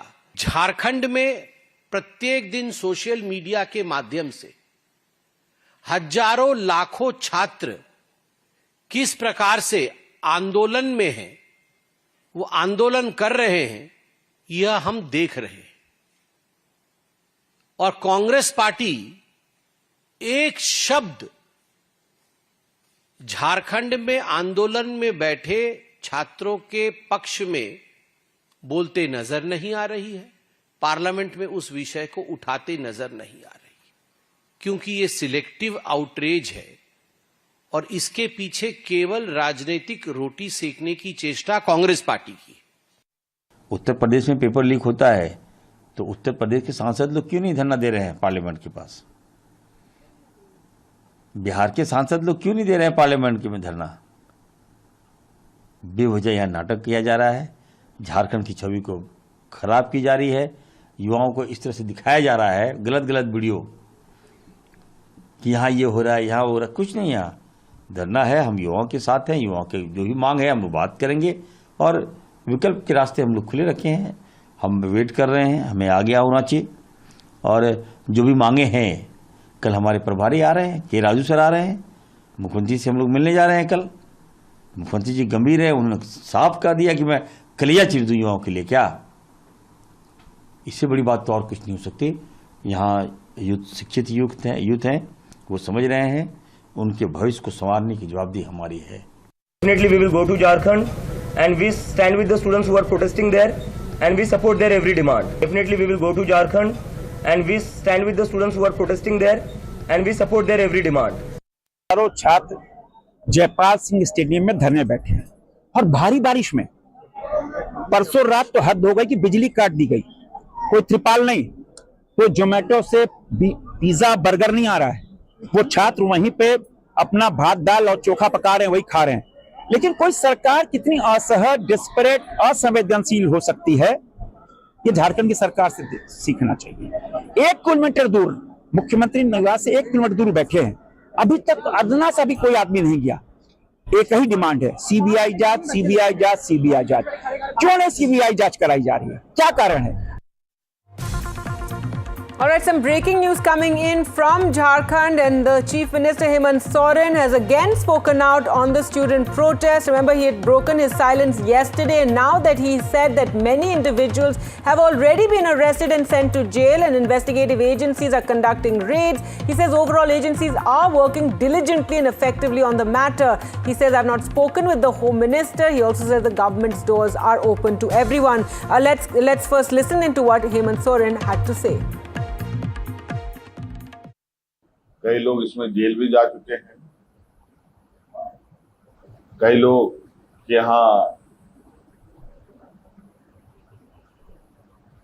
जांच agency के द्वारा दबिश भी दी जा रही है और कुल मिलाजुला करके पूरी मजबूती से एजेंसी अपनी कामों में लगा हुआ है, जुटा हुआ है और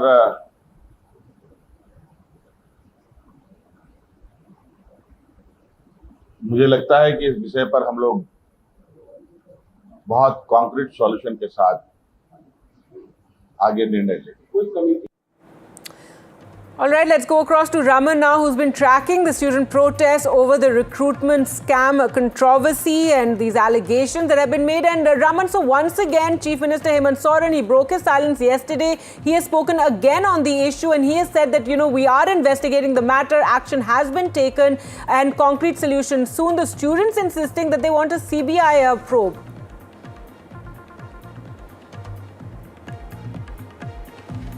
Yeah, well, it's a big statement by the Chief Minister of the Jharkhand, Hemant Soren, and again he made the statement twice in a 2-day, and he said that the doors of the government is open for anyone who is protesting against the JPSC paper leak. He also said that many of the students, the protester, had been sent to the jail, and the CID wing of the Jharkhand, which is conducting the investigation in all the protest which is going on in the state of Jharkhand, as well as the irregularities which found in the JPSC exams results. So that is why Hemant Soren has said twice in a 2-day and said that government eyes on everything what is going on in Jharkhand. If the demands to rise to speak with the Home Minister itself, he will conduct a meeting with Home Minister also. But right now, the Jharkhand Chief Minister had said the doors of the government is open, and anyone who is concerned about this can come to the Chief Minister and speak to them.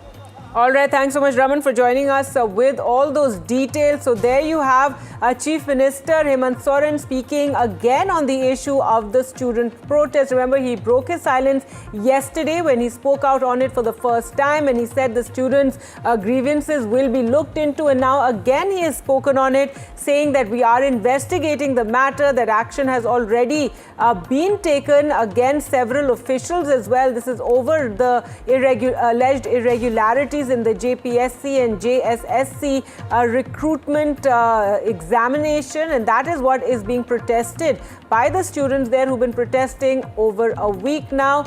And in fact, Hemant Soren saying that they are ready for talks and that action is being taken against officials, that the state investigation is taking place, the CID is investigating. However, as far as the CBI investigation goes, that is something that is what the students have been demanding. So big breaking news with Hemant Soren saying that they are in fact ready for talks with the students. Remember, the students have been protesting for over a week now. They're in Jharkhand, also sitting on a hunger strike, though there was an intervention in the hunger strike in which a student was sitting without eating or even drinking water. But after Sonam Wangchuk spoke to him, now leader Devendra Nath Mahato, one of the students who's been holding a hunger strike, has begun to take water as well. Yesterday, the Chief Minister said the government is examining the issue with utmost seriousness and will take an appropriate decision after the investigation.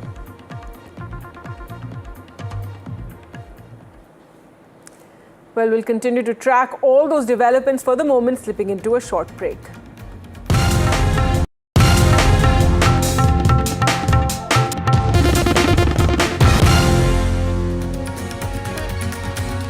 थोड़े में ज्यादा स्वाद, यही तो खास बात। Wow मामा क्या स्वाद है। अरे मेरे राजा।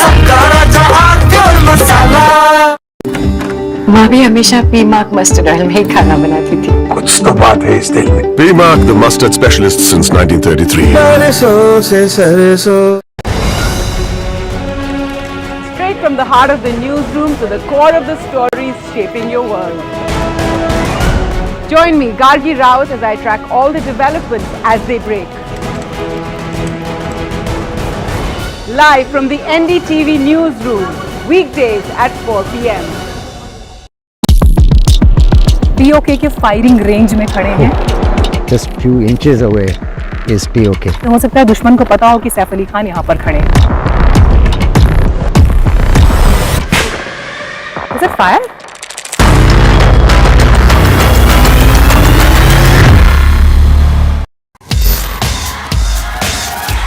This is the show where we bring you all the hot and happenings from the world of entertainment and lifestyle. Really? Fashion that made you gag. Films that made you fangirl. Art that made it to the gram, and trends that kept us with the program. Hello and welcome to a brand new show.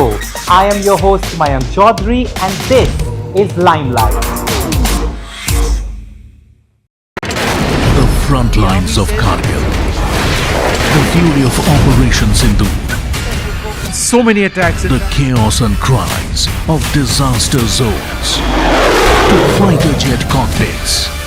And the world's most defining interviews. It's incredible. He has seen history break. Live. Unfiltered. 20,000 hours of live broadcasting. Welcome to Left, Right and Center. Hard facts. War-struck country. Hard questions. In the Ukraine. 30 years of trust. In the Kargil area. North Ukraine. In France. In Italy. At Srinagar. Vishnu Shom for NDTV. Vishnu Shom. Only on NDTV. From the newsroom to the studio to the thick of political action. Now watching NDTV 24/7, the hope is that beyond this election, this will be one of the major issues. With multiple challengers in the fray, the TMC also has done a bit of rejigging. Remember, this is also a district that has been plagued by communal violence. Come to some of the sabhas that the BJP is also organizing, especially in the villages of West Bengal. When stories have impact, Padmata Joshi, managing editor and primetime anchor. then news has influence. The buck stops here with Padmaja Joshi. Your work is being watched by people. You think that you're making an impact in this time. I think that's really a huge validation, very rewarding, and I'm pretty certain that Team NDTV will go from strength to strength. When others are warming up, I'm raring to go. The stories that matter, the stories that shape your life. Hello and welcome to watching Prime 5 with me, Vaisha Saigal. What's happening? How to The show that sets the prime time agenda.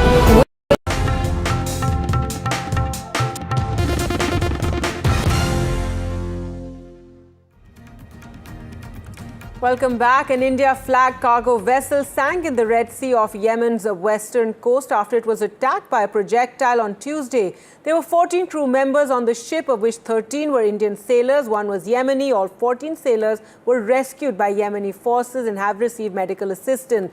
The vessel, MSV Faiz Noor Aulia, was attacked about 13 nautical miles south of the Houthi-held port city of Hodeidah. Here's a report taking a look at the thousands of Indian sailors who are stuck. Another Indian ship, another attack, another close call. The India-flagged cargo vessel MSV Faiz Noor Aulia has sunk in the Red Sea after being struck by a projectile off Yemen's coast. All 13 Indian crew members were rescued alive. But this is only the latest chapter in a growing maritime crisis. Since the West Asia conflict erupted, at least 10 Indian seafarers have lost their lives. The numbers underline a harsh reality. India is not just a spectator to this conflict. It is one of the world's biggest suppliers of merchant sailors. India is the world's third largest supplier of seafarers, with more than 300,000 Indians serving on commercial ships across the globe.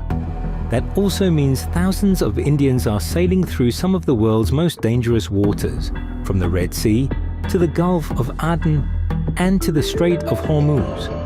More than 15,000 Indian seafarers remain stranded west of the strait, waiting for safe passage as the conflict continues to disrupt maritime traffic.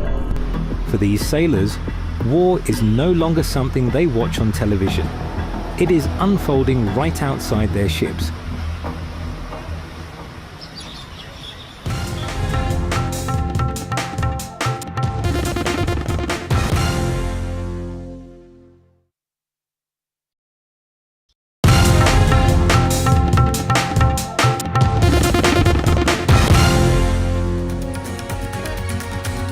थोड़े में ज्यादा स्वाद यही तो है इसकी खास बात। वाओ मामा क्या स्वाद है, अरे मेरे राजा।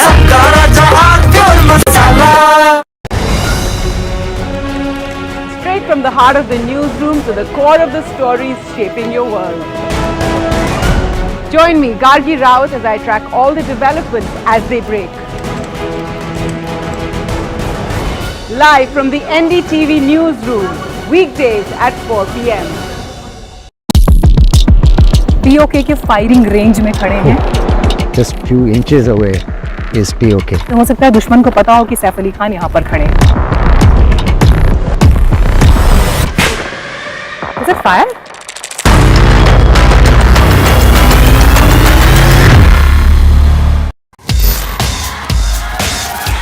This is the show where we bring you all the hot and happenings from the world of entertainment and lifestyle. Really? Fashion that made you gag. Films that made you fangirl. Art that made it to the gram, and trends that kept us with the program. Let's get it. Hello and welcome to a brand new show. I am your host Mayank Chaudhary and this is Limelight. The front lines of Kargil. The fury of Operation Sindhu. So many attacks. The chaos and cries of disaster zones. To fighter jet cockpits.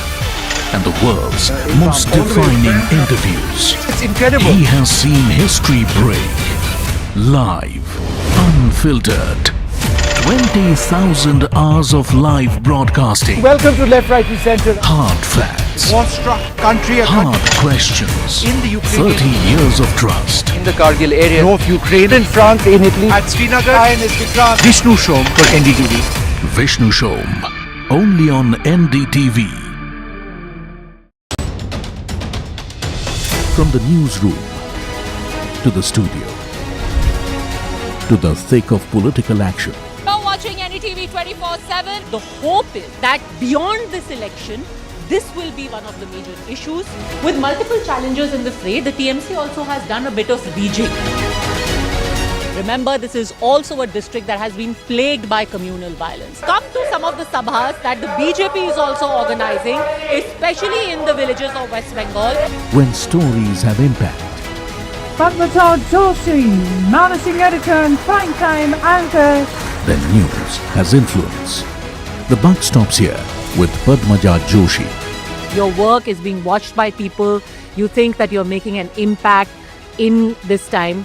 I think that's really a huge validation, very rewarding, and I'm pretty certain that Team NDTV will go from strength to strength. When others are warming up, I'm raring to go.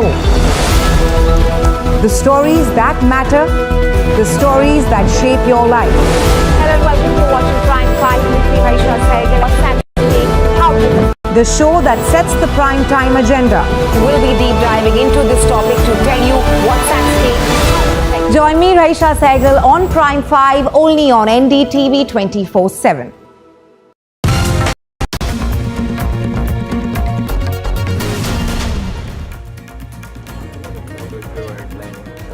Hello and welcome. You're watching NDTV Newsroom. I'm Gargi Rawat. We'll bring you all the big breaking stories right here from the news desk. Coming up ahead, we'll take a look at what the parliamentary panel has asked for vis-a-vis Meta. They've asked Mark Zuckerberg to apologize. Also, the deadlock in parliament continues. All that and more. First, a look at the headlines. Parliament panel's big warning to Meta over the Prime Minister's video row. The panel has now asked Mark Zuckerberg to apologize or face action, including the possibility of losing safe harbor protection. As expected, a stormy Tamil Nadu Assembly budget session today. The TVK targets the DMK claims corrupt leaders. The TVK also demands that NEET be scrapped in the Assembly.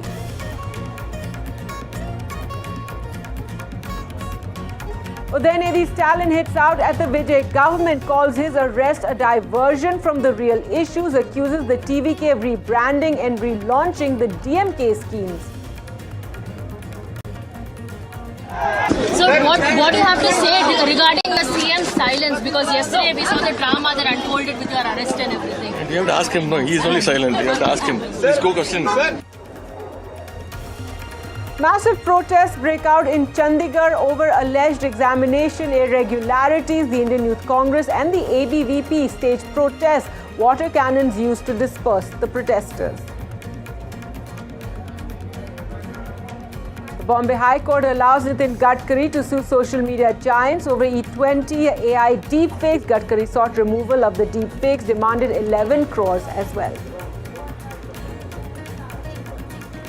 And a war of words over the RSS youth outreach. Congress, UBT Sena leaders questioned the outreach, claiming the organization are trying to expand its ideological influence over Gen Z and Gen Alpha.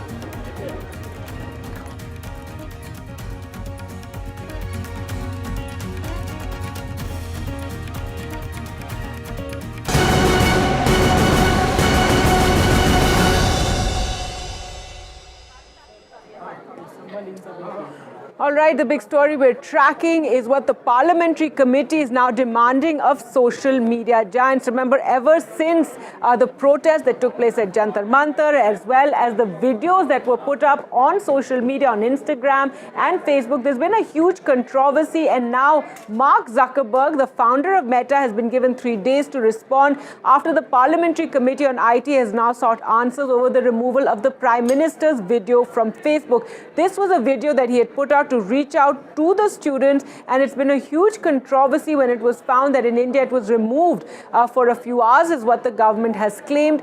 Meta's global public policy head, Joel Kaplan, was summoned by the center for the second time this week, and he did meet with the IT ministry officials. The technical officials from Instagram also met with government representatives. Sources say the government wants to understand from the officials how the Meta algorithm works. That's another issue that seems to be troubling the government, and trouble mounting for Meta. Sources say the Parliamentary Committee of Communications and Information Technology has warned Meta that it could lose its safe harbor protection if action is not taken against those responsible for taking down the Prime Minister's video, and that apology isn't forthcoming from Mark Zuckerberg.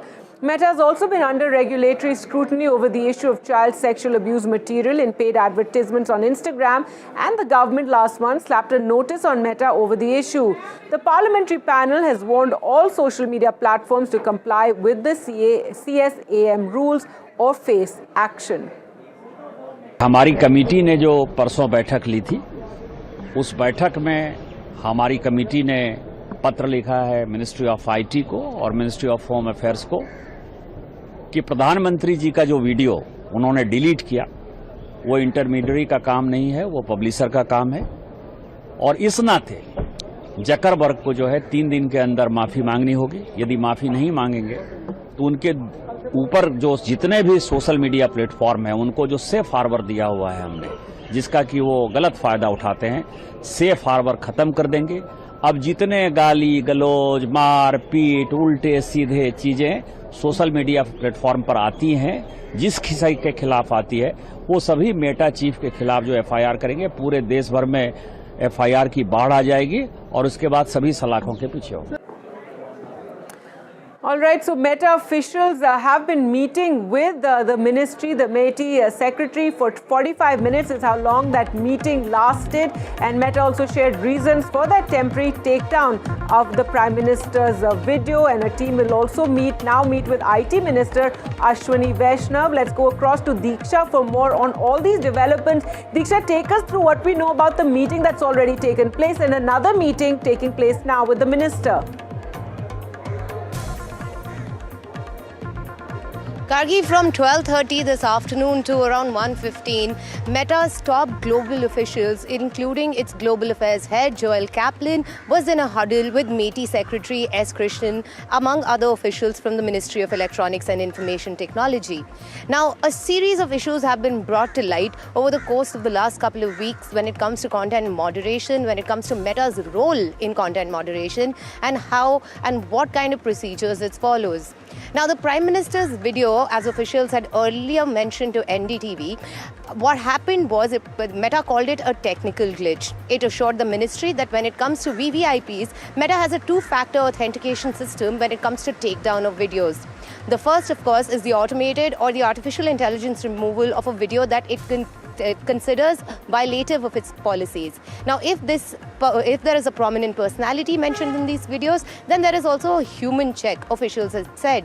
So Meta has assured the government that it is trying its very best to make sure that the content moderation is in accordance with laws. But like BJP's Nishikant Dubey has now said, there is now a 3-day ultimatum and they have sought an apology from Mark Zuckerberg himself. This shows that the escalation is now on a global level. We are talking about accountability and responsibility at a global level. Meta's top officials are slated to meet Union Minister for Electronics and Information Technology Ashwini Vaishnav in a matter of an hour or so. Sources tell us that this is going to be a closed-doors meeting with the officials. Now, all of these issues are core to the idea of how Meta is responding to content on its platform. Platform content or third-party content on platforms such as X and Meta makes sure that they are not held liable for any kind of offensive content that is posted. Yes, this is what they call safe harbor. And now the entire question of having this safe harbor or having this legal protection is being probed at its very fundamental core.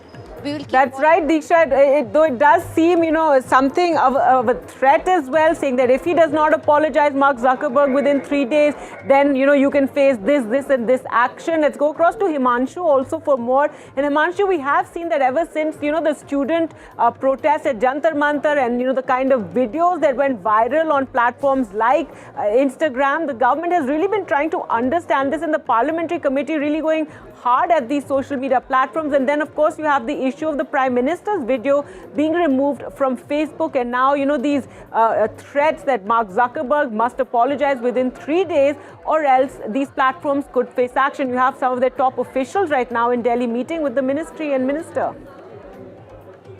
That's right. And in fact, just 2 days back when Parliamentary Standing Committee on Electronics and IT took stock of this incident where Prime Minister of India's video was taken off Meta platform, in that meeting, the Meta officials faced very tough questions. And apology. There were several MPs who were present in the meeting. They said that simple apology won't do because this is a matter that concerns the Prime Minister of India. And if you remove their video, this is the kind of an anti-national act. And so under the law, action must be taken.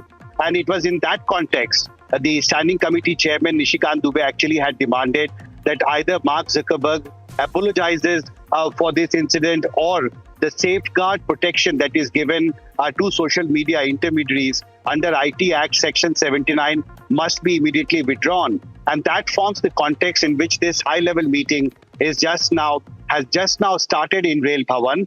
Union Minister Ashwini Vaishnav is now meeting top Meta officials. And of course, this is the highest interaction that Meta officials have had with Government of India in last 3 days since this controversy arose.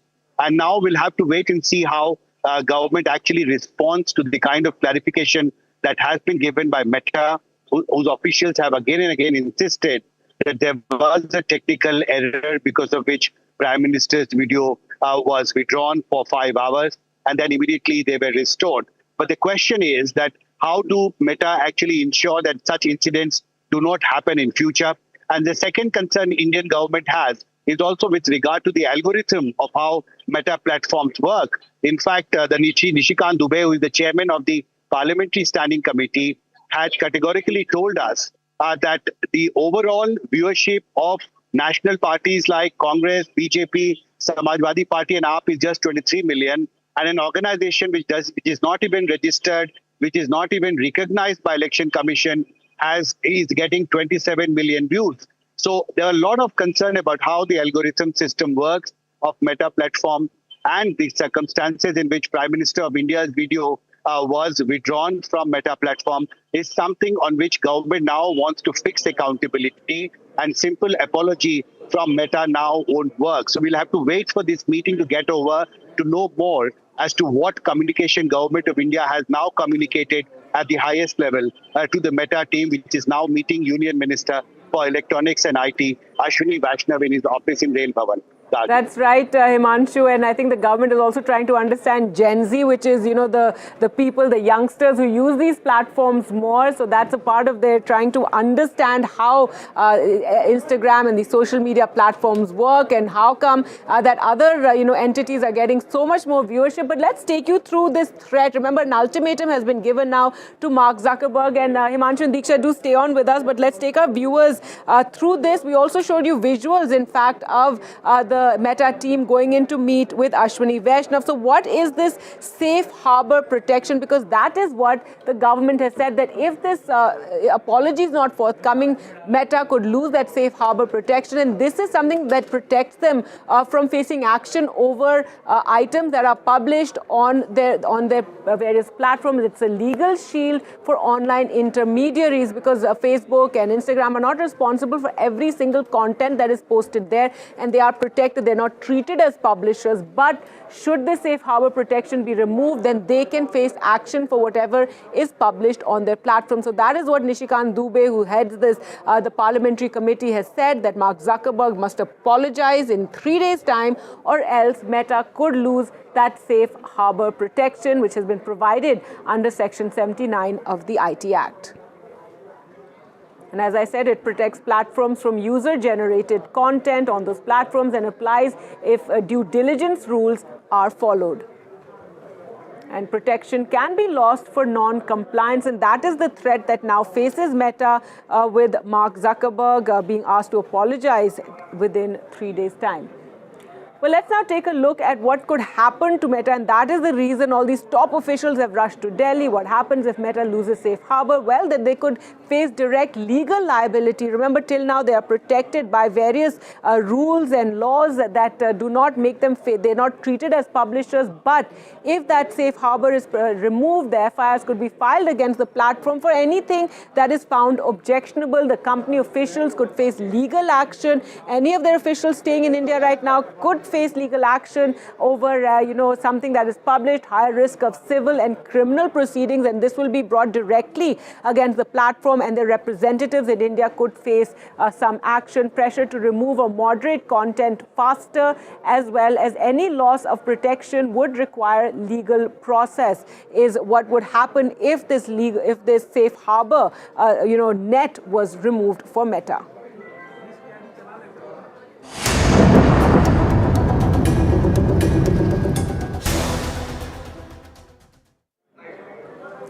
Well, let's move on to news now of Parliament, and it was another day of deadlock in Parliament as sloganeering and chaos continued. There was slogan shouting as well as disruptions. The centre has stepped up its efforts to break the deadlock. Parliamentary Affairs Minister Kiran Rijiju met Rahul Gandhi, seeking the Congress's cooperation on the proposed delimitation exercise and the Constitution Amendment Bill on women's reservation. But Rahul Gandhi held firm, making it clear that the House cannot function unless there's a discussion on the alleged Ram Mandir donation scam, or theft, chanda chori as it's called, and a statement from the Home Minister Amit Shah on the police action against protesting students.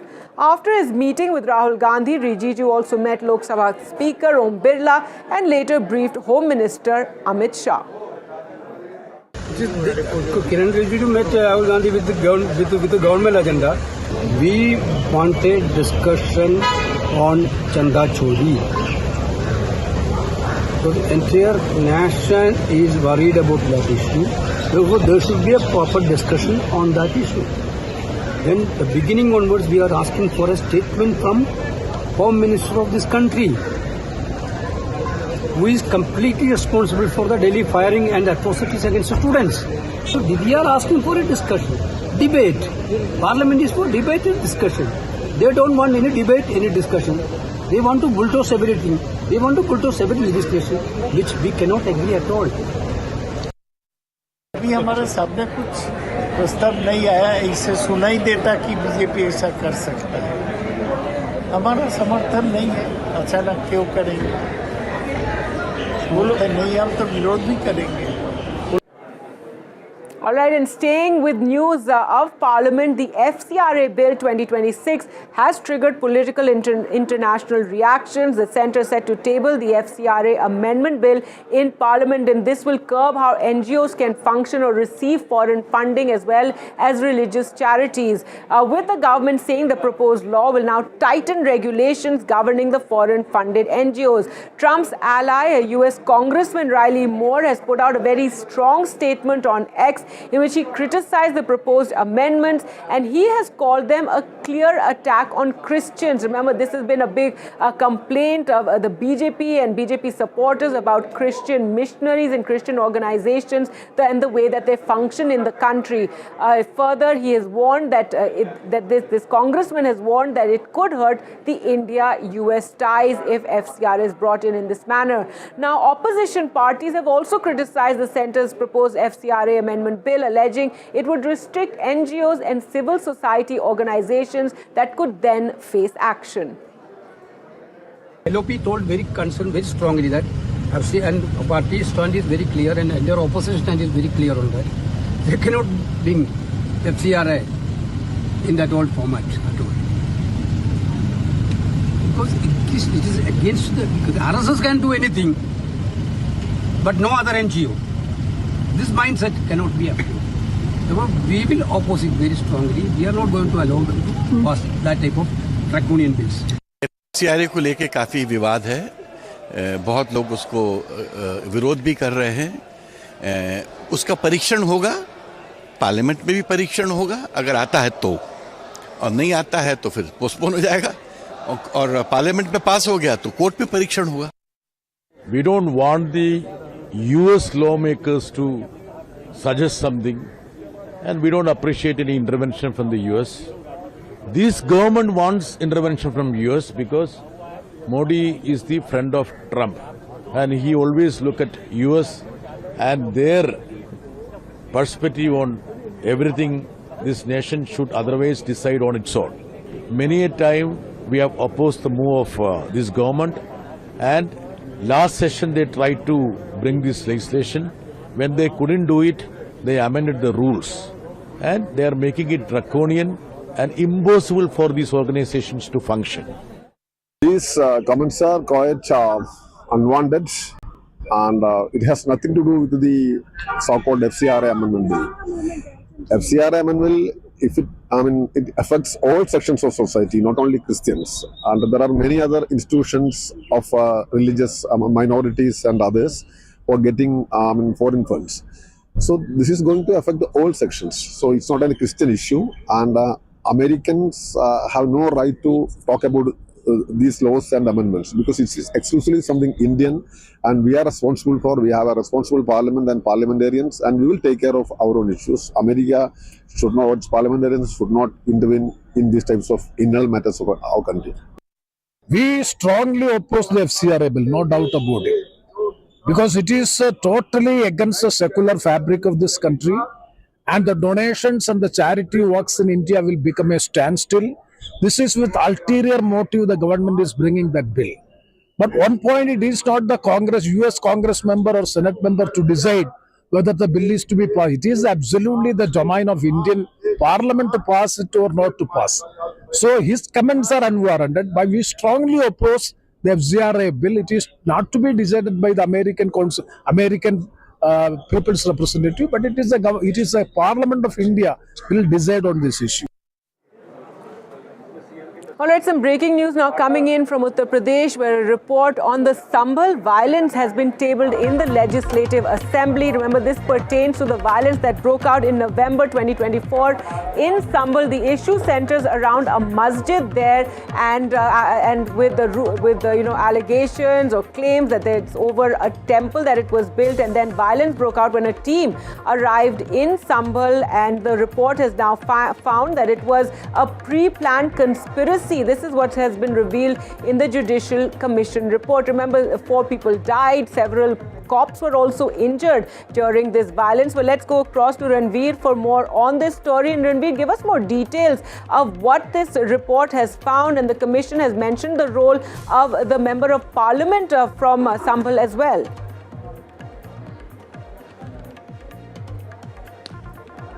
UP government tabled Sambhal Judicial Commission report today in UP Assembly, and this report is being accessed by us, and we have found that the commission clearly said that the Sambhal riot was a pre-planned conspiracy.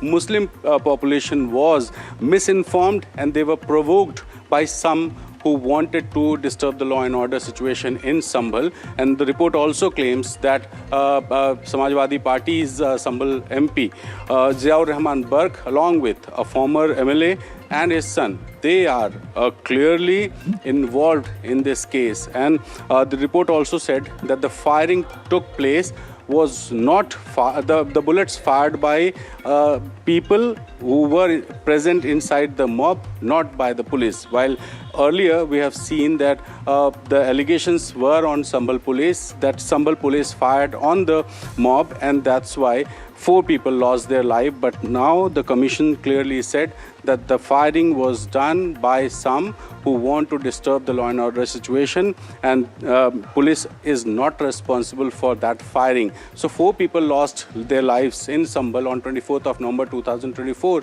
and now the Judicial Commission's report is being tabled in UP Assembly, and the report is very long, but initially we have found that the involvement of local Samajwadi Party leaders was mentioned in this report by the commission. All right, we'll wait for the reaction from the opposition there. Thanks so much, Ranveer, for joining us with all those details.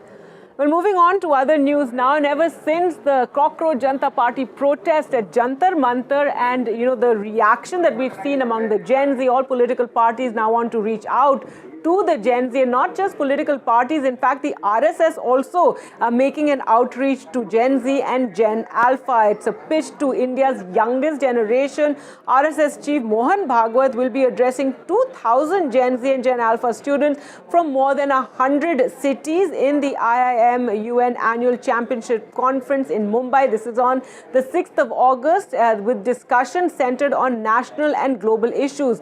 But even before the event begins, well, politics has flared up. The UBT Sena, the VBA and civil society groups have slammed the RSS outreach, questioning its intent, accusing it of pushing ideology instead of genuine dialogue with students. BJP has defended the initiative, saying engagement with young people has always been a part of the RSS tradition, while the Shiv Sena has maintained that the Sangh has been reaching out to Gen Z and Gen Alpha for years. वो एक model United Nations का programme है। आयमन में पहले हम सभी लोग जाके आए, मुझे नहीं लगता इतना कोई महत्व देना चाहिए। और जेनजी को सुनने के लिए आज सारे लोग बात कर रहे हैं, लेकिन जब जेनजी लाठी खा रहा था, जब जेनजी AK-47 का सामना कर रहा था, जब जेनजी टीयर गैस का सामना कर रहा था, जब जेनजी इलेक्ट्रिक गन्स का सामना कर रहा था, तब ये आज जो सब प्रवचन दे रहे हैं इनको, वो कहाँ थे? मैं सिर्फ मोहन जी की बात नहीं कर रहा हूँ, वो एक अलग कार्यक्रम में आ रहे, लेकिन आज आप देख रहे हो पोस्टर्स लगे हुए, I am Gen Z, I respect this, I am Gen Z, I respect that.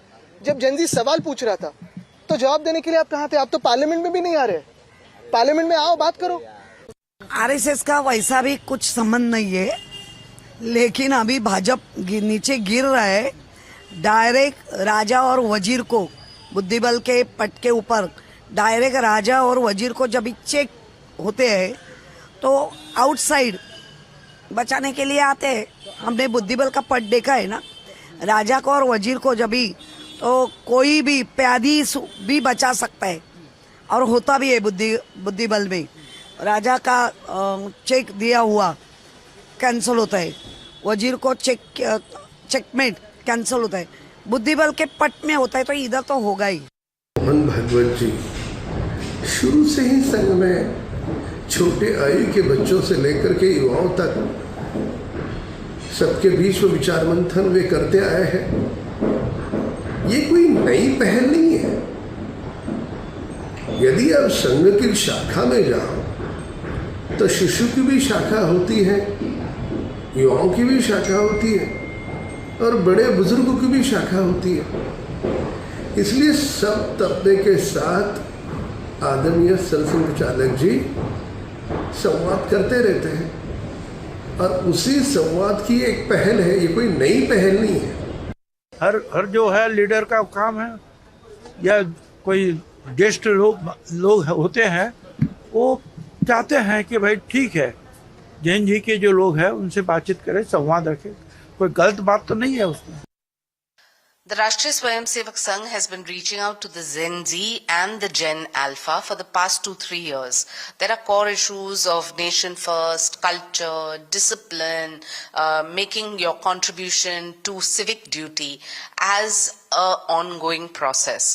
Adanya Mohanji Bhagwat, who is our Sarasang Chalak, is coming to Mumbai and will be addressing the issues of the youth, answering their questions and directly engage with them. So for all those who are trying to correlate this to NEET, I would only want to say, why not move with the times? Why not engage? Why not answer questions? And why not be accountable both ways?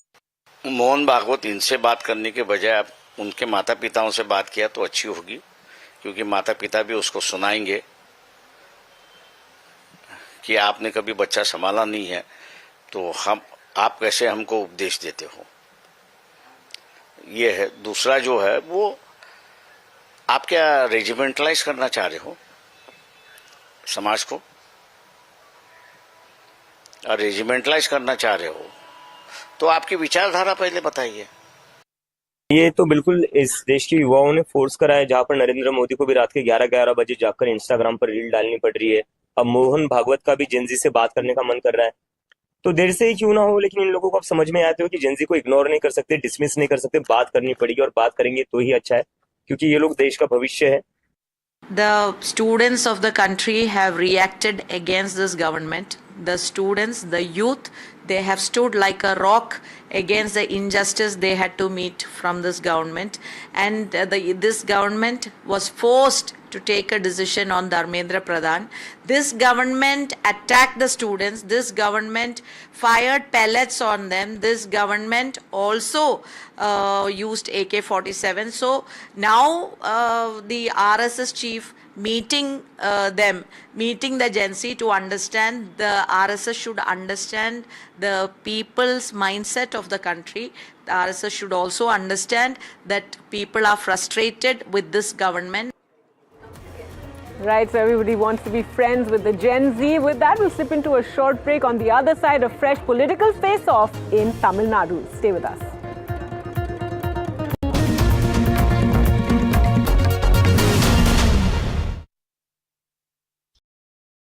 थोड़े में ज्यादा स्वाद, यही तो है इसकी खास बात। वाओ मामा, क्या स्वाद है। अरे मेरे राजा,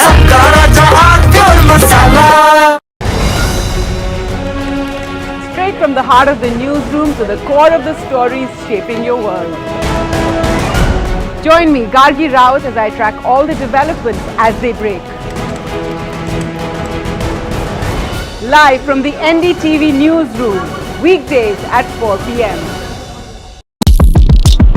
पीओके के फायरिंग रेंज में खड़े हैं। Just few inches away is POK. तो हो सकता है दुश्मन को पता हो कि सैफ अली खान यहाँ पर खड़े हैं।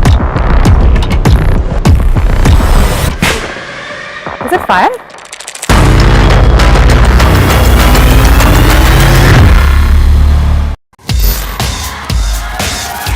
This is the show where we bring you all the hot and happenings from the world of entertainment and lifestyle. Really?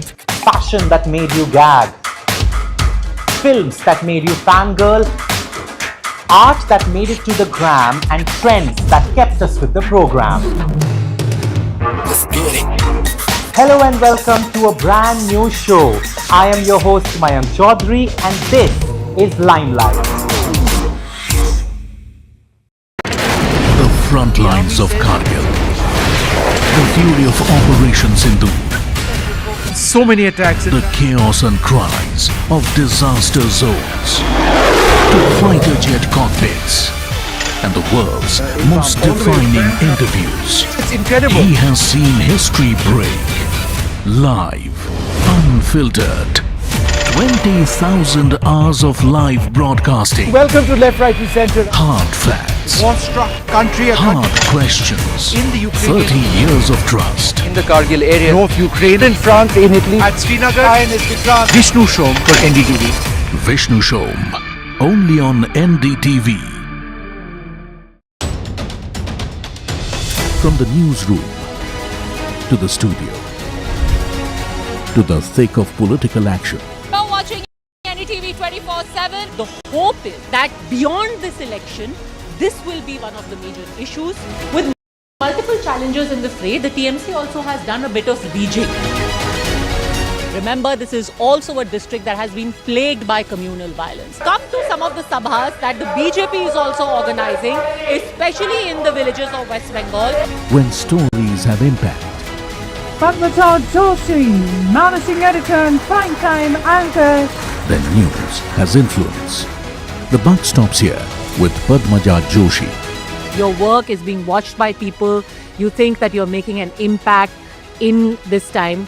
I think that's really a huge validation, very rewarding, and I'm pretty certain that Team NDTV.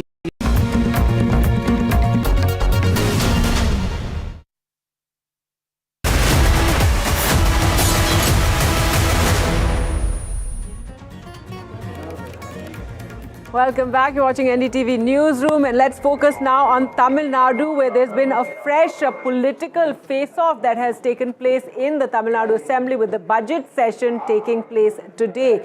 This is a fresh face-off, and Leader of Opposition Udhayanidhi Stalin slammed this budget as a zero budget, saying there's nothing new and accusing the government of merely renaming schemes that had been introduced by the earlier DMK government. Earlier on in the Assembly, TVK launched a sharp attack on the DMK over corruption, claiming only a Vijay-led government can ensure clean governance and uphold social justice. The party also renewed its demand that NEET should be scrapped, calling for MBBS admissions in Tamil Nadu to be based on the class 12 marks in the wake of repeated paper leak controversies.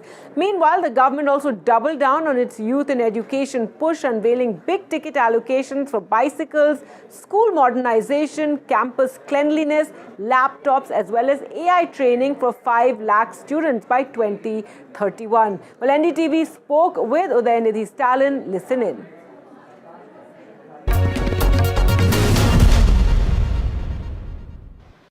What would you say about this budget in one word? Zero budget. Okay. So any other things, poll promises were also not part of Nothing was announced. They've just changed the name of the schemes that was implemented by us, the DMK government. It is totally zero, waste of total zero budget. Thank you, sir.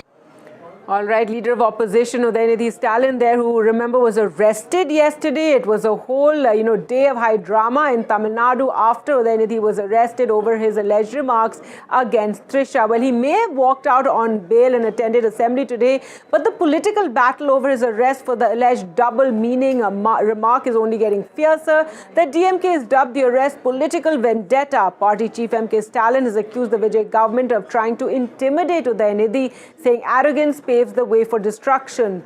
The TVK, however, is standing firm. It says the issue is about respecting women and upholding the rule of law, not political revenge.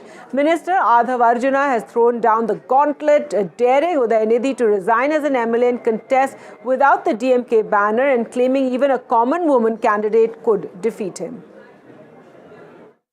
இது அரசியலோ பழிவாங்கலோ கிடையாது. நாங்க எதுக்கு அரசியல் பழிவாங்கணும்? 60 வருஷ வரலாற்றை தூக்கி எறிஞ்சு சிங்கிளா தனியா எங்கால் ஜெயிச்சிருக்காரு எலெக்ஷன்ல. உங்களை எதிரியாவே நாங்க பார்க்கல. எங்க தலைவரை எதிர்த்து நிக்கிறதுக்கு ஒரு தகுதி வேணும்.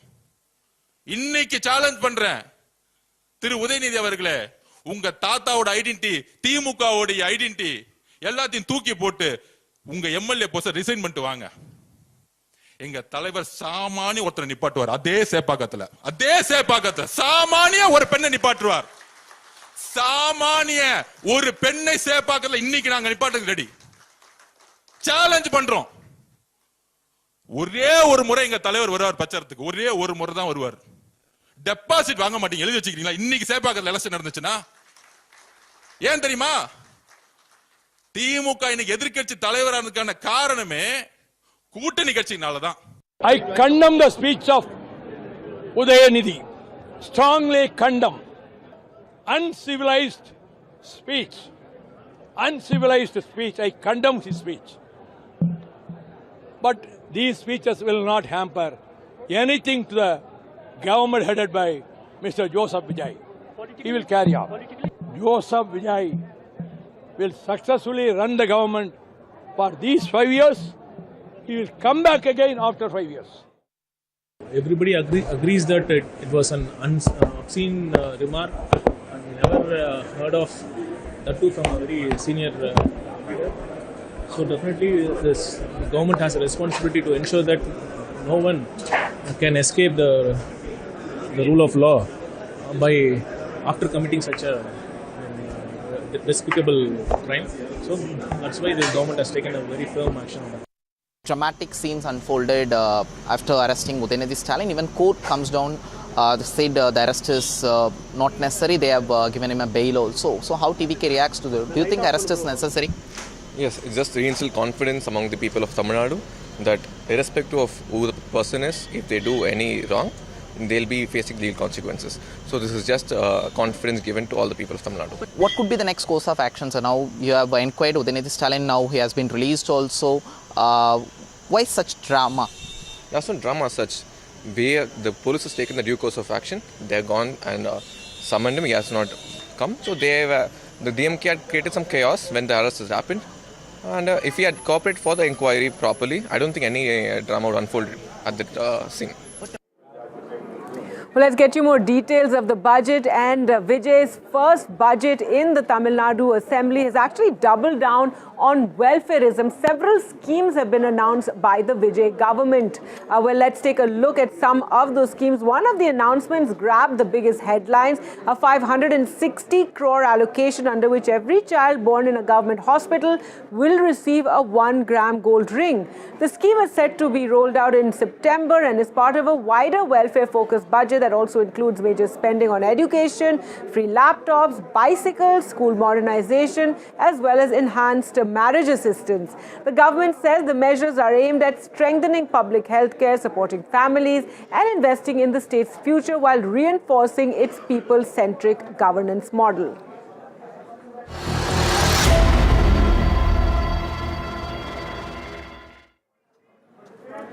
And staying with news from Tamil Nadu, Dhanush is making headlines weeks after he expressed willingness to expand social welfare measures. Recently, after learning about the condition of the school buildings where he went, Dhanush voluntarily came forward and provided major assistance in constructing this building. He has also said he will renovate the other building and even construct new ones in the vacant spaces. The school management has named the new building the Dhanush Block. They also invited all the friends who had studied with him and gave him a surprise. Dhanush paid floral tributes to the statue of revolutionary leader Dr. MGR and then watched the children dance on stage. After giving advice to children and speaking to them, he took photographs of the school students. In addition, he also sat and chatted with his school friends. Remember all this as there's speculation that he may be readying to take the political plunge.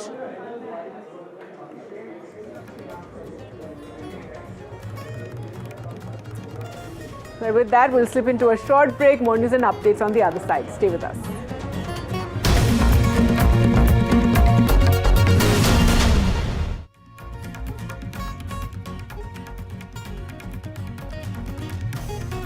Parliament panel's big warning to Meta over Prime Minister Modi. When others are warming up, I'm raring to go. The stories that matter, the stories that shape your life. Hello and welcome to watching Prime 5 with me, Raisha Sehgal. On Saturday, The show that sets the prime time agenda. We'll be deep diving into this topic to tell you what's at stake. Join me, Raisha Sehgal, on Prime 5, only on NDTV 24/7.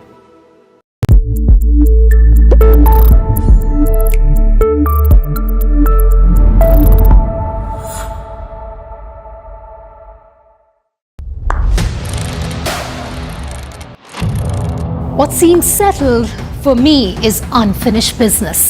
So I rewind, I pause, I reflect, I dig until what's buried stands up to be counted. Breaking ground, not just headlines, the meaning behind them. This is Breaking Ground with me, Vedika Sood. Launch control 0 to 100. This isn't just about cars and bikes, this is about how you move. This car makes no sense, yet it makes every sense. What we are sitting inside is a Joby-powered air taxi.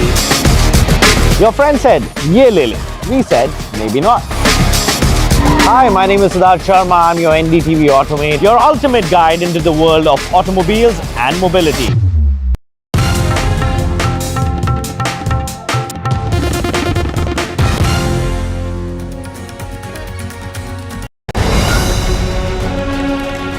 From the heart of the newsroom to the core of the stories shaping your world.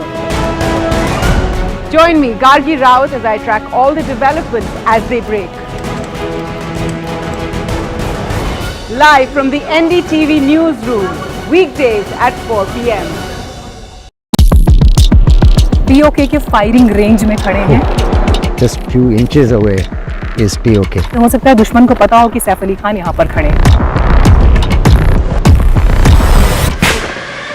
Is it fire?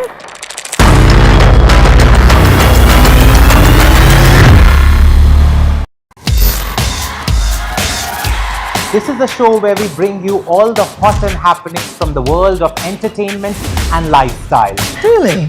Fashion that made you gag. Films that made you fangirl. Art that made it to the gram, and trends that kept us with the program. Let's get it. Hello and welcome to a brand new show. I am your host Mayank Chaudhary and this is Live.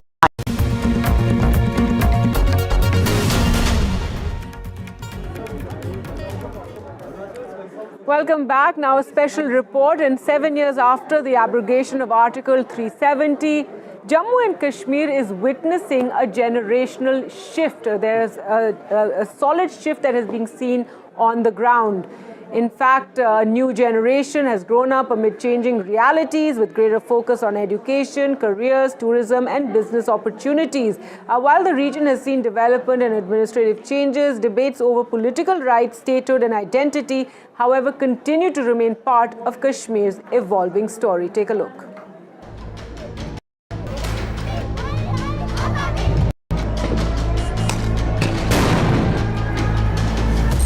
"7 years ago today, India tore up a 7 decades-old biased, irrelevant and decayed constitutional arrangement and folded Jammu and Kashmir fully into the Union of India.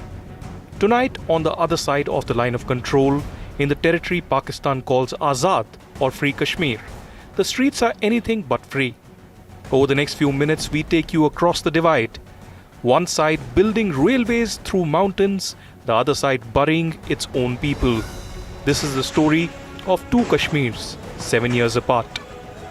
For generations, this valley was spoken of only in the language of conflict. Today, it is being spoken of in a different language: steel, concrete, and footfall. The Udhampur-Srinagar-Baramulla rail line, once dismissed as an engineer's fantasy, now carries passengers over a bridge that stands taller than the Eiffel Tower, the highest railway arc on earth, strung across the Chenab like a promise finally kept. A project worth over 42,000 crore rupees and decades in the making, now complete.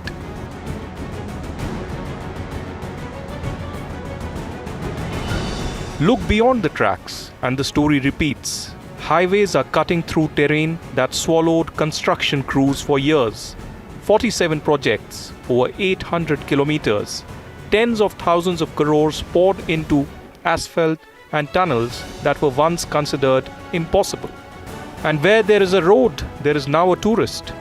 2 crore 36 lakh of them came last year alone, a number this valley had never seen. Gulmarg's gondola, the tulip gardens blooms, Srinagar's recognition as a UNESCO craft city. This is a Kashmir that is, for the first time in decades, selling postcards and tour packages instead of conflict headlines. Money too has started moving in a direction it rarely moved before. Thousands of investment proposals worth well over 1 lakh crore rupees have been locked since the special status was withdrawn. Industrial parks that stood as empty plots for years now have units running, machines humming, and perhaps most tellingly, the local men and women on the hard-working jobs instead of on protest lines. This is not a claim of problem solved. While questions on statehood remain unresolved and democracy is at play, but movement, real measurable movement, is no longer in dispute.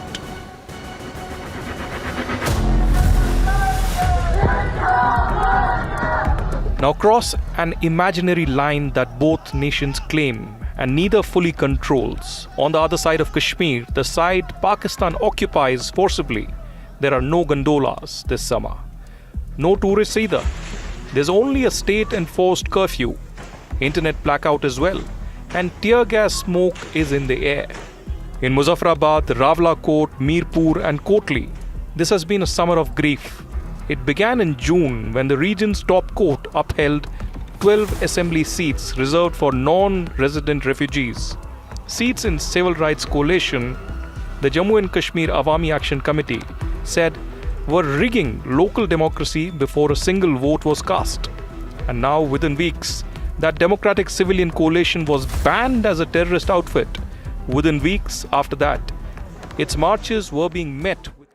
All right, some breaking news now coming in over the Meta controversy. Remember, officials of Meta were summoned and they've been meeting with the ministry, with Mighty. Now, Mark Zuckerberg has apparently sent his apologies for the CSAM content that's related to children and deepfake content, as well as errors in operating the platform. India was demanding an apology. The parliamentary panel was demanding an apology within 3 days from Mark Zuckerberg over Prime Minister's video being removed from Facebook. So it was made clear to them that they are not covered under intermediary definition. They select who receives the content, and safe harbor under IT Act is not applicable. This is what took place at that meeting. They admitted that a lot of money was paid for boosting certain type of content. So that is another issue that the MPs wanted to understand, whether that they had seen a lot of anti-India content being promoted on the site, and they wanted to understand how the algorithm worked. Now, what we are learning that at this meeting,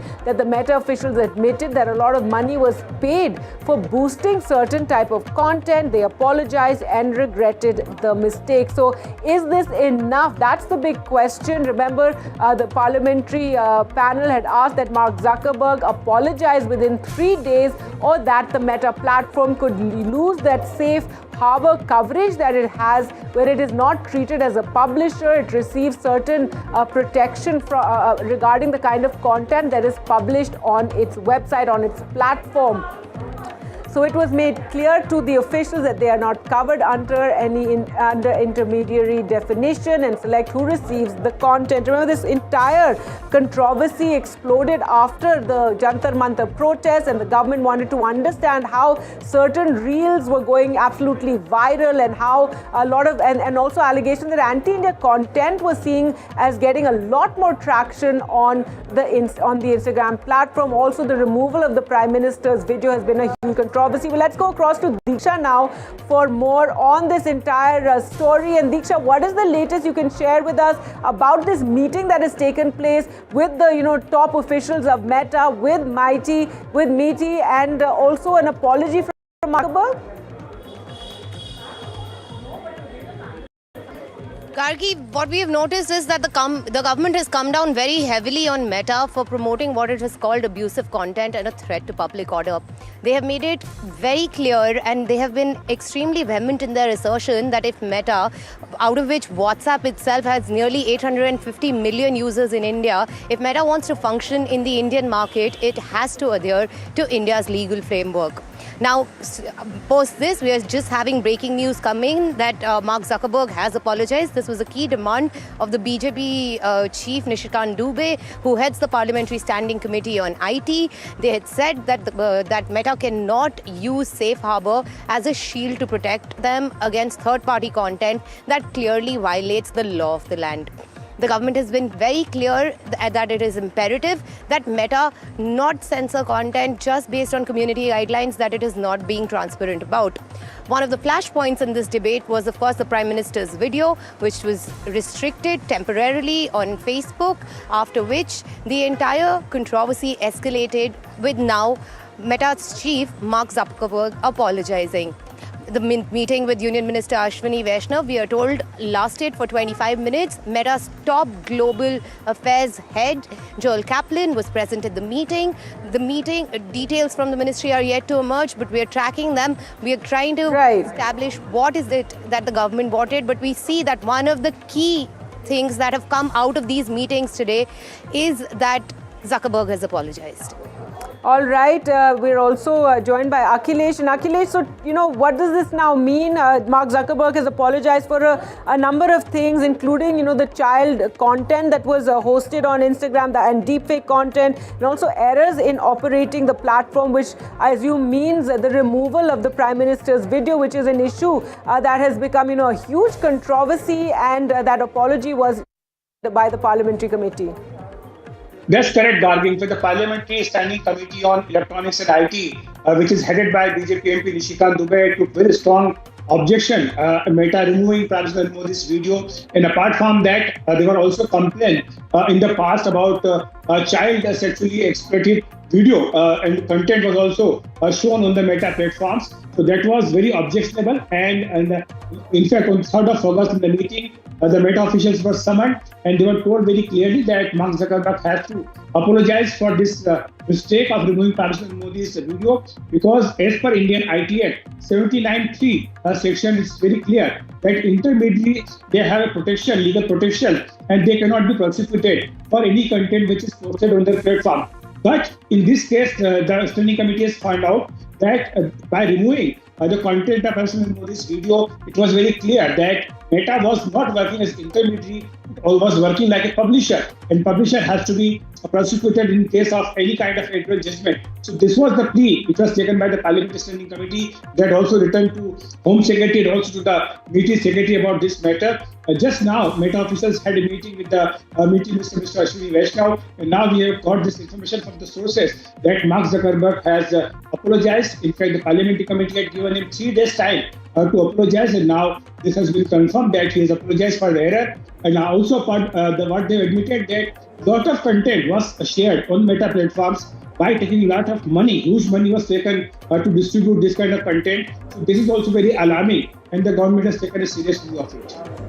Right, Diksha, that's the other aspect that has emerged, because the government has been trying to understand how the algorithm of Instagram works, Meta works, how social media works in these particular platforms, and questioning how there was certain they felt anti government content that was being boosted, getting a lot of traction, and Meta has admitted that there was money being paid to boost this particular content. Right, Diksha? Algorithmic bias, Gargi, has been Can you hear me, Gargi? Yes, go ahead. Hello? Go ahead. Algorithmic bias has been a key concern globally. It's not just limited to India. What kind of content is getting promoted on social media applications and how that kind of amplification comes into being is something everyone, and especially now the Indian government, is trying to probe. They have asked Meta to explain how its algorithms work and how are they choosing what content to promote aside from paid content. There is obviously it's all about access, what kind of posts you click on that then goes on to reflect what kind of more posts you see. Now the government's assertion is that this kind of algorithmic bias cannot exist because it ends up earmarking a certain kind of narrative that you can only understand one side of the story. You're not getting the full picture. At the same time, what Nishikant Dubey has been asserting is that the kind of promotions that were being done on these social media platforms were not actually pro-government. So we're talking about content that's not just paid content. We're talking about content that may have also been organically amplified. So that's right. Diksha, we'll have to leave it there. We're completely out of time. But that's the big breaking news. Mark Zuckerberg has apologized. He's apologized for a number of things, not specifically mentioned the Prime Minister's video removal. But yes, we'll continue to track the story and all the developments. Do stay with us.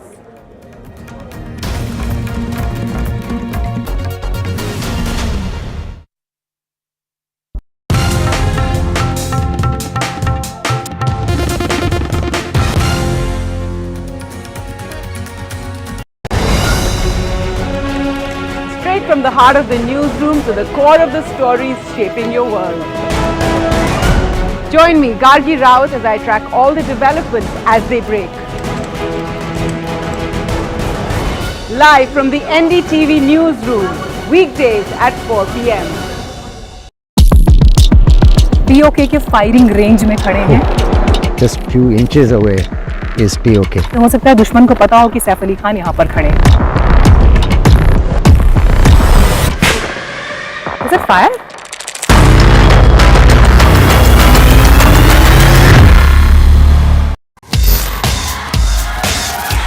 This is the show where we bring you all the hot and happenings from the world of entertainment and lifestyle. Really? Fashion that made you gag. Films that made you fangirl. Art that made it to the gram, and trends that kept us with the program. Hello and welcome to a brand new show. I am your host Mayank Chaudhary and this is Limelight.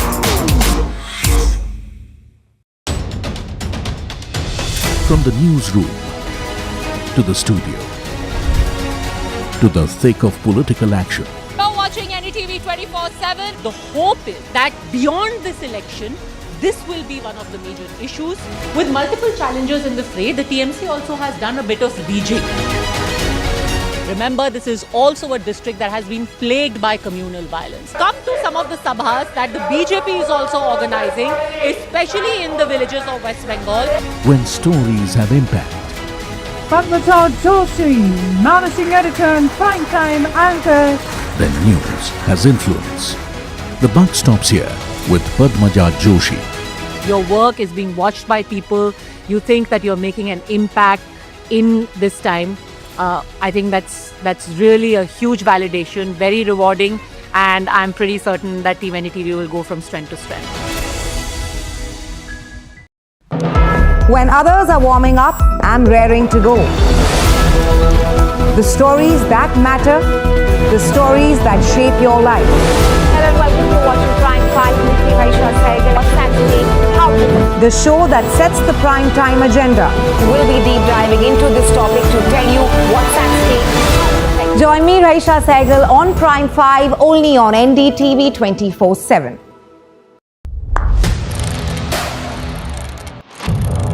What seems settled for me is unfinished business. So I rewind. I pause. I reflect. I dig until what's buried stands up to be counted. Breaking ground, not just headlines, the meaning behind them. This is Breaking Ground with me, Vedika Sood. Launch control 0 to 100. This isn't just about cars and bikes. This is about how you move. This car makes no sense, yet it makes every sense. What we are sitting inside is a Joby-powered air taxi. Your friend said, "Ye le le." We said, maybe not. Hi, my name is Sharma.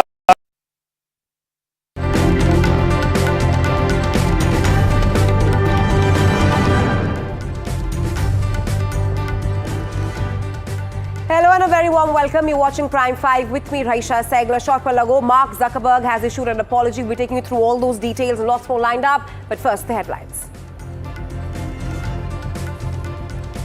Mark Zuckerberg issues apology over child abuse ads and deepfake content. Meta's Safe Harbor Shield under IT Act also questioned. Meta admits money paid to boost certain content.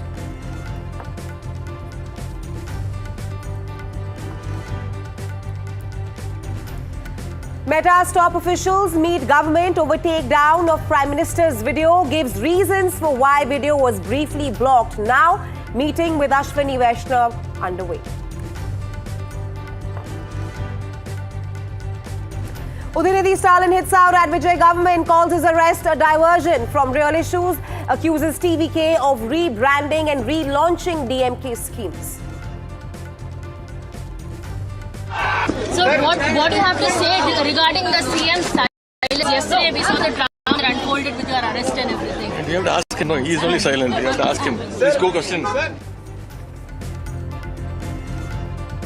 Massive protests break out in Chandigarh over alleged exam irregularities. Indian Youth Congress and ABVP stage protests. Water cannon used to disperse the crowds.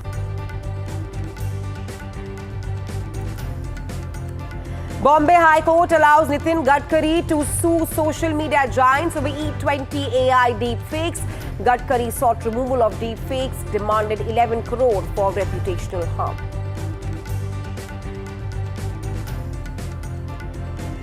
War of words of RSS youth outreach. Congress UBT Sena leaders question the outreach, claiming the organization is trying to expand its ideological influence among Gen Z and Gen Alpha students.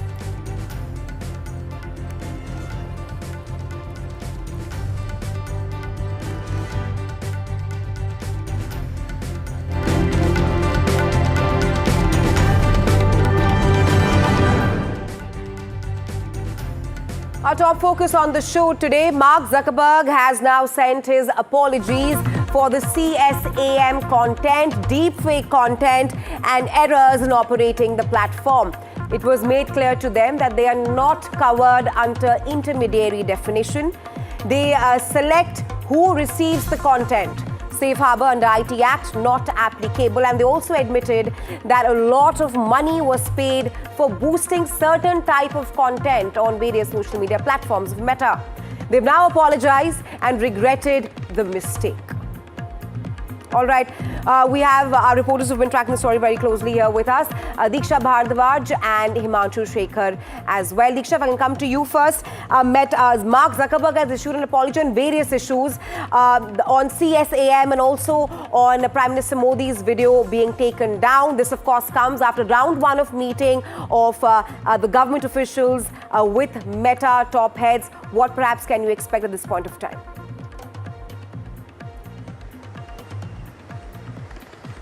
See, when it comes to child sexual abuse material or CSAM content, as you called it, the problem was that an investigation revealed that Instagram was running paid child sexual abuse material on its platform. Now, this government official said that forms a complete unlawful exercise of the kind of posts that can be made by people. They went on to say that Safe Harbour, which is an immunity which is granted to social media intermediaries, since they are not publishers and the content is third party, will not apply if this kind of content is not taken down.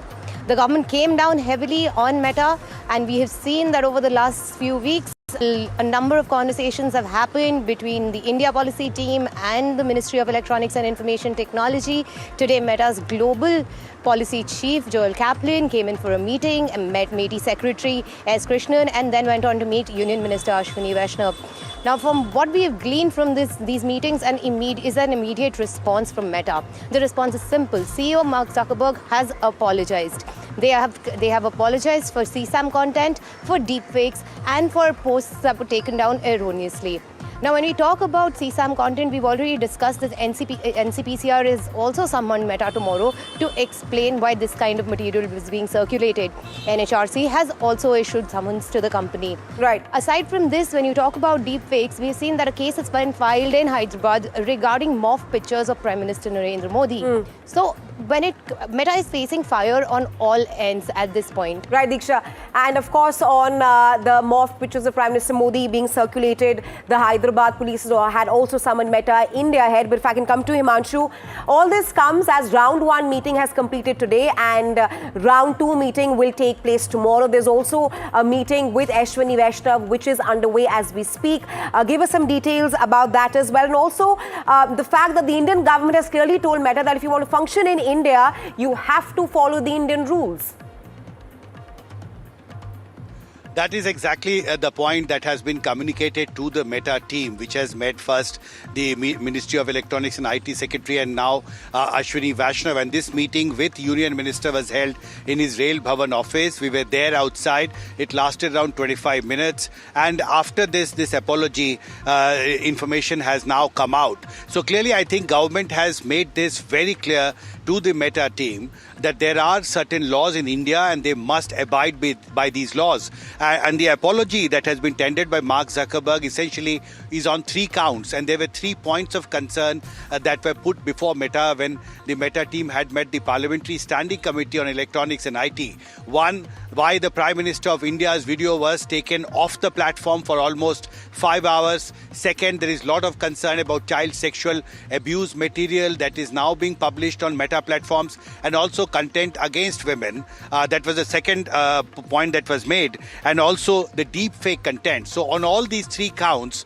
on which first the Parliamentary Standing Committee on Electronics and IT and later on Ministry of Electronics and IT officials and the Union Minister, once they submitted Government of India's concern on all these 3 counts, this apology now has been tendered finally. But the question is that who is accountable for what has happened is thing for which we'll have to wait and see for more action now, because at the moment they have admitted, the Meta team, that there have been errors in how the system has been operated, how the systems have been managed. But the violation of the Indian law, the point that Diksha was making, has been taken very, very seriously by both the Parliamentary Standing Committee and also the Ministry of Electronics and IT. And I think on this count, we will have to wait and see what next action government will take, because this is not the first time that there has been a concern on publishing deepfake video. You remember in 2024 elections also, Home Minister Amit Shah's video was published. Prime Minister's video also has been published in the past. So we'll have to wait and see what corrective action Meta will take now after this. Right, because the reason that Meta has given off the technical glitch error while it took down Prime Minister Modi's video has not been accepted by the government. Stay with me.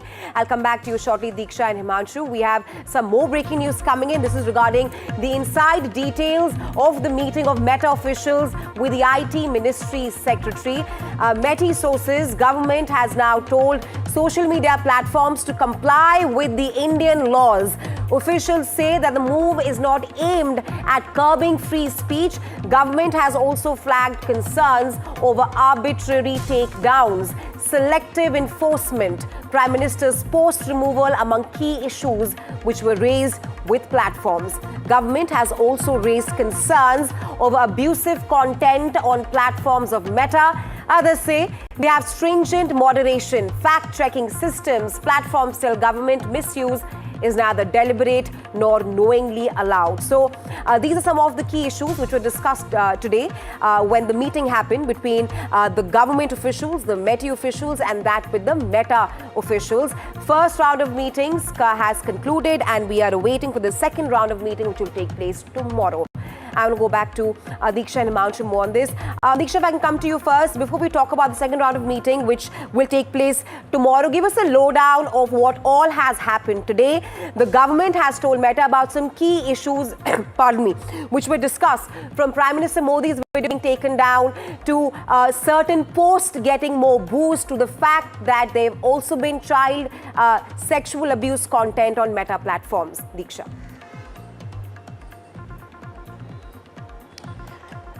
See, Meta has been in the crosshairs of the government for several weeks now. We've seen that there have been continuous conversations regarding a barrage of issues that have now become controversial for the company. It started with WhatsApp's new username policy, which is still on hold, though WhatsApp says it will be rolled out globally later in the year. And then we went on to talk about child sexual abuse material, which the government says is in clear violation of Indian laws. And if there is child sexual abuse material on platforms such as Meta, they are not entitled to safe harbor or legal immunity from prosecution. Of course, then we have also discussed how Prime Minister's video was temporarily restricted for a couple of hours, which was about cracking down on NEET paper leaks and about how stringent action will be taken against it. That video was restored. Meta said it was a temporary glitch. They said it was an error in the system and they had rectified the mistake.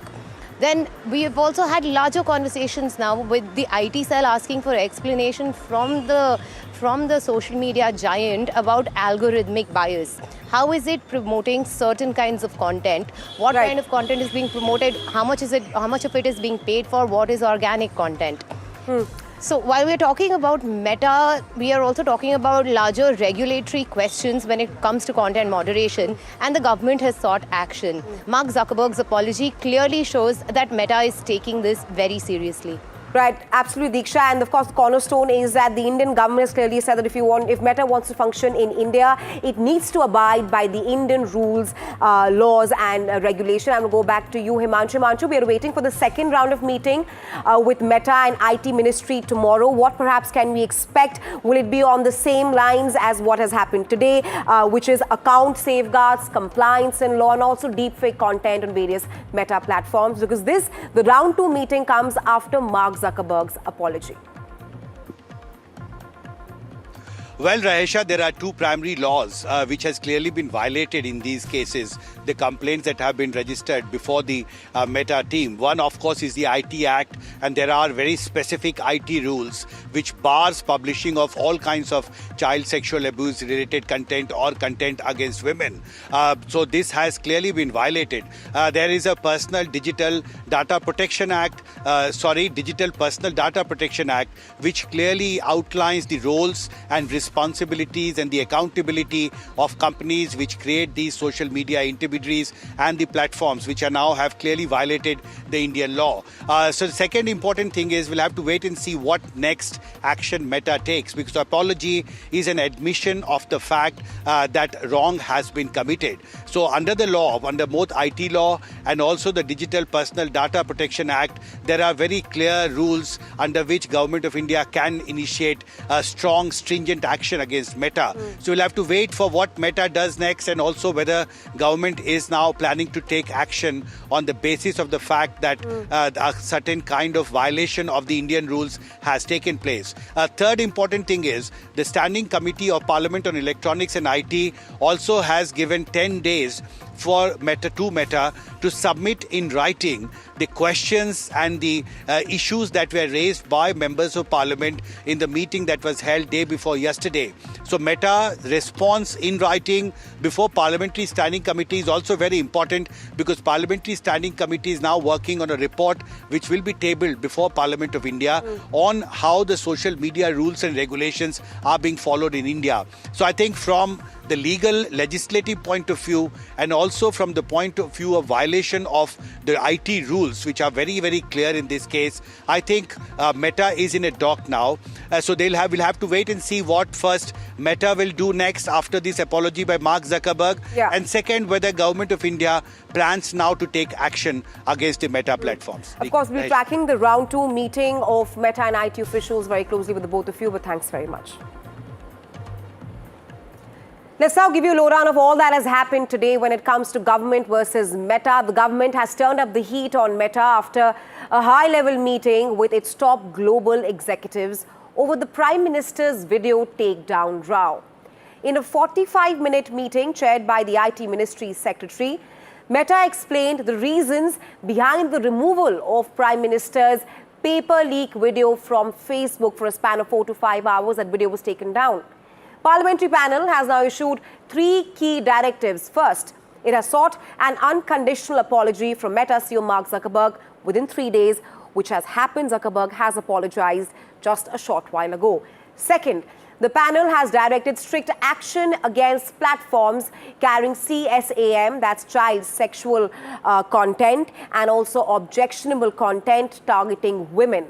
And third, it has indicated that similar action could be considered against Google in India as well, in connection with the Hyderabad cyber fraud case. Let's now give you a timeline of all that has happened, especially when it comes to the government versus Meta row. First up, it was in July this year that Prime Minister Modi's video was briefly removed from Facebook. That video was on the NEET paper leak row. Second, the government rejected Meta's reasons for the removal. Meta said that the video was removed due to a technical glitch error, which the government did not accept. Third, Meta summoned the policy The Indian government summoned the global policy chief of Meta. This happened on July 2026. And apart from that, also on July 31st, the Hyderabad police also booked Meta India head over derogatory videos being circulated of Prime Minister Modi. This was again booked over the derogatory videos of Prime Minister Modi being circulated. And let's now tell you what has happened in the last few days. That's August 4th to 6th. First up, the METI summoned Meta's delegation today. An emergency two-day meet with Meta's global executives has started. Round 1 has completed today. We've given you the lowdown of the key issues that were discussed with the IT ministry and Meta officials today. Round 1 has completed today, and round 2 will be taking place tomorrow at the IT ministry. So, amid all of this, the Safe Harbour IT Act is also under question. So, what exactly is the Safe Harbour protection?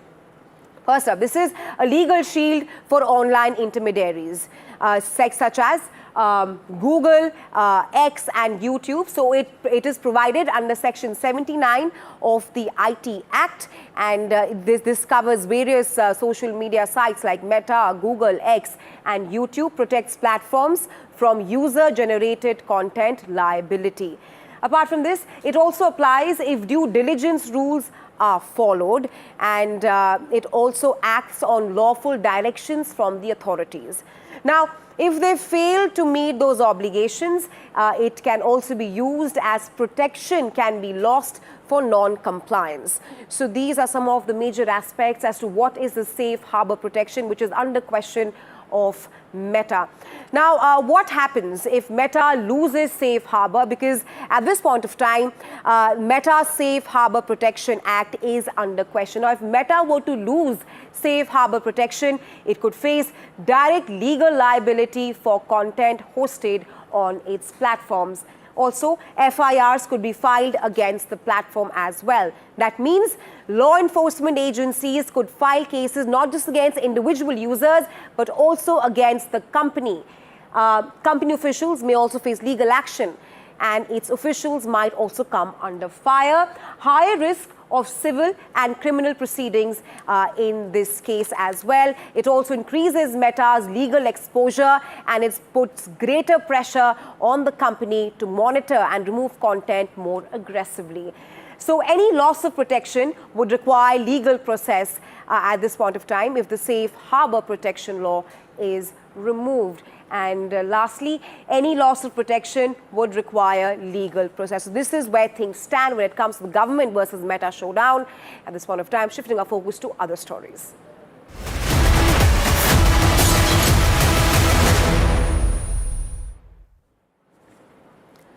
Shifting our focus to Tamil Nadu now. The Tamil Nadu budget has triggered a fresh political face-off inside the assembly.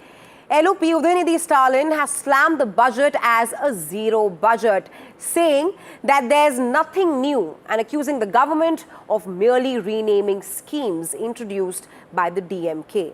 Earlier, TVK launched a sharp attack on the DMK over corruption, claiming only a Vijay-led government can ensure clean governance and uphold social justice. The party also renewed its demand to scrap NEET, calling for MBBS admissions to be based on class 12th marks in the wake of repeated paper leak controversies. Meanwhile, the government doubled down on its youth and education push, unveiling big-ticket allocations for bicycles, school modernization, campus cleanliness, laptops, and even AI training for 5 lakh students by 2031. This is perhaps the various schemes the TVK has put forth at the Tamil Nadu Assembly today. Earlier, Udhayanidhi Stalin, the LOP, spoke with NDTV regarding the Tamil Nadu budget session and also the fact that he was arrested and bailed within 4 hours. Take a listen.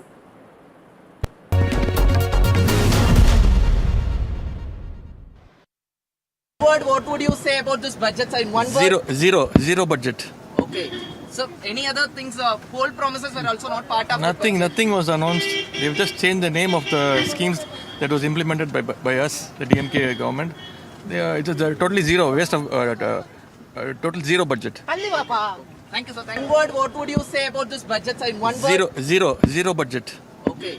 So, any other things, poll promises were also not part of Nothing was announced. They've just changed the name of the schemes that was implemented by us, the DMK government. It's totally zero, waste of. So you heard Udhayanidhi Stalin, they're speaking with NDTV saying that it's a zero budget. There's of course been a showdown between TVK and DMK in Tamil Nadu so far. Udhayanidhi Stalin may have walked out on bail, but the political battle over his arrest for the alleged double meaning remark is only getting fiercer. The DMK has dubbed the arrest political vendetta. Party chief M.K. Stalin has accused the Vijay government of trying to intimidate Udhayanidhi, saying that arrogance paves the way for destruction. The TVK, however, is standing firm. It says that the issue is about respecting women and upholding the rule of law, not any kind of vendetta, not any kind of revenge. Minister Adhav Arjuna has now thrown down the gauntlet, daring Udhayanidhi to resign as MLA, contest without the DMK banner, and claiming even a common woman contestant could defeat him. இது அரசியலோ பழிவாங்களோ கிடையாது. நாங்க எதுக்கு அரசியல் பழிவாங்கணும்? 60 வருஷ வரலாற்றை தூக்கி எறிஞ்சு சிங்கிளா தனியா எங்கால் ஜெயிச்சிருக்காரு எலெக்ஷன்ல. உங்களை எதிரியாவே நாங்க பார்க்கல. எங்க தலைவரை எதிர்த்து நிக்கிறதுக்கு ஒரு தகுதி வேணும். இன்னைக்கு சேலஞ்ச் பண்றேன் திரு உதயநிதி அவர்களே, உங்க தாத்தாவோட ஐடென்டிட்டி, திமுகவோட ஐடென்டிட்டி எல்லாத்தையும் தூக்கி போட்டு உங்க எம்எல்ஏ போஸ்ட் ரிசைன் பண்ணிட்டு வாங்க.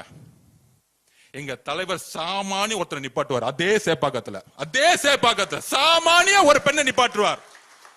சாமானிய ஒரு பெண்ணை சேப்பாக்கத்துல இன்னைக்கு நாங்க நிப்பாட்டுக்கு ரெடி. சேலஞ்ச் பண்றோம். ஒரே ஒரு முறை எங்க தலைவர் வருவார் பிரச்சாரத்துக்கு. ஒரே ஒரு முறை தான் வருவார். டெபாசிட் வாங்க மாட்டீங்க, எழுதி வச்சுக்கிறீங்களா? இன்னைக்கு சேப்பாக்கத்துல எலெக்ஷன் நடந்துச்சுன்னா ஏன் தெரியுமா? திமுக இன்னைக்கு எதிர்க்கட்சி தலைவரானதுக்கான காரணமே கூட்டணி கட்சினாலதான். I condemn the speech of Udhayanidhi. Strongly condemn. Uncivilized speech. I condemn his speech.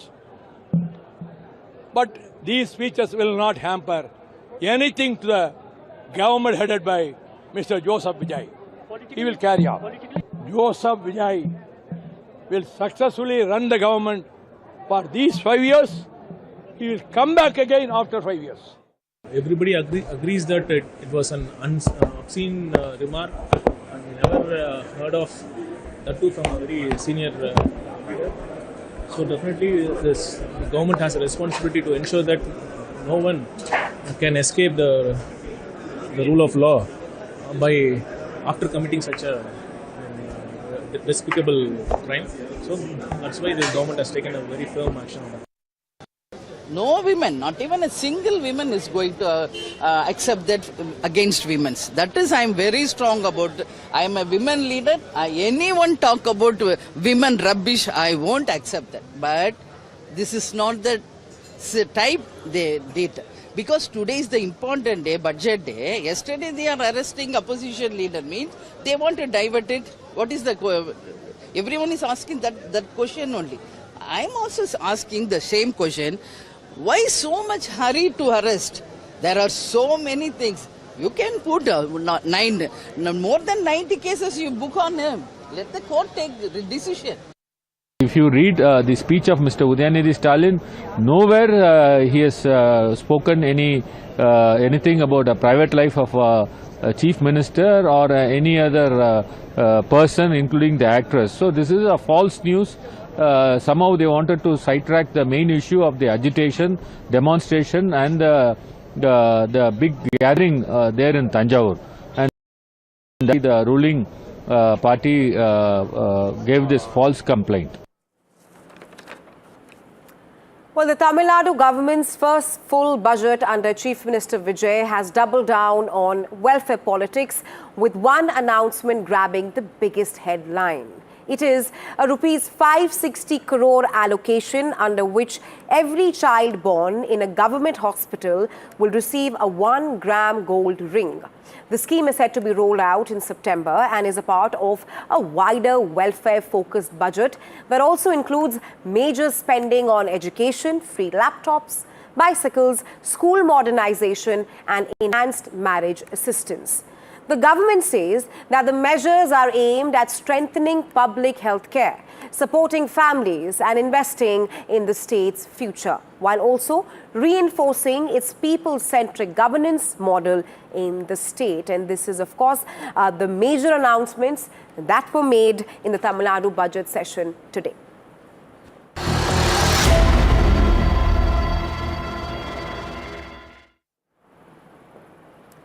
All right, staying on with stories from Tamil Nadu, Dhanush is now making headlines weeks after he expressed willingness to expand social welfare measures. Recently, after learning about the condition of the school's buildings, Dhanush voluntarily came forward and provided major assistance in constructing this building. He has also said that he will renovate the other buildings and even construct new ones in the vacant spaces. The school management has named the new building Dhanush Block. They also invited all the friends who studied with him and gave him a surprise as well. Dhanush paid floral tributes to the statue of revolutionary leader Dr. MGR, then watched the children dance on stage with delight. After giving advice to the children and speaking cheerfully from the stage, he took pictures with the school students and even the teachers. Apart from that, he also sat and chatted with all his school friends and had a meal with them as well.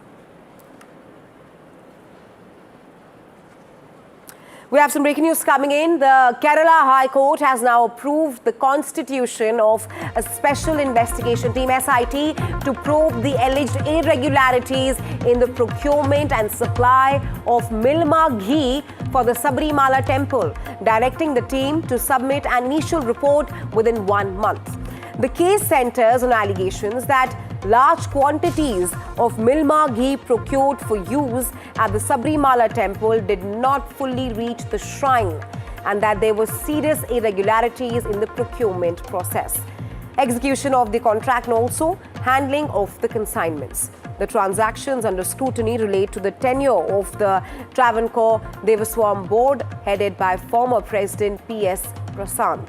Apart from that, former board official Murari Babu, who has previously figured in the Sabrimala gold case, is also expected to come under the scanner. And of course, with the SIT now in place, investigators are expected to begin examining of all these issues. I will go across to my colleague Ashwin, who's been tracking this story very closely. Ashwin, and SIT team, of course, formed regarding the ghee procurement case in Sabrimala. A lot of names are also doing the rounds. What perhaps can we expect right now with the SIT to probe the irregularities in ghee procurement for the Sabrimala temple?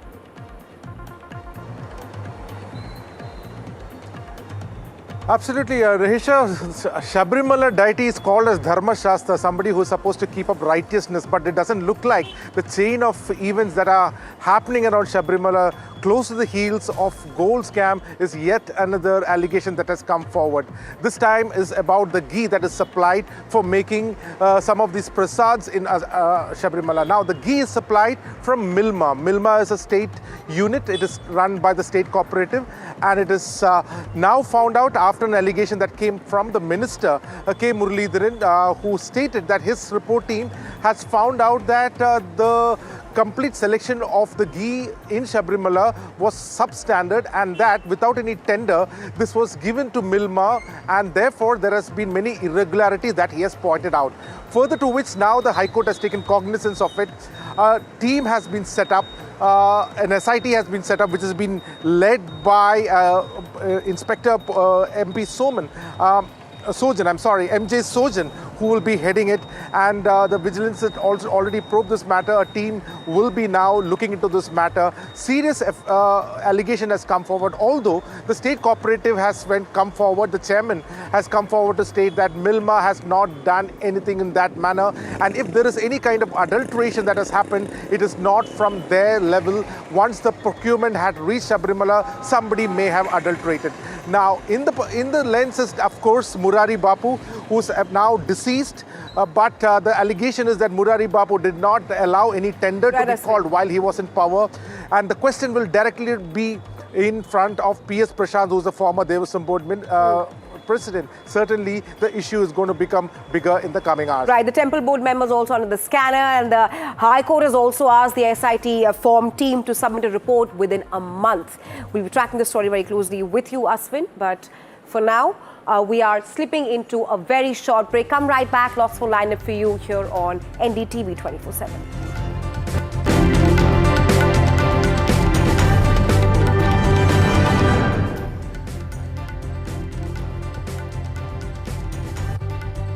Mark Zuckerberg issues apology over child abuse ads and deepfake content. Meta Safe Harbor shield under IT Act also questioned.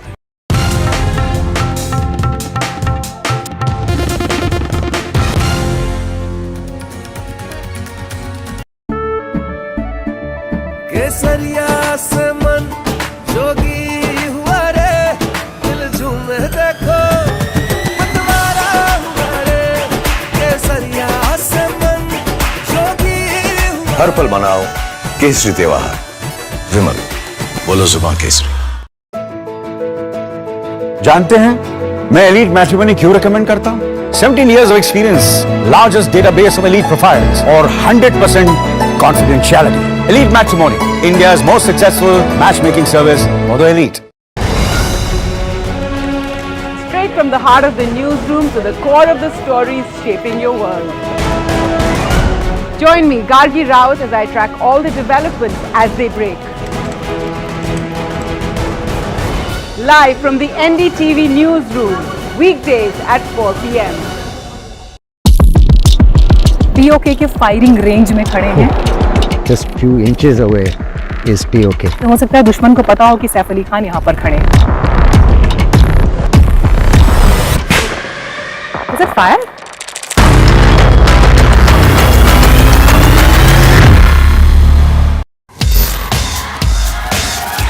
This is the show where we bring you all the hot and happenings from the world of entertainment and lifestyle. Really? Fashion that made you gag. Films that made you fangirl. Art that made it to the gram, and trends that kept us with the program. Hello and welcome to a brand new show. I am your host Mayank Chaudhary and this is Limelight. From the newsroom to the studio to the thick of political action. You're watching NDTV 24/7. The hope is that beyond this election, this will be one of the major issues. With multiple challengers in the fray, the TMC also has done a bit of rejigging. Remember, this is also a district that has been plagued by communal violence. Come to some of the sabhas that the BJP is also organizing, especially in the villages of West Bengal. When stories have impact. Padmaja Joshi, managing editor and primetime anchor. Then news has influence. The buck stops here with Padmaja Joshi. Your work is being watched by people. You think that you're making an impact in this time. I think that's really a huge validation, very rewarding, and I'm pretty certain that Team NDTV will go from strength to strength. When others are warming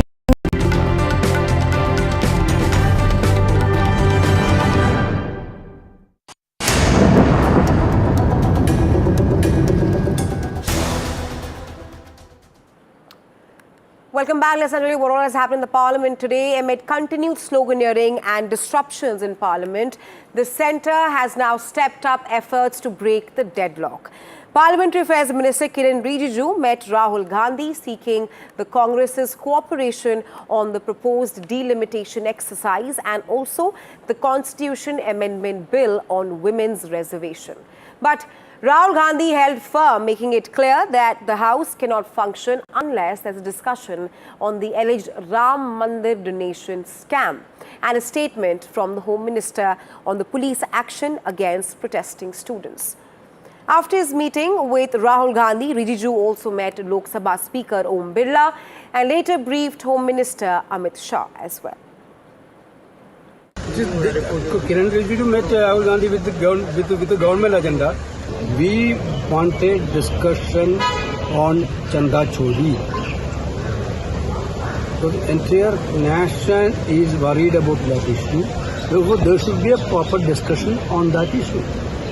Then, the beginning onwards, we are asking for a statement from Home Minister of this country, who is completely responsible for the daily firing and atrocities against the students. So, we are asking for a discussion, debate. Parliament is for debate and discussion. They don't want any debate, any discussion. They want to bulldoze everything. They want to bulldoze every legislation, which we cannot agree at all. अभी हमारे सामने कुछ प्रस्ताव नहीं आया, इससे सुनाई देता कि बीजेपी ऐसा कर सकता है। हमारा समर्थन नहीं है, अचानक क्यों करे? All right, we have some breaking news coming in now. Meta has accepted the mistake that a lot of illegal content was promoted. Paid promotion was carried out for specific audience. Meta will be called again, and that's what Sosa telling us here on NDTV. Big news coming in. Meta has agreed that there was paid content that was promoted, certain kind of content that was promoted, illegal content that was promoted. Of course, this admission by Meta comes an hour after Mark Zuckerberg also apologized on 3 issues. Number 1, deepfake content circulating on Meta platforms. Number 2, Prime Minister Modi's video being taken down 4 to 5 hours, and also deepfake content, illegal content, child sexual content being boosted on Meta platforms here in India. Remember, this admission by Meta that Meta has agreed that illegal content was promoted and that paid promotion was carried out for specific audience comes after the round 1 of meeting between the IT Ministry and Meta officials today. Also, inside details of the meeting with Ashwini Vaishnav as well, where the Indian government has clearly told Meta that if you want to function here in India, you have to follow the rules and regulations of the Indian government. Round 2 meeting will take place tomorrow, but a huge admission by Meta. Meta will of course be called again for a meeting, but Meta has agreed that illegal content is being promoted, that CSAM content has been boosted. Some kind of content has also been boosted here in India. Mark Zuckerberg has of course apologized after the BJP MP Nishikant Dubey gave a 3-day ultimatum for Meta to apologize on not just Prime Minister Modi's video being taken down, but also other various irregularities that are doing the rounds here in India. My colleague Diksha Bhardwaj is now joining me live. Diksha, an hour after Mark Zuckerberg's apology, this huge admission by Meta, where Meta has agreed that illegal paid content is being promoted on their platforms. Rahisha, we've talked about this in detail today because in conversation with the Ministry of Electronics and Information Technology, there has been a lot of focus on child sexual abuse material. Now, child sexual abuse material, the government has made abundantly clear, is in violation of Indian law. You're not allowed to circulate such material, especially considering that paid promotions were being run on Instagram, which is one of Meta's social media handles. The admission by Meta shows the gravity of the situation. It also shows how proactively the government has moved to counter it. Since morning, there have been consistent conversations, deep huddles between ministry officials and top global officials from Meta, including their global policy chief. The government has been absolutely clear and absolutely categorical in its assertion that this is the kind of behavior that will not be tolerated. This is the kind of content that should not be allowed on any social media website. Meta is also under the scanner from NCPCR regarding child sexual abuse material and even NHRC. The material against children, abusive material against women is one of the main things that is on the government's radar. We have seen how quick a turnaround it has been between the ministry officials' meetings and the meeting with Union Minister Ashwini Vaishnav to Mark Zuckerberg's apology. Meta's admission that paid content was being run now creates a grave issue which needs to be addressed. We are following these updates for you. Over to you. Diksha, absolutely, but also talk to us more about how, like you also pointed out, that this, the apology by Mark Zuckerberg, he apologized on 3 counts. That's what even Himanshu was talking about. Prime Minister Modi's video being taken down briefly for 4 to 5 hours, deepfake content and CSAM content as well. After his apology, Meta has also now admitted it agrees that there's some paid promotion content which is being boosted, illegal content which is being boosted. All this coming ahead of round 2 talks which will take place tomorrow between the IT Ministry and Meta officials. Two-pronged question: what perhaps can we expect tomorrow, and what kind of action will Meta take at this point of time? Will it perhaps has to comply by the Indian rules, because that's what the Indian government has said, that if you want to function here in India, you have to follow the Indian rules and regulations. India is one of Meta's largest market in terms of the number of users it has. For example, WhatsApp itself has nearly 850 million users in India. So the kind of reach that the content that gets circulated on Meta has makes a huge impact, which is why the government has been so quick to quell this kind of abusive content that they say is circulating online, especially paid illegal content. Today, round 1 of meetings, we have seen that clarifications have been issued. Top officials from Meta have come and have spoken about and addressed the government's concerns. Zuckerberg's apology, like you mentioned, was very clear on 3 counts, and it includes deepfakes as one of those. Deepfakes, then the fact that Prime Minister Narendra Modi's video was temporarily restricted in the country and then restored. Meta had offered an official statement on the record when it came to that. And child sexual abuse material. Now we wait for Meta to officially respond, but from what we are given to understand, tomorrow the government is likely to seek more clarity when it comes to addressing all these major concerns that it has about social media platforms. Meta will probably be meeting the ministry officials again tomorrow. Like I mentioned, the meetings with yes. Right, Diksha, stay with me. I also have Aishwarya Jain joining me. Aishwarya, like Diksha also mentioned, that India is Meta's largest market by users. All of us are on WhatsApp, Facebook, and even Instagram. And now there's this huge admission by Meta, this apology by Mark Zuckerberg on deepfake content, child sexual content, Prime Minister Modi's video being taken down. And now Meta saying that illegal content is being promoted on their platforms. With such stringent actions taken by the Indian government, what kind of a message does this send across? Well, that can be considered huge admission as far as Meta is concerned on, of course, these 3 points where Meta has apologized to the center, and certainly they have been called tomorrow as well for understanding that how the algorithm also works. The sources in the government categorically stated to us that the government want to understand, and therefore the reason perhaps the technical officers were also earlier summoned by the government of Meta and different social media platforms, that how these algorithms works in case of the anti-government content, the child sexual abuse material, and also regarding the deep fakes. There has been a complete change in the algorithms of different social media platforms, including Instagram, and how there has been technical glitches that recently arrived. To respond to that, of course, after the apology coming in from Mark Zuckerberg and the Meta officials,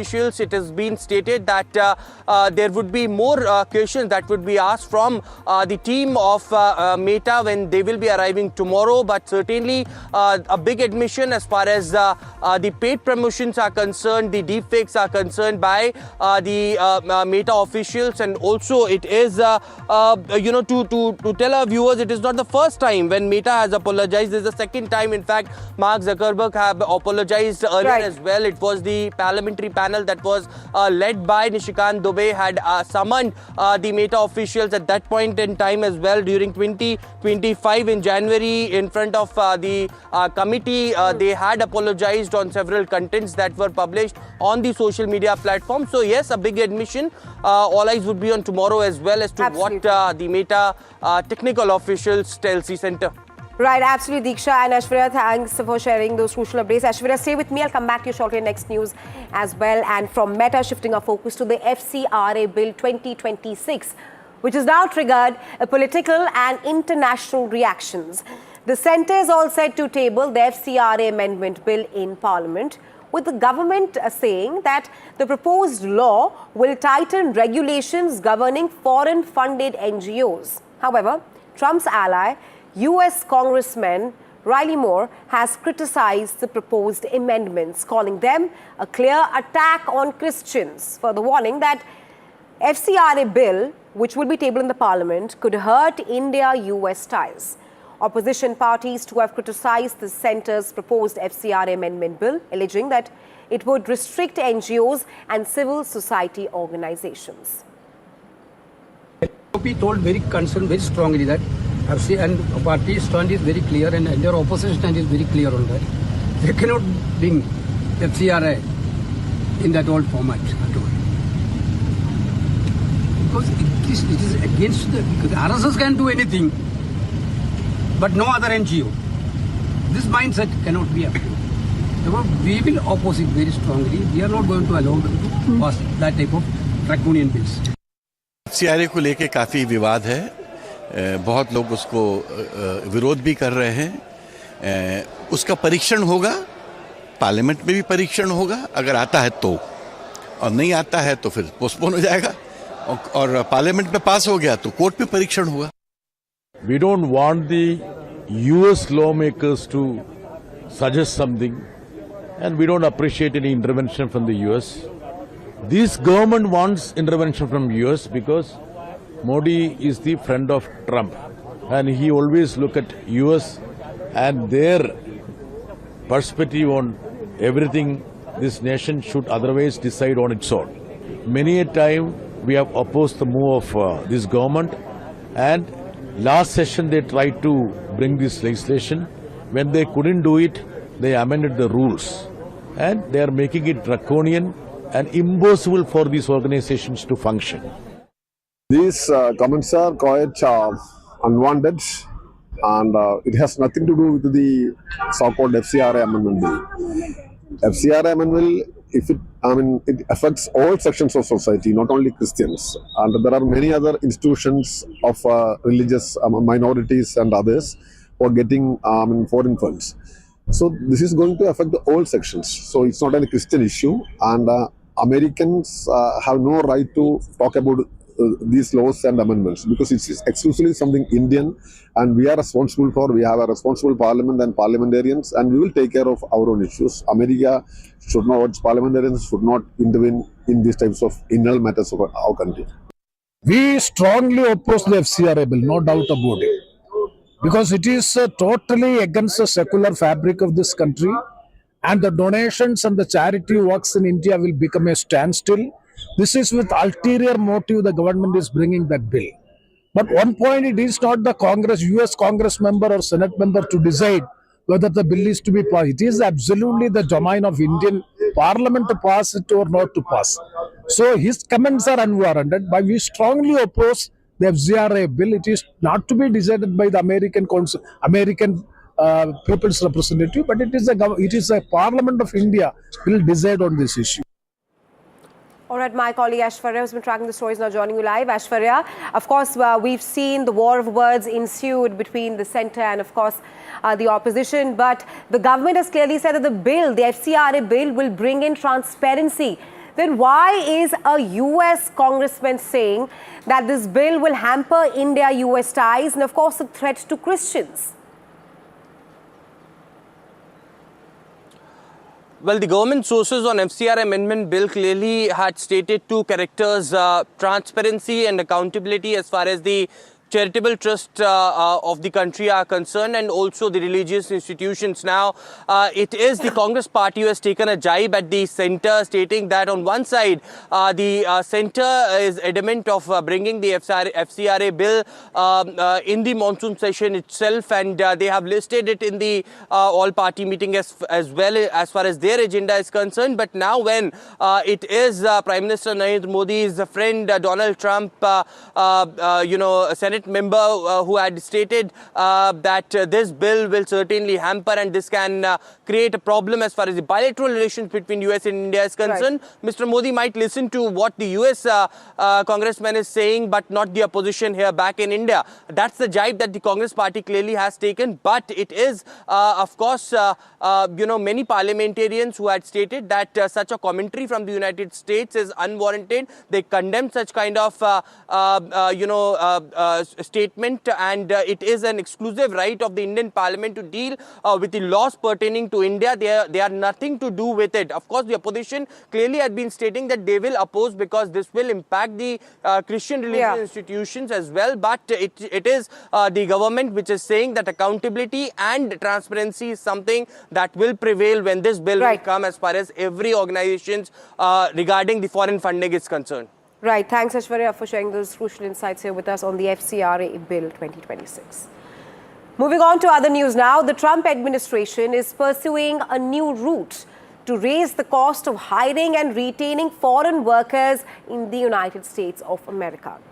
After its proposed $100,000 fee on new H-1B visas was blocked in court, the focus has now shifted to visa extensions. A new proposal would require certain employers to pay an additional fee every time that they renew an H-1B or L-1 visa, rather than only when filing a new petition or changing employers. The move is expected to have the biggest impact on Indian professionals who make up the overwhelming majority of H-1B renewals, and on major technology companies and Indian IT firms that depend on skilled foreign talent. If cleared, the rule could majorly increase long-term immigration costs for employers and also reshape the hiring decisions across the tech sector. In other news, an India-flagged cargo vessel sank in the Red Sea of Yemen's western coast after it was attacked by a projectile on Tuesday. There were 14 crew members on the ship, of which 13 were Indian sailors and 1 was Yemeni. All 14 sailors were rescued by Yemeni forces and they have now received medical assistance. The vessel, MSV Faiza Noori Olaya, this was attacked about 13 nautical miles south of the Houthi-held port city of Hodeidah. Here's one. Another Indian ship, another attack, another close call. The India-flagged cargo vessel MSV Faiza Noori Olaya has sunk in the Red Sea after being struck by a projectile off Yemen's coast. All 13 Indian crew members were rescued alive. But this is only the latest chapter in a growing maritime crisis. Since the West Asia conflict erupted, at least 10 Indian seafarers have lost their lives. The numbers underline a harsh reality. India is not just a spectator to this conflict. It is one of the world's biggest suppliers of merchant sailors. India is the world's third largest supplier of seafarers, with more than 300,000 Indians serving on commercial ships across the globe. That also means thousands of Indians are sailing through some of the world's most dangerous waters, from the Red Sea to the Gulf of Aden and to the Strait of Hormuz.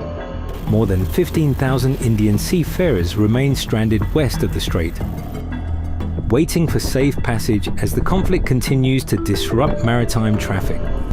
For these sailors, war is no longer something they watch on television. It is unfolding right outside their ships.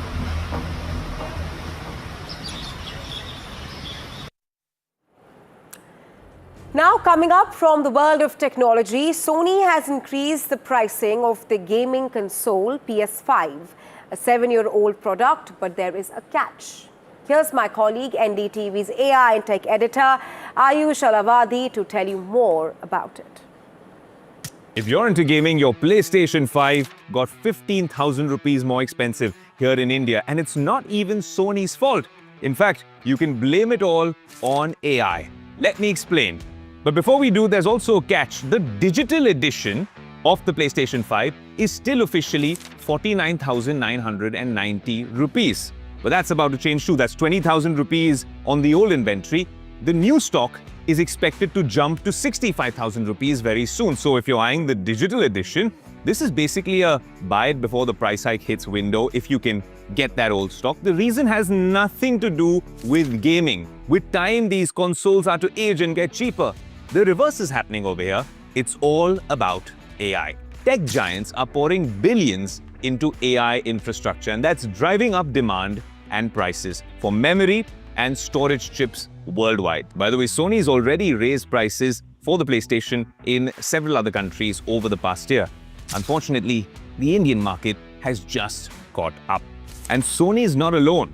Microsoft has hiked Xbox prices globally too, with the latest round kicking in this month. Xbox in India hasn't moved yet. But the pattern is obvious. Your hardware, all of your tech, is about to cost a whole lot more, not less, in the coming months. You know the worst part? GTA 6 is coming really soon. And demand is only going to go up from here. Unfortunately, it looks like so are the prices of your games and your consoles.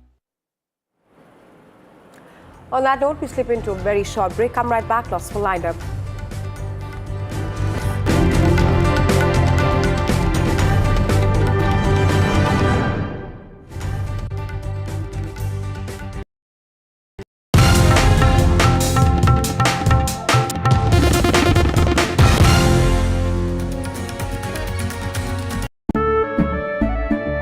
केसरिया से मन जोगी हुआ रे दिल झूमे देखो मतवारा हुआ रे केसरिया से मन जोगी हुआ हर पल मनाओ केसरी त्योहार विमल बोलो जुबान केसरी। जानते हैं मैं एलीट मैट्रिमोनी क्यों रिकमेंड करता हूं? 17 years of experience, largest database of elite profiles, or 100% confidentiality. Elite Matrimony, India's most successful matchmaking service for the elite. Straight from the heart of the newsroom to the core of the stories shaping your world. Join me, Gargi Raut, as I track all the developments as they break. Live from the NDTV newsroom, weekdays at 4 p.m. PoK के firing range में खड़े हैं। Just few inches away is POK. तो हो सकता है दुश्मन को पता हो कि सैफ अली खान यहाँ पर खड़े हैं। Is it fire?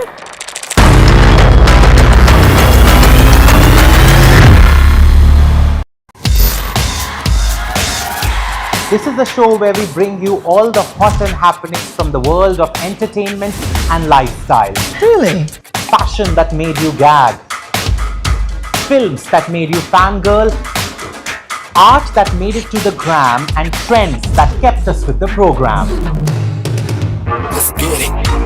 Hello and welcome to a brand new show.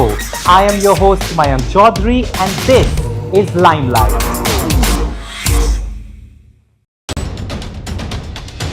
From the newsroom to the studio to the thick of political action.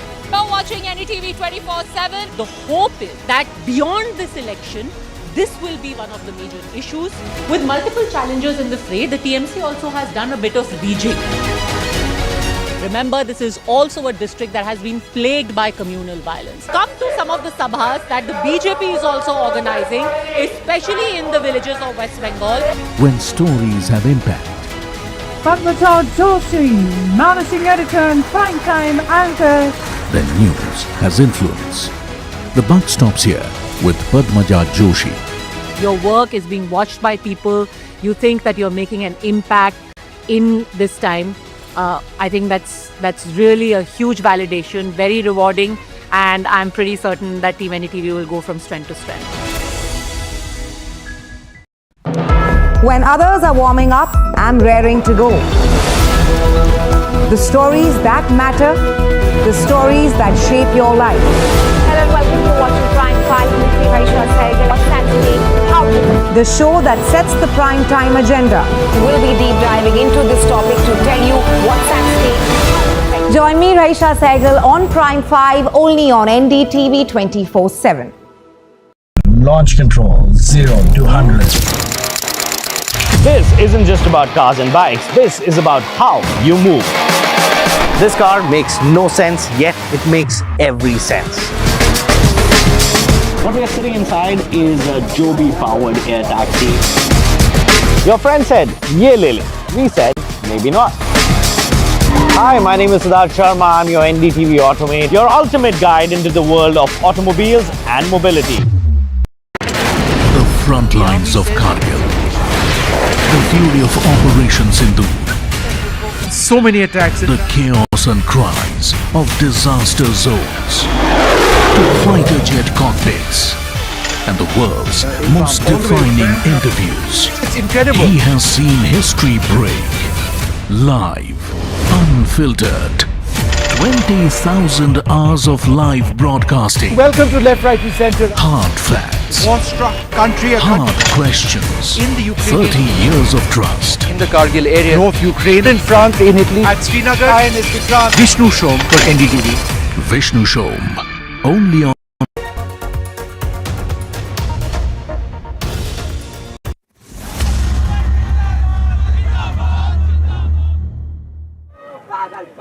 Good evening and welcome to this special edition of Nationwide at 6, which is coming to you at this moment from the Albert Ekka Chowk in Ranchi. Before I tell you what's happening and why I'm here, this is one of the greatest warrior that this country has seen.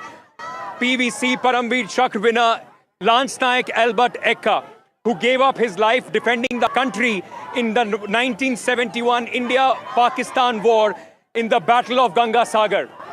He is a legendary figure across the country and holds a special significance where I'm standing in Ranchi, in Jharkhand. And why I'm standing here today, I will just turn around. My colleague Ashwani will just show you. There is this Tiranga Yatra, a protest march under the flag of the country, which is being taken out. Remember, we are just about 9 days away from the Independence Day, and this tricolor has an important, even increased significance. And while I'm standing here soaking wet in this rain, it's not about, for the last 2 hours, these students, many of them from the 25th of July here in Ranchi, have been on a continuous protest. A protest against the alleged irregularities, paper leak of the Jharkhand Public Service Commission examination. Along with that, the JSSC and GCL and other examinations in the state. From 25th, they have been sitting at about 500 meters away at the stadium that is also of legendary Mr. Munda, who has been a politician, an Olympian in hockey. And from that stadium today, these students have decided to march to make their voices heard. They have 3 demands of the government. Number 1, they want the CBI inquiry as far as this case is concerned. They also want the JPCC, the JSSC and the GCL examination to be cancelled. And along with that, they want the government to come and speak to them. These students, there have been many, those who have been on a hunger strike as well. I will get you those voices as well, ladies and gentlemen. But what I want you to see at this moment, it's been continuously raining here in Ranchi. And in this rain, these students, young people, those who have been demanding a better future, those who are, and remember, this is happening after the CJP protest in Jantar Mantar led to the resignation of Education Minister Dharmendra Pradhan. Since then, all these students do believe that it is time for them to be heard. There are, of course, a lot of political parties, those who have extended their support. You would see some, in fact, coming here from political organizations, throwing flowers, showering them with flowers. And this is a sense that you are getting that this student protest, which started with just an evening gathering of some disgruntled student, has now taken a complete, movement sort of a shape here, where not just these students, organizations like ABVP, ISA, all of them have extended their support. From left to right, everybody has one demand, that the JPCC exam should be cancelled. I will go into the details of that, but let me tell you today, a day before the assembly session, which is going to begin tomorrow here in Ranchi, the Hemant Soren government has made their first move, asking students to come for talks. At 4 o'clock today, this is the latest news coming in. The government made a move towards the students that they are willing to speak to them. Remember, the government has formed an SIT, a CID inquiry is on. 11 people have been arrested. The government says that they have already postponed the mains examination of JPCC, but students feel much more needs to be done. the CBI inquiry is the tricky part as far as Hemant Soren is concerned. What I will do at this moment, I'll try and get in a word from few of these students, those who have been protesting here. इतनी बारिश में आप यहाँ पर आए हो, कितने दिनों से आप यहाँ पर साथ दे रहे हो, क्या करते हो पहले ये बताओ मुझे। हम अभी पढ़ते हैं, बीकॉम फर्स्ट ईयर में है और हम 3 दिनों से यहाँ पे हैं और हम रांची में रह के पढ़ाई करते हैं। पेपर लीक बहुत ज़्यादा हो रहा है यहाँ पे। कहाँ से आए हो? हम लातेहार से आए हैं। लातेहार से रांची में यहाँ पढ़ाई करने? यहाँ से 100 किलोमीटर दूर है। तो अकेले रहते हो? हाँ, यहाँ पे हम रूम लेके अकेले रहते हैं और उसमें बाद में पेपर लीक बहुत ज़्यादा होता है। हर साल पेपर बिकता है, जैसा पेपर चाहिए वैसा दाम लगता है। डीएसपी के लिए 1 करोड़ दीजिए, पैसा आपको मिल जाएगा पेपर। एक बात बताओ, आपके माँ बाप क्या करते हैं, क्या करते हैं आपके परिवार? मेरा परिवार किसान है और खेती बाड़ी करते हैं। उन्होंने आपको यहाँ रांची में पढ़ने के लिए भेजा है? हाँ। तो जब वो सुनते हैं इस तरह की, तुम सुनते हो, तो उनको लगता है कि उनकी मेहनत खराब हो रही है? वो बेचारे आपको पढ़ाने की कोशिश कर रहे हैं और क्योंकि झारखंड में सबको लगता है सरकारी नौकरी ही एक रास्ता है आगे बढ़ने का। हाँ, वैसा लगता है और यहाँ कोई साधन नहीं है, नहीं आईटी सेक्टर है, नहीं कुछ है, इसलिए हर बार पेपर लीक होता है। मेहनत करते हैं पेपर लीक होता है, मेहनत करते हैं पेपर लीक होता है हर बार। ये बताइए, सरकार कह रही है कि देखिए हमने 11 लोगों को पकड़ भी लिया है, हम बात करने को भी तैयार है। आपको लगता है कि सरकार अपनी तरफ से कोशिश कर रही है पूरी? सरकार कोशिश कर रही है लेकिन पूरी कोशिश नहीं कर रही। सीआईडी छोड़ के सीबीआई जांच करवाइए। तो वो पूछते हैं सीबीआई जांच से क्या होगा, हम ईमानदारी से जांच तो करा रहे हैं। तो कहाँ नहीं जांच हो रही ईमानदारी से? कोई भी चाहिए, कहीं भी दुकान ठेला में, जहाँ क्या बोलते हैं, चाय की टपरी में आपको चाहिए, वहाँ ही बोल दिया कि किस चीज़ का पेपर चाहिए, उस चीज़ का पेपर आपको मिल जाएगा। जितना पैसा दीजिए वैसा पेपर मिलेगा। इतना बुरा हाल है? हाँ। तुमको लगता है कि पढ़ाई जो कर रहे हो उसका कोई फायदा नहीं है? क्या करोगे आगे? क्या बिजनेस फिर करना पड़ेगा, कोई ऑप्शन नहीं है। फिर सरकारी जॉब नहीं हो पाएगा। पैसा रहेगा तभी सरकारी जॉब मिलेगा, तो नहीं मिलेगा। You know, that's a sentiment that a lot of people have. भैया झंडे को ऊपर रखो, डंडा झंडे का, हाँ, मतलब अपने हाथ में रखिए, झंडे को नीचे मत रखिए। आप कहाँ से आए हो? जी, मैं यहीं से हूँ, रांची से हूँ और जेपीएससी के एग्जाम भी लिखा था। आपका? रवि पीटर मेरा नाम है।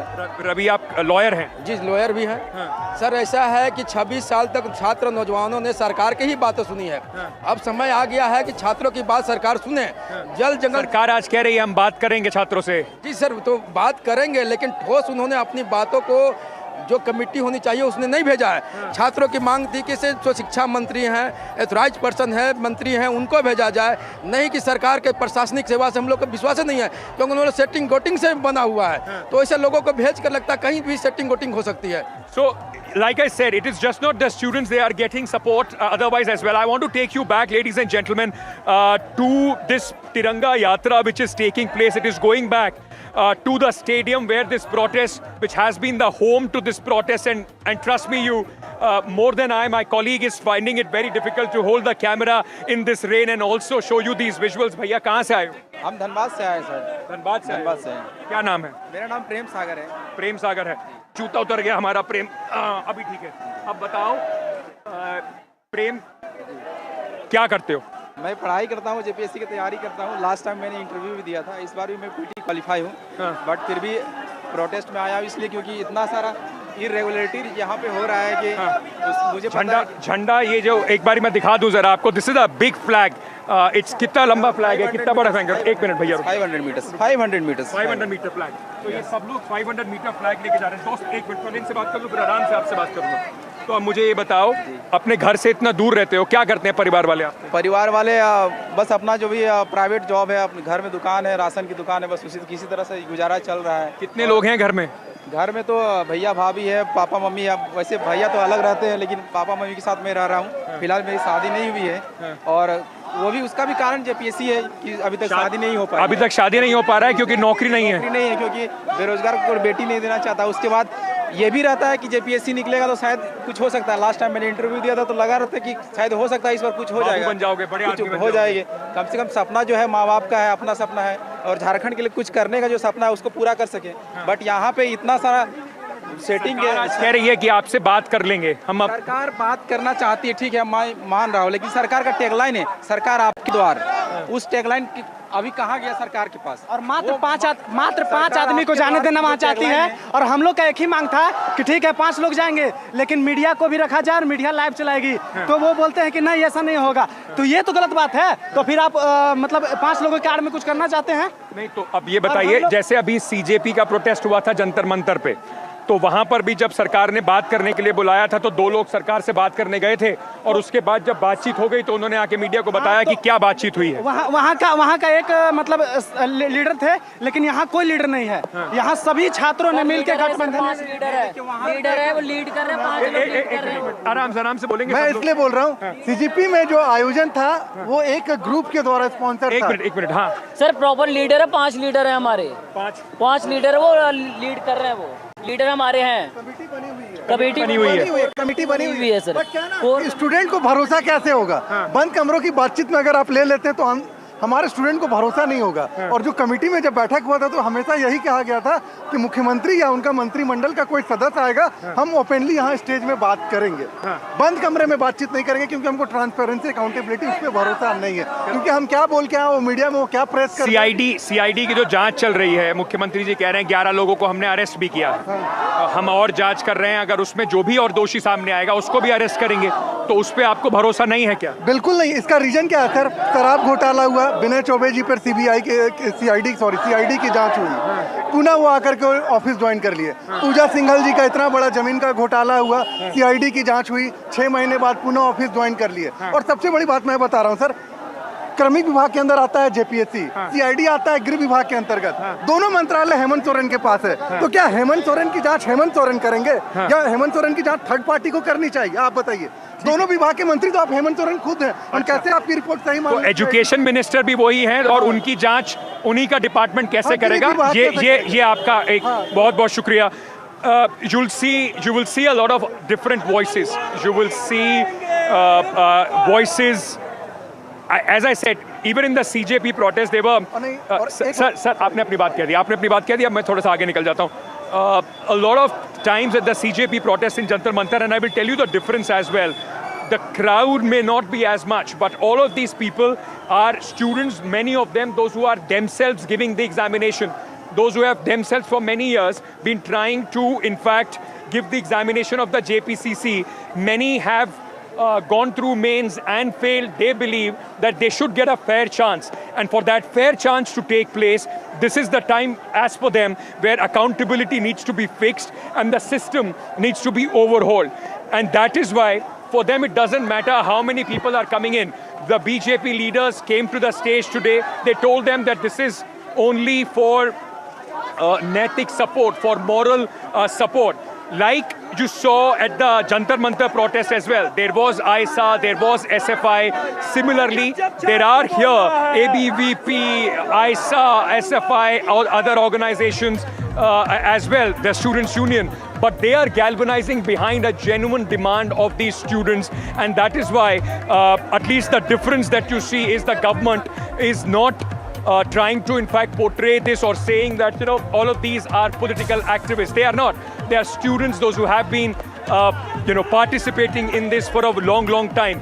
What I will do at this moment, I will just play out for you while we are walking back to the very stadium where which is the home of this protest.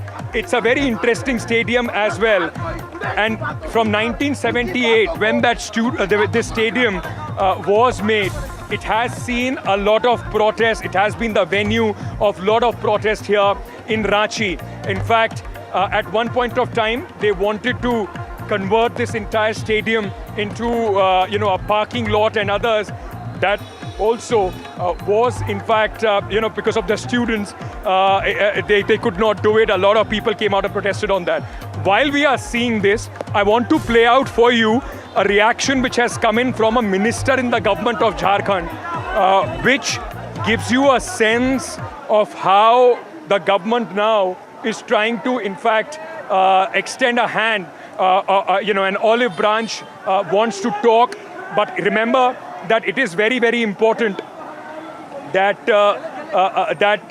tomorrow is the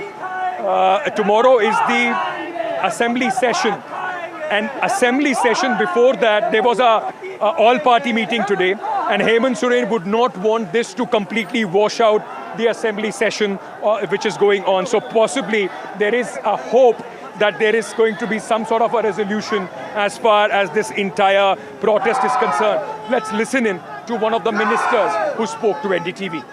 हमारे साथ झारखंड सरकार के मंत्री इरफान अंसारी साहब है। साहब, क्या बैठक में बातचीत हो रही है छात्रों के प्रदर्शन को लेकर जिस तरह से चल रहा है, क्या सरकार सोच रही है सर? देखिए, हम लोग युवाओं के साथ हैं और युवाओं को दर्द होगा तो हमें भी दर्द होगा। युवा धरना पर हैं, हमारे मुख्यमंत्री जी गंभीर हैं, हमारे प्रभारी काफ़ी गंभीर हैं। आज निर्णय लिए हम लोगों ने, हम लोग युवाओं से वार्ता करेंगे, उनके पास जाएंगे और एक कमेटी भी बनने जा रही है।